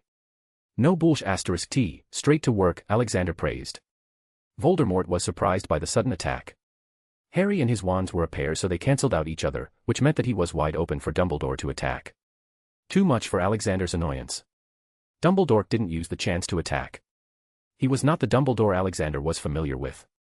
This was a much more senile old man, a fool. Surrender now, Tom. You cannot win. Dumbledore spoke. More like pleaded. Voldemort sensed danger and ran away with his weird flying technique. Sir, I thought you wanted to catch him, Harry asked angrily. No need to worry, son. I can summon him anytime I want. What we need to do now is decide what to do with this old fool. He pointed to Dumbledore. Albus Percival Wulfric Brian Dumbledore, once again you let Voldemort escape. You had the best chance to kill him and you didn't. You pleaded with a Dark Lord who had killed so many people and babies, to surrender. This shows that you are incapable of judging the situation. The blood is on your hands now, Dumbledore. You don't deserve to use the Elder anymore, Alexander harshly said and disarmed his wand. Then he gave it to Harry. You'll be a better master of it, Harry. Even Harry didn't have any liking for Dumbledore anymore. Dumbledore kept too many secrets. Secrets that were too crucial for defeating Voldemort. All the kids and the 5 disarmed order members were looking at the scenes from a corner. They didn't have a wand so they couldn't do anything. Then suddenly, they all operated without their initiative. They all came to the Great Hall of Hogwarts. Alexander waved his hand and all the benches transfigured them into stadium-like seats, on 2 sides of the room. At the place where the teachers sat, only one big seat at a big platform was present. In front of it was also a table. Accio Suprema, 200 strongest righteous wizards and witches in the world and all the directly affected people by Voldemort, Alexander lightly said. In a second, 200 old and young wizards and witches of all kinds of ethnicity popped into that room.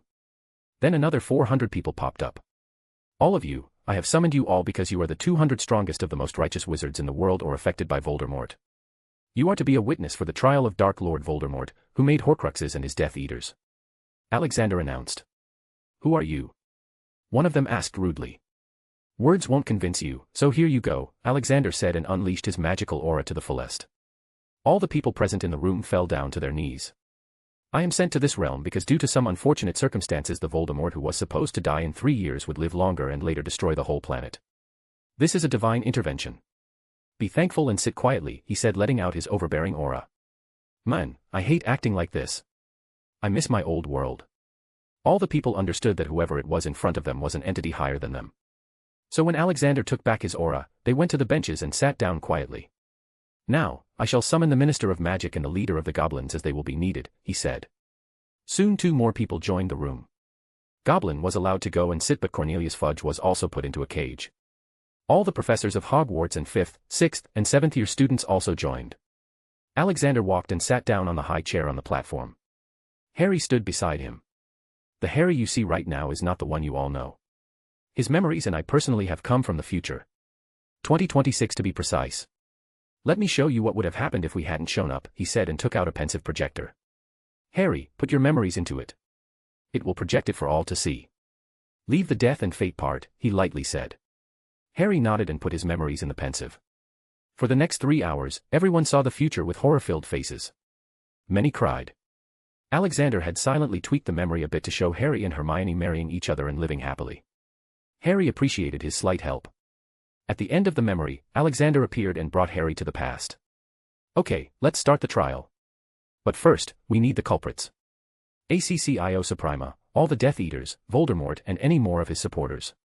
One by one, tens of Death Eaters and his supporters appeared. As soon as they appeared, a cage would fall on them, forcing them to tightly sit down. Then came Voldemort. Hello there, I will not put you in a cage. I'll make you see your Death Eaters get punished first and then punish you. Too bad, I let Edward kill you back then. I should have erased you from space and time. I'll do that now, Alexander disgustfully said. Then in a painful scream. Voldemort's hands and feet were cut down, more like ripped apart. His body was then put in a corner for him to watch everything. Harry and many others felt really satisfied with Voldemort's painful screams. He had killed so many heirs or parents of the people sitting in the room. Let's start with Dumbledore. Albus Percival Wulfric Brian Dumbledore, you are charged for withholding crucial knowledge, important for defeating the Voldemort for years. You hid the intel that he had made Horcruxes and that they needed to be destroyed in order to defeat him. You hid the knowledge that Voldemort was not a pureblood but half-blood and let him hire pureblood fanatics by lying. Time and time again, you let Voldemort escape, because you couldn't bring yourself to kill your precious student. You also didn't inform Harry Potter that he was a Horcrux and he needed to die in order to kill Voldemort. You are no savior of the world when you caused the destruction in the first place. Too many people died for your incompetence. You are mentally unfit to hold any important positions in the magical world. I will not send you to a prison, but if you try to interfere with the magical world again, then you will die. Dumbledore couldn't even open his mouth. He also realized his mistakes after seeing Harry's memories. He sadly accepted his punishment from what looked like a real god. I feel bad now. Good job, Father, you made me punish my own best friend. I wish I had met him here earlier, maybe I could have corrected him. Next is Cornelius Fudge, Alexander called, and the cage with Fudge flew to the forefront. You are charged for negligence of duty. Again and again, you ignored the intel that Voldemort had returned because you felt it convenient that way. When was the first time Dumbledore told you that Voldemort had returned? He asked. 1991, Fudge answered. He tried to fight but couldn't lie. You are as much guilty as a Death Eater. But considering you didn't kill anyone, I cannot kill you. I am taking away your magic from you and also all your wealth. You will live a life of a squib from now on. Fudge couldn't even counter and was sent away. Now to the main trial. I won't drag this long. Lucius Malfoy, you are sentenced to death. The cage caught fire and Lucius Malfoy died with screams. His son Malfoy saw everything in horror. Alexander just obliterated the boy of his memories of the family and turned him into a good model citizen. He didn't want Dark Lord Malfoy in the future. Malfoy was too messed up in the head to be corrected without obliterating. One by one, most Death Eaters were killed. Voldemort watched everything with lifeless eyes. There were some supporters too who didn't deserve death, so Alexander put them on a time torture of 200 years. The second last one was Bellatrix. Alexander was really interested in her backstory. Like what he did with others, he read her mind and looked at her entire life. He was saddened by seeing what made her like this. What changed her from being a sweet little girl to a hateful mad witch? He took the memory and put it in the pensive projector. The memory started to play. Memory. Little 9-year-old Bella just came home after playing outside. Where were you, Bella? Her mother asked. I was playing with Gary, Mommy, she sweetly answered.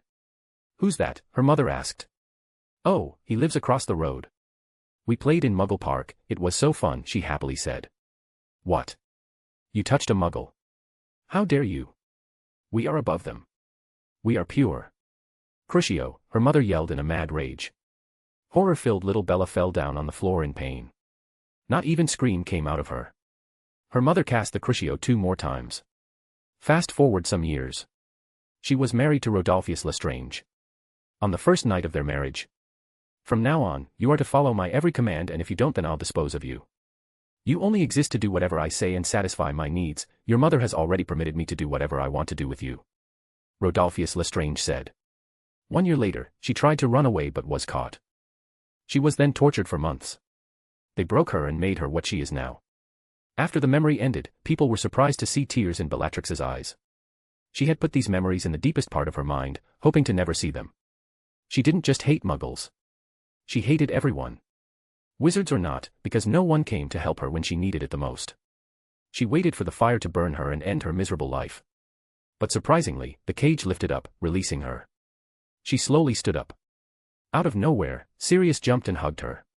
She tried to fight, but the cage had done something to her strength. Alexander slowly walked to the girl and put his hand on her head, making her suddenly feel warm. Alexander healed her damaged mind and gave her the strength to fight the sad memories. He then cast a cleaning charm on her and there she was, looking like a fine pretty lady. Bellatrix looked at him with her wide-open eyes in confusion. Be happy, Bellatrix. You've suffered enough, but you must also atone for your sins. You are ordered to work to protect Muggle wizards in the wizarding world from discrimination for the rest of your life, he said. She deserved a death punishment, but he couldn't bring himself to kill her after what he just saw. Then suddenly an old woman stood up. She was Neville's grandmother. No. I want her to be punished. Because of her, my son and daughter are in a coma. She screamed. Alexander waved his hand and 2 vials appeared in the woman's hand. Make them drink this. They'll be healed in an hour. Now sit down, or do you want me to punish you for the cruel torture you did to your grandson? He said with slight anger. Now, it's time to punish Voldemort and Rodolphus Lestrange. You will both have your souls rot in hell. But still, I want the world to hear your screams. He poured sensitivity-increasing potions in their mouths. It would make their body senses 100 times more sensitive. Accio, Horcruxes, 9 Horcruxes flew to Alexander.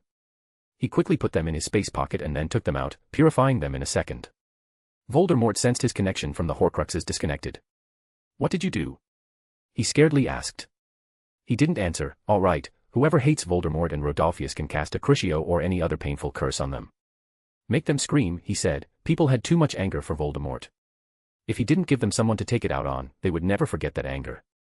Sirius took out his anger on Rodolphus for doing all that to his cousin. He would have done the same to his mother if she was alive. Other people did the same with Voldemort. After they felt satisfied by punishing them and making them scream like little girls, he killed them with his eye's power. Voldemort's soul was erased from space and time, though he didn't make people forget him in this timeline, but in others, magical things happened. In some, Voldemort was never born, and in some, he vanished just before killing Lily Potter. It would have been so weird if so many people suddenly found themselves in a hall for no reason. Rodolphus was killed and sent to hell till eternity with no chance of reincarnation. He then created 10 million copies of the memory of the miserable trial and gave them to people to distribute it around the world. Beep beep, Alexander received a message on his phone. He checked it and sure enough, his job was completed. All right, Harry, my job is done. I'll be leaving now. You can keep all the artifacts/X Horcruxes, but I want to have the Helga Hufflepuff's cup. He told Harry. Sure, for what you have done. It's just a small thing. Thank you, sir. Harry said with immense respect. Haha, it was my job, son, Alexander said and gave him a warm fatherly hug. Now go and have a chat with her. Don't let her get away this time, Alexander pointed towards Hermione. Harry happily smiled, yes, I won't. Alexander then left. He didn't feel like staying there anymore. Seeing the same people with different personalities was just weird. To him, only Edward's world was the real Harry Potter world. Alexander flew out and went through the same multiverse travel experience. Soon, he found himself in God's place. Surprise, a very loud cheer came from behind him. He looked and saw a lot of people with birthday hats and decorations all around. Many looked like humans and many looked straight up demonic. Happy birthday, son. Did you think I'd forget your birthday? God happily said. Alexander just shook his head and smiled. He walked forward to join them.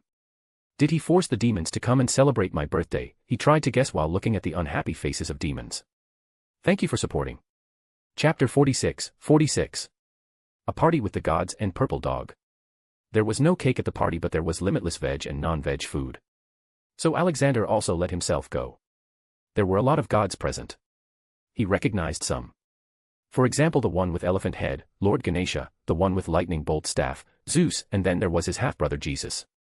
Jesus was sitting at the bar, drinking some wine. He decided to join him. Hey there, brother. Ah. Hey, Alex. Finally, father found someone to correct his mistakes. Why do you look exhausted, brother? Jesus asked. Ha. Well, I had to go to the same world twice. He answered and sipped on some wine. Yeah, let me guess, father forgot something. Alexander nodded. Yeah, he does that a lot. One time I was sent to a planet of cockroach civilization.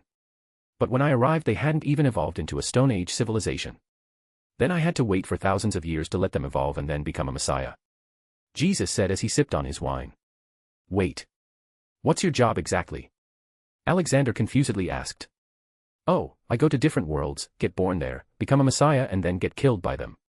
Well, that sounds more like a curse than a job, Alexander added sympathetically. I am used to now. But sometimes, father makes me regret agreeing to this job. Jesus said tiredly. Then suddenly Lord Ganesha came and sat beside them. Hey guys, well, if we're talking about father problems then let me share mine. When I was small, my mother instructed me to stand guard while she took a bath. Then suddenly my father came, whom I didn't recognize as I had never seen him. Seriously, guys, my mother made me from sandalwood, turmeric, flesh of her own body, and some holy water.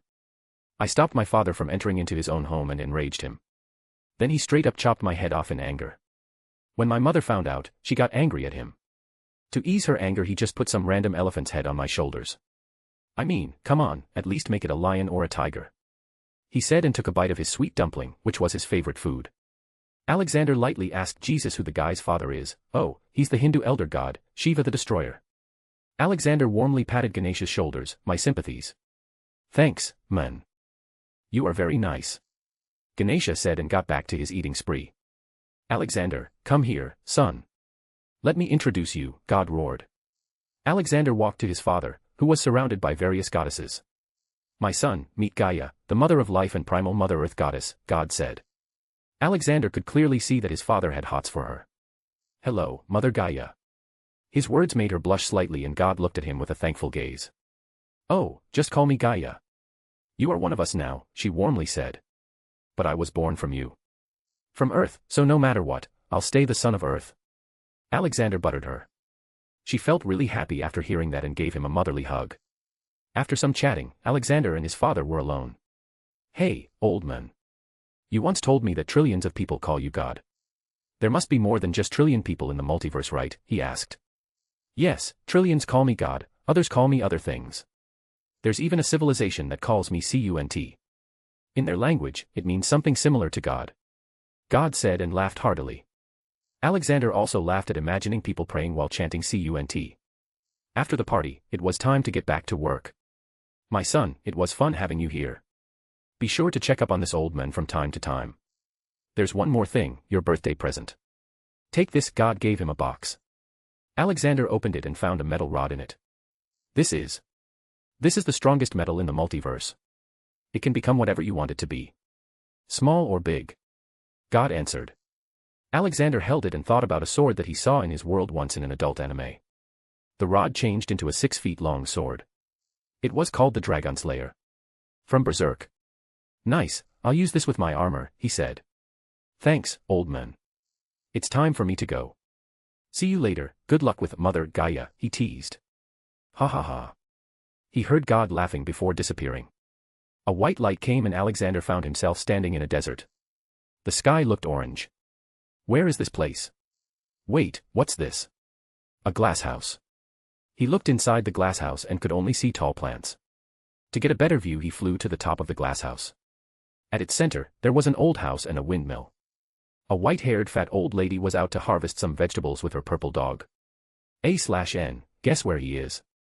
The dog walked on his 2 feet towards the giant pea plant, but the plant tried to eat the dog. "What the hell is this place?" he asked, dumbfounded. He kept on looking and soon all the plants had started to attack the house. Alexander decided to act and broke down the glass. Then he cast a nice fiend fire and burned all the plants down. The dog was also trying to save his owner by picking her over his head and running around. Alexander slowly landed on the ground. The old lady and the dog looked at him with interest. "What is the name of this place, lady?"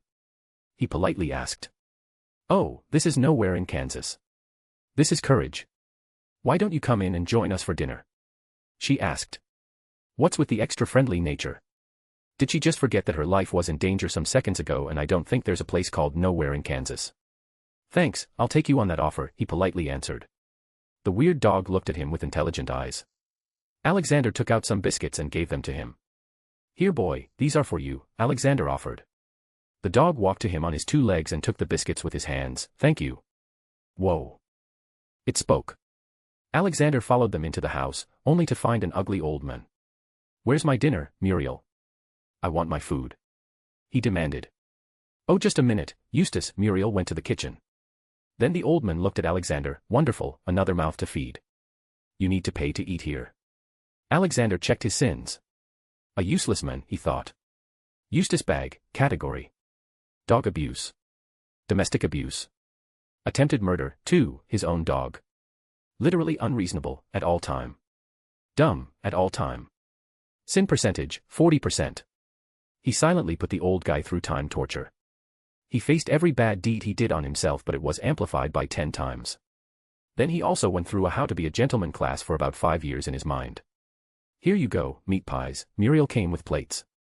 After eating dinner, she further invited him to stay, which he accepted. He looked at the dog and went to talk to him. "Hey, Courage.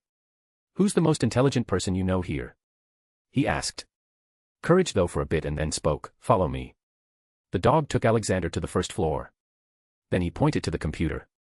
Alexander didn't know what to expect and just checked the computer out. "What can I do for you, sir?" A voice came from the computer. Alexander felt a sudden dark aura from it. "Who are you?" he asked. "I'm the help, sir," the computer said, a bit of nervousness in its voice. "You're a demon, aren't you? You're the one who's making all the weird stuff happen?" he asked. "And no, sir. I am just a computer with artificial intelligence." "Believe me," the computer stuttered. "We'll see about that," Alexander said and quickly put the computer in his space pocket. When he brought out the computer again, there was a red demon beside it. "Damn you, you spoiled my fun." This world is mine, go away, the demon yelled. Courage was shivering in fear. You don't know about me. I am God's advocate. Here to purify this world. You mister are going to die. Alexander said and used his eye power. There was only one punishment for demons like these. Soul Erisal. They couldn't be sent to hell as they came from there. They could only be erased from existence. He used his eye power and burned the demon to nothingness. Ah, thanks for saving me, sir. I am forever indebted to you. The computer spoke. You can still speak. I thought it was the demon, Alexander surprisingly asked. No, sir. I am a real artificial intelligence. The demon had been living inside me for years and making people's lives miserable. He even made that dog weird. Computer said. Alexander then remembered the dog. He looked around and saw it hiding in a corner. But it had started to look like a normal dog, just in purple color. He hypothesized that it was the demon's doing. The sky outside also looked normal. The desert had turned into farmland. What's your name? Alexander asked. My name is Alfred, an I made to serve and help. The computer replied. Alexander used his eye of judgment just for the sake of it. Alfred the I, category. Sin percentage, no related programming found. Alright, you want to come with me? He asked. Sure, there's nothing to do here anyway, Alfred quickly answered. Alexander picked up the AI computer and put him in his castle in Fixham. He left a normal PC in its place. Let's go downstairs, Courage, Alexander said to the dog. Downstairs, the old couple looked normal now. Eustace was a perfect gentleman now and was helping his wife. Alexander said his goodbye, gave them some gold coins for the food and left. His task was done. I hope my next world will be a large-scale one. Thank you for supporting.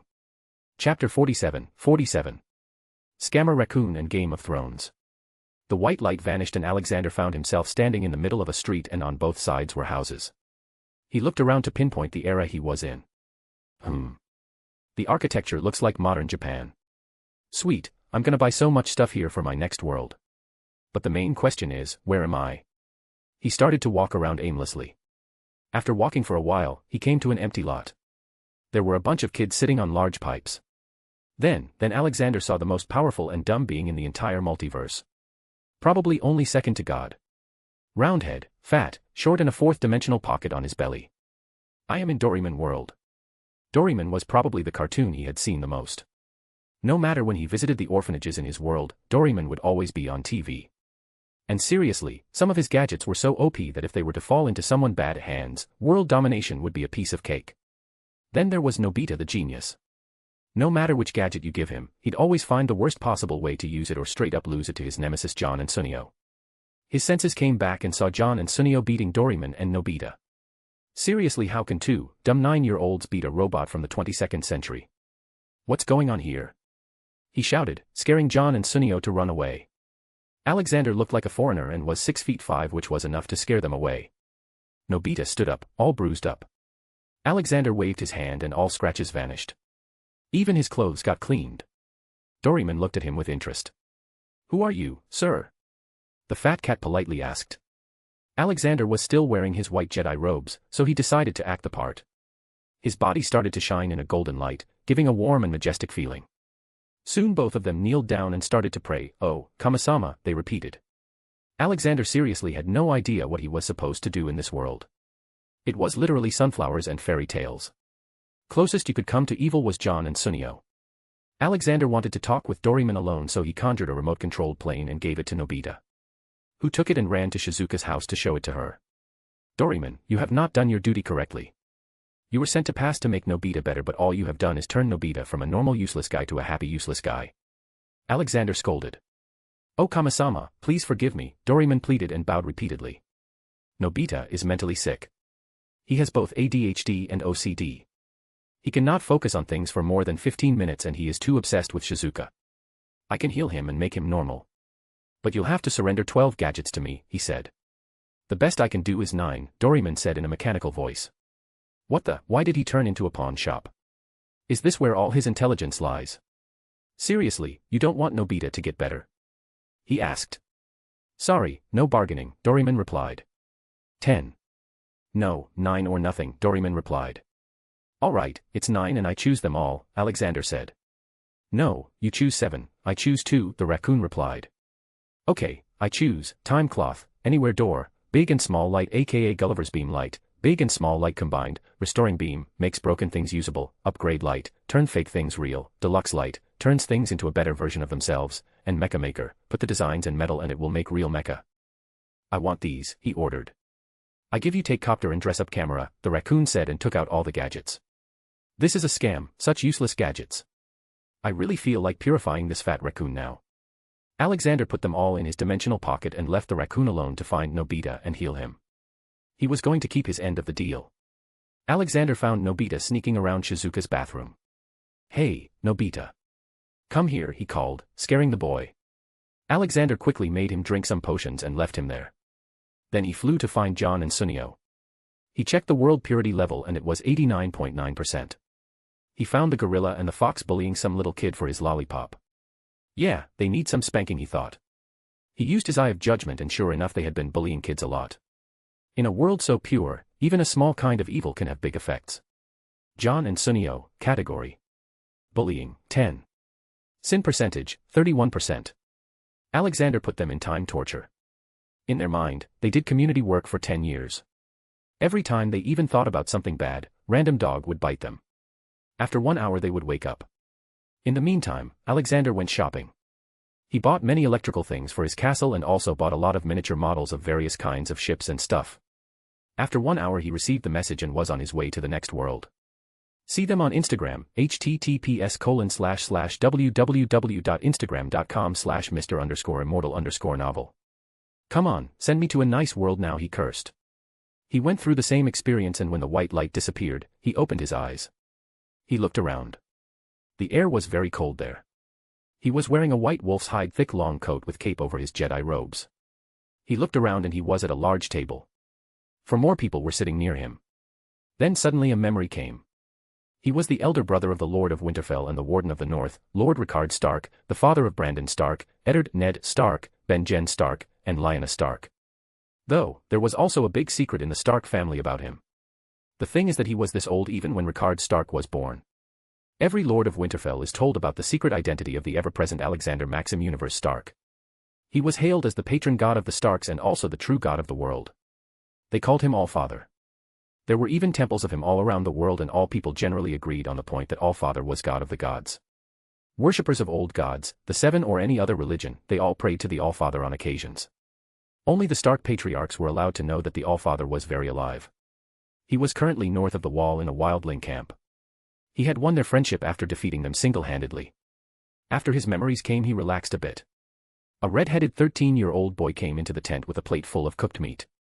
What's your name, boy? Alexander asked. Tormund, the boy proudly answered. Join us, son. You look like a guy with nice stories. Come s. Before Alexander could say anything more, Dobby entered the tent. He was wearing heavy fur clothing and a similar cloak as his. Boss, a guy from Winterfell is here. Send him in, he said. A young 17 or so year old boy scaredly entered the tent and kneeled. And my lord. Unfortunate news. The Mad King murdered Lord Rickard Stark and Lord Brandon Stark. Lord Eddard has called the banners and has joined with the army of the Vale under Lord Jon Arryn and the Stormlands under Lord Robert Baratheon. The boy said. Alexander slowly stood up. His towering height adding to the tension in the room. Dobby was way taller but he was standing outside doing something only God knows. And how many days did it take you to come here? He asked. 15, my lord, he said. Sigh, well, I guess we'll have to postpone the drinks, Tormund. I've got a king to punish, he loudly said. Yeah. Kill the king. The men in the room cheered with whatever was in their hands. Wine, meat, or just fists. Dobby, don the armor. We're leaving for King's Landing. He told Dobby telepathically. He was in a little rush because he could feel that a Stark was still alive somewhere south. Ned was probably just at the Trident fighting Prince Rhaegar. See them on Instagram, https://www.instagram.com/Mr_immortal_novel. Then he looked at the messenger. What's your name, boy? And why did they send you? Name's Creed, my lord. I was going to join the Night's Watch. I am a commoner bastard so I didn't have many options. I had just arrived at the Castle Black when they received the Raven and then they sent me to tell you. Creed answered. Son. They played you. No newcomer is allowed to go alone beyond the wall. Still, the fact that you came, in one piece, speaks about your skills and courage. It's your good luck. How would you like to become my squire? Alexander said while donning his armor. He didn't need to, but it was a nice experience. Creed quickly fell to his knees. I'll be honored, my lord. Nice, now get up. And stop calling me my lord in every sentence. Call me boss, when we're alone or with the freemen, he said, looking at men around him. Freeman, it has a better ring to it than wildlings, Jorman said. He was a local leader. Okay fellas, see you later. He gave them bear hugs and walked out. Dobby was also in his black armor. Alexander and Dobby wanted to straight away apparate, but they had Creed with them, so they decided to get to Castle Black on horse, and from there they'll apparate. Their journey was fast. Alexander and Dobby had fed their horse special potions to make them extra strong, and they also lived in Fixheim. The horses had their own armor which they weren't wearing at the moment. In some hours, they arrived at Castle Black. The first thing he did was ask for the guy who sent Creed alone beyond the wall. Turns out, the guy wasn't working on Lord Commander's orders. Alexander found him and checked his sins. Sure enough, he was a murderer and a rap *st. Alexander had checked the world purity level and it was just 30%, meaning that most people on the planet had committed a crime. Alexander straight away used his 6-feet-long Dragon Slayer sword and killed him while also using his eye to send the guy's soul to hell for redemption. Many men had gathered around him due to that scene. If any of you have a problem with this, then come and find me at Winterfell, he calmly said and left. Alright Creed, take this letter and give it to my nephew Ben-Jen. I'll start your training when I return to Winterfell, he ordered his new squire. Yes, my lord. I'll fulfill this mission, Creed respectfully bowed. Thank you for supporting. Chapter 48. King's Landing. After letting Creed go away, Alexander and Dobby went to a secluded area and put the horses in Fixheim. Alright Dobby, we don't know where King's Landing is. If I remember correctly from the show, it's probably about 1,500 miles to the south. We just know the general direction. So we are going to jump 1,200 miles first and then 50 miles till we reach the place. Then we'll find a nice place to get back on our horses. Alexander planned. Alright boss, Dobby said and put his hand on Alexander's shoulder. Alexander apparat to his first stop. After popping out they looked around. Boss, what's that? Dobby asked. They were both 300 meters in the air with invisibility charms cast on themselves. Alexander looked at the bunch of densely packed weirwood trees in the middle of a big lake. That's the God's Eye, the Isle of Faces. We're right on track, Dobby. Alexander and Dobby soon appeared over the bunch of trees some kilometers from the gate of the gods of King's Landing. Boss, Dobby spoke. Yes. Why didn't you use the Anywhere door? You once told me that it can even take you to the end of the universe. A/N, in earlier episodes of Doraemon, it was said that it could take you to the edge of the universe, but in new episodes, it is said that it can only take you to 100,000 light years. Why didn't you tell me that earlier? Alexander asked. I just thought about it, boss. See, you also forgot, BTW, did I ever tell you about this world? He asked while putting armor on the horse. No, boss. I don't think you did. Well, you see. From my original world, an old man, or call him a prophet, wrote about this world in a fictional novel, and that's where we are in. But, I've never read the book and was only involved in the creation of the T.V show, until Dumb and Dumber spoiled it all. Anyways, I know most of the major things that will happen or have happened in this world, but many small things lead to big problems which I don't know. Not that it matters, as everything will change once I start building my kingdom and slowly take over the world. I am also gonna go and try to take over the Faceless Men. They are pretty good at nearly anything. Ack. Why do I suddenly feel like I have amnesia? Alexander groaned. Alexander then noticed the shocked face of Dobby as if he knew something. You already own them, boss. You created them. Dobby's subtlety dropped the bomb. What, how and why do you know that? But I don't. God gave me all the knowledge about your past in this world, boss, Dobby replied. Good, then tell me everything. He quickly said. I can't, boss, you have to ask me specific things for me to answer. God made that rule. Okay, how old am I in this world? He asked. 15,000 years, sir. What the? How? And what have I been doing all these years? Tell me more. Alexander nearly shouted. I am not at the liberty to reveal that, boss. Dobby mechanically replied. Why? He questioned. God said that you have to travel the world and visit specific places to trigger a memory. He said it will be fun for you. Damn it, I feel like I forgot something but can't just put my finger on it. I hate this feeling. Who knows what will happen if I visit Valyria? Next thing we know, I caused the doom of Valyria. Alexander pressed his head. Actually, boss. Dobby spoke. *T, don't tell me I did it. Yes, boss. You did. Dobby said. How and why? Alexander asked. I am sorry, boss, but I am not at the liberty to reveal that. Dobby again mechanically replied. Dobby, are you *king with me? No, sir, I don't think so. Dobby sounded confused. What? You got amnesia too? He asked.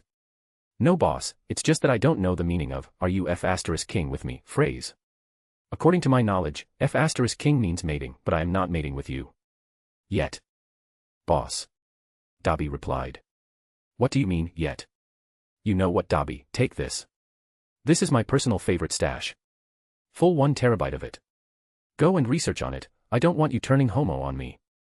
I got nothing against them, but still, if you are, then go find some other men. I am straight. Alexander handed him a hard drive. I don't know what homo means, sir. Dobby again sounded confused. Men on men.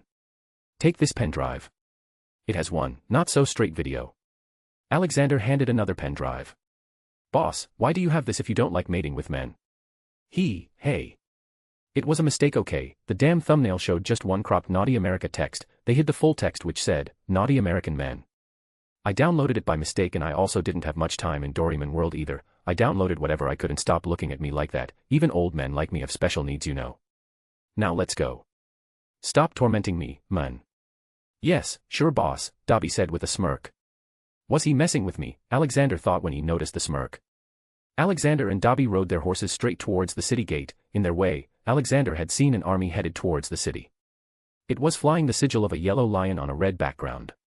Well, he only knew that Lannisters attacked the King's Landing and massacred men, children, and *ed many women. How they did it, he didn't know. The army was still about 5 hours away and it was enough for him to take over the city. I am sent here to do good and that is exactly what I shall do, Alexander said to himself. The world he was currently in was very corrupted and lawless. The people of the South called themselves civilized, but they were the ones who committed the most heinous crimes. The people of the North were by far more honorable. Dumb, but still honorable, except that flaying house. When Alexander and Dobby reached the gate of the gods, they were halted by the guards of the city watch.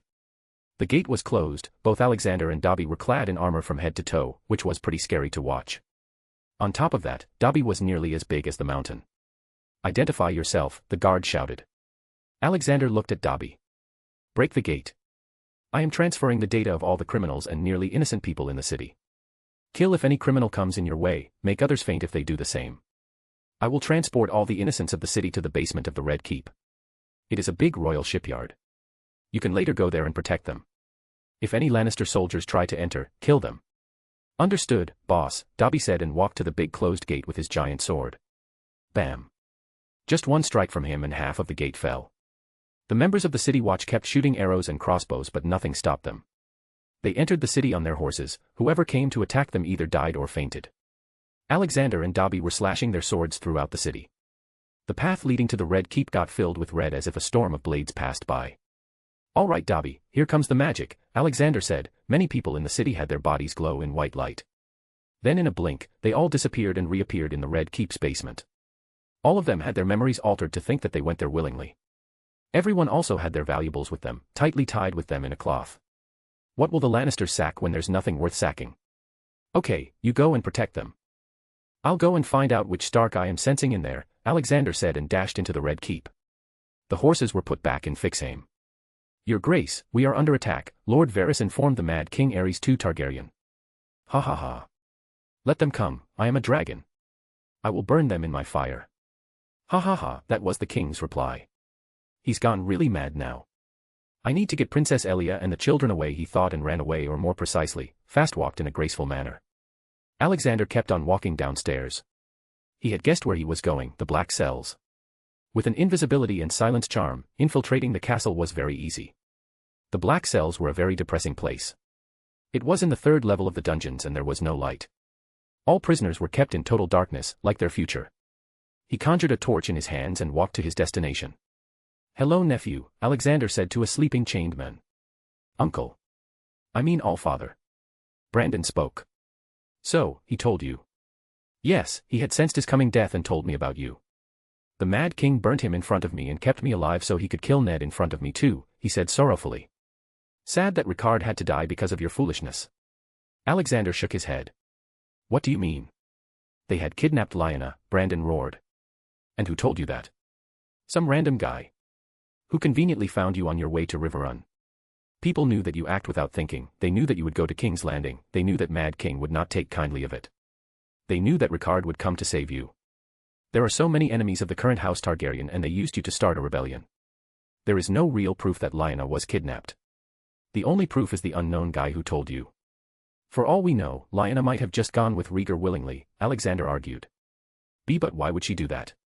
Brandon asked. Damn it, Brandon. Did you forget that Rhaegar chose Lyanna as the new Queen of Love and Beauty, placing a crown of blue winter roses in her lap in the tourney of Harrenhal? Alexander answered. Brandon looked a bit conflicted and then angered. Gods, what have I done? He yelled in self-loathing when realization hit. What's done is done. Lannisters are going to sack the city and kill so many people. If you don't want their deaths to fall on your head, then go to the Red Keep's basement. I've gathered all the people there. Take this sword and armor and protect them. You'll find my first knight Dobby there too. Alexander said as he conjured a sword and armor for Brandon. What will you do till then, Allfather? He asked. Stop calling me that. Just call me uncle as always, and I'll be going to kill the king. Brandon looked a bit shocked but then remembered who he was talking to. Even if the king had dragons, he would still lose. Thank you for supporting. Chapter 49. Glanpa. After letting Brandon free, Alexander headed to the throne room to deal with the king. But midway he heard some noise coming from a distance. Alexander had his eye of judgment open at all times these days as most of the people had committed crime in the world, he would kill those who had committed crimes too heinous. Due to his eyes, his senses were always on alert. He saw more and heard more. Quickly, this way, a voice sounded. Alexander got interested and walked towards the voice and saw a beautiful black-haired woman coming out of a room, following a fat hooded man. She had a babe in her arms and a 3-year-old little girl following behind her. As soon as they saw him, they got scared. Alexander was wearing his full body armor to look scary to other men, but his looks backfired in this case. The woman scaredly yelled at her daughter to run back into the room and hide. The little girl did as ordered and hid under the bed. The woman also ran back into the room and closed the door. The fat man stood outside, seemingly ready to defend with his small knife. Then the fat man took down his hood and a memory resurfaced in Alexander's brain. Memory. In the streets of Myr, a 13-year-old bald boy sat on the side of the street, begging. His eyes looked lifeless and yet determined to live. Alexander, who was passing by the boy, felt interested and looked into his mind. He was shaken by what he saw. The boy was sold to a sorcerer who only wanted to paralyze his body without dulling his senses and cut his manhood to use it in a blood magic. Then the sorcerer threw him back on the streets. Since then the boy developed a deep hatred for all magic. Alexander walked to the young boy and threw gold coins in his money bowl. There were more than 10 gold dragons. 5 gold dragons were enough for a small folk family to live for a year, so the money was a lot. The bald boy looked up in confusion. He was taken aback by the kindly smiling old man. He felt no ill intentions from him. Do you want to learn sword fight, my boy? Alexander asked. The boy really felt that the man would teach him if he said yes. Holding a sword only gets you killed faster. I want to live, the boy replied. Ha ha ha. Wise beyond age. Good, then how about being a spy master? A person who knows everything and gives that knowledge to one who pays the most. The boy had stars in his eyes. This skill sounded so perfect. But, I don't have money to pay you, he sadly said. Ha ha. Look down, son, Alexander said. The boy noticed his bowl which was now filled with gold coins and smiled. Vala Morgulis, Alexander said. The boy had heard the greeting before, though he didn't know what it meant. Vala Dohaeris, he replied. Alexander nodded. What's your name? Varys, and yours, he replied. I am Alexander, but people call me Allfather. Like, the god? Varys asked. Yes, like the god. Now, let's go and get your manhood back, Alexander said and put a hand on Varys' shoulder and apparat to the sorcerer's place. When they reappeared, Varys felt his stomach weird and then he looked around. He scaredly got away from Alexander. Fearing magic. Alexander shook his head. No, my child, do not fear me. Do not fear magic. It's people who define magic and not the other way around. Then Alexander lifted his palm and a beautiful tree grew on it. See, the magic is a gift from the gods. It can be used to help create life and also destroy it. Suddenly the tree burnt down. It's on you, whether you choose to use it for good or bad. As he said his last words, he sent out many Patronus charms. Many different animals started to circle around Varys. The atmosphere turned happy and warm. Varys started to see the magic in a new light. Though, still a bit scared. "Let's go and punish the one who used dark magic on you," Alexander said and opened the door behind him. Varys scaredly followed him behind. Then they found the sorcerer with the dead body of a toddler. "Death is too little of a punishment for you," Alexander angrily roared. He put the men in time torture and made him go through 500 years of hell's punishment. Being skinned alive, limbs being chopped, blood being drained, nails being pulled off. He also slowly burnt his body. The men went through mind and body pain at the same time. He was a Category 4 evil man. His soul would be tortured in hell for eternity. Alexander slowly walked to the mutilated dead body of the toddler and fixed it. Then he picked it up. Alexander and Varys's body flew in the air and they flew to the outskirts of the city in a jungle. Varys was too scared to say anything. Flying was scary. In the jungle, Alexander buried the body, as he had no way of finding the family of the dead toddler. "What are you?" Varys asked. "Haha. Now. Is that the right way to talk to your teacher?" "Okay. There are a lot of birds here, let's start your training and teach you to really talk to the little flying birds and use them for information gathering. After this training, you will go to Bravos with this coin. The House of Black and White will teach you the art of disguise," Alexander said and threw a coin. Memory ends. Alexander slowly took down his helmet and said in a warm voice, "Vala Morgulus, son." Varys recognized the voice. He had been trying to find the old man for so long. Alexander was always under strong notice me not charms, so no one in Westeros even knew what he looked like, except the Starks. As long as he didn't actively allow people to recognize him as Allfather, no one can ever recognize him. The blade slipped off Varys's hand and he fell down on his knees. "Allfather, you really were the one true Allfather. Get up, my boy, tell me what's going on," Alexander said while helping him get up. I was trying to save the princess and her kids from the attackers," he said. "No need to do that. It was me, I've been living with the Stark for thousands of years. I am their patron god. The Mad King has gone crazy and there's no place for Targaryens on the Iron Throne. I've decided to actively participate in worldly affairs and make the world a better place for all," Alexander briefly said. "Then, are you taking the throne?" Varys excitedly asked. "No, my boy, not yet. Only you know that I am Allfather. Even if I come out now, people won't believe me. I will remain in the north and slowly start taking over all the great houses while bringing economical development. When people start seeing me as their king, I'll officially take the throne. But that's not the problem right now. The Lannister army is headed to the city. They will sack the city. You go take the princess and her children to my ship in the harbor. I'll join you shortly. Please make her understand that there will never be another Targaryen monarch ever. I'll give her a nice place to live and good food to eat in the north. But she must stay hidden until I take the throne, I don't want to cause unnecessary bloodbath." Varys nodded his head multiple times. Yes, a god sitting on the throne as the king of Westeros is the best thing that can happen. Not just Westeros, Varys. The whole world. But you have a part to play. Robert will take over the throne and I don't have much trust in him running the kingdom. You will remain here as the master of whispers and inform me of all doings here and in the world. Take this mirror. Call my name when you want to talk to me. Only you can see it, so there's no danger of someone finding it. Now, take me to meet them. I need to change their look so they don't get caught." Varys excitedly took the mirror and put it in his secret pocket like it was the most precious treasure in the world. Since the fateful encounter with Alexander in his young days, he had started to love everything magical. Varys walked back to the door and knocked. "My princess, there is no danger. Please open the door." The door slightly opened and Elia peeked out. Seeing that Varys was unharmed and there was no sword on his throat, she opened the door. "My princess, let me introduce Alexander Stark. He's the one who saved me many years ago from dying of hunger. He's a very kind man." Varys started to blabber like a fanatic. "That's enough, Varys. We have a more pressing situation. It's nice to meet you, princess. You look weak. It must be due to childbirth. Here, drink this." He handed her a rejuvenation potion. She confusedly looked at Varys, who nodded at her. She gulped down the potion. She didn't know why she trusted the old man, but her guts were telling her to trust him. As soon as she drank it, she started to feel like her lost strength was returning. Breathing became easier. Her pale skin once again became a bit tanned like Dornish people. Alexander's eyes then fell on the little head peeking out from under the bed. The dark-haired blue-eyed girl was too cute. Alexander quickly conjured a dragon teddy bear and showed it to her. She slowly crawled out and sheepishly walked to Alexander. When she got close enough, Alexander lowered himself. "You can have this if you tell me your name," he warmly said. She looked at his face for a second and then smiled. "My name is Rainey's, Grandpa." Alexander felt a ticklish feeling in his stomach for being called Grandpa by such a cute one. Rainey's looked like a real-life doll. "Ha ha ha. Yes, I will be your grandpa from now on, sweetie.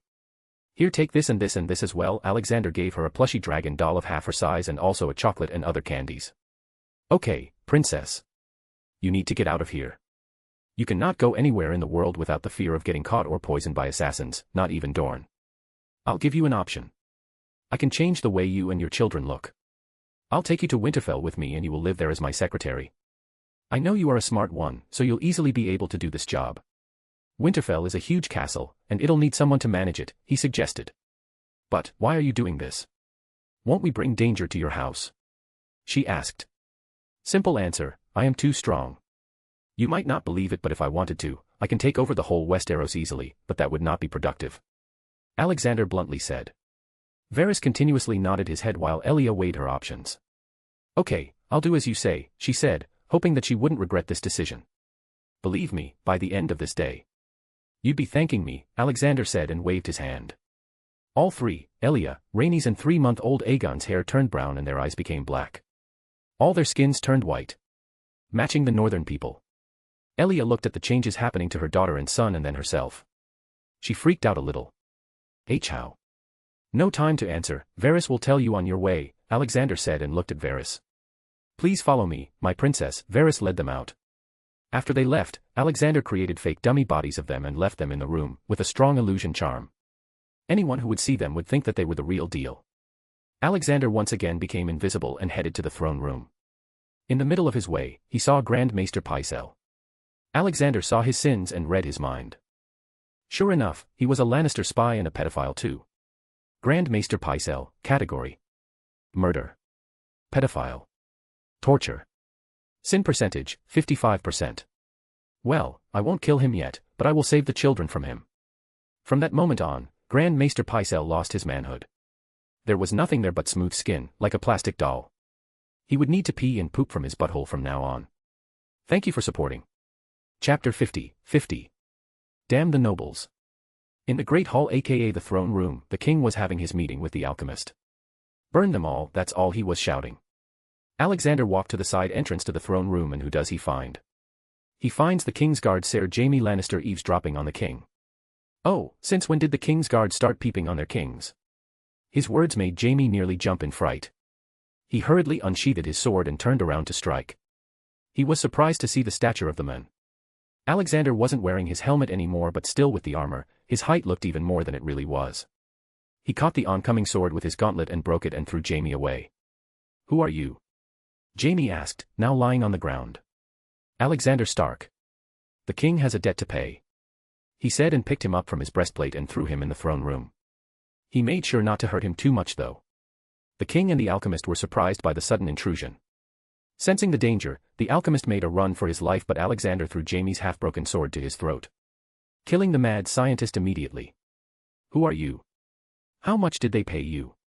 I'll give you 10 times and also grant you lordship." The Mad King started talking non-stop. Alexander kept on walking.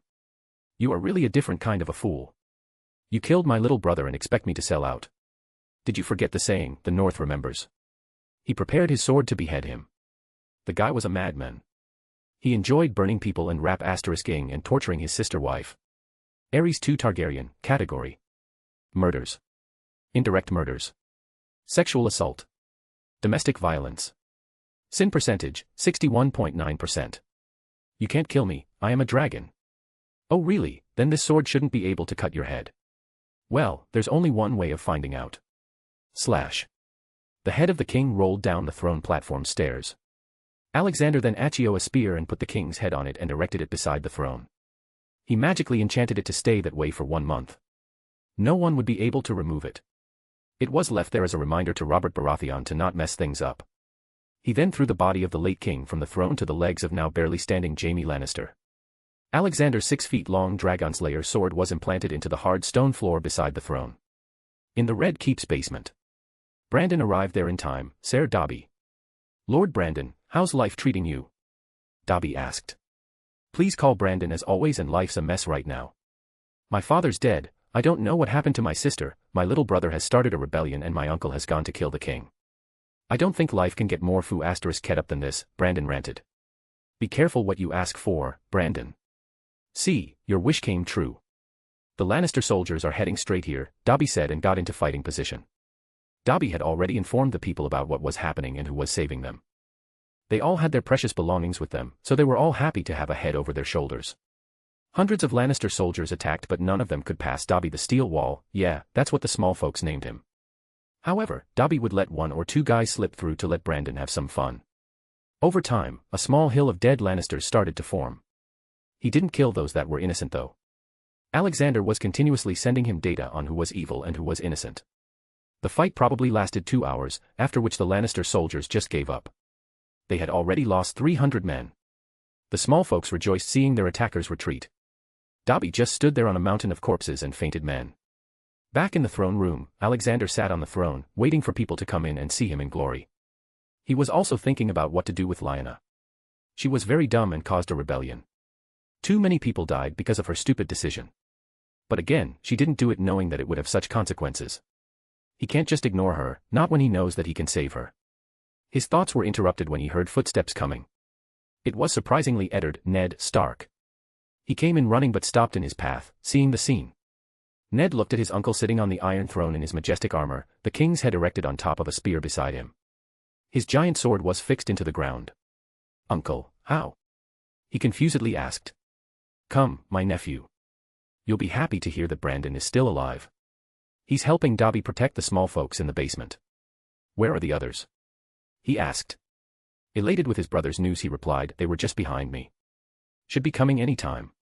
Sure enough, a small crowd of men entered the hall.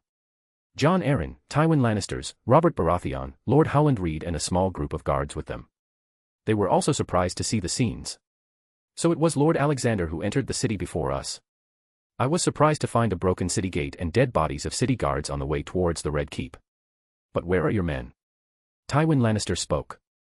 He, like others, was surprised, as most of the Westeros believed that Alexander had grown too old. But here he was. I didn't bring any, it's just me and Ser Dobby. So, how was it sacking an empty city, Lord Tywin? Your soldiers must be disappointed when they only found useless things. Alexander asked in a mocking voice. They are good soldiers of House Lannister, they do not take pleasure in killing and looting, Tywin said in his stern voice. Well, whatever. The king is dead. He was planning on blowing up the city with wildfire. He had commissioned the Alchemist Guild to place crates of wildfire in the underground tunnels. You might want to get rid of them before anything else. Alexander nonchalantly said. Still sitting on the throne. Everyone had their eyes nearly fall out with the sudden news. They quickly sent their soldiers to carefully remove them. Surprisingly, the loudest of them, Robert Baratheon, was being quiet. He also looked a bit scared of Alexander. Then Alexander suddenly recalled a small memory that he had nearly broken Robert's arm when he tried to peep at bathing Lyanna. Since then, he's been afraid of him. Mainly because of how easily he beat him up. Well, the throne is yours now, Robert. Make good use of it. Now, you're not just responsible for yourself but also the whole realm. Many people will depend on you to feed themselves and live safely. I hope you do a good job. Alexander walked and patted Robert's back. A bit too hard. Jon Arryn nodded at his words. Then suddenly some guards came with blood-stained Lannister capes. They put it right beside the people. By the gods. Who did this unholy deed? Killing little babies. Ned roared in anger. In front of them were 3 butchered bodies of Elia, Rhaenys and Aegon. Little Rhaenys' body had more than 50 sword-piercing wounds. 3-month-old Aegon's head was totally squashed. Brain matter was flowing out of it, and Elia's body was also bloodied and beaten. Her head was squashed and there were wounds near her vagina as well, meaning that she was brutally *ped before being murdered. Alexander already knew this would happen and also that they were dummies, but it still made his heart shiver, knowing that this would have happened to them if he hadn't intervened. He was really angry, the whole world was so messed up, so brutal. Lord Tywin, you must bring the men who did this to justice. Killing babies is a crime as bad as kinslaying. Ned said in anger. I am sorry, but no such thing will happen. This was a war and many uncontrollable things happen. Tywin replied. Weren't you just saying that your men don't do things like this? But it seems like they are even worse than I expected. They seem to take pleasure in raping and baby killing. Alexander said in disgust. Are you berating my house? Your words can cause war, you know. War which North cannot afford. Tywin retorted. Enough, the dragon spawns are dead. It's a good thing. Robert suddenly spoke. His words made Ned even angrier. How can you say that, Robert? They were babies, Ned said. They were dragon spawns. They all should be dead. That was it. Alexander felt angry now. After so many years of his working as God's advocate, this was the first time he was this angry. How could someone be happy for seeing dead children? He stepped forward and picked Robert in the air by his neck with one hand. What did you say? Does that also mean that you're a dragon spawn too? Your own grandmother was a pure Targaryen princess. If you really hate Targaryens, then you should kill yourself too. Such hypocrisy. Do not forget that the only reason you are being allowed to sit on the throne is because of your Targaryen bloodline. If it were not for that, probably Lord Tywin would have taken the throne for being the strongest house in Westeros. Killing children, no matter who it is a crime. Don't forget, you are just a thread apart from being named Kinslayer. After all, you killed your own cousin brother. For God's sake, have a bit of decency for a king. All your life you've done nothing but whoring and fighting. Even a lord as good-natured as Jon couldn't put some knowledge in your thick skull. I give you only one chance now. Prove yourself a good king and you will have the support of the whole North. Otherwise you'll have me coming after you. Do you understand, Robert Baratheon? Alexander loudly said. His voice made everyone in the room shiver. Robert scaredly nodded. Alexander threw him towards the Iron Throne and he landed perfectly on it. Then he looked at Jon Arryn. I am disappointed in you if this is what you call fostering. I hope Ned turned out well. Then he looked at Ned. Go to the Tower of Joy in Dorne and get Lyanna safely back to the north. Take Brandon and Ser Dobby with you. By the way, take this bottle with you and give it to Ser Dobby. He ordered. Not letting Robert send Ned to lift the siege of Storm's End. Ned immediately followed his command and took Howland Reed with him. Alexander also headed out but stopped midway and turned around. He looked straight into the eyes of the scared Robert Baratheon. One chance. Alexander roared and left. He told Dobby the details through telepathy and told him to go with Brandon and Ned. This world is too messed up. Why was I ever trying the political approach? These people have zero sense of morality. I've decided now. Damn the nobles. I'll focus on the small folks. Happy small folks means happy kingdom, he inwardly said. He also deployed some of his elite elves. They wore special black dresses and golden wolf masks with red eyes. He had named them the Wolf Swords, the most elite of the elitist. Or see them on Instagram, https://www.instagram.com/Mr_immortal_novel. Seriously, they were all magically as strong as a Hogwarts professor, and special forces training made them even better. They could easily massacre an army of dragons. But for now, they were helping the small folk to get settled back in the city. The people had started to see the northern men in a different light now. Thank you for supporting. Chapter 51. Naive She-Wolf. Tywin Lannister, the man who brought glory back to the House Lannister. The one who served as the hand of the king. Could not describe the fear he felt when Lord Alexander Stark lifted Robert in the air like he was a small babe, and his words too, each word felt like an arrow, meant to destroy any shred of guts. He truly felt scared at that moment. He felt like running straight to the harbor, grab a ship and go find what's west of Westeros. At least there would be a chance of living. But thankfully, nothing happened and that beast in the human skin left. I must return too. I need to regroup my army and send them back. This war has cost us enough money already. Tywin bowed to puzzled Robert sitting on the throne and left. Only Jon Arryn was left there to make sure that Robert doesn't really kill himself for having Targaryen blood. Alexander went to harbor. A ship owned by the vassal house of Starks, House Manderley. They lorded over the biggest port in the north, the White Harbor. He went up and straight into the private cabin. 3 people were waiting for him. Varys had gone back to report at the Red Keep and swear fealty to the new king. Elia quickly walked up to him and held his hand. She had tears in her eyes. Thank you, my lord. If it hadn't been for you, they would have done those things to us. I can't even imagine the horrors. Her face turned pale. Varys must have told her. And you will never have to face them. I will treat you like my own daughter and give you home, though I'd prefer to be called Grandpa. I'm much older than I look, you know. He tried to ease the mood. She smiled. Yes, Lord Varys told me not to judge you by human standards and I can feel it. You are different than everyone else. Haha, yes, I'm quite unique. Let's get back to the main point. From now on, you will be called Alina, Rhaenys will be called Rena, and Aegon will be called Eric. He is too small so it won't be a problem to teach him the name.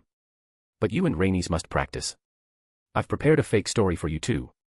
Still, if someday someone tried to trouble you, you will quickly press this ring and a wolf's sword will immediately find you. I'll try to make your life as easier as possible in the north, but still, please forgive me if life is not as refined as in the south. Alexander said. No, my lord. You've done enough for us. I couldn't ask for more. Rainey's also likes you, she said, looking at her daughter who was showing the dragon plushie to Aegon. Well, that settles it then. Let's get moving now. Alexander said and went out. He looked around at the small ship and couldn't help but feel disappointed. This world was too slow in innovation. They hadn't even discovered gunpowder and cannons. Well, he wasn't going to invent them anytime soon though. Still, he could make magical cannons for his future fleet which could only be used by his people. It should also have a safety feature of getting transported back to me if it gets stolen. Magic was just too OP sometimes. I think I'll make some big men of war too. Imagine the fear they will bring to the pirates. Though I need to find a fleet first. Dobby, Brandon, Howland, and Ned had reached the Tower of Joy with much haste. But they found 3 King's Guards standing guard. Sir Arthur Dane, Sir Oswell Went, and Lord Commander Gerald Hightower. Lord Stark, Sir Arthur Dane said. I looked for you at the Trident. Ned said, his words were interrupted by Dobby. We don't have time for that nonsense. I'll give you one and last chance. Yield. He said. And who the foo *K are you? Gerald Hightower retorted. Haha, you have no idea who you're messing with, Brandon scoffed. Dobby didn't say more and dashed with an unimaginable speed for someone of his size. His giant sword slashed at Gerald Hightower. Gerald tried to block it but his sword was also cut with his throat. Without any warning, he also dashed towards Sir Oswell Went and also killed him. By then, Sir Arthur had drawn out his Dawn, a whitish legendary sword. Brandon spoke. You are my brother by marriage, Sir Arthur. Lady Ashera Dane is pregnant with my child. I think she'd want you to see your nephew. Please yield. Sir Dobby, alone killed 300 Lannister men just a week ago. You can't win against him. Brandon was a brute who had more muscles than brains but he truly loved Ashera and didn't want to kill a family member. Arthur lunged at Dobby only to be thrown away by the sword clash. Then surprisingly, he put his sword down. His last strike was to judge Dobby's strength and he had judged. You are really strong, Sir Dobby. I yield. Princess Lyanna is up there, but if you try to harm her then I won't sit quiet, he pointed to the tower. They nodded and headed up. Ned was at the forefront and quickly barged in. Midwives were working on cleaning while Lyanna lay on the bed, covered by a blanket. Ned quickly ran to her.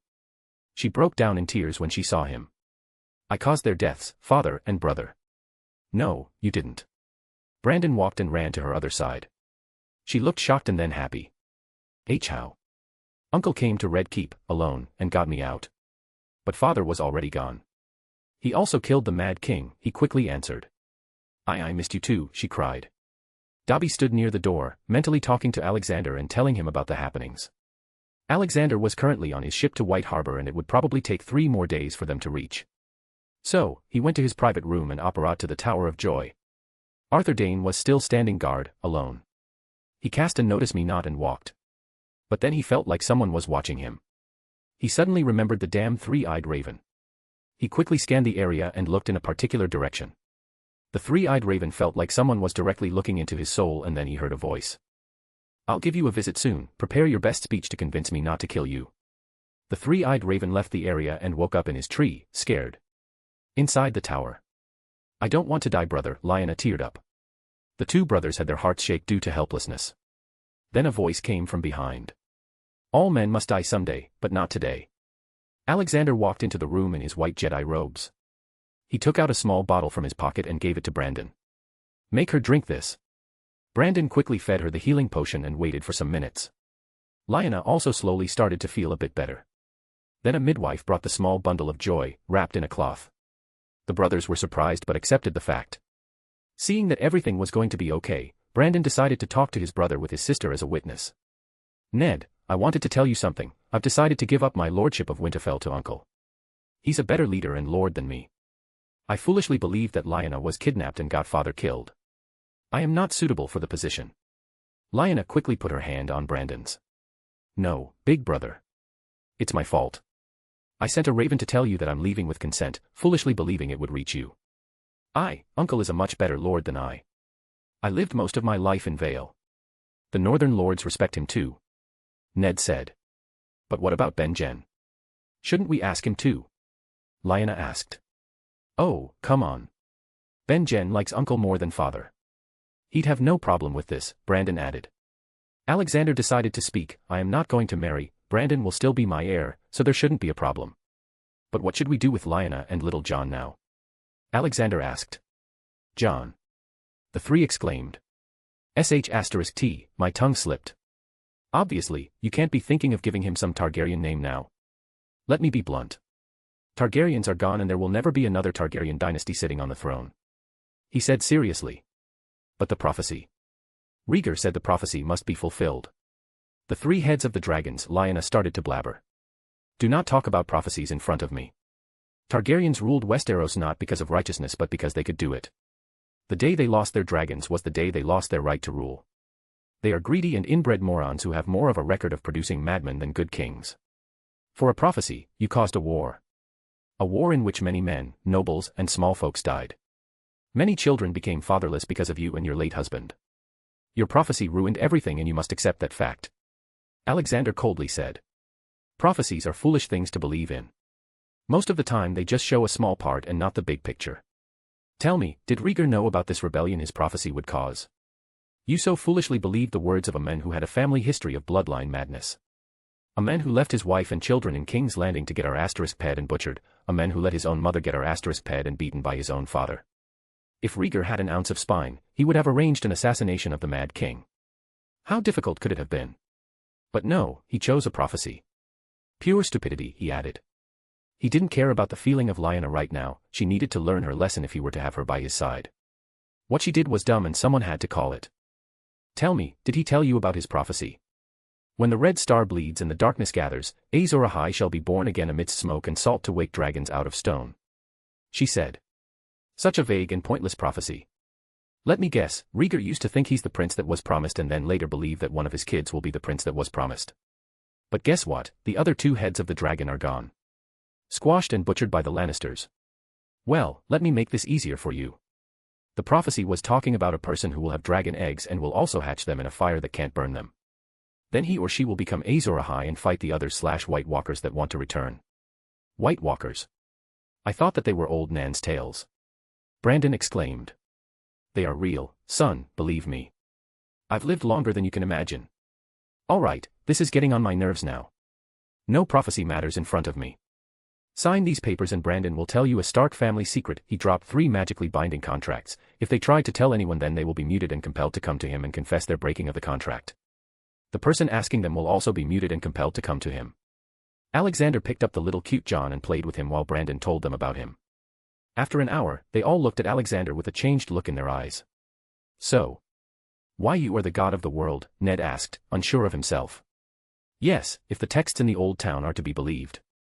I am much bigger than just a god, but that doesn't matter now, Alexander shrugged. So, Uncle. I mean, All-Father, how old are you? Lyanna stuttered. More than 15,000 years and you all should still call me uncle. Lyanna, do not fear me. I am not against you marrying Rhaegar and birthing little John, but you still believing in the prophecy. The prophecy has already failed, she-wolf. And as long as I am in this world, no prophecy matters. So, I want you to spend the rest of your life happily watching John grow up. When he's old enough, you can tell him of his past. But we cannot let the world know about his parentage yet. They would be after his blood otherwise, especially Robert, he warned. Lyanna understood his point. What was a prophecy in front of a literal god? She was also worried about her son. What should we do, uncle, she asked. Fake identities, Ned can claim him as his bastard and Lyanna can be the nanny. I will change Lyanna's look so that no one can recognize her. Ashera is too nice of a girl, she might start treating him like her own son if we made him her son. While Ned's new wife, Catelyn, will never treat him like a son, making the whole charade believable. There's another option though. I straight up go and kill Robert Baratheon. Alexander said with a serious face. No, don't kill him. I am ready to do this. As long as I can stay by his side. Lyanna said, lovingly looking at Jon. Don't worry, Robert won't live that long. He'll be the reason for his own death, that is if I don't help him. Ned, do you agree? He asked. I'll do it, Ned said with determination. Alright, what happened in this room and all the talks we had and will be having about this topic in the future will be under the binding contract. You cannot discuss it with anyone except each other, but I prefer you don't. We will also get Ben Jen to sign a contract and tell him everything, then Lyanna can meet him. Ned, you will come to the north via King's Landing and tell Robert that Lyanna is no more. Brandon, you'll be going to Starfall to bring Ashera and your child. I'll take Lyanna back to my ship, which will reach White Harbor in 3 days. Good luck. Thank you for supporting. Chapter 52. Rena plus Grandpa equals fun. Pop. Alexander and now redhead Lyanna operate into the ship. This kind of travel is so convenient. I can't believe we just traveled more than half of Westeros in a blink. She exclaimed. These are the wonders of magic. Just wait for the changes I am going to bring to the north. You won't even be able to recognize it. Alexander bragged. It's really hard to imagine that my own uncle, on whose lap I played as a child, is a god. She said. Haha, well, there's not much I can do to make it easier to accept. Though I think you will be happy to see someone. Follow me, Alexander said and headed to Alya's room. Lyanna followed him. Alexander knocked on the door. Small footsteps sounded and a little girl opened the door. Grandpa. She happily called. Alexander swiftly picked her up, his face full of radiating smiles. He really liked spending time with children because they are pure and untainted by the darkness and cruelness of the world. They say what they think and do what they want. What's my Rena up to, huh? He asked. Oh, I was playing with Eric. I'm the mother and he's my baby. Come, play with me, she happily said. Alexander went to the little Eric, Aegon. Lyanna also followed him. Hey, Rena. Meet big sister Anna here, Alexander said. He was lazy with the name, so he just removed L and Y from Lyanna's name. Rena, Rhaenys, cheerfully looked at Lyanna. Seemingly found a new person to play with. Elia soon joined them and looked at him. Alina, meet Anna. If you two can recognize each other, I'll show you magic, he said. Yay, magic. Show me magic, Rena jumped around. Both of them looked at each other for a minute or two and finally admitted defeat. But Alexander still showed the magic. Alright, now just watch, Alexander waved his hand and Lyanna, Elia, and her kids changed back to their original look for 5 seconds. A/N, from now, I will use their new names until their identities are revealed to the world. Alina and Anna's mouth were wide open in shock. A moment later they had tears in their eyes and tightly hugged each other. They both asked each other the same question at the same time. How? Well, ladies. I am going to take Rena out now. You two can talk. Anna, take this contract and tell her everything after signing it. If she's to live with us, we can't hide it forever. Alexander handed her a magic contract. Then he picked up Rena and went to the deck. He didn't really care about revealing his identity, as removing or altering memories was simple to him. He just didn't like doing it that much. Looking at people's memories, their whole life was not a very good experience. On the deck, Rena sat on Alexander's shoulders with her legs around his neck and looked at the coastline. She had also asked for a pair of sunglasses like his and Alexander happily conjured them for her. She kept on pointing at directions and asked questions. Those are the 3 sisters, Alexander said. 3 sisters. Do they also have a mother? She innocently asked. No, my dear. They are 3 islands and bad people live on them, he said. Wah. Bad people. Let's go beat them, she yelled with her little fist out. The seamen around them chuckled. We will, but not now. Your mommy will be in danger if we go there. Alexander said. Oh, okay then. Oh look, a magical ship. It's getting bigger, she suddenly shouted. Her words brought everyone's focus back and looked at where she pointed. A ship was coming towards them. Alexander looked at it and sure enough, they were pirates. He then suddenly smiled. He was going to take the ship as his welcome gift. Soon the pirates came to attack. The men had readied themselves for protection, but Alexander was faster. With Rena still sitting on his shoulders, he jumped onto the adjacent pirate ship. Because there was a little girl with him. He didn't draw blood. Instead, he punched them all, and whenever his punch landed a funny honking sound would come. Rena happily laughed with each punch. Boom asterisk pow bam. Soon, all of them had been dealt with. According to their sins, Alexander then threw them from the ship to drown and die. Pirates had no place in this world, they were like leeches. Though, 2 guys didn't deserve to die. So he put down a rowboat and threw them on it. The ship was his now. It wasn't really big or great, but still, it was the first step to a fleet. He also had those toy man-o-war ships with 150 guns. Not to mention the steel Yamato warship. But that was for the future. Man-o-wars would only be used as main fleet-leading ships. He was going to create a fully fledged navy with different ranks. 1. Seaman, responsible for the ship's operation and fighting. 2. 251st officer, commanders, and captains, responsible for piloting the ships. Each ship will have them. Each of their ships will have 24 magic cannons. At first, the captains will be smart human-like golems that Alexander would make. Then the golems will train a suitable first officer and make them captains.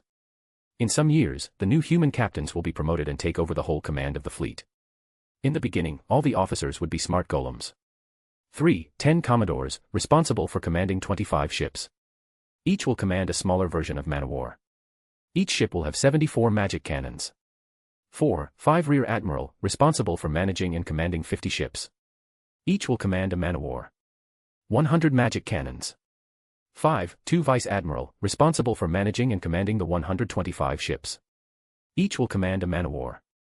150 cannons. 6. 1 admiral will command the entire fleet of 250 ships. Only members of Wolf Sword, elite warrior elves, will take this position at first. They will also train a replacement for themselves.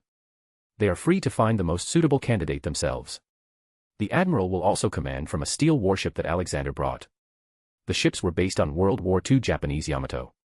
It was a very big ship. Alexander would have to make many changes to make it faster, better and deadlier in both long-range and close-range fight. He was planning on making 4 fleets of 250 ships, a total of 1,000 ships. He also knew where he could find that many ships, thanks to Dobby. Or see them on Instagram, https://www.instagram.com/Mr_immortal_novel. Back at the pirate ship, Alexander summoned a human-like golem, from now on will be called Godroid, and told him to steer the new ship to Winterfell through the White Knife River. The river wasn't wide enough for ships yet, but Alexander was going to take care of it soon. "Did you like the show, Rena?" Alexander asked. She hurried her arms in agreement. Then he returned to the ship and found Alina and Anna waiting for him. Alina respectfully gave him a bow. Apparently, giving respects to the god. Alexander shrugged and played some more with Rena. Later Alexander had Rena also sign a contract with her mother's agreement. The contract was made to protect her. It stated that if someone with ill intention or someone who hadn't signed a magic contract forcefully asks her about Alexander's magic or something related to him, then she would be portkeyed to Alexander's arms. Alexander had made a pretty locket/portkey for her which had disillusionment from thieves and it wasn't removable. He also gave one to Alina, Anna, and Eric too. If some intended harm came to them, they'd be portkeyed to a secret safe room he was going to make under Winterfell. Inside the room will be a means to contact him or someone else from the Stark family. Alina and Anna could control it, but Eric and Rena's were automatic. By the afternoon, they had arrived at White Harbor with the help of his magic, making the ship go faster. "Oh look. Sandy Beach," Rena loudly pointed and stood up on Alexander's shoulders. She held his hair tightly. She must have never left the Red Keep and only heard about the beaches of the Dorne from her mother. "Haha, let's go there then," he said and jumped from the ship. The ship was heading towards the harbor and the beach was just beside it. He landed perfectly with Rena still on his back. After letting her play there to her heart's content, they left for Winterfell. Or see them on Instagram, https://www.instagram.com/Mr_immortal_novel. Lord Manderley wanted them to stay, but he denied, saying that soon they'll meet in Winterfell. Alexander was going to call the Lord's meeting. They were supposed to take horses to get to Winterfell from there as the river was too narrow and dangerous, but Alexander used Nico's magic phone and used a cheat. Out of nowhere, a speedboat came in front of them. It was Jetmax. Rena jumped in excitement. Not for the boat but for magic. "All right, take a seat. We'll be in Winterfell before evening," Alexander said and jumped to the pilot's seat. Lyanna looked at the strange boat and asked, "Is it really that fast?" "Yes, it can go at 150 kilometers an hour, 92 miles per hour, he said, surprising them. They took their seats and he started the engine. It used fossil fuel, but Alexander was going to introduce some other environment-friendly alternatives to the world. He also didn't want to make the world too dependent on his magic, as he would one day leave. The world also didn't have good powerful wizards like Potterverse. Hence, technological advancements were more preferred. Still, some things like potioneering and simple rune making could be learned by normal humans. The engine roared and they moved into the river. Alexander started to use his magic in disillusionment for outsiders and made the river wider and deeper. Enough for 3 small ships to travel side by side. He did it all the way till the division of the river. From there he took a left, towards the Wolf's Wood. It had the nearest point in the river to Winterfell. After reaching the location, Alexander used his magic to make a nice-looking dock and a big shed for the boat. It was going to be the Stark family's personal dock. His luxury yacht would also be parked here later. From there, Alexander took out 3 horses. Dobby was initially with them, but Anna, Lyanna, had started to worry about John too much, so Dobby went as extra safety. Originally there was no road there, but Alexander stayed in the lead and paved a nice off-road track. Later everything would be made permanent when he will start constructing permanent asphalt roads. Their journey was fast and smooth. Giggles of Rena made it even better. Soon they arrive at the gates of the humongous black castle, which didn't look as majestic due to overdue repairs. Didn't matter anymore though, he was going to make it the world's most magnificent castle that even the Taj Mahal would shy away. A/N, I know Taj Mahal is not a castle, no need to point it out. Thank you for supporting. Chapter 53. Starks reunited. When they entered the courtyard, Ben Jen and Ser Roderick Castle were waiting. By now, Alexander's deeds have been spreading all around. People named the beheading of Mad King, Old Wolf's revenge. I see, you've done a fine job as a lord. I think I'll have to find a nice castle and a woman for you soon. Alexander joked with Ben Jen. Ben Jen just shook his head and gave him a hug, which Alexander returned. Let me introduce Anna and Alina. They were attacked by robbers, so I helped them. Now they are under me. Alina can read and write, also very smart, so she'll be working in the administration work. Anna is a good warrior, but for now, she'll help the little children. Alexander introduced them. He could feel Lyanna getting emotional seeing her little brother. All right, Ser Roderick, please show them some good rooms. Let's go, Ben Jen. Talk in the solar. He said. The lady started leaving with Rena looking at him, as if wanted to ask something. Alexander quickly picked her up in his arms and asked what was the matter. Grandpa, I don't want to go away. She said with teary eyes. The castle was very big, she must have thought he was sending her away somewhere in there. No, my dear. I am not sending you away. You will live with me from now on, in this big castle. We will see each other every day. Your mama is just taking you to your room to sleep. He warmly said. She looked at him for a second and then gave a huge smile. Okay. He put her back down and she skipped to her mother. Ben Jen looked at his uncle and the little girl. She really likes you, uncle, he said. You were just like that when you were small. You even peed while sitting on my shoulders once. In fact, you used to fight your mother to stay with me every day. Alexander said, embarrassing Ben Jen. Brandon had it all easy. He had already secretly married Asherah, so when he went to Starfall and told things to Lord Dane, he received a punch in the face and then a hug. He was angry at his daughter for marrying without his permission, but in the end, he was happy that she found someone from a great house. Tragedy struck him and Asherah when they received the news of Brandon's death. Their marriage hadn't been announced, so it would have been troublesome for the pregnant Asherah. But now, everything was good. Brandon was alive, and he also brought Lord Dane's son back home. No longer a Kingsguard. Alexander had to use some mind art to change Arthur's mentality. Now he was ready to take the lordship of Starfall.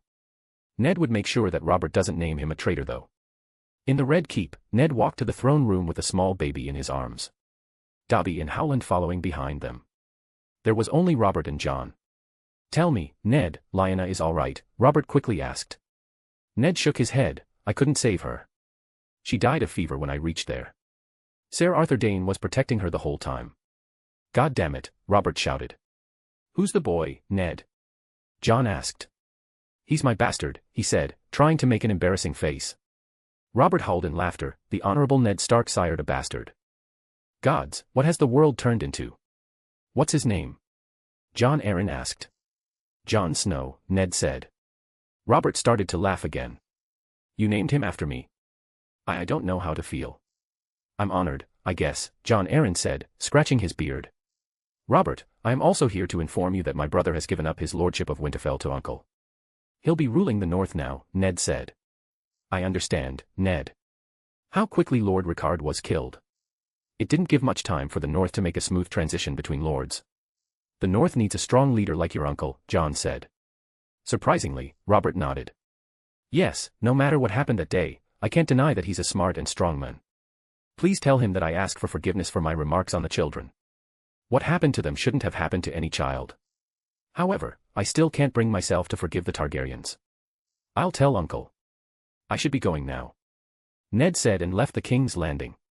His next stop was Riverrun. He needed to pick up his wife. Brandon was supposed to marry Caitlin Tully, but because of his death and also the scheming hoster Tully, Ned and John Aaron were forced to marry the hoster's daughters in return for their support in the rebellion. Ned and Caitlin were basically strangers to each other, still, they had produced an heir. She had given birth to Robb Stark just a few nights ago. Caitlin didn't know that Brandon was alive, and not only that, the lordship of Winterfell and the position of Warden of the North had been handed to Alexander. Caitlin was still dreaming about her son becoming the Lord of Winterfell in the future. But Hoster was furious, cursing Brandon, Alexander, and himself. When Ned reached Riverrun, he was joyous to see his son, Robb. But then Caitlin asked about the baby. "He's my bastard," Ned hesitantly answered. Caitlin threw some tantrums, but what could she do? In the end, they all left for Winterfell. After half a moon, they arrived at Winterfell. Ned was completely shocked by what he was seeing. He had been gone for just a few months and Winterfell was unrecognizable. All the broken and damaged places were fixed. The ground around the whole Winterfell was now stone-paved. There was no dirty mud or smell of it. The outside of the castle now was covered with white stone. There were also many golden sculptures of wolves around Winterfell, the biggest being on the main gate. There were so many Stark banners hanging on the walls that even a mute would start speaking the word Stark. It didn't look like the dirty black castle now. It looked regal and fit for the lord of the biggest territory in the Seven Kingdoms.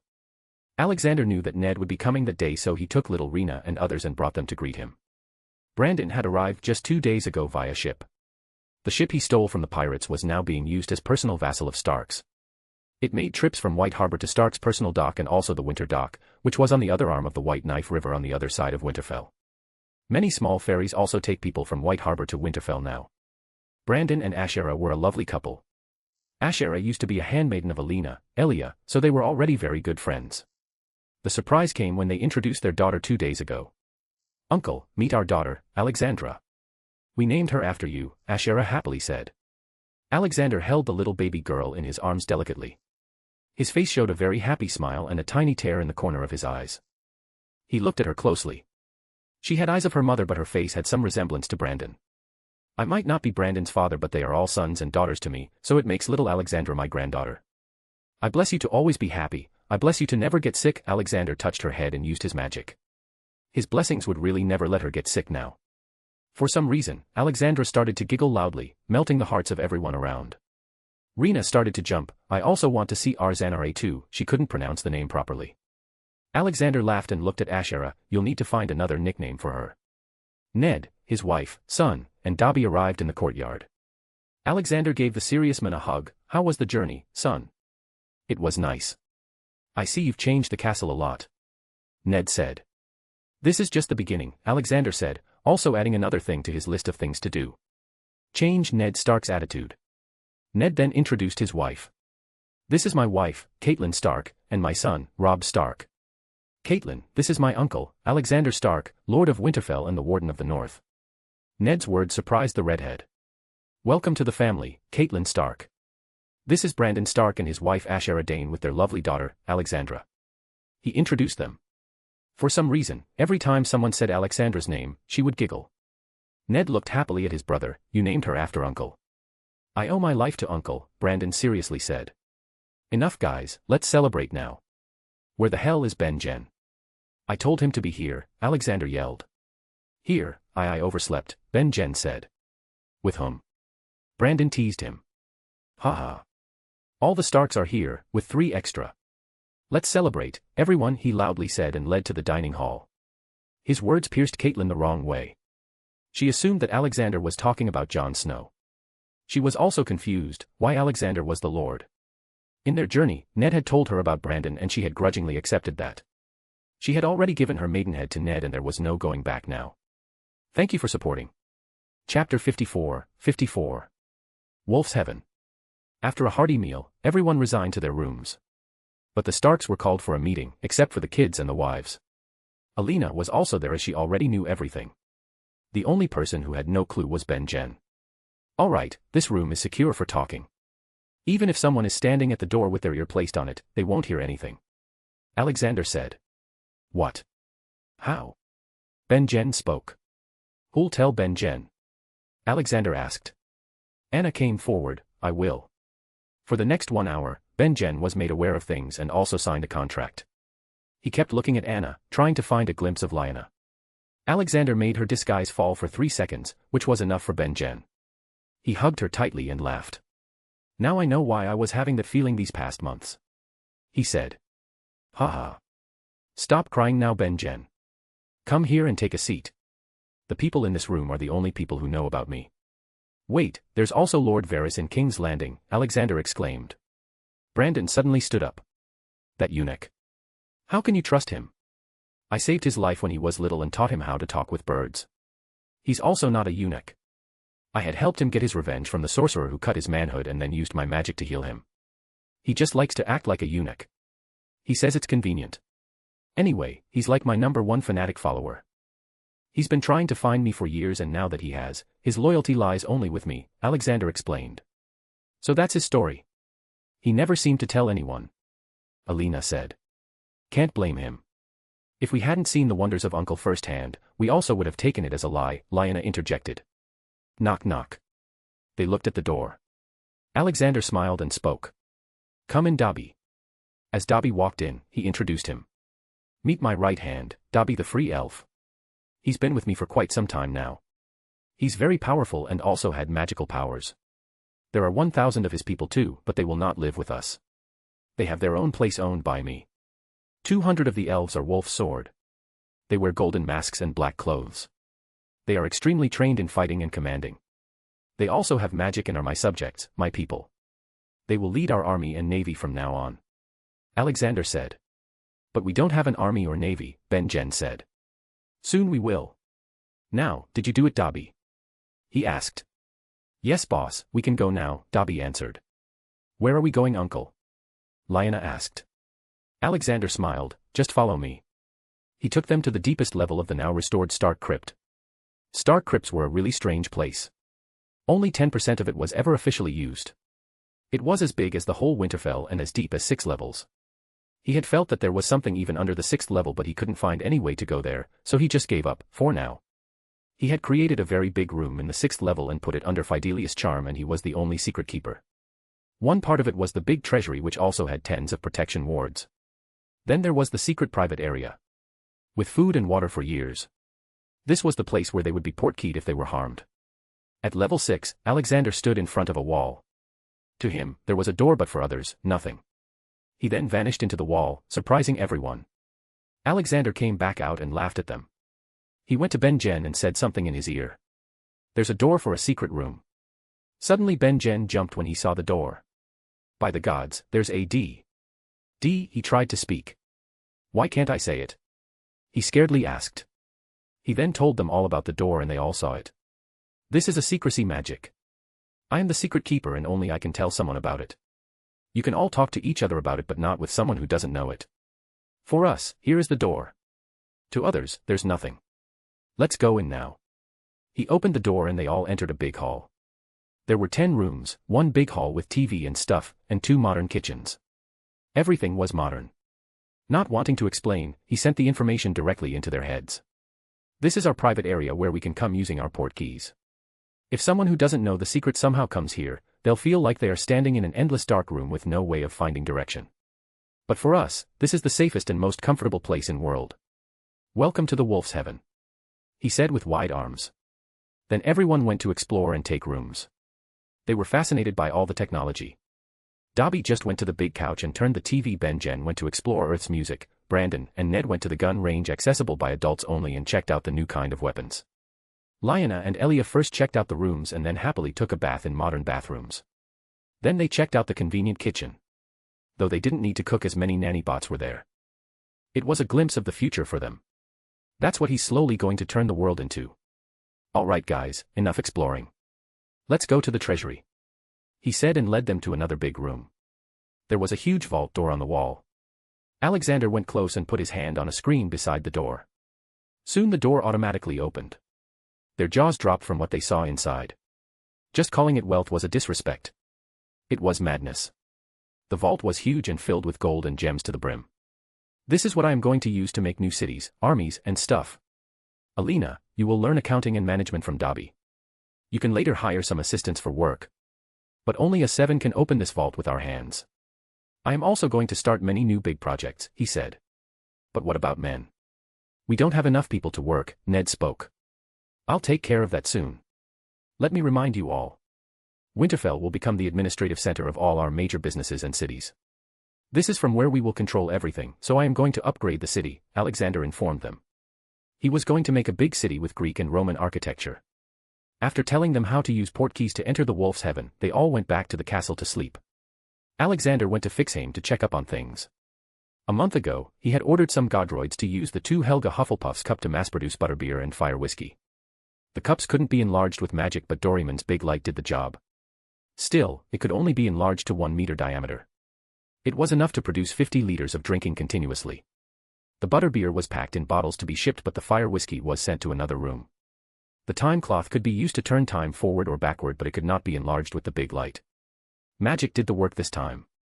The fire whiskey was aged 50 years using it and then packed in pretty-looking bottles. He was sure that it'd be much more popular than the most expensive drink of Westeros, Arbor Gold. Alexander walked towards the big castle. But he stopped in his way as he heard some ruckus coming from the pool. He went to check out and found a party going on with music. Medusa, Monty the Hippogriff, Barry the Phoenix and many more unicorns were chilling in the pool and bathing in the sunlight.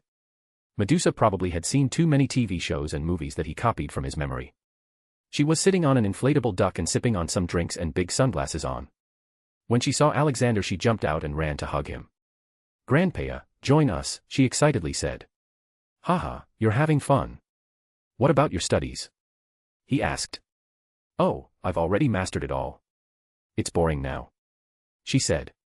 "Did you meet Grandpa Ragnarok on Drakium?" he asked. "Yes, he's so nice. He can also become human like me. We both travel around and beat some new bad dragons," she said. "New dragons. Wait, the memory is coming." Then Alexander remembered that he had taken away all the dragons from the world after the doom of Valeria. But that was so much in the past, and it seems that the new dragons have been here for not that long. Ah. Time and space is so weird. "I'll visit him too. I'll ask him if he wants to go out with me to the new world," he said. "I also want to go," she requested with big pleading eyes. Alexander quickly gave her the knowledge of the world of Game of Thrones. "Wow, it's so bad. I don't want to go there anymore. Maybe once or twice, but I like it here more." "Monty is here too," her enthusiasm died down. Alexander ruffled her hair. "Haha. You can come to Winterfell anytime you want. You will like the children there. Okay, bye. Have fun. Thank you for supporting." Chapter 55. Ragnarok is here. He entered his castle and was first greeted by Alfred the AI. He was not just a computer now. He had a walking body. Though his main body still resided in the castle. He now uses the metal robot to explore things. "Hey, Alfred. How's it going?" he asked. "Everything's good, boss. I've made the changes you wanted me to make on your Yamato warships with the help of blacksmiths and runemasters. It now runs on hydrogen engine that you designed. It also has a hydrogen production facility in it for self-sustenance. All the guns have been changed to advanced ones. With so much extra room, I made more crew quarters and also worked on increasing its speed. The ship can now go as fast as 150 nautical miles per hour, 277 kilometers per hour." Alfred said. "Awesome, Alfred. These were just the steel warships. I want you to do the same with all the ships I brought with me. The common ships of my fleet will not have any modern technology, so I want all the commanding ships to be good," he instructed. "It will be done in a week, boss," Alfred said and left to work. Then Alexander went to the brewery/Hufflepuff cup multiplier room. There was no human elf there as the process didn't require anything complex. Some nanny bots and godroids were able to do it nicely. The elves were currently very busy creating a bowl version of Hufflepuff with the help of the research material they received from him. He checked out and saw that the Hufflepuff cup also had some time difference in making different beverages. For example, multiplying 50 liters of butterbeer from one small drop only took 5 minutes, but fire whiskey took 15 minutes. Currently, they have 12,000 bottles of butterbeer and 5,000 bottles of fire whiskey sitting in cold storage. He had ordered for a stock of 50,000 to be maintained. At first, he had the idea that the cup might be able to multiply a 50-year-old fire whiskey as it was, but he was wrong. The cup could not replicate the effect of time. Still, it was going nice. He was going to introduce these new beverages in the upcoming Northern Lords meeting. After checking that out, he left to Drakium. He went directly to the Mountain of Ragnarok. He went into the largest cave and found Ragnarok in his human form, sitting on a chair and teaching another young dragon something. Ragnarok looked very old and had long white messy hair. His face also had a battle scar, which honestly speaking made him look badass. Or see them on Instagram, https://www.instagram.com/Mr_immortal_novel. Hey, Ragnarok. How have you been? He asked. Haha, nice to meet you again, sir, Ragnarok respectfully said. Oh come on. Call me by my name. Alexander or Alex. The current world I am in is a medieval society and calls me Lord Stark. Okay then. Alex is what I'll call you. But in public I'll still call you boss, like Dobby, Ragnarok said. I can agree to that. So, how's everything here? How are the new dragons doing? He asked. Everything is good. I have established a law system and divided the territory under governors. I'm trying to make them civilized. The new dragons had problems but everything is good now. He answered. Tell me if you need any help, my friend, Alexander offered. Then he looked at the dragon near them. He looked no older than 3 years. 3 times bigger than a horse. His eyes looked intelligent. Alexander felt like he had seen him. Dexter, is that you? He asked. Haha, here I thought that you forgot. Nice to meet you again, Grandpa. Or I should say Mommy. Dexter said. Alexander suddenly enlarged himself and gave him a tight hug. Acting like a big man are you, huh? How are you? How are Belina, Bobby, and Buntai? He asked. They are fine. Mom has found a new partner, some new dragon called Balerion, the Black Dread. Bobby and Buntai are dumb as always. I came here to learn from the old man Ragnarok. After seeing my talent, he decided to make me his prime minister. Dexter said in his draconic tongue. Wow, you really climbed the social ladder fast.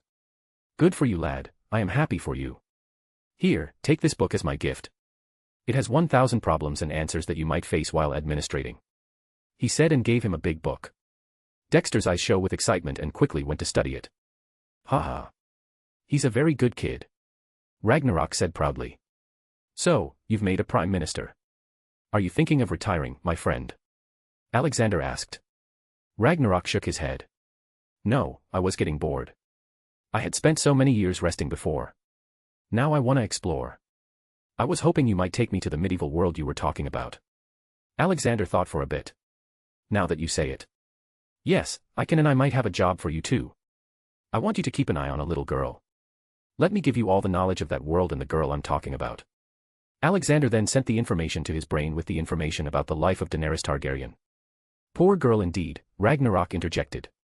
Yes, but I don't want you to spoil her. I want you to make sure that she doesn't stray. Her brother also abused her and brainwashed her in the future, and I don't want that to happen.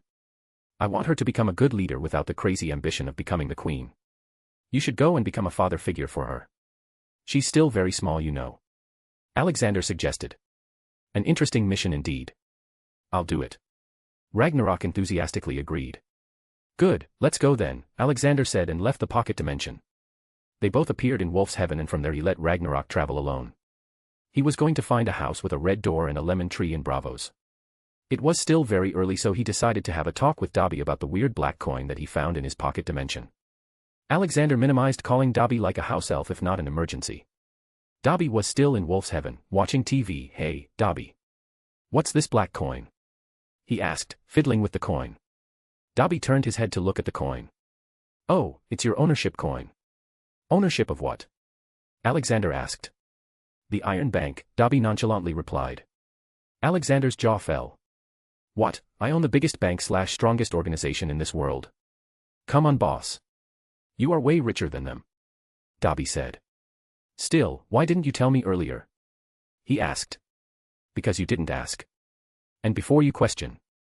I told you about where to get the ships because if I didn't, it would have created a problem in your work, but not telling you about Iron Bank wouldn't have caused a problem. God only made the weird amnesia because he wants you to have fun, not cause trouble in your work. Dobby explained. So if someday I need to know something that is valuable to my work, you'll tell me? He asked. Yes, I will. Good, that's all I ask for. I don't want anyone to die because Father wants me to have fun, Alexander said. Still, owning the Iron Bank changes so many things. He didn't really need to actively fight and take over the 7 kingdoms now. He could just put them under crippling debt from the Iron Bank. When the time's right, he'll make the bank recall the debts. Lords will not be able to pay it and then he'll force them to put their right to their lands as collateral for more time. Soon, he'll own everything through the Iron Bank. I need to pay a visit to Iron Bank, soon. But first, I need people. I should also take over the Citadel too. Those old arrogant men have kept the knowledge to themselves to keep themselves in a powerful position. I'm going to make all of them start a big college here in the north and teach everyone. From simple math to complex smithing.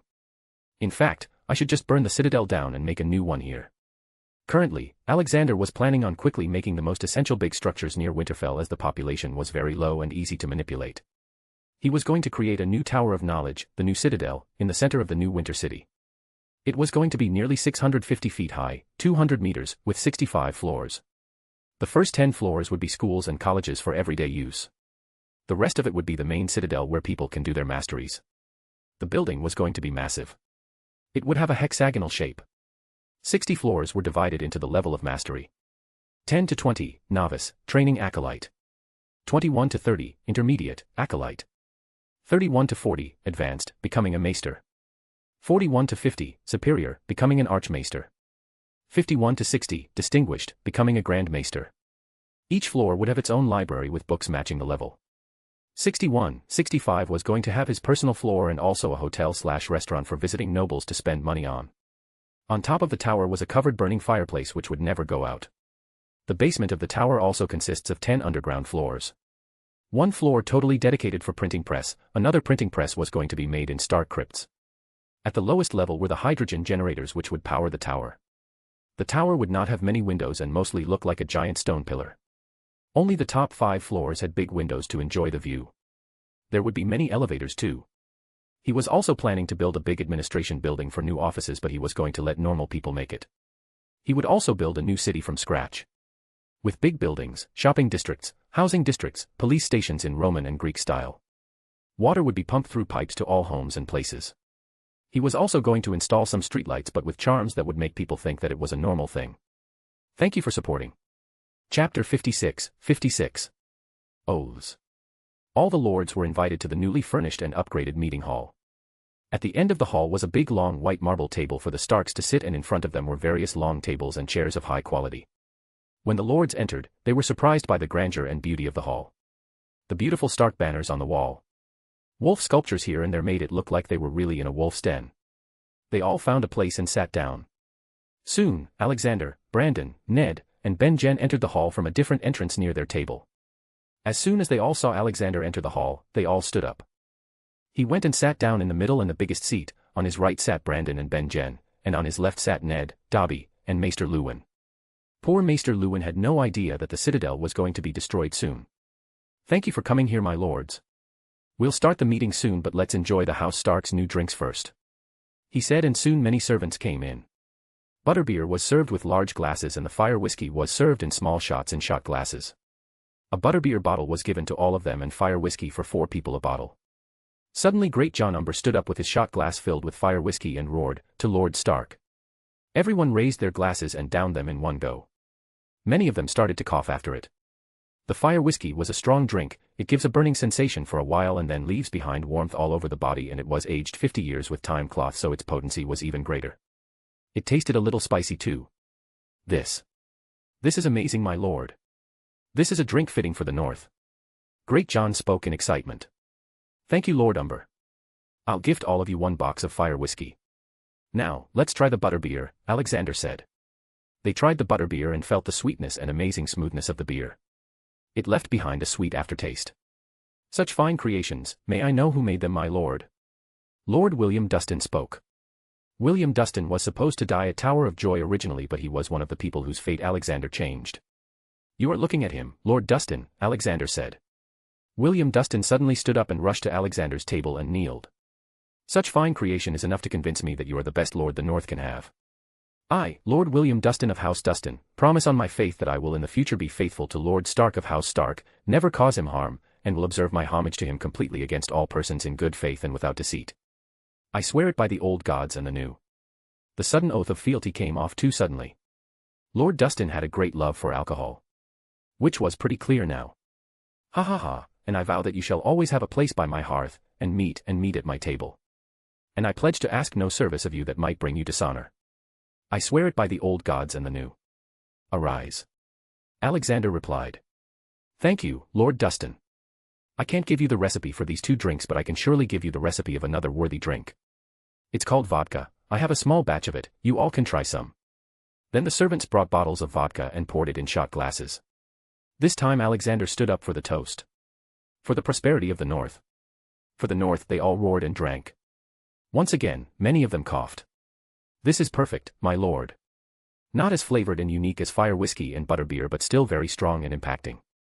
I can see it liked by people in the North. Especially in the cold winter. Then it's a good thing it's always cold here, Great John spoke again. Haha. Yes, this drink is not as costly to produce, so I can see many small folks enjoying it too. Lord Dustin. Please send a blacksmith of yours to my workshop to learn how to make various tools for making vodka. Alexander instructed. William nodded and looked at his aide to go and get the job done. Then Alexander got back to serious business. Okay, now to the main business. But, let's get over with the oaths first, that is if none of you have any objection on me becoming your liege lord. As expected, Roose Bolton stood up. My lord, I am confused. You are not the closest in the line of succession to the... His words were interrupted by Great John. Great John was a firm supporter of the Starks no matter what. It was his son who was dumb. What nonsense are you blabbering, Roose, he said loudly. Please let him speak, Lord Umber. Everyone has their right to speak here. Alexander said. Roose Bolton continued in his cold plain voice, My lord, what I am asking is, why are Lord Rickard Stark's sons not taking the lordship? His question was a genuine one. Many others also had the same question. Then Brandon stood up. Haha. I think I should answer your question, Lord Bolton. I am sure that many of you have heard the recent rumors. Claiming that our dear uncle here has forcefully taken the lordship from us with some trickery. They are all bullshit. I owe my life to uncle, he came to the damned King's Landing all alone with Ser Dobby to save me. He not only saved me but also saved the small folks from those Lannisters. I saw how the people looked at uncle there. They had true respect in their eyes. I knew at that moment that he could be a better lord than me. We all know that I have more muscles than brains, and that is not a good thing for a lord, even less when he's the Lord Paramount. But uncle has more brains and muscle than anyone in this room, so I surrendered my lordship. Brandon sat down after saying that. Alexander had the urge to clap for him but controlled himself. But then he heard a faint clapping from behind his chair. He looked and found little Rena hiding there. She suddenly realized that she was caught and tried to run away, but Alexander caught her in his arms and tickled her. Her cheerful laughter brought the room's mood to normal and everyone smiled. Rena then looked at his face while sitting on his lap. Sorry, she knew she should have not entered the hall without permission. Haha. And you are forgiven. You should not sneak around places like this. If you wanted to come, you should have just asked me. Okay, let me introduce you now.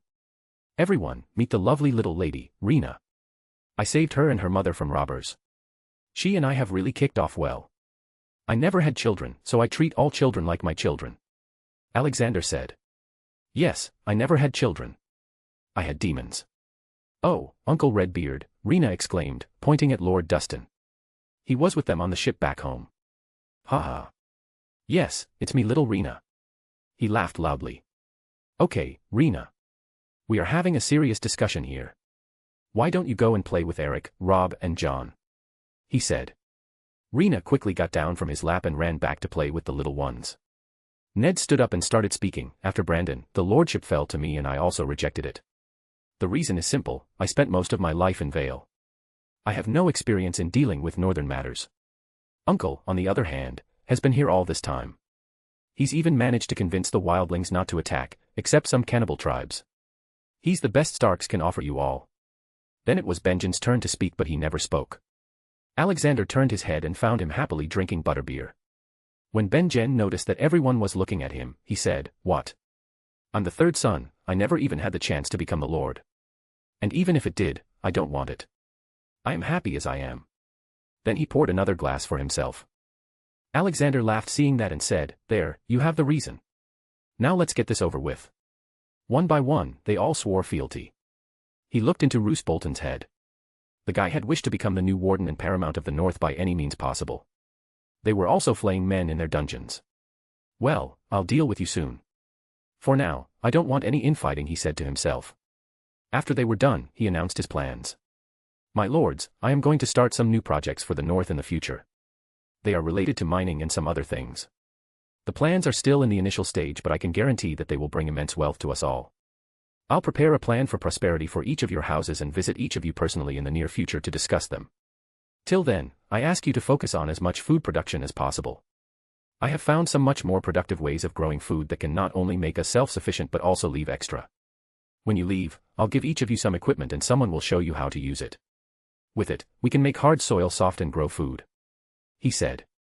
Then he went on to explain to them about crop rotation and its benefits. Also the use of animal dung as fertilizers. They were all skeptical about it, but a slight use of magic made sure they wholeheartedly did it. Another charm made sure that they understood not to reveal the method so soon. Still, even if they did, nothing would change, as the main reason for the soon-to-be crazy crop growth would be Alexander's magic. With this, I conclude the meeting. Let's have some food now, Alexander said. Tens of servants brought food on trolleys and prepared the tables. Most of the food was normal, with various kinds of meat and better wine. It's just the method of cooking and various spices used in making them were different. Alexander had made a humanoid nanny bot and made it in charge of the kitchen. The bot knew all the dishes possible and could even quickly grab stuff from his pocket dimension if needed. The whole hall erupted in loud chewing sounds and praises for the tasty food. After that, just as promised, he gave them all a crate of butterbeer and fire whiskey as promised. Now all he needed to wait for the night and travel the whole north on his magic carpet he just made. He was going to make the whole north fertile for all kinds of seeds. He was also going to meet his free folk friends and tell them about his offer. Or see them on Instagram, https://www.instagram.com/Mr_immortal_novel. Thank you for supporting. Chapter 57. The Flying Carpet. The night came.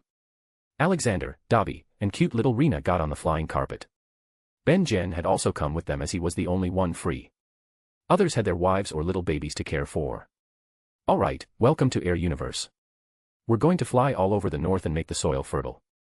Then we'll go and have a chat with the free folks. Are you ready? Alexander said. Yay, only Rena shouted. Come on guys, show some enthusiasm. At least you should, Ben Jen. We're about to fly. Again, are we ready? Yay, this time everyone shouted. Alright then. Alexander also sat down. There were some cylindrical pillows and a small short-legged table in the center, on which there were some drinks and milkshakes for Rena. The carpet moved upward and then started to go forward.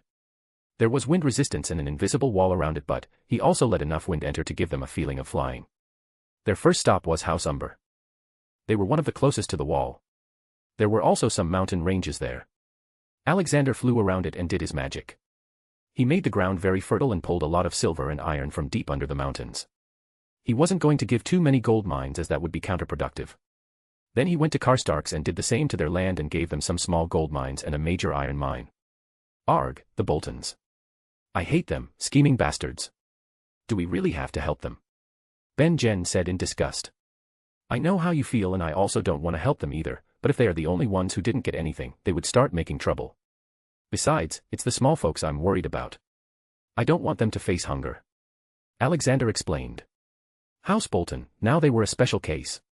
Even though House Umber and House Karstark were involved in the Battle of Bastards in the future, they weren't originally defiant. They were loyal to the Starks. But House Bolton had a history of rebellion, they were ambitious and wanted to rule north since the creation of their house. Hence, Alexander only made enough land fertile to fulfill their food requirements and also gave them a low-quality iron mine. They would most probably not even have enough small folks to mine them as he was planning on stealing them. Then he went to House Flint of Widow's Watch, Hornwood and Woolfield.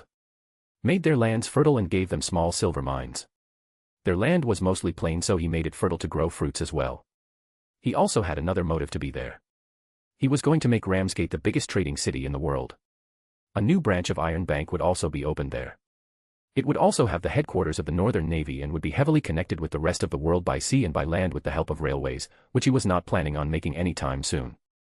First, he needed to make good roads for big carriages. According to him, there were 3 types of cities. 1. Tier 1, with a population of 100,000 or less. 2. Tier 2, with a population of more than 100,000 and less than 400,000. 3. Tier 3, with a population of or more than 500. He was going to create Tier 4 megacities, with a population of more than 1 million. That would need a lot of planning and money. Plans were ready and he also had money.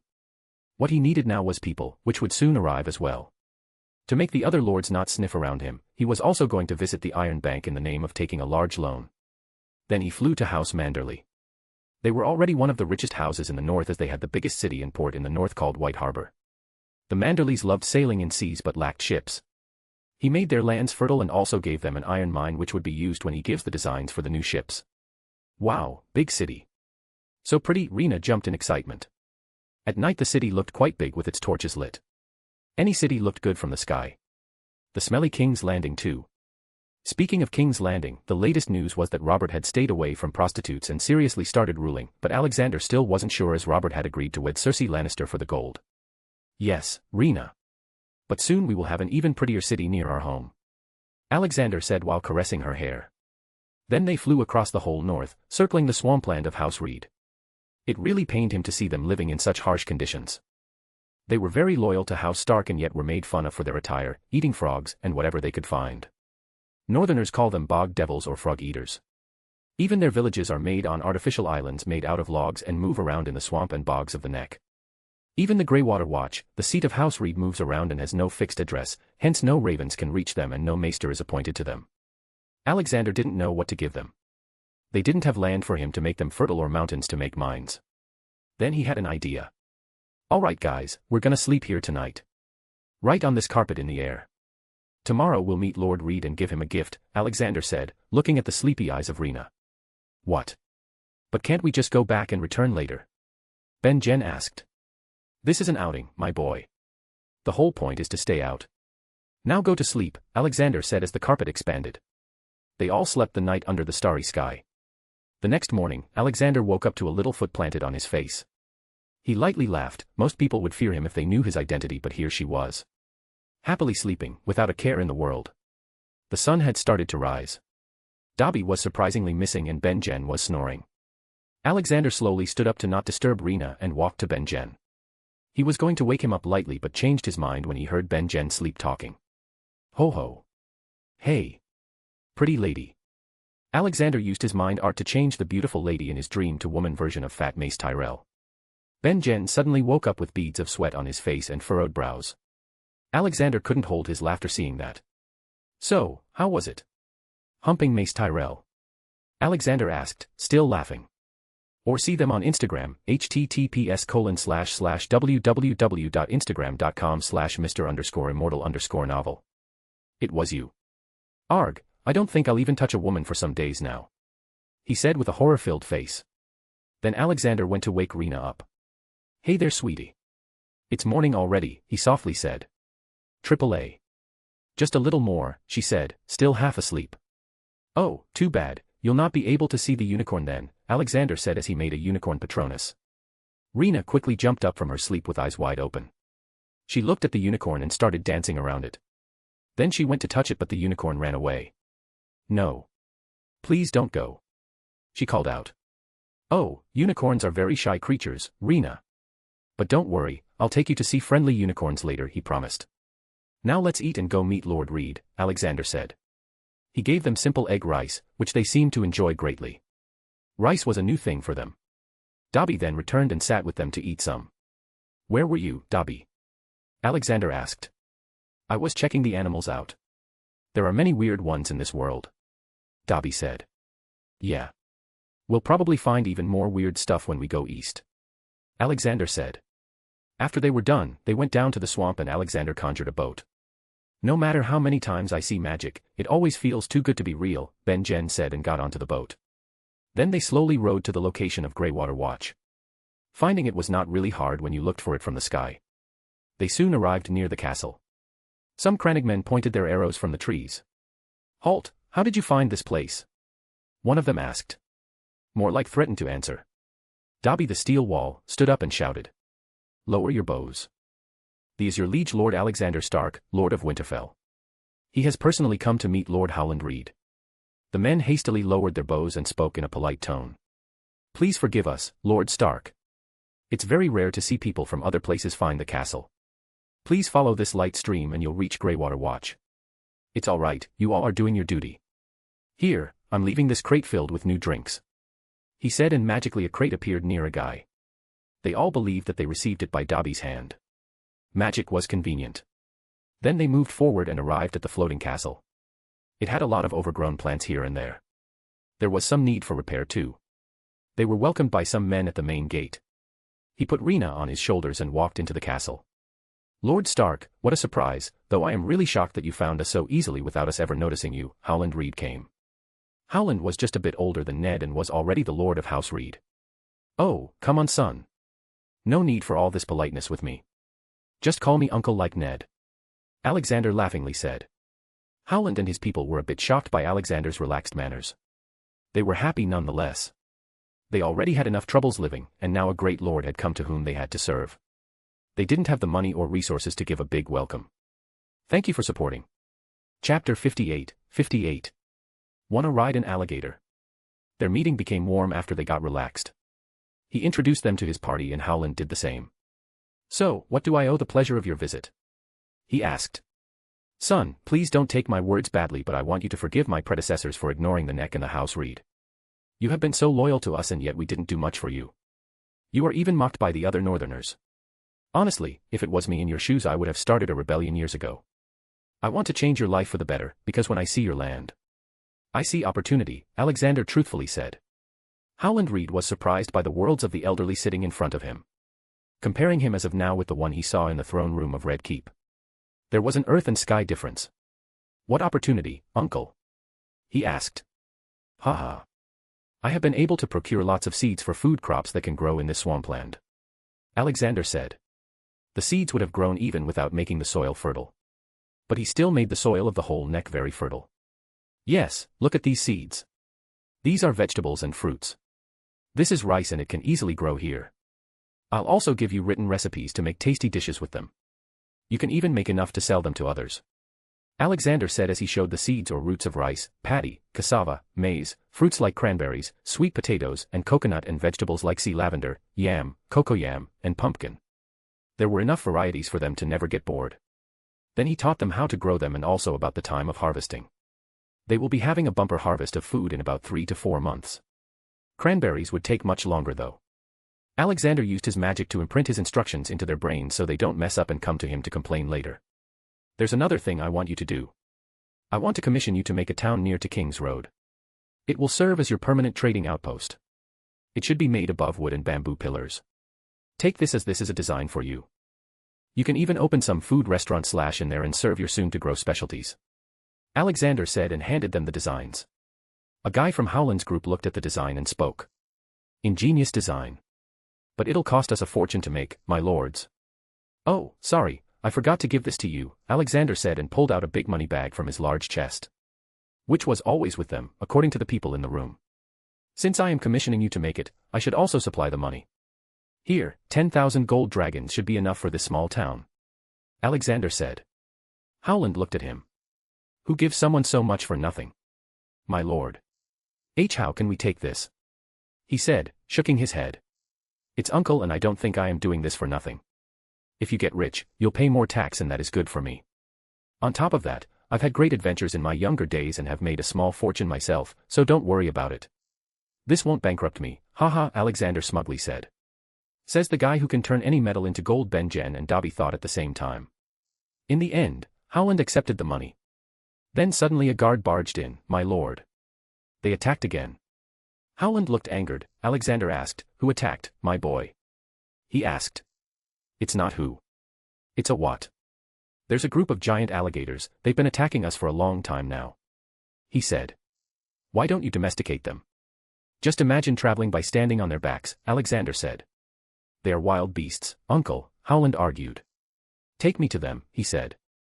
They reluctantly took him to the place where the alligators attacked. When Alexander went there, he sensed them and felt their minds.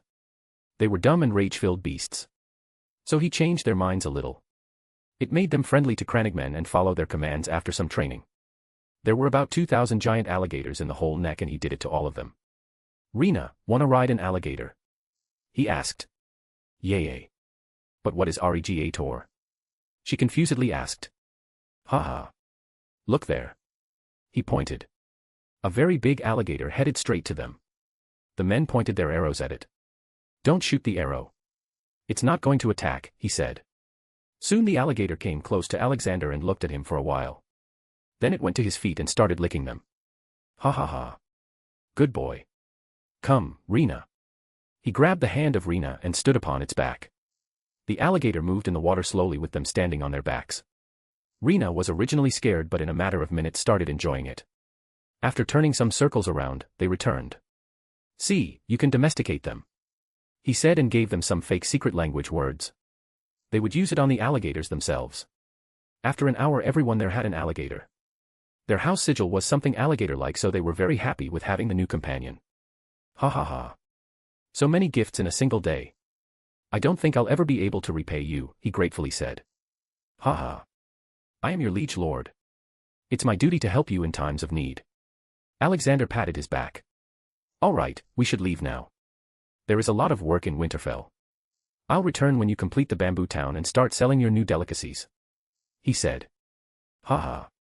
You are always welcome here, my lord, uncle," Howland said.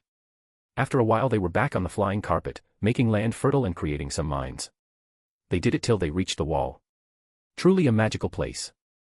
From there they flew across the wall into the wild north. He looked around and found the camp. But there was a skirmish going on around it. It seemed like they were getting attacked. They came down from the carpet at some distance and then took out their horses and donned their armor. They rode towards the camp. Alexander looked into a guy's mind and found out that they were being attacked by cannibals. He quickly sent Rena to fix Haim to Medusa. He had told Medusa to take her to see a unicorn. Then he, Dobby, and Ben-Jen joined the fight. With their addition, the fight didn't last long. They cut down all of the cannibals. Jorman, the leader of the small village, welcomed him with a bear hug. "Haha, great Lord Stark has come to help us now," he said.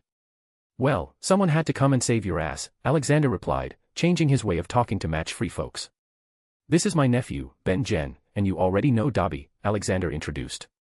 "Come, let's get something to drink," he led them to a big tent. "Why did they attack this village? I thought they didn't come this far," he asked. "Hunger makes you do many things, my friend," Jorman replied. "Wise words coming out of you. What did you do to Jorman?" He joked. Yeah. "So, what's with the sudden visit? And what about that king business?" Jorman asked. "I killed the king and also saved my other nephew. Now, I've become the Lord of Winterfell and Warden of the North," Alexander said. Climbing the social ladder are you now?" Jorman said with a large sip of alcohol. "Wait, try this." Alexander gave him a bottle of fire whiskey. Jorman drank some and his eyes widened. This is magic. Haha. I knew you'd like it. How Stark makes it now. Our brand new creation. Then I must ask you to sell me some. You can take whatever you want in return," Jorman said. "Ha ha ha. I can sell it to you but only if you accept one request of mine," Alexander seriously said. "Ask anything, my friend," Jorman said. "I want all the non-cannibal free folks to move to Skagos. The harsh north is no place to live. You all have been living here because the wall didn't allow you to move south. Food is scarce here, most of the babies die even before their first name's day. In Skagos, you'll have land to grow food and animals to herd. I'll also give you many ships to conduct trade. I've also found an iron and silver mine there," Alexander said. "Did you forget that we don't kneel?" Jorman angrily said. "I don't remember telling you to bloody do so. All I said was to move to Skagos." Alexander also showed a slight anger. The best way to talk to a free folk was to do it like them. Jorman suddenly realized his mistake. "Sorry, my friend. But I've heard that the sea around Skagos is violent and the island is also stony." That was true, but Alexander would solve the problem. The sea was so violent because of the air current that used to get trapped between the northern mainland and Skagos' tall mountains. He just needed to change the topography of the island to solve it. It was also inhabited by cannibals. Unicorns also supposedly lived there. That's just a hoax. Trust me, it's a nice, big island with enough pasture and jungle. If you agree, then tell other friendly tribes too," Alexander said. "What about your other northern lords? Won't they object?" Jorman countered. "Last I remember, I was their liege lord. If they go against me, I'll deal with them in my own way," he firmly replied.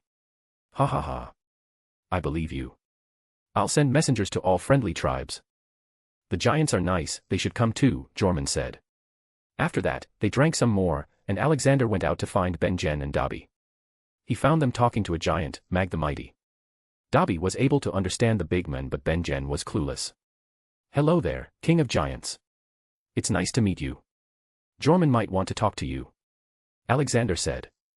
The giant nodded and walked away. To think that giants are still alive. We Southerners are so ignorant, Ben Jen exclaimed. Haha, wait till you see the dragons in some years, Alexander said, shocking him even more. Then he went to Fixhame to grab Rena. He found her happily playing with a baby unicorn. Loudly laughing when the unicorn licked her face. Ha ha ha. You've been having fun, I see. Alexander came. Grandpa. Look, his name is Rooney. He's so cute, she pointed to the baby unicorn. Alexander also walked up to them and caressed the baby unicorn. Ha ha. Yes, he's very cute. Okay, we're going home, Rena. Your mother should be worried about you. He said. Already. But I wanted to play more, she sadly said. I can bring you here anytime you want, sweetie. Don't worry. Rooney will also be here the next time you come. Am I right, Rooney? He said. The little unicorn nodded and licked Rena's face. Hee hee. Okay, bye Rooney. She hugged him and left with Alexander. Then they boarded the carpet again and returned to Winterfell. Thank you for supporting. Chapter 59. Tyrion Lannister. After returning, Alexander got busy with his Winterfell upgrades and Wintertown's expansion into Winter City. He was hoping for at least 500,000 people to live there. For the next 2 months, he worked on his building plan. He also electrified the whole Winterfell castle. The printing press was used to print posters asking all the jobless people to come to Winterfell. Alexander had put a slight notice me charm on them to make people notice it. His new citadel was also ready but was currently invisible. How was he going to explain it to people? Still, he had built up an illusion that would make people think that it was under construction. For now, he had told everyone that it was a food granary for the whole north. It was unbelievable but still, a bit of magic and it became believable. His next immediate agenda was 1. Go to Old Town and take over the Order of Maesters. 2. Visit the Iron Bank and start plans to take over Westeros.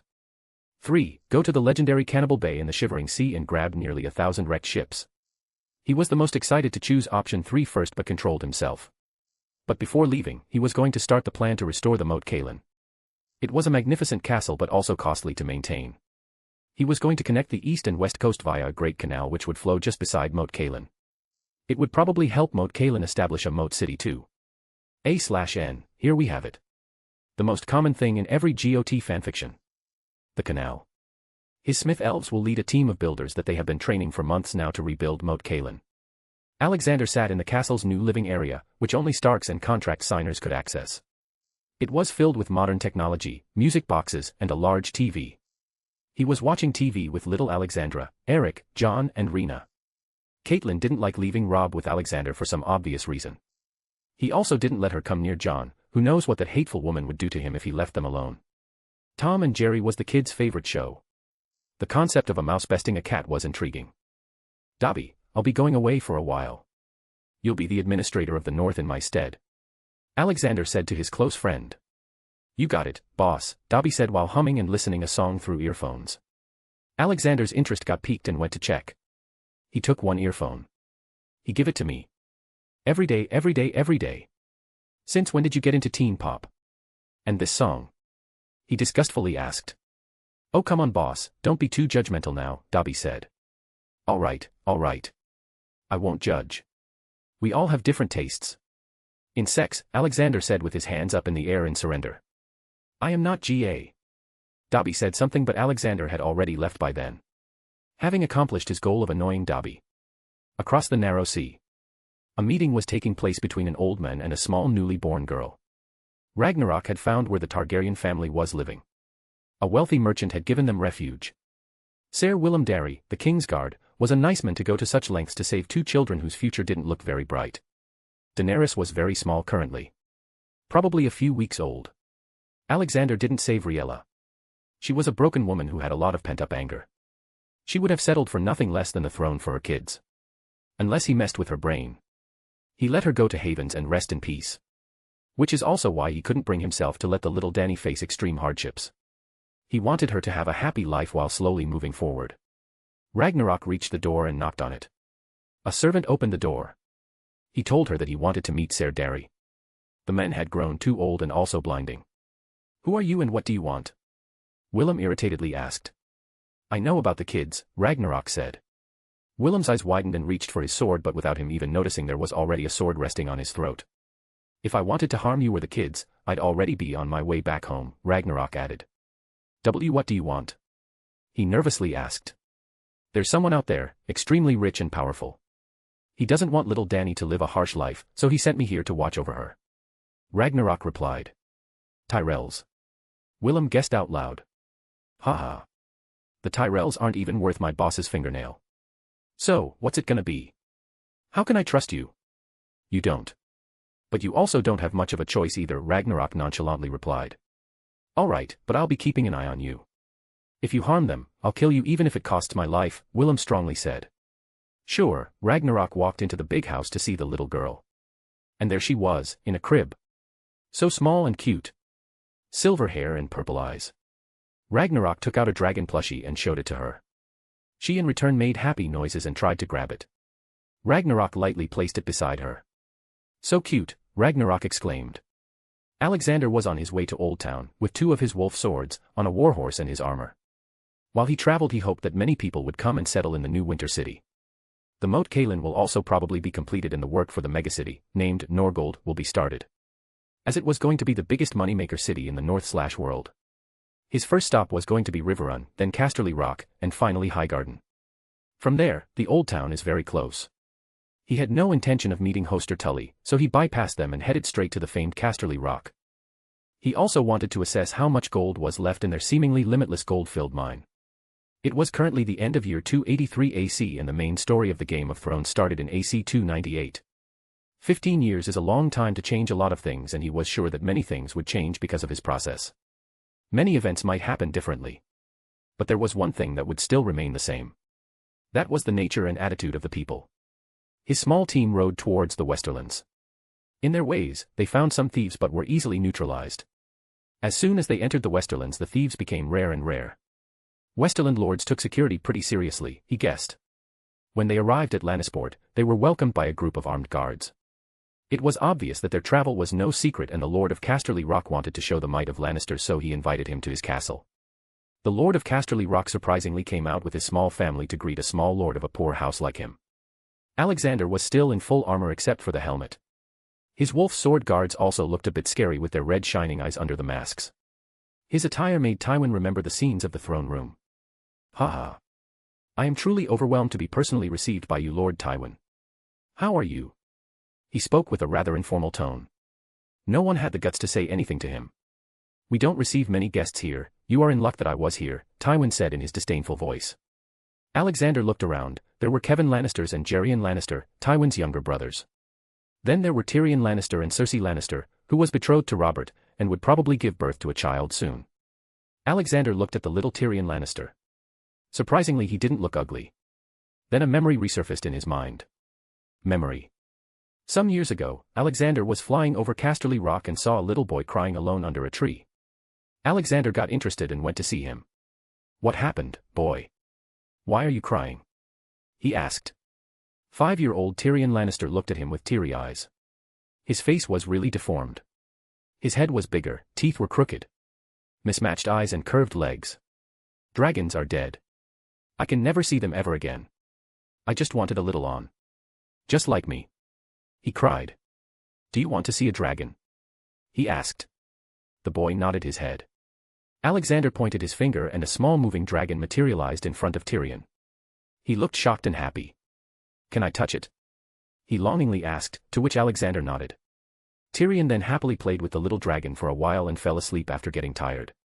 While asleep, Alexander removed all the disfigurement and made him look like a decent person. He was still a dwarf though. Then he left a small dragon figure toy beside him. I'll see you later, child, Alexander softly said and flew away. Memory end. So, that's why he looks different. Thank you for supporting. Chapter 60. Citadel. They invited him for dinner and gave him an abode for the night. He happily accepted it. The only person he felt irritated with was Cersei. The girl had so much hate in her that he could feel it even from meters away. The only person she really loves is probably her brother. Even that, in the wrong way. Tyrion was quite scared of him in the beginning but soon came close when he started talking about his adventures north of the wall with his favorite uncle Geryon. Seriously? Giants are still alive? Geryon exclaimed, while taking a sip of wine. Absolutely. I was north of the wall before starting this journey. They have a whole tribe living there. Not just that, they ride giant mammoths. But they still can't break the wall, Alexander said. For some reason, Cersei took a sigh of relief. She mostly disdained the Northerners and thought of them as barbarians, but even she accepted that they protected the rest of the realm from wildlings and now these giants. The wall was a blessing. Ha ha ha. I might really have to make a trip there then. Geryon laughed. Tyrion felt jealous of his uncle. He also wanted to grow quickly and go on adventures. Well, if you go there, go to Jormungand's tribe. We have good relations with them, Alexander advised. If I remember correctly, I still have a long tooth of a winter lion. They are very huge and have long teeth, Alexander added while looking into his pouch. He took out a big tooth. The poor guy attacked me. I took his tooth and let him go away. He said and gave it to Tyrion. Here, you can keep it, son. Tyrion was very surprised but nonetheless happy. Thank you, Lord Stark. Ha ha. Call me Grandpa, you are still too young to do Lord this and that, Alexander joked and ruffled his hair. Except Tywin and Cersei, everyone looked happy seeing the smiling Tyrion. After dinner, he retired to his allocated room. At midnight, he turned himself invisible and cast a silent charm. He also put a fake body in the bed. His stop was the mines under the castle. The castle was seriously huge and the cliff on which it was situated was supposed to be even taller than the wall. No wonder their gold never seems to ever end. Or see them on Instagram, https://www.instagram.com/Mr_immortal_novel. Alexander entered the underground mines and surveyed them. He was surprised to find the lack of men working. His final conclusion was that the Lannisters were going broke. Their gold would probably last another 10 years. Let's make that 8 as Alexander helped them a bit. He was going to give the money to Iron Bank and then loan it back to Lannisters. 6,000 years of mining finally made the Golden Lion rust. He was aware of the Lannister pride, so Tywin would surely take loans from Iron Bank in the future. The next day, he left for the old town. He felt quite happy that he came to Casterly Rock as Tyrion really liked him now. The boy was even shouting goodbye from the castle till they disappeared from his vision. His next stop was Highgarden. He personally didn't like them. They were cowards and opportunists and still acted like brave men. On top of that, their family was messed up too. Only the old Olenna Tyrell had some brain. Her son, Mace Tyrell, Lord of the Highgarden, had a walnut for a brain. Mace's son, eldest Willis, got his legs injured because he was forced to participate in a tourney at a young age. Alexander also bypassed Highgarden and went straight to Old Town. He didn't have time to waste on fools. Reach might be the one selling food to the north, for now, that too at a higher price. But that was going to change soon. 2 more months and the harvest begins. We'll see what the Tyrells will do with their extra food then. Old Town was a very big and the oldest city in Westeros. The seat of the House Hightower and Citadel headquarters. The buildings were connected with various bridges over the river, making it a giant hub of knowledge. Alexander straight up headed to the main building and asked for a meeting with the conclave. Surprisingly, they agreed. Now he didn't have to go and find each of them. But he also had to wait for a week. He just booked a room in a high-end inn for a month and locked himself up. Then he operated to Winterfell to play with Rena. He really missed her. Behind the scenes, Alexander had told Dobby to send a box of fire whiskey to every great house in Westeros. They have already started receiving many more orders since then. A week later, an acolyte came to him to inform him of the meeting. Alexander went on time and knocked on the door. Lord Stark, it's a pleasure to meet you. Please take a seat, an Archmaester said. Can you tell us the purpose of your visit? An Archmaester who had mastery in mathematics spoke. Ah, yes. I wanted to see if all I've learned in my life is enough to earn me some links here. I want you all to ask me any questions, and if I can't answer, I'll donate 100 gold dragons to each wrong answer. If I can answer all of you, then I want you to give me unrestricted access to all parts of the Citadel. He said. His claim was arrogant, but the conclave was more greedy. Why are you doing this, Lord Stark? One of them asked. Because I'm bored, he said nonchalantly. The Archmaesters felt disgraced, so they decided to accept the offer and show this lord his place. The first to question was the Archmaester of Healing. He asked some dumb questions about the human body and how to treat some diseases. Then he asked how to treat grayscale, thinking that Alexander would not have an answer. But Alexander gave him a full method of how to perform surgery on the skin, remove it and also heal it. But there's no proof that it will succeed. Archmaester retorted. There are thousands of written healing methods to treat grayscale and none of them guarantee. Don't ask questions whose answer you don't know, Alexander replied, shutting the guy up. Then it was the Archmaester of Astrology and Stuff. As expected, he answered flawlessly and also gave some more knowledge to them. The same was repeated with the others. They had shocked faces by the end of the meeting. They all were older than him, but he had more knowledge than all of them combined. While they all were frowning and regretting accepting Alexander's offer, they were all going through a mind search by Alexander. Most of them were sinners. Planning and plotting was a normal thing. Their main agenda was to keep making the lords of Westeros feel a requirement to have a maester. For example, they were the only people who knew Ravenry. On top of that, the education was so unpromoted that many lords directly allowed their maesters to read letters for them as the lords didn't know how to. They also liked little children, they were easy to scare and control, hence the best targets for old men. Well, he was also going to castrate them. 3 of them deserved death and the rest deserved time torture. Even Archmaester Marwyn had dabbed in some blood rituals during his travels in Asahi. But he also found an interesting thing about him. He swiftly gave them time torture and made them loyal to him. These men were no good left alone. Killing them would be a waste before they passed on their knowledge. Those who didn't deserve to die were compelled to sign a magic contract. Archmaester Marwyn was an old man who had spent his whole life in search and study of higher powers like magic. There was also a reason for his drive to learn magic. There was a time when he had a happy family. He had a wife and a lovely daughter. The problem came when he found out that his daughter had a bone disease. Her bones were growing weak and soon she won't be able to walk. He asked many healers. Many ignored him and those that did help him said that she was untreatable. That's when he turned to magic. He had heard that there was magic in the East that could do miracles. So, he left all his savings to his family and went away. He was disappointed though. He found out that most of the magic he could learn there was for doing bad things. But he still didn't give up and kept on learning and experimenting. When he again found himself lost, he decided to go to Old Town and search in the biggest library in the world. To read the most secret books he had to rise up in the ranks and become an archmaester. However, disappointment was what he found there too. There was no book that had knowledge of magical healing in it. He wanted to go home and see his precious daughter again but decided against it. The pay of an archmaester was good, also, his wife and daughter were a secret. He could make his wife and daughter's life better this way too. His daughter had also grown past her marriage age, so he had to take care of her or at least leave enough money behind. But here he was, sitting in front of probably the most knowledgeable person alive. He had also asked some easy questions about magic, but surprisingly he received an answer even better than he expected. It was like the men really knew how to do it. Then he felt a slight magical aura in the men. He could feel that it was suppressed. Normal people could not feel it, but he could. To him, Alexander looked like a ray of light in his moment of hopelessness. His suspicion was confirmed when he saw other archmaesters agree to his terms. There was also that contract that he made everyone except him sign. I need to talk to him, alone, he thought. Thank you for supporting. Chapter 61. The Iron Bank. After the meeting was done, Alexander went to copy all the books in the Citadel. He was going to need them in his Tower of Knowledge. He cast a wide area disillusionment charm and got to work. He copied every book and sent them to his pocket dimension. It took him a whole day to do that. Then it was time to explore. He checked out for any secret entrance. There was one he found that led to the basement. In the basement, he found many human and dragon skeletons. The earlier maester must have been interested in dragons. Then there was a vault. Cobwebs indicated that it wasn't opened in a long time. He entered and found many more books. Most of them were about different kinds of magic. Many were about water magic, which was thought to have become extinct because of the bloody Valerians and their dragons.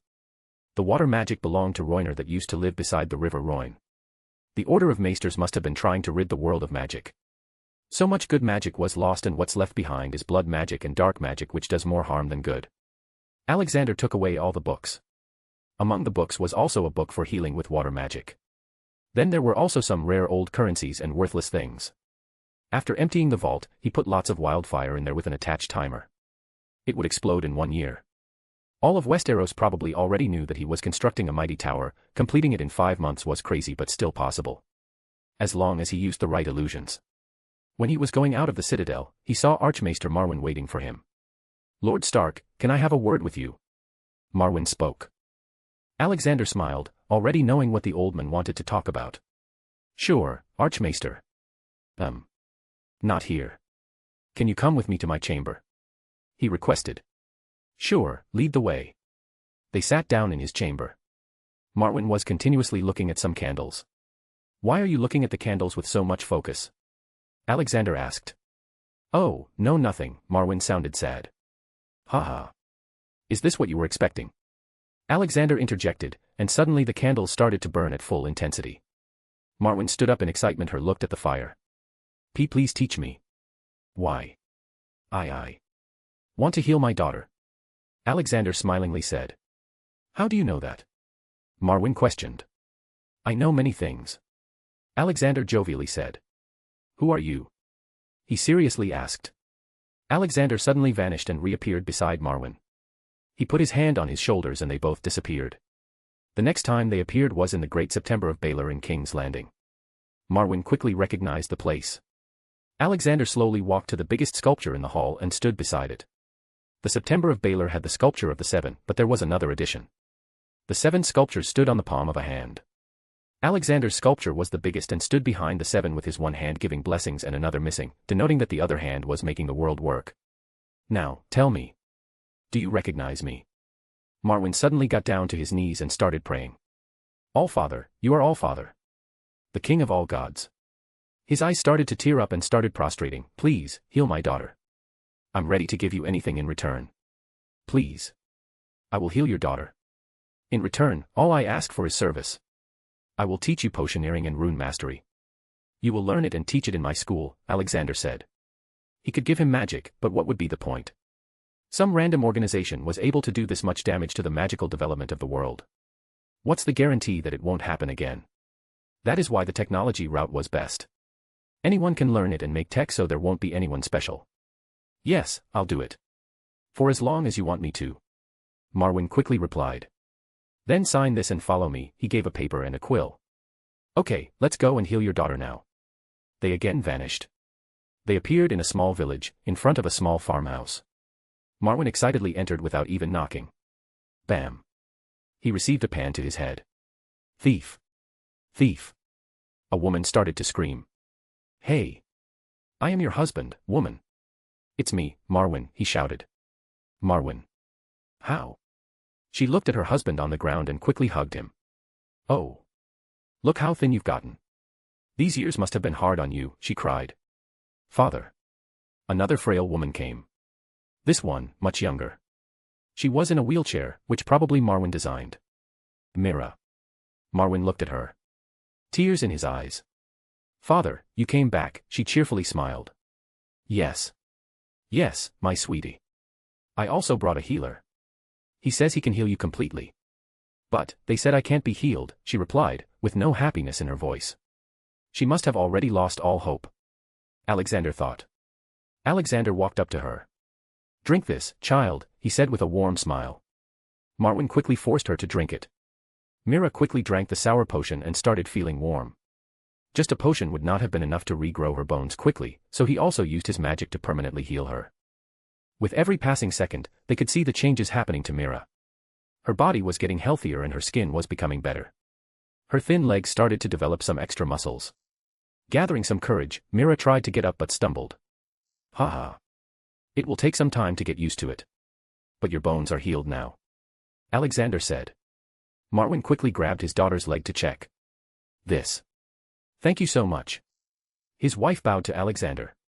It's fine. Marwyn, I need to go, so let's talk somewhere else. Yes. Yes. Please, Marwyn took him to another room. When in private, Alexander told him about his task. I want you to send your family to Winter City. There are good houses and good work for even women. You will soon join them, but for now. You need to compile 3 types of books. One with basic knowledge of counting, biology, and history that children of 6 to 10 can understand. Second with more complex subjects for people between 11 to 15 and third for 17 to 20. Use any book you need in the Citadel and complete it in 5 months. Yes, I will complete this task. You can count on me, Marwyn said. I should leave for the Iron Bank now. I've already spent a lot of my time, he thought. Say goodbye to your family and when you're done with it. Touch this ring and say, activate, it will take you back to your chamber in Citadel. It's only one-use item, so you won't be able to come back. I need to go now, good luck with the work, he said. Next, he went back to the old town and hired a ship to get to Bravos. It would have taken him nearly 2 months but due to magical winds, they arrived there in 2 weeks. It was crazy, but the people on the ship had no other answers except calling it good wind. Bravos was a pretty nice place. Its population was more than King's Landing. Although slavery was banished, many forms of slavery were still present there. Or see them on Instagram, https://www.instagram.com/Mr_immortal_novel. He walked towards the moon pool. The bank was just beside it. It was quite a nice tall building. He entered the bank and arranged a meeting with the management. He was a big lord from Westeros, so he was quickly allowed into a large hall with a big stone table at the end with 3 big seats, and in front of it were 2 benches. The setup would surely overwhelm any person. The person asking for money was given no big seat and sat lower. He also went and sat down on a bench. Soon, the big doors opened and 3 men in neat and clean clothes entered. They quickly took their seats and the middle one spoke. "What can we do for you, Lord Stark?" he asked. "I was wondering, are you the most senior authority in the Iron Bank?" Alexander asked. "No, we are the second most senior authority. Above us are the elders. There are only 5 of them and they hold the most power," he answered. You might want to call them after this." Alexander stood up and gave the middle one his black coin. "Show this to your elders and tell them, he's back," Alexander said and sat back down with his legs crossed. The middle guy, who also looked pretty young, was surprised and shocked by the coin. "I must tell father about this. If this is real, we'll lose everything," the man thought, which Alexander also heard. "We have a bad boy here. Magic it is," then Alexander thought to himself. He used a compulsion charm to make him just go and tell the elders. The 3 went away for a while only to come back with 5 old men with 1 foot already in the grave. Alexander quickly minesweeped and found that they all were quite corrupted. They all knew what the black coin meant, but they just didn't want to give their power away. They had already sent someone to hire the faceless men to come and kill him. "Hello, old people, I am also old but not to the point that I look like a wraith. As you've seen the coin. I am the owner of Iron Bank. So, are you going to surrender or fight?" he straightforwardly asked. "How do we know that it's not fake?" one of them questioned. Isn't your job to know that? Anyway, if you were to go to a vault with a black door and use the coin to open it, it would open. Yeah, that's the key," Alexander said, surprising everyone. The vault with black door was the oldest vault in the Iron Bank and no one knew how to open it. Then one of them slowly walked forward and kneeled. He wasn't a guy from Iron Bank though. "Vala Morgulus," the man calmly said. "Ha ha. Vala Dohiris, my boy. Now get up and remove that dirty face," Alexander laughed. Jaqen Hagar showed off his normal look, or normal mask. The faceless men were pretty different in this universe. As Alexander was the one who made them, they were not allowed to kill any child, or a good man or woman. As long as the person had committed some notable crimes they could kill. Good thing they lived in a world where most rich people had done something bad and they were always the one to hire them against someone like them. We hired you to kill him. Why are you kneeling to him?" the elders shouted. Alexander then removed the memories of the 5 old men and the 3 accountant and made them loyal to him. They all had their hands bloody by investing in slavery, which he despised. They would surely die, but only after they pass over their knowledge and responsibilities. Alexander assigned 5 wolf swords in disguise. The 5 old men would choose them as their replacements. "Follow me, Jaqen." "Let's go to your temple," Alexander said. "It's your temple, All-Father," Jaqen replied. "Ha ha ha. I guess it is," he laughed. "Thank you for supporting." Chapter 62. Progress Report. He went through a nice tour of the House of Black and White. It was creepy. They had a huge statue of him in a hall, to whom they prayed to. Before leaving, he gave them his modified uniphone. There was no magic in the air to create connectivity though. There were no signals on the phone yet, but soon there would be. He had a mecha maker from Doryman. He just needed to design it and put some metal in the machine. The satellite can be made in probably minutes. Putting it in orbit was easy too. He was also interested in looking at the planet from space and also finding out the reason behind its weird season cycle. Being done with his work in Bravos, Alexander hired a ship back to White Harbor. He paid a lot of money to hire the ship for his personal travel. When the news reaches other big lords, they'd think that Alexander likes to spend money on lifestyle, even if the money is loaned. It will also make them think that they can buy him. When the ship started its week-long journey, Alexander decided to go to Cannibals Bay. As he didn't know the location, he used the anywhere door. He opened the pink door and a gush of chilling air came. He quickly crossed it and closed it. He was greeted by a plain white sheet of white ice. He could feel that just some feet below him was the Shivering Sea. The legend has it that there's a part in the Shivering Sea where the sea freezes from time to time. By the time the ships turn around, they find themselves trapped. In short, the place was a cold graveyard of ships with a cannibal population. He walked around and saw many ships but no people there, only skeletons. The whole world knew that going deep into the Shivering Sea was dangerous, so no one really goes there anymore. Which would also mean that all the cannibals would have died by now. One by one, he started absorbing all the ships he could find. There was quite a good amount of gold too. In total, he found 1,100 ships. After that, he went inside his pocket dimension to fix aim and started using restoring beam to make the ships usable again. But they were very old models, so it wouldn't be very helpful in the seas. So, he used Deluxe Light. It turned the ships into a better version of themselves. This meant that he now had 1,100 common ships that would be the backbone of his navy. Each of these ships houses a crew of 41. He only needed 1,000, so he decided to give 50 out of the remaining 100 to Coast Guards. They would use it as their flagship. Their common ships were smaller than the navy. The remaining 50 were to be used for transport and trade for now. He created a lot of Godroids as its temporary crew and told them to bring 100 ships to the new megacity Norgold every 3 months. His wolf swords were already recruiting men on a large scale. They all were bounded by a contract to at least work 5 years. However, they could still complain if they didn't like something. Then he returned to his ship to White Harbor and enjoyed his trip. But, due to sudden great wind, the ship would only need 3 days to reach the destination.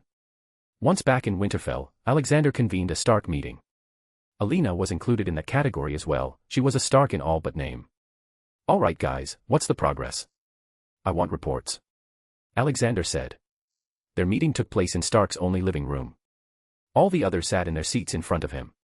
Alina spoke first. "I was trying to count the coins in the treasury but just gave up after 10 million. However, I have put that 10 million aside as our main fund. It will give us a better sense of expenditure. I don't want us to become reckless thinking that we have infinite money." "Haha.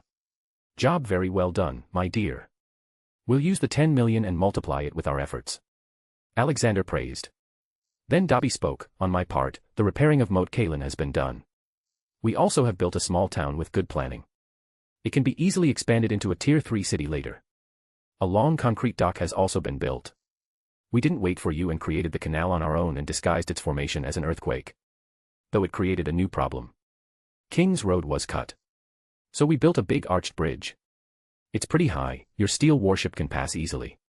We also constructed a 3-man obliviation team. They changed the memories of anyone who thought that the bridge was too quickly made. Some had started saying it was magic, so I had to do it. In the 2 months of your journey, we also received 120,000 people. They have been given housing in Winter City. One of Wolf Swords has taken the position of city mayor and is currently creating a police department. Many of the people were unskilled, so they were given some skill development classes. We currently have 20,000 working in agriculture and 40,000 working on the building of Norgold in Ramsgate. 20,000 were sent to receive military training in a new military academy I established in Wolfswood. It's run and taught by 10 Wolf Sword. The remaining 40,000 have chosen various other professions. We lack blacksmiths for now though. The creation of your naval force has also been fluent. We have gathered 30,000 men. They are receiving training in the Naval Academy started on Sea Dragon Point. It is run by 20 Wolf Sword.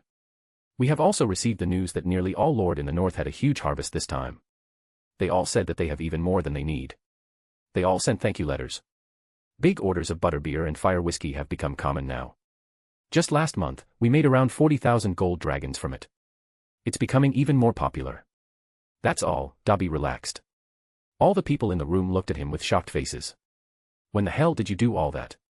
I saw you in front of the TV most of the time, and whenever you were not there, you were playing with Rena, Ben Jen asked. Magic is very convenient, my friend. Besides, I don't really need to sleep much. Dobby nonchalantly replied. Too efficient, Dobby. You even did the things that I was just planning on.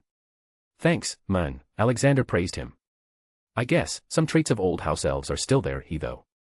Alright, everything's good, I guess. Ned, in the name of all the gods, I name you Lord of Moat Cailin. From now on, you'll be known as the Stark of Moat Cailin. I don't want you to change your name like the Karstarks. Alexander said. Ned looked surprised and asked. But, what about Brandon? Shouldn't he receive it? No, he's my heir. Also, I'm giving him the Norgold. It's going to be a city even bigger than Bravos and King's Landing. But don't take Moat Cailin as a joke, Ned. It's the first line of defense, and now with the canal connecting east and west, a city as big as King's Landing would be built there. Your duty will be to collect small money from ships passing the canal for maintaining it. I'll send a wolf sword to teach you about management and creating a good police department too. Alexander explained. Ned stood up and kneeled. I will uphold the honor and justice. I will do my duty to the best of my ability, uncle. You can count on me. Haha, good, now get up, Alexander patted him on the shoulder. Now, the next thing is. I have created many changes to the north. I don't want to do more before we properly absorb the current one. So, our job for the next 5 years will be to become the most powerful and richest house in the world. Make the north the most powerful kingdom. I want those 10 million gold dragons turned into 100 million. After everything becomes normal, I'll start bringing more revolutionary changes. Let's do it, guys. Meeting dismissed. As he said that, they all started to walk around and get to their job. Ned went to tell his wife about his new job. If I remember correctly, the Crown in the T.V show had more than 10 million debt by the end. Let's see how much I can increase it this time. Robert has married Cersei already and she was pregnant too. Now, we need to know what will happen after the honeymoon period passes. Varys has indicated that Robert is returning back to his former self slowly. Should I help him? Alexander talked to himself. Grandpa. Let's go out. I want to learn how to use a bow. Rena came running to him. Oh, why do you want to learn it? He warmly asked. It will make me stronger. I want to beat the cat lady. She said she do not like Jon and never let me play with Rob. She pouted. Well, I am sure many want to put an arrow in her. She's too annoying. Okay, sweetie. But you must promise me to never use it on the cat, or any other person if he's not a very bad guy. You can use it on targets though. Let's go. Alexander took her to the courtyard and made her a soft and light bow. She looked very cute trying to hit the target. Alexander quietly clicked some pictures to show them to her when she grows up. Thank you for supporting. Chapter 63. 1 year and a fat oaf. It had been 1 year since Alexander's return from his short travel. Things have been smooth. 300 ships have already arrived and commissioned into Northern Naval Service. 12,500 men serve on the ships as of then. They were all contract-bound. The captains were godroids for now, although they had already started to train their first officer to become a captain. As only one fleet of 250 ships was completed. He had assigned 10 godroids as Commodore, 5 as Rear Admiral, 2 as Vice Admiral, and 1 Wolf Sword as the Admiral. The ship models he brought from Dormon Word had been made big and real with big light and upgrade light. Magic cannons and other things were installed and then commissioned into the Navy. The steel warship was currently under construction in the Navy shipyard at the Sea Dragon Point, though it was all an illusion. He already had them fully complete. It was going to be officially introduced to the Navy later. The shipyard was also heavily guarded by constant patrol ships and magic cannons on guard towers. He gave away the remaining 50 ships of 300 to Coast Guard for securing the borders. They also had a Wolf Sword as commissioner. His current fleet was already the biggest fighting fleet in Westeros and many big lords had heard the news of North's new mighty fleet. Currently, his fleet worked in some escorting work for big merchant ships of the North. He had also given Manderleys a new design for trading ships and they were too happy to make it.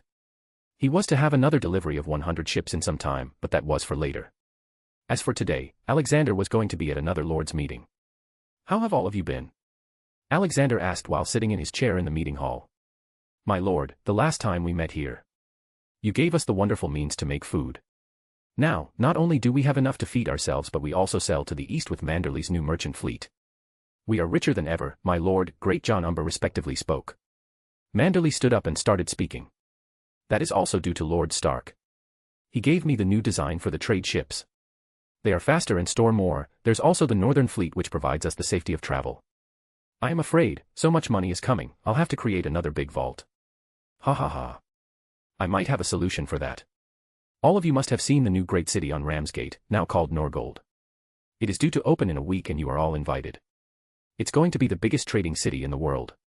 I also talked to the officials from the Iron Bank. They have accepted my proposal to open their branch in Norgold.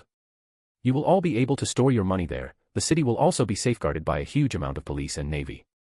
The Northern Naval Headquarters will be there so it's going to be quite safe. All of you are also gifted a manor there to live. House Manderley's White Harbor will become a manufacturer and industrial hub from now on. So, no one will lose anything. Alexander informed. Alexander was also going to start Merchants' Guild in the city. It will work under the jurisdiction of the city mayor who will work under the lord. A proper chain of command was going to be established to make sure that the city flourishes. My lord, my sale of vodka has been bringing a lot of money to my house as well, but I've recently come across a problem. I received a raven from my biggest buyer in Reach that they are not allowed to buy my vodka if I do not buy their crops. Lord Dustin spoke. Yes, my lord. I received the same threat for my rice and rice wine. Howland Reed spoke. It was rare for him to come out of the neck. Many other lords also voiced their problems coming from the Reach. Silence.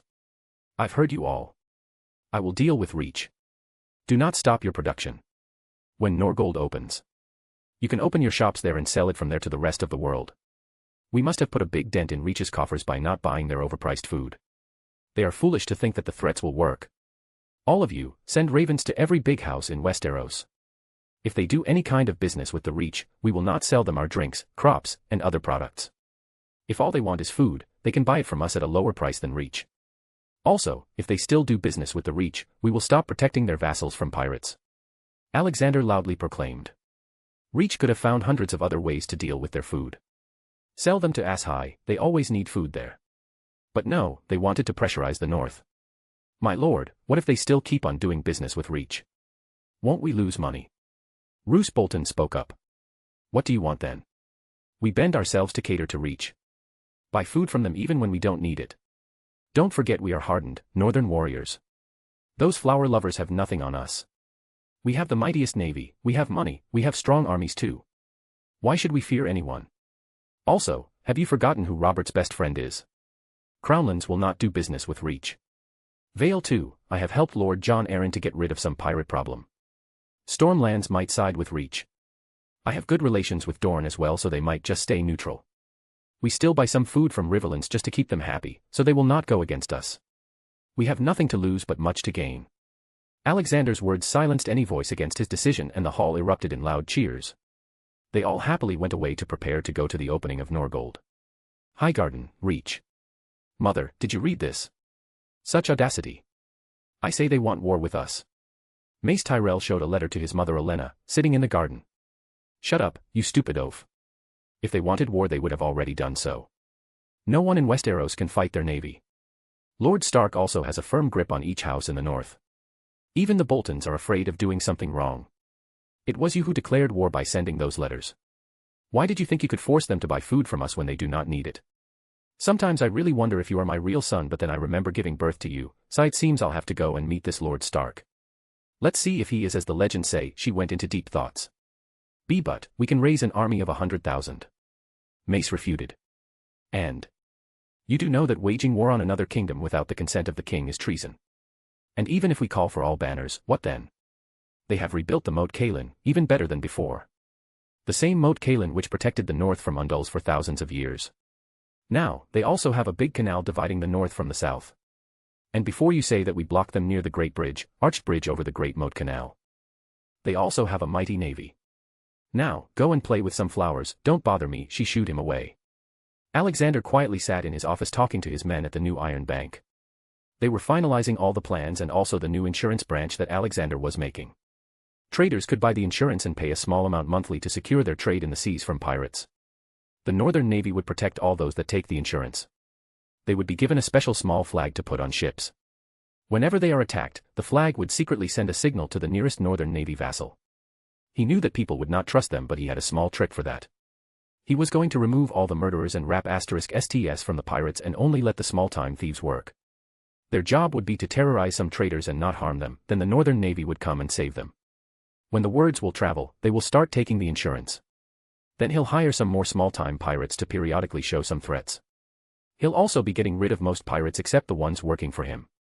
Ones with low sins will be given jobs and those with high sins will be judged.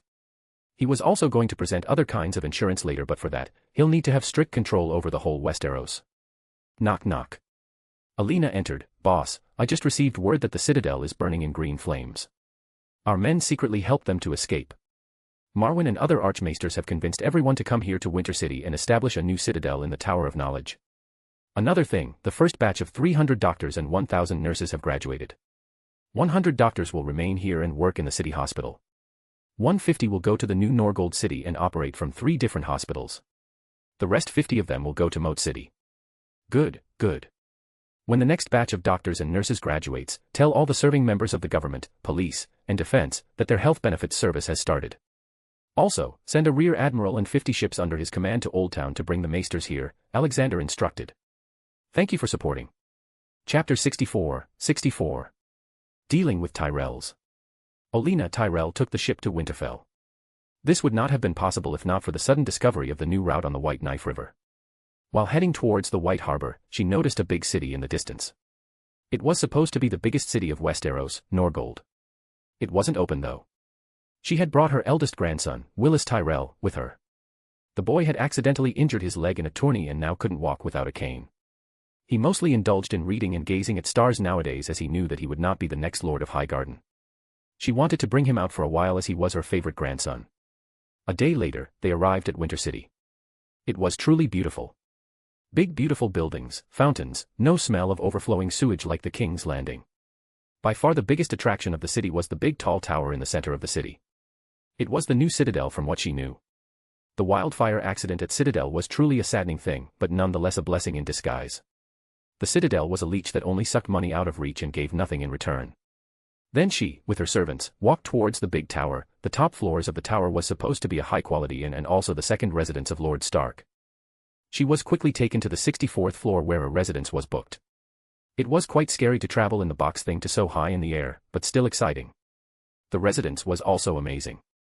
The rooms were even better than the highest quality inn in King's Landing.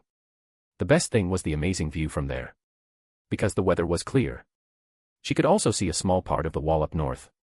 This is so amazing, grandmother. To think that it was made by men in just a year is unbelievable. Northerners are really hard workers. Willis said, looking out of the window. Yes, they are very dangerous, Olenna said. Dangerous. Didn't you see the hustle and bustle in the city? There were well-dressed guards, people happily talking about their lord, some even calling him God. Imagine the amount of money that comes into their coffers. And there are supposed to be 2 more cities like or even bigger than this. There's also talk that the Iron Bank is going to open their new branch in their new city, Norgold. I won't be surprised if the Starks are already the richest house in the 7 kingdoms. Olenna explained with a contemplative voice. Knock knock. Their guard opened the door. Greetings, Lady Olenna. I am Creed, squire of Lord Stark. Lord Stark has invited you to lunch at the terrace. If you are free, I can take you right now, or you can come later, Creed respectfully said. We will join right now, she said and followed behind. Soon, they reached the magnificent terrace restaurant. There was no roof, many artificial trees were placed to provide some shade. There was also a sliding retractable roof for rainy and snowy days. They were taken to a spot reserved for House Stark. Olenna saw Alexander for the first time. Talking to what seemed like a servant and laughing with them.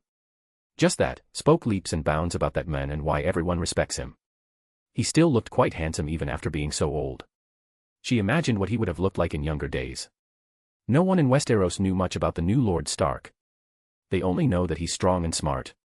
As she moved forward, Alexander stood up. She was again surprised to see a man so old and yet look so fit. Welcome to the north, Lady Olenna. I hope you like the view and will also like the food, Alexander spoke. The view is certainly marvelous, and the food is yet to be tasted, she replied.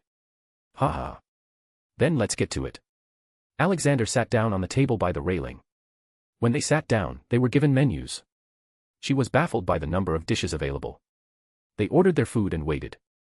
My lord, forgive me for asking, but what is that Red Cross sign? Willis asked, pointing to the hospital, down in the distance. Oh, that is a hospital. Any man and woman can go there to get treated for a very cheap price. All kinds of diseases and damages are healed there. The Red Cross sign has been adopted by the Healers Guild. You will find them all across the north in certain buildings. It shows that there's a healer. Alexander explained. Why spend so much money on small folks? He inquired. I won't say too much, but happy small folks means happy kingdom, that's what I believe in. If you want to know more, you can go to our schools. All kinds of subjects are taught there. The maesters also teach there. Alexander replied. I will surely pay a visit. Oh, the food has arrived, Willis exclaimed. After eating, it came to serious business talks. I am sure you didn't just come here to sightsee, Lady Olenna. I won't drag this, but I was very upset when my vassal lords told me that they received threats from Lord Tyrell, he straight up said. Oh, that stupid oaf. He doesn't even know the B of business. All he has is handed to him in inheritance, she replied. Then why isn't Willis the lord? He certainly is smart and honest, Alexander asked. Because of my leg. Just like what people named my uncle, Garth the Gross, they would name me, Willis the Crippled Flower or something like that. My father doesn't want that, Willis sadly replied. Well, what if I can get your leg healed? Alexander asked. Even if I believe that you can do it. Why would you? Olena questioned. Because I will not take back my blockade from trading with you unless Mace gives his lordship to someone more intelligent. I don't believe that Mace won't do something stupid like this again. I know it, you know it, Willis knows it, and probably the whole Westeros knows it. Your son probably has an IQ of 70 or below. Alexander said. IQ? Willis asked. It's a test I've made which lets us assess people's intelligence. A score of 70 to 79 means cognitively impaired. A score of above 130 means very gifted. Alexander briefly explained. I would like to take that test, he said excitedly. Sure, but the point stands. Do you want to let your house go to ruins because of one bad fish, or will you work to change it? Alexander asked. What's in it for you? She asked. Peace. I hate it when small folks die because some foolish lord got too ambitious. Peace also means flourishing population and trade. But there's one condition: Willis will stay here in the north. He will get healed and also study in the new school in the Tower of Knowledge. He will learn how to govern and do business, Alexander clearly said. He will also be taught the benefits of a democracy, he added under his breath. So you want him as hostage, Olena replied with a slightly angry tone. Why would I do that? If I wanted to harm the Reach or the House Tyrell, I'd just send my navy and army. I want the Reach in the north to have good relations in the future. Doing this can help us a lot. Willis will also befriend many heirs of northern lords here. They all study at school. Not just northern lords, many heirs from Vale and Riverlands study there. You have a lot to gain and I have nothing to lose. What about this blockade, and how do you expect to get Mace to give up his lordship? She asked. Well, you should come to the opening of the Iron Bank of Westeros in Norgold in a few days. They have a new plan that can help your ships to easily trade as far as Asshai in the Jade Sea. If it's about Lord Mace, I think you can deal with him.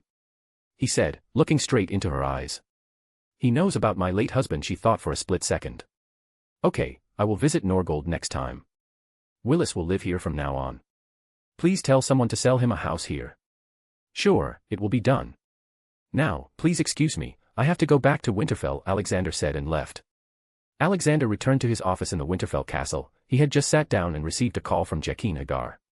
What happened? He asked. Allfather, we just received a contract for you. He informed. Oh, this seems interesting. Who was it? He asked. We tracked down the men who brought the request. Someone by the name of Peter Baelish was the one behind it, Jaqen answered. Okay, thanks for telling me. I'll deal with him, Alexander said. It is my honor to be useful, the faceless man replied and hung up. Alexander then called Varys. How are you, my boy? I am fine, but I can't say the same about King's Landing. The streets are ramping with dirt and rats. People are dying of hunger and disease. The king has gone back to his old ways. For some reason he thinks that his kids are bastards. I can't really complain though, if you saw the kids even you would doubt it. The Baldy blabbered. Ha ha. I know they are most probably Cersei and some other Lannister mans. Anyway, I didn't call you for this. Is there a man named Peter Baelish working in Red Keep? He asked. Peter Baelish. Yes, there seems to be a man named that. He works for Lord John. He also owns some brothels in the city. Why suddenly so interested in him? He hired faceless men to assassinate me. Don't worry, they served me and told me about this. I want you to keep an eye on him. Also, I am sending you a potion. It increases the chances of siring a child. Give it to both Lord John and his wife and then lock them in a room. That Peter Baelish has some fishy relationship with the Tully daughters. Alexander instructed. Are you suggesting House Aaron is in danger? Yes. John is foolish but still a good man at heart. He cares about small folks. I'll help him this time. I also want you to send me a full list of all the problems faced by small folks in King's Landing. I might visit soon, Alexander seriously said. Yes, I'll personally do it. I also have a request if it's not too much. Can you give me something that can protect me in case someone attacks? This place is becoming too dangerous day by day. No one can be trusted. Everyone is playing their own game and I would like to have some insurance, Varys said. Alexander nodded. I'll send it with the potion. Then he laid back on his chair and thought about how to improve the lives of people all around. Thank you for supporting. Chapter 65. Attacked. Word of North's new might had been circulating around Westeros for a while now, and all the major lords were invited for the opening of the Iron Bank of Westeros. The city of Norgold had been opened with full grandeur. People had been moving into the big city for a while already, so the opening was just for the show. The business had already been going on there. The naval headquarters were there, so many Northern Navy warships also patrolled the waters near the city. The population of the city was already 200,000 and they were all working people. The northern lords were told to buy a shop in the shopping district and a big warehouse as a large amount of trade would happen from here. The fact that the Bravos was also not very far away from Norgold also made sure that more people visited the new city. He had been staying in the city for the past week and helping organize things. He was just waiting for other lords to arrive and open the bank tomorrow. For the ease of travel, Alexander had given the method of making concrete and asphalt. All the northern roads above the neck were newly built with it. The best and widest of them was King's Road. However, he expected many lords to come from ships, only those who want to assess the north would come by road. Boss, I received word from Jorman. He said that many tribes have agreed and are headed to Hardhome. Dobby informed. Good, redirect the new 100 ships coming here to Hardhome. Their first task is to take them to Skagos. I will join them the day after tomorrow, he replied. One by one, people started to arrive in the city. Robert was still a bit scared of Alexander, so he didn't come. Instead, he sent his lord hand, John Arryn. Tywin Lannister arrived with his brother Kevin Lannister. He didn't bring Tyrion, as he saw him as his family's disgrace. Olenna was already there. Hoster Tully came with his younger brother Brynden, Blackfish, Tully.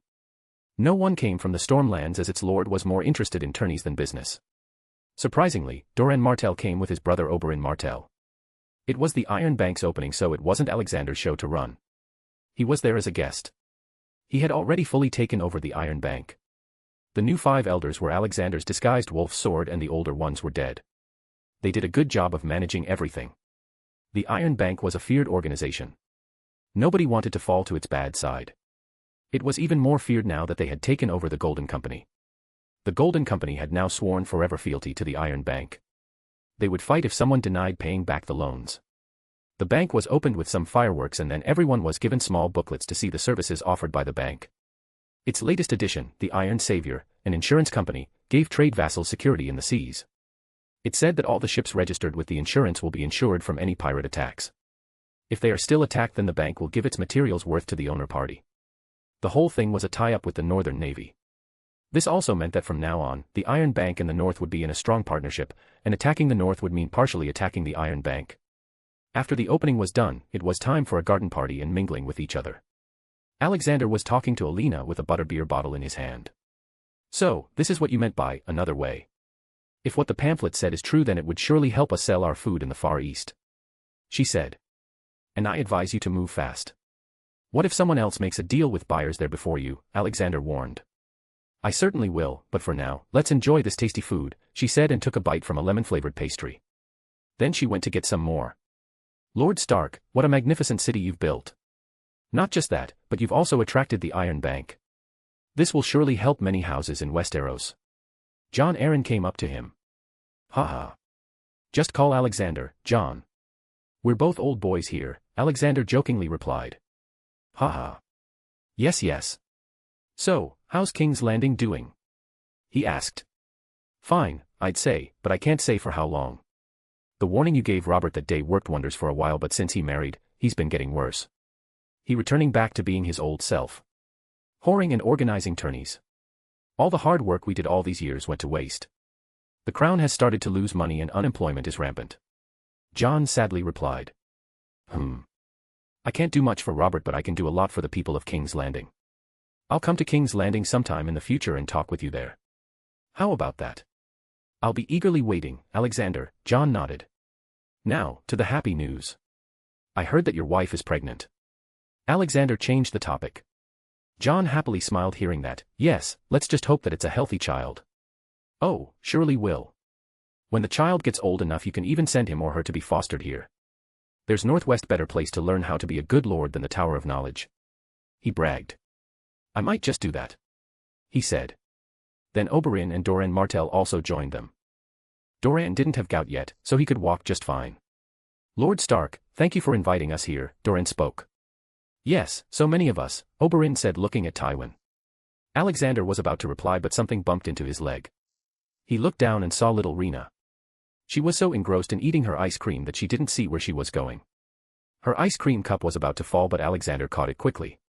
Hey, sweetie, don't walk while eating or it will fall. I made a lot of ice cream for you, so there's no hurry. Alexander said and picked her up while she continued eating. Sorry, Grandpa. I'll be careful. She replied and ate another spoonful of cold dessert. Ah. This must be the cute Rena. The great Lord Stark and his beloved granddaughter have been the talk of many ladies in King's Landing. There are even some paintings of you and Rena sitting on your shoulder, John exclaimed. Ha ha. Many people usually see me playing with her, so they must have started talking. Still, no harm done, Alexander laughed it off. Oberyn continuously looked at Rena. Alexander also noticed Alina in the background looking at him nervously. Worried that Oberyn and Doran might recognize Rena as Rhaenys. What is ice cream? Oberyn asked. Oh, it's cold and tasty, Rena cutely replied. Ha ha. Then I must try it. Will you show me where this ice cream is, Rena? He asked. Sure, just follow me. Rena got down from Alexander's arms and ran towards a table with her empty cup. She probably just wanted to get more for herself. No need to worry, child. No one can recognize you, he sent a mental message to Alina. She nodded her head and walked off to talk with someone. After that, Alexander returned to his office. There were enough people there to help any lord in setting up whatever business or deal they wanted. He wasn't needed there. His main focus for now was the free folks. He needed to go to Skagos first and change its topography. Leaving Norgold, he alone flew to Skagos. It was really a barren land. Not many people lived there either, and most of them were cannibals. The talk about unicorns was fake too. There were some weird species of horses that the people of the island used. The horses had two sharp straight horns on their heads. The horses were also trained to use them in fights. He purified all those that deserved death and corrected others with time torture. He couldn't really kill everyone. If he started doing that, then most of the world's population would be gone. After dealing with the local people, he started changing the island's topography. He flattened the barren mountains and in their place created grasslands, forests, small hills with mines. Rivers were already present. Now, all that remains is bringing the free folks here, he said to himself, and again flew up to catch up with his fleet of 100 ships. The ships took 3 days to reach Hardhome. By then, all the tribes had gathered there. They were reluctant to come to Hardhome as they considered it a haunted place, but still came as it was the best place to board the ships. Ha ha. How are you, Jorman? It seems you've become a big leader here, Alexander greeted. They unanimously agreed to let me lead this time. This also makes me their target if things don't go as promised, Jorman replied. Then you should be happy, as the island is better than one can even expect, Alexander patted his shoulder. Then they started to walk off to the tent where other leaders were present. But suddenly, out of nowhere, an arrow came, targeting Alexander. He quickly caught it with bare hands before it even touched him. This craftsmanship is from Vale. Bring that guy to me, Alexander said and pointed to a man in the crowd. Thank you for supporting. Chapter 66. Bronn. Soon, the attacker was brought into a small room and was tied to a wooden pillar. Name? Alexander questioned. Bronn, the man said. I didn't think I'd see him here. He quickly looked into his memories. Bronn had been bullied since he was small. His own parents used to beat him. First killed a person at the age of 12 in order to protect himself. Since then, has done various deeds to make money. He was probably slightly better than many people in Westeros. So, Bronn, who sent you to kill me? Alexander asked. Roose Bolton, he gave me 50 dragons to kill you. 25 advance and rest the after killing, Bronn quickly replied. You are being very easy to talk to, why? Well, I'm a sales word. I work for money, but you know what sounds better than money? My head over the shoulder, he replied. Wise words coming out of a sales word. So, what do you think I should do with you? I don't know, set me free. He said in his sarcastic voice. Sure, go, Alexander untied the rope. Bronn just looked at that all surprised, but before he could say anything, Alexander picked Bronn's sword and tore it from the middle like it was a piece of paper. Good luck reaching the wall without any weapons. Though do tell me, haven't you heard that I and my first sword fought hundreds of men in King's Landing before I killed the Mad King? Why did you still take up the request? He was seriously amused by Bronn. The whole already Westeros knew not to mess with him, but here he was. Yeah, I had heard them. Like most legends and rumors, I thought it was also exaggerated. I also didn't have much money to buy food, so I took it. There aren't really that many sellswords who would agree to this job, so Lord Bolton gave it to me. Bronn truthfully replied. In the end, it really comes down to money. Good, how would you like to work for me? Alexander asked. Depends on what you want, Bronn haggled. Even in this situation, you want to bargain. Well, I'll give you 100 golds a month. If you do a good job, I might as well give you a castle. So, what's it gonna be? Alexander offered. Where do I sign? Brun happily asked. Alexander quickly gave him a page and a quill. He signed quickly. Then for a split second, his body shone in white light. What did I just sign on? His face looked pale. You, my friend. Just sold yourself to me. From now on, you cannot betray me. If you tried to tell anyone about me or my people or my magic, you'll feel a lot of pain and will be forced to come to me and confess. Though, I am also duty-bound to pay you, and if you do good then promote you. Alexander briefly explained. That's not possible, Bronn scoffed and quickly got out of the tent and started shouting. Lord Stark is a and can asterisk. The most important words just didn't come out of his mouth, and he also felt pain in his body. Then his body automatically went back to Alexander. I tried to tell everyone that you're a sorcerer and can tear a sword like a piece of paper. Fuck, you weren't lying. What sorcery is this? Bronn cursed. Welcome to the club. Don't ask about my magic though, Alexander shrugged. What's my job? He asked. Entertain me and teach young lords and heirs swordsmanship, Alexander answered. He knew that Bronn's fighting style was less knightly and more street style. Which in Alexander's view was better? Beating pompous young lords and heirs? That sounds like a dream job, Bronn grinned and then asked. Can I get out of this contract someday? Yeah, sure. Earn my trust and I'll give you a contract with no such harsh punishment. Now, let's go, I have work to do. Alexander stood up and left the tent. Outside, all the free folks had nearly fully boarded the ship. Hey, Tormund. How long till everyone's on board? Alexander asked the tall boy. Almost everyone's done. It's just the giants. Their mammoths are showing tantrums. All right, I'll go and help them. You go join the rest. Alexander and Bronn went to Mag the Mighty. He was trying to calm down the 10 mammoths with his tribesmen. Alexander let his aura disperse around so that the mammoths could feel it. Then he sent a gentle message. Easy, your riders are taking you to a better place. There are many trees and grass here. Better than here. Behave or else they might leave you. The mammoths suddenly calmed down and started to board ships on their own. It was you, wasn't it? Bronn asked. What do you think? Alexander left him scratching his head. Settling them in Skagos was easy. They were very happy when they saw the island and its surroundings. Alexander gave them a map and an awl to contact him if needed. The natives had already built small port towns, so it would help them a lot. He also warned them not to kill the natives and just treat them like other free folks. He then lent them 10 trading ships from his inventory and returned to Norgold.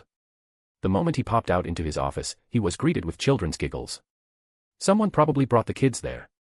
Alexander's office, no matter where, was probably the safest place on Earth. Anna kept an eye on them. The kids, Alexandra, Eric, John, and Rena were playing with toys, and Rena was acting like their mother. Hey, wolf girl. What happened? Why are you all in here?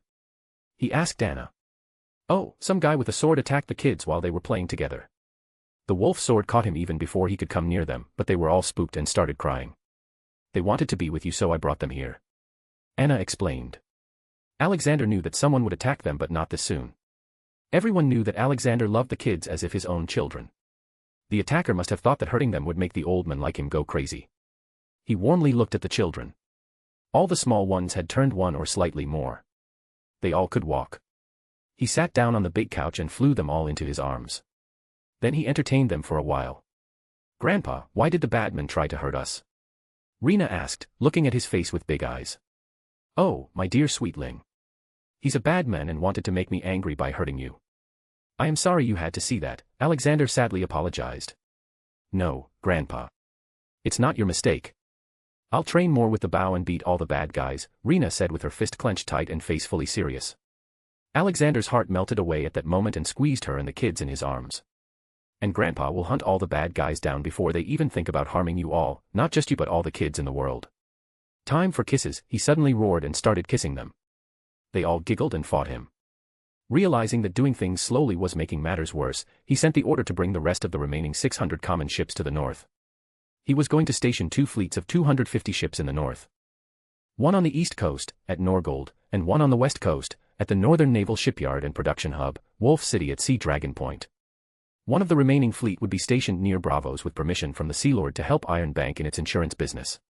The last fleet would be used for his first attack on foreign soil and then stationed there. He was going to take over Karth, in the east. It was a very big and rich city due to its location. It controlled the Jade Gates, which was the passage towards further east and from further east to west. They also have a very big fleet of merchant ships, probably about 2,000 ships combined. The trade there was monopolized by 3 guilds of competing merchant princes, the 13, the Tourmaline Brotherhood, and the Ancient Guild of Spicers. There was also the warlocks of the House of Undying. They dabble in black magic and dark rituals to do magic and to extend their lives. They all had their lives forfeited the moment he came to the world. If he takes that city, he'll have the power to promote trade around the world and bring development faster. There was also the problem of slavery which he would have to solve soon. So much to do. At least the North is on track. Once everything settles, I'll start the phase 2. He went to the dungeons of Norgold. The attacker was held there. Brandon was beating the guy himself. Who sent you? Tell me, he yelled. Hee, the prisoner laughed with his bloody mouth. I'll do it, Brandon. No need to get physical. Alexander stopped him. Then he entered the guy's brain and started to mumble loudly. So, a cell's word from Essos. Oh, this is a surprise. The Ironborn. They aren't happy with my navy keeping peace in the seas. They wanted to warn me. Oh, and what's this? They are planning a rebellion. Well, let's see how that'll go, Alexander mumbled. How do you know that? The Shockman asked. I have my ways. Now, forget everything, he said, and put the men to eternal death. Even I wouldn't fall so low to attack children, Bronn interjected. Well, Bronn. What would you do in this situation? If I had the world's strongest fleet, I'd go straight up there and teach the fuckers, they reap what they sow, he nonchalantly said. Ha. I see what you did there. Their motto is, we do not sow. Still, if I attack them then it'd be seen as a rebellion. Then I'll also have to fight all the other houses for no reason as they would fight me to take away my wealth. Which I don't want to do yet, Alexander replied. Yet? You mean you will in the future? Bronn asked. He wasn't really serious when he had said that. I will neither confirm nor deny that. Let's go on now. We have to prepare for the siege of Karth, Alexander said and walked away with Brandon. What the F***ck, when did that happen? Bronn cursed loudly. Thank you for supporting. Chapter 67. Flea Bottom. It took some time to place his fleets in the right place. Thankfully, his chosen admirals from Wolf's Sword were very trained in commanding. The Eastern and Western Fleet had taken their position. The Sentinel Fleet was also positioned near Bravos. Alexander's attack fleet which he was going to use was waiting for him near the Summer Isles. His fleet of 250 warships, 15 man-of-war, 2 ship of the line, and Yamato warship were quite intimidating. He was also bringing 4 more Yamato steel warships. But before that, he was going to King's Landing. Alexander's printing press was running at full speed. Various books about laws and stuff were being spread around the world.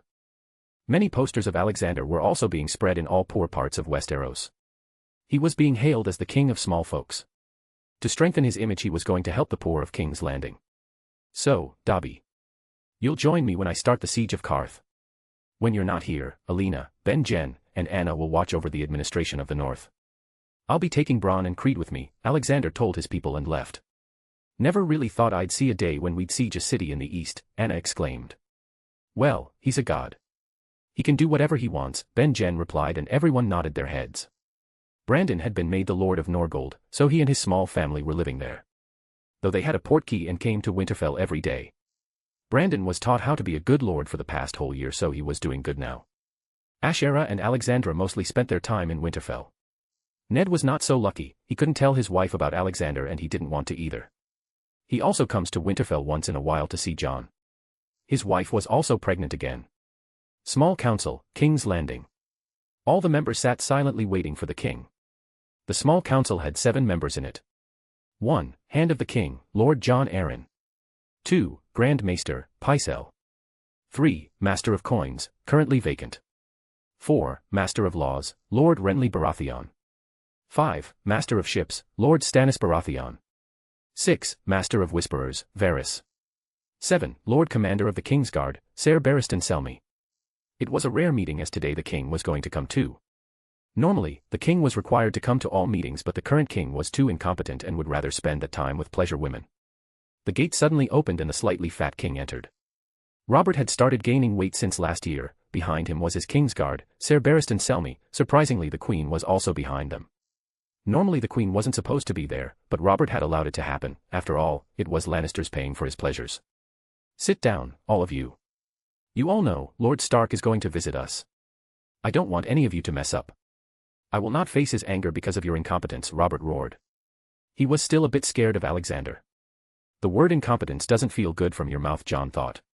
Come on, my dear, he's just a small lord. You are a king. What's there to fear? Cersei spoke in her arrogant voice. That small lord single-handedly took down the King's Landing and beheaded the Mad King. His first sword, Ser Dobby, single-handedly killed 300 of your Lannister soldiers. Robert angrily spoke. He also has the mightiest navy in the world. More than 1,000 warships. Even if all the southern lords combined our might, we wouldn't be able to fight them, Lord Stannis said with a bit of worship in his voice. He has also rebuilt the Moat Cailin, so no one can attack them from the land. He also has new flourishing cities bigger than King's Landing. Not to mention the recent news about their collaboration with the Iron Bank. They are the strongest house in Westeros, Your Grace, Pycelle added. Cersei's face looked horror-filled. When did the world change so much? She asked herself. Yes, I think their armies are as strong too. When I went there for the opening of the Iron Bank, someone attacked the little children that Lord Stark had taken as his grandkids.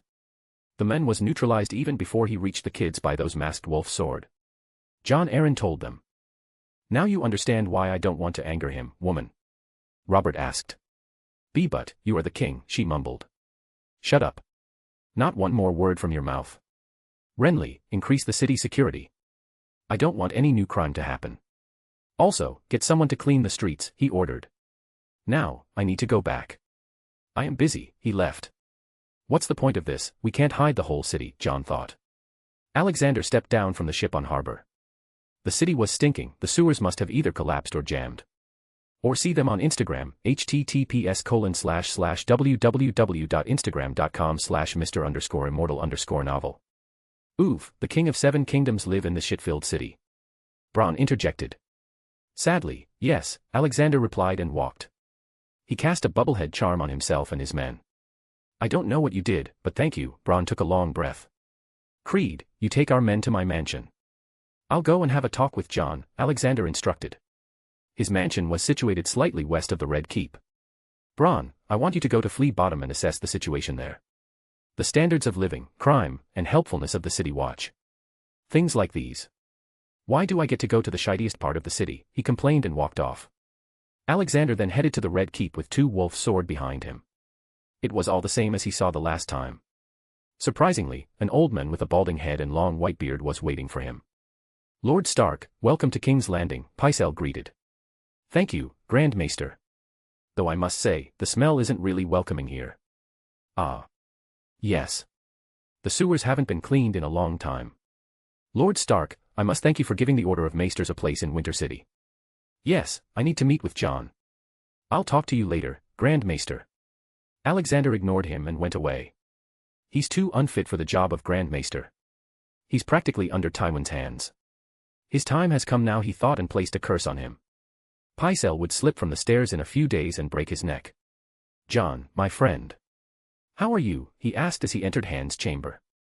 Ah, Alexander. Nice to meet you again. I've cleared my schedule to help you with whatever you need, Jon replied. Haha. I don't need much, Jon. All I ask is to allow my men to buy some buildings in Flea Bottom. They will build some food storage and work distribution centers. All homeless women and children will be sent to Norgold. Women will get jobs there and children will live and learn in orphanages. Doing this will decrease some load from King's Landing. I also want to upgrade the sewage and the buildings. Alexander informed. This will cost a fortune. I can give you permission to buy, but the money, Jon contemplated. I'm not asking for money, Jon. I am sponsoring all the work. To recover the costs, allow me to open some shops in the upgraded Flea Bottom in the future. I'll recover the cost myself, he proposed. It is a good plan. I will write the papers. How long will it take to bring your men? Jon asked.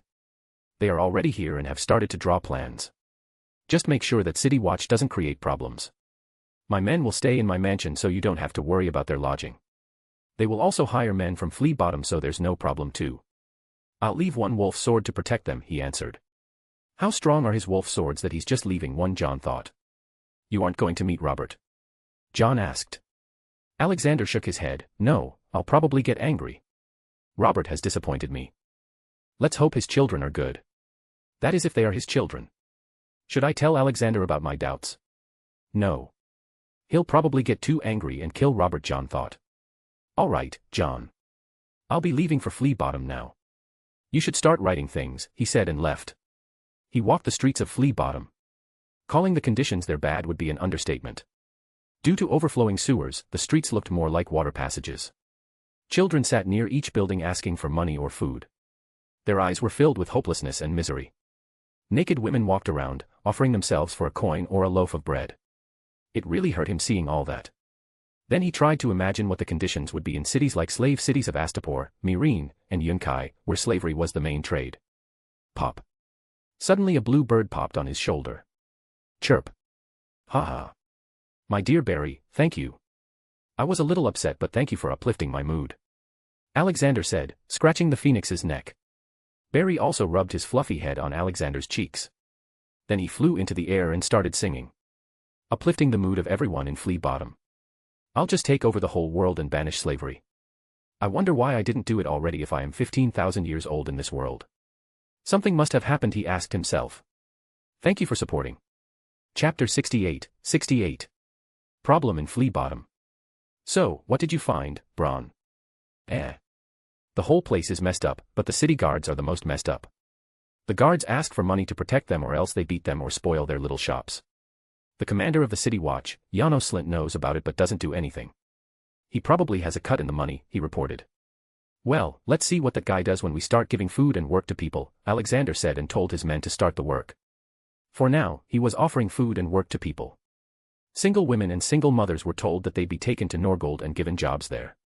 If they don't know any skill then they'll be taught. Alexander's reputation was quite good among small folk so people believed him. The two big buildings bought in the Flea Bottom opened their doors. The kitchen was free for children and disabled but the adults had to earn their living. They'll be given a token from the work distribution centers with their work and identity written on it.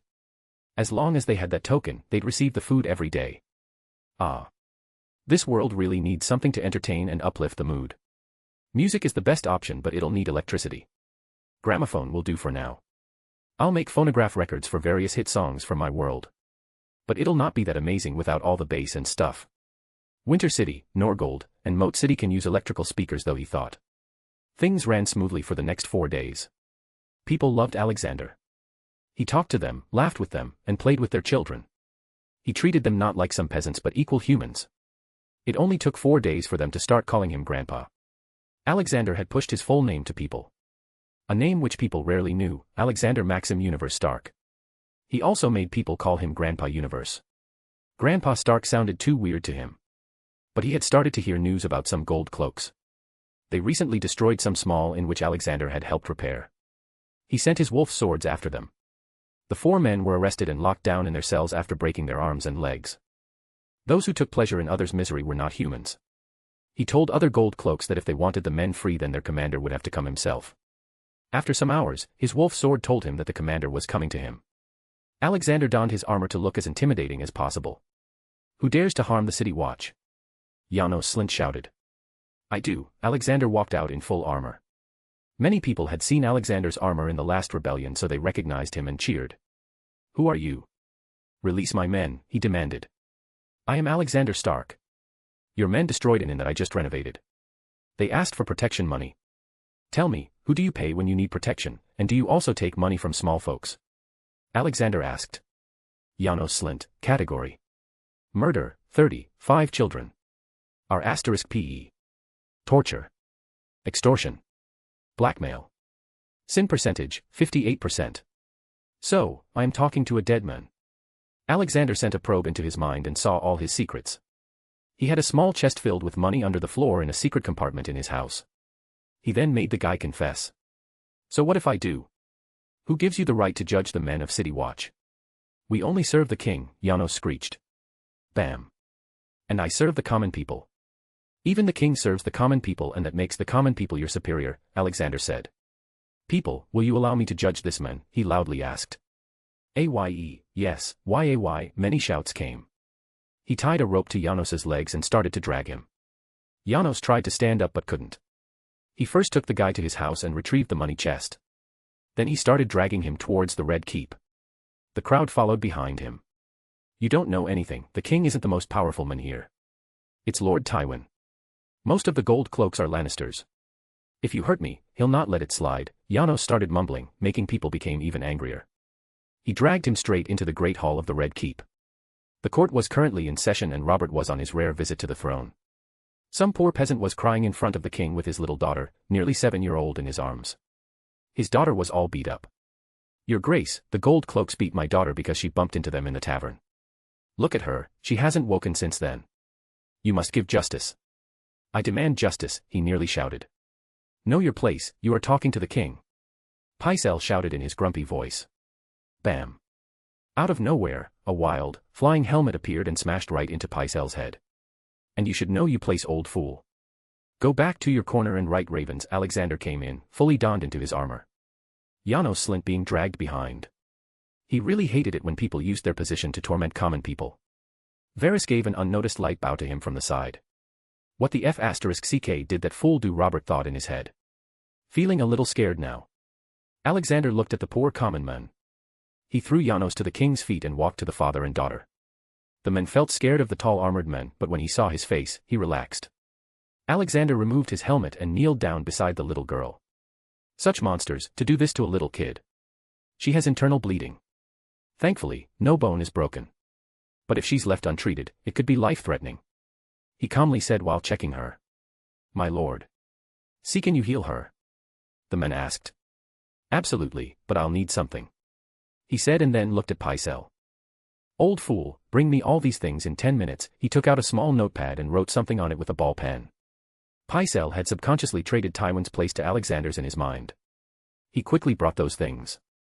Alexander quickly made a fake harmless potion and then added another potion, which was the main magical stuff. He made the girl drink it. Then he quickly discharged the clogging blood from internal bleeding with the help of a syringe. He also used his magic to heal her 99.9%. She would still feel very light pain here and there for the next 2 days though. Everyone in the court silently watched everything. No one had the guts to either say something or leave. Even Robert looked at it with interest. When the girl woke up, she scaredly looked at her father and started crying. Papa. They hurt me. She wailed loudly. Everything's fine, dear. I will punish the bad people. Here, take this. He gave her a sweet and sour lollipop. Can you tell me what they looked like? Alexander asked the men. Tell their faces to my men and they'll find them, he said. The men told his wolf sword the face of the 4 attackers. His warrior elves just used legilimency and saw the faces of them. They quickly went away to bring them. Then he suddenly remembered why he was there. Ah. I'm getting old. How are you, your grace, he said to Robert. Robert suddenly stood up and came down from his throne. Please, uncle. It's Robert for you. He said. Well, Robert. I have no problem with your bad habits, but you should at least hire competent people who can run the city. Your gold cloaks had been extorting money from small folks in the name of protection money. You either pay or get beaten. Even your city watch commander is involved. I found a chest full of money in his house. Seriously, Robert. It's just one city, I can't even imagine how you're running the 7 kingdoms. Alexander disdainfully said. What? Janos, is that true? Robert roared. Why yes, Janos meekly replied. Then death is what you'll get. What you did is treason and... Robert was interrupted by screams of 4 newcomers. Who are you? Let us go. If Lord Tywin finds out about this he'll never let you go. The 2 wolves sword and Bronn brought 4 men tied in iron shackles. Huh. 4 men to beat a small girl. I see you Lannisters have kept up the tradition since the rebellion, Alexander snorted. How dare you say that, and let them go. The girl is okay and there's no need for punishment now. Cersei entered to save the Lannister pride. Jaime quickly walked up to his sister lover. What are you doing? Don't mess with him. He whispered. Jaime still remembers how easily he was defeated the last time he met Alexander. What do we have here? Robert, the last time I remembered, you were the king, and only you had the power to judge. Since when did the queen start to hold such power? He mockingly asked. Shut up. Woman. That girl would have been dead if not for Uncle. He saved her. And the 4 men and Janos will be publicly executed tomorrow. He shouted. Further angering the arrogant queen. Thank you for supporting.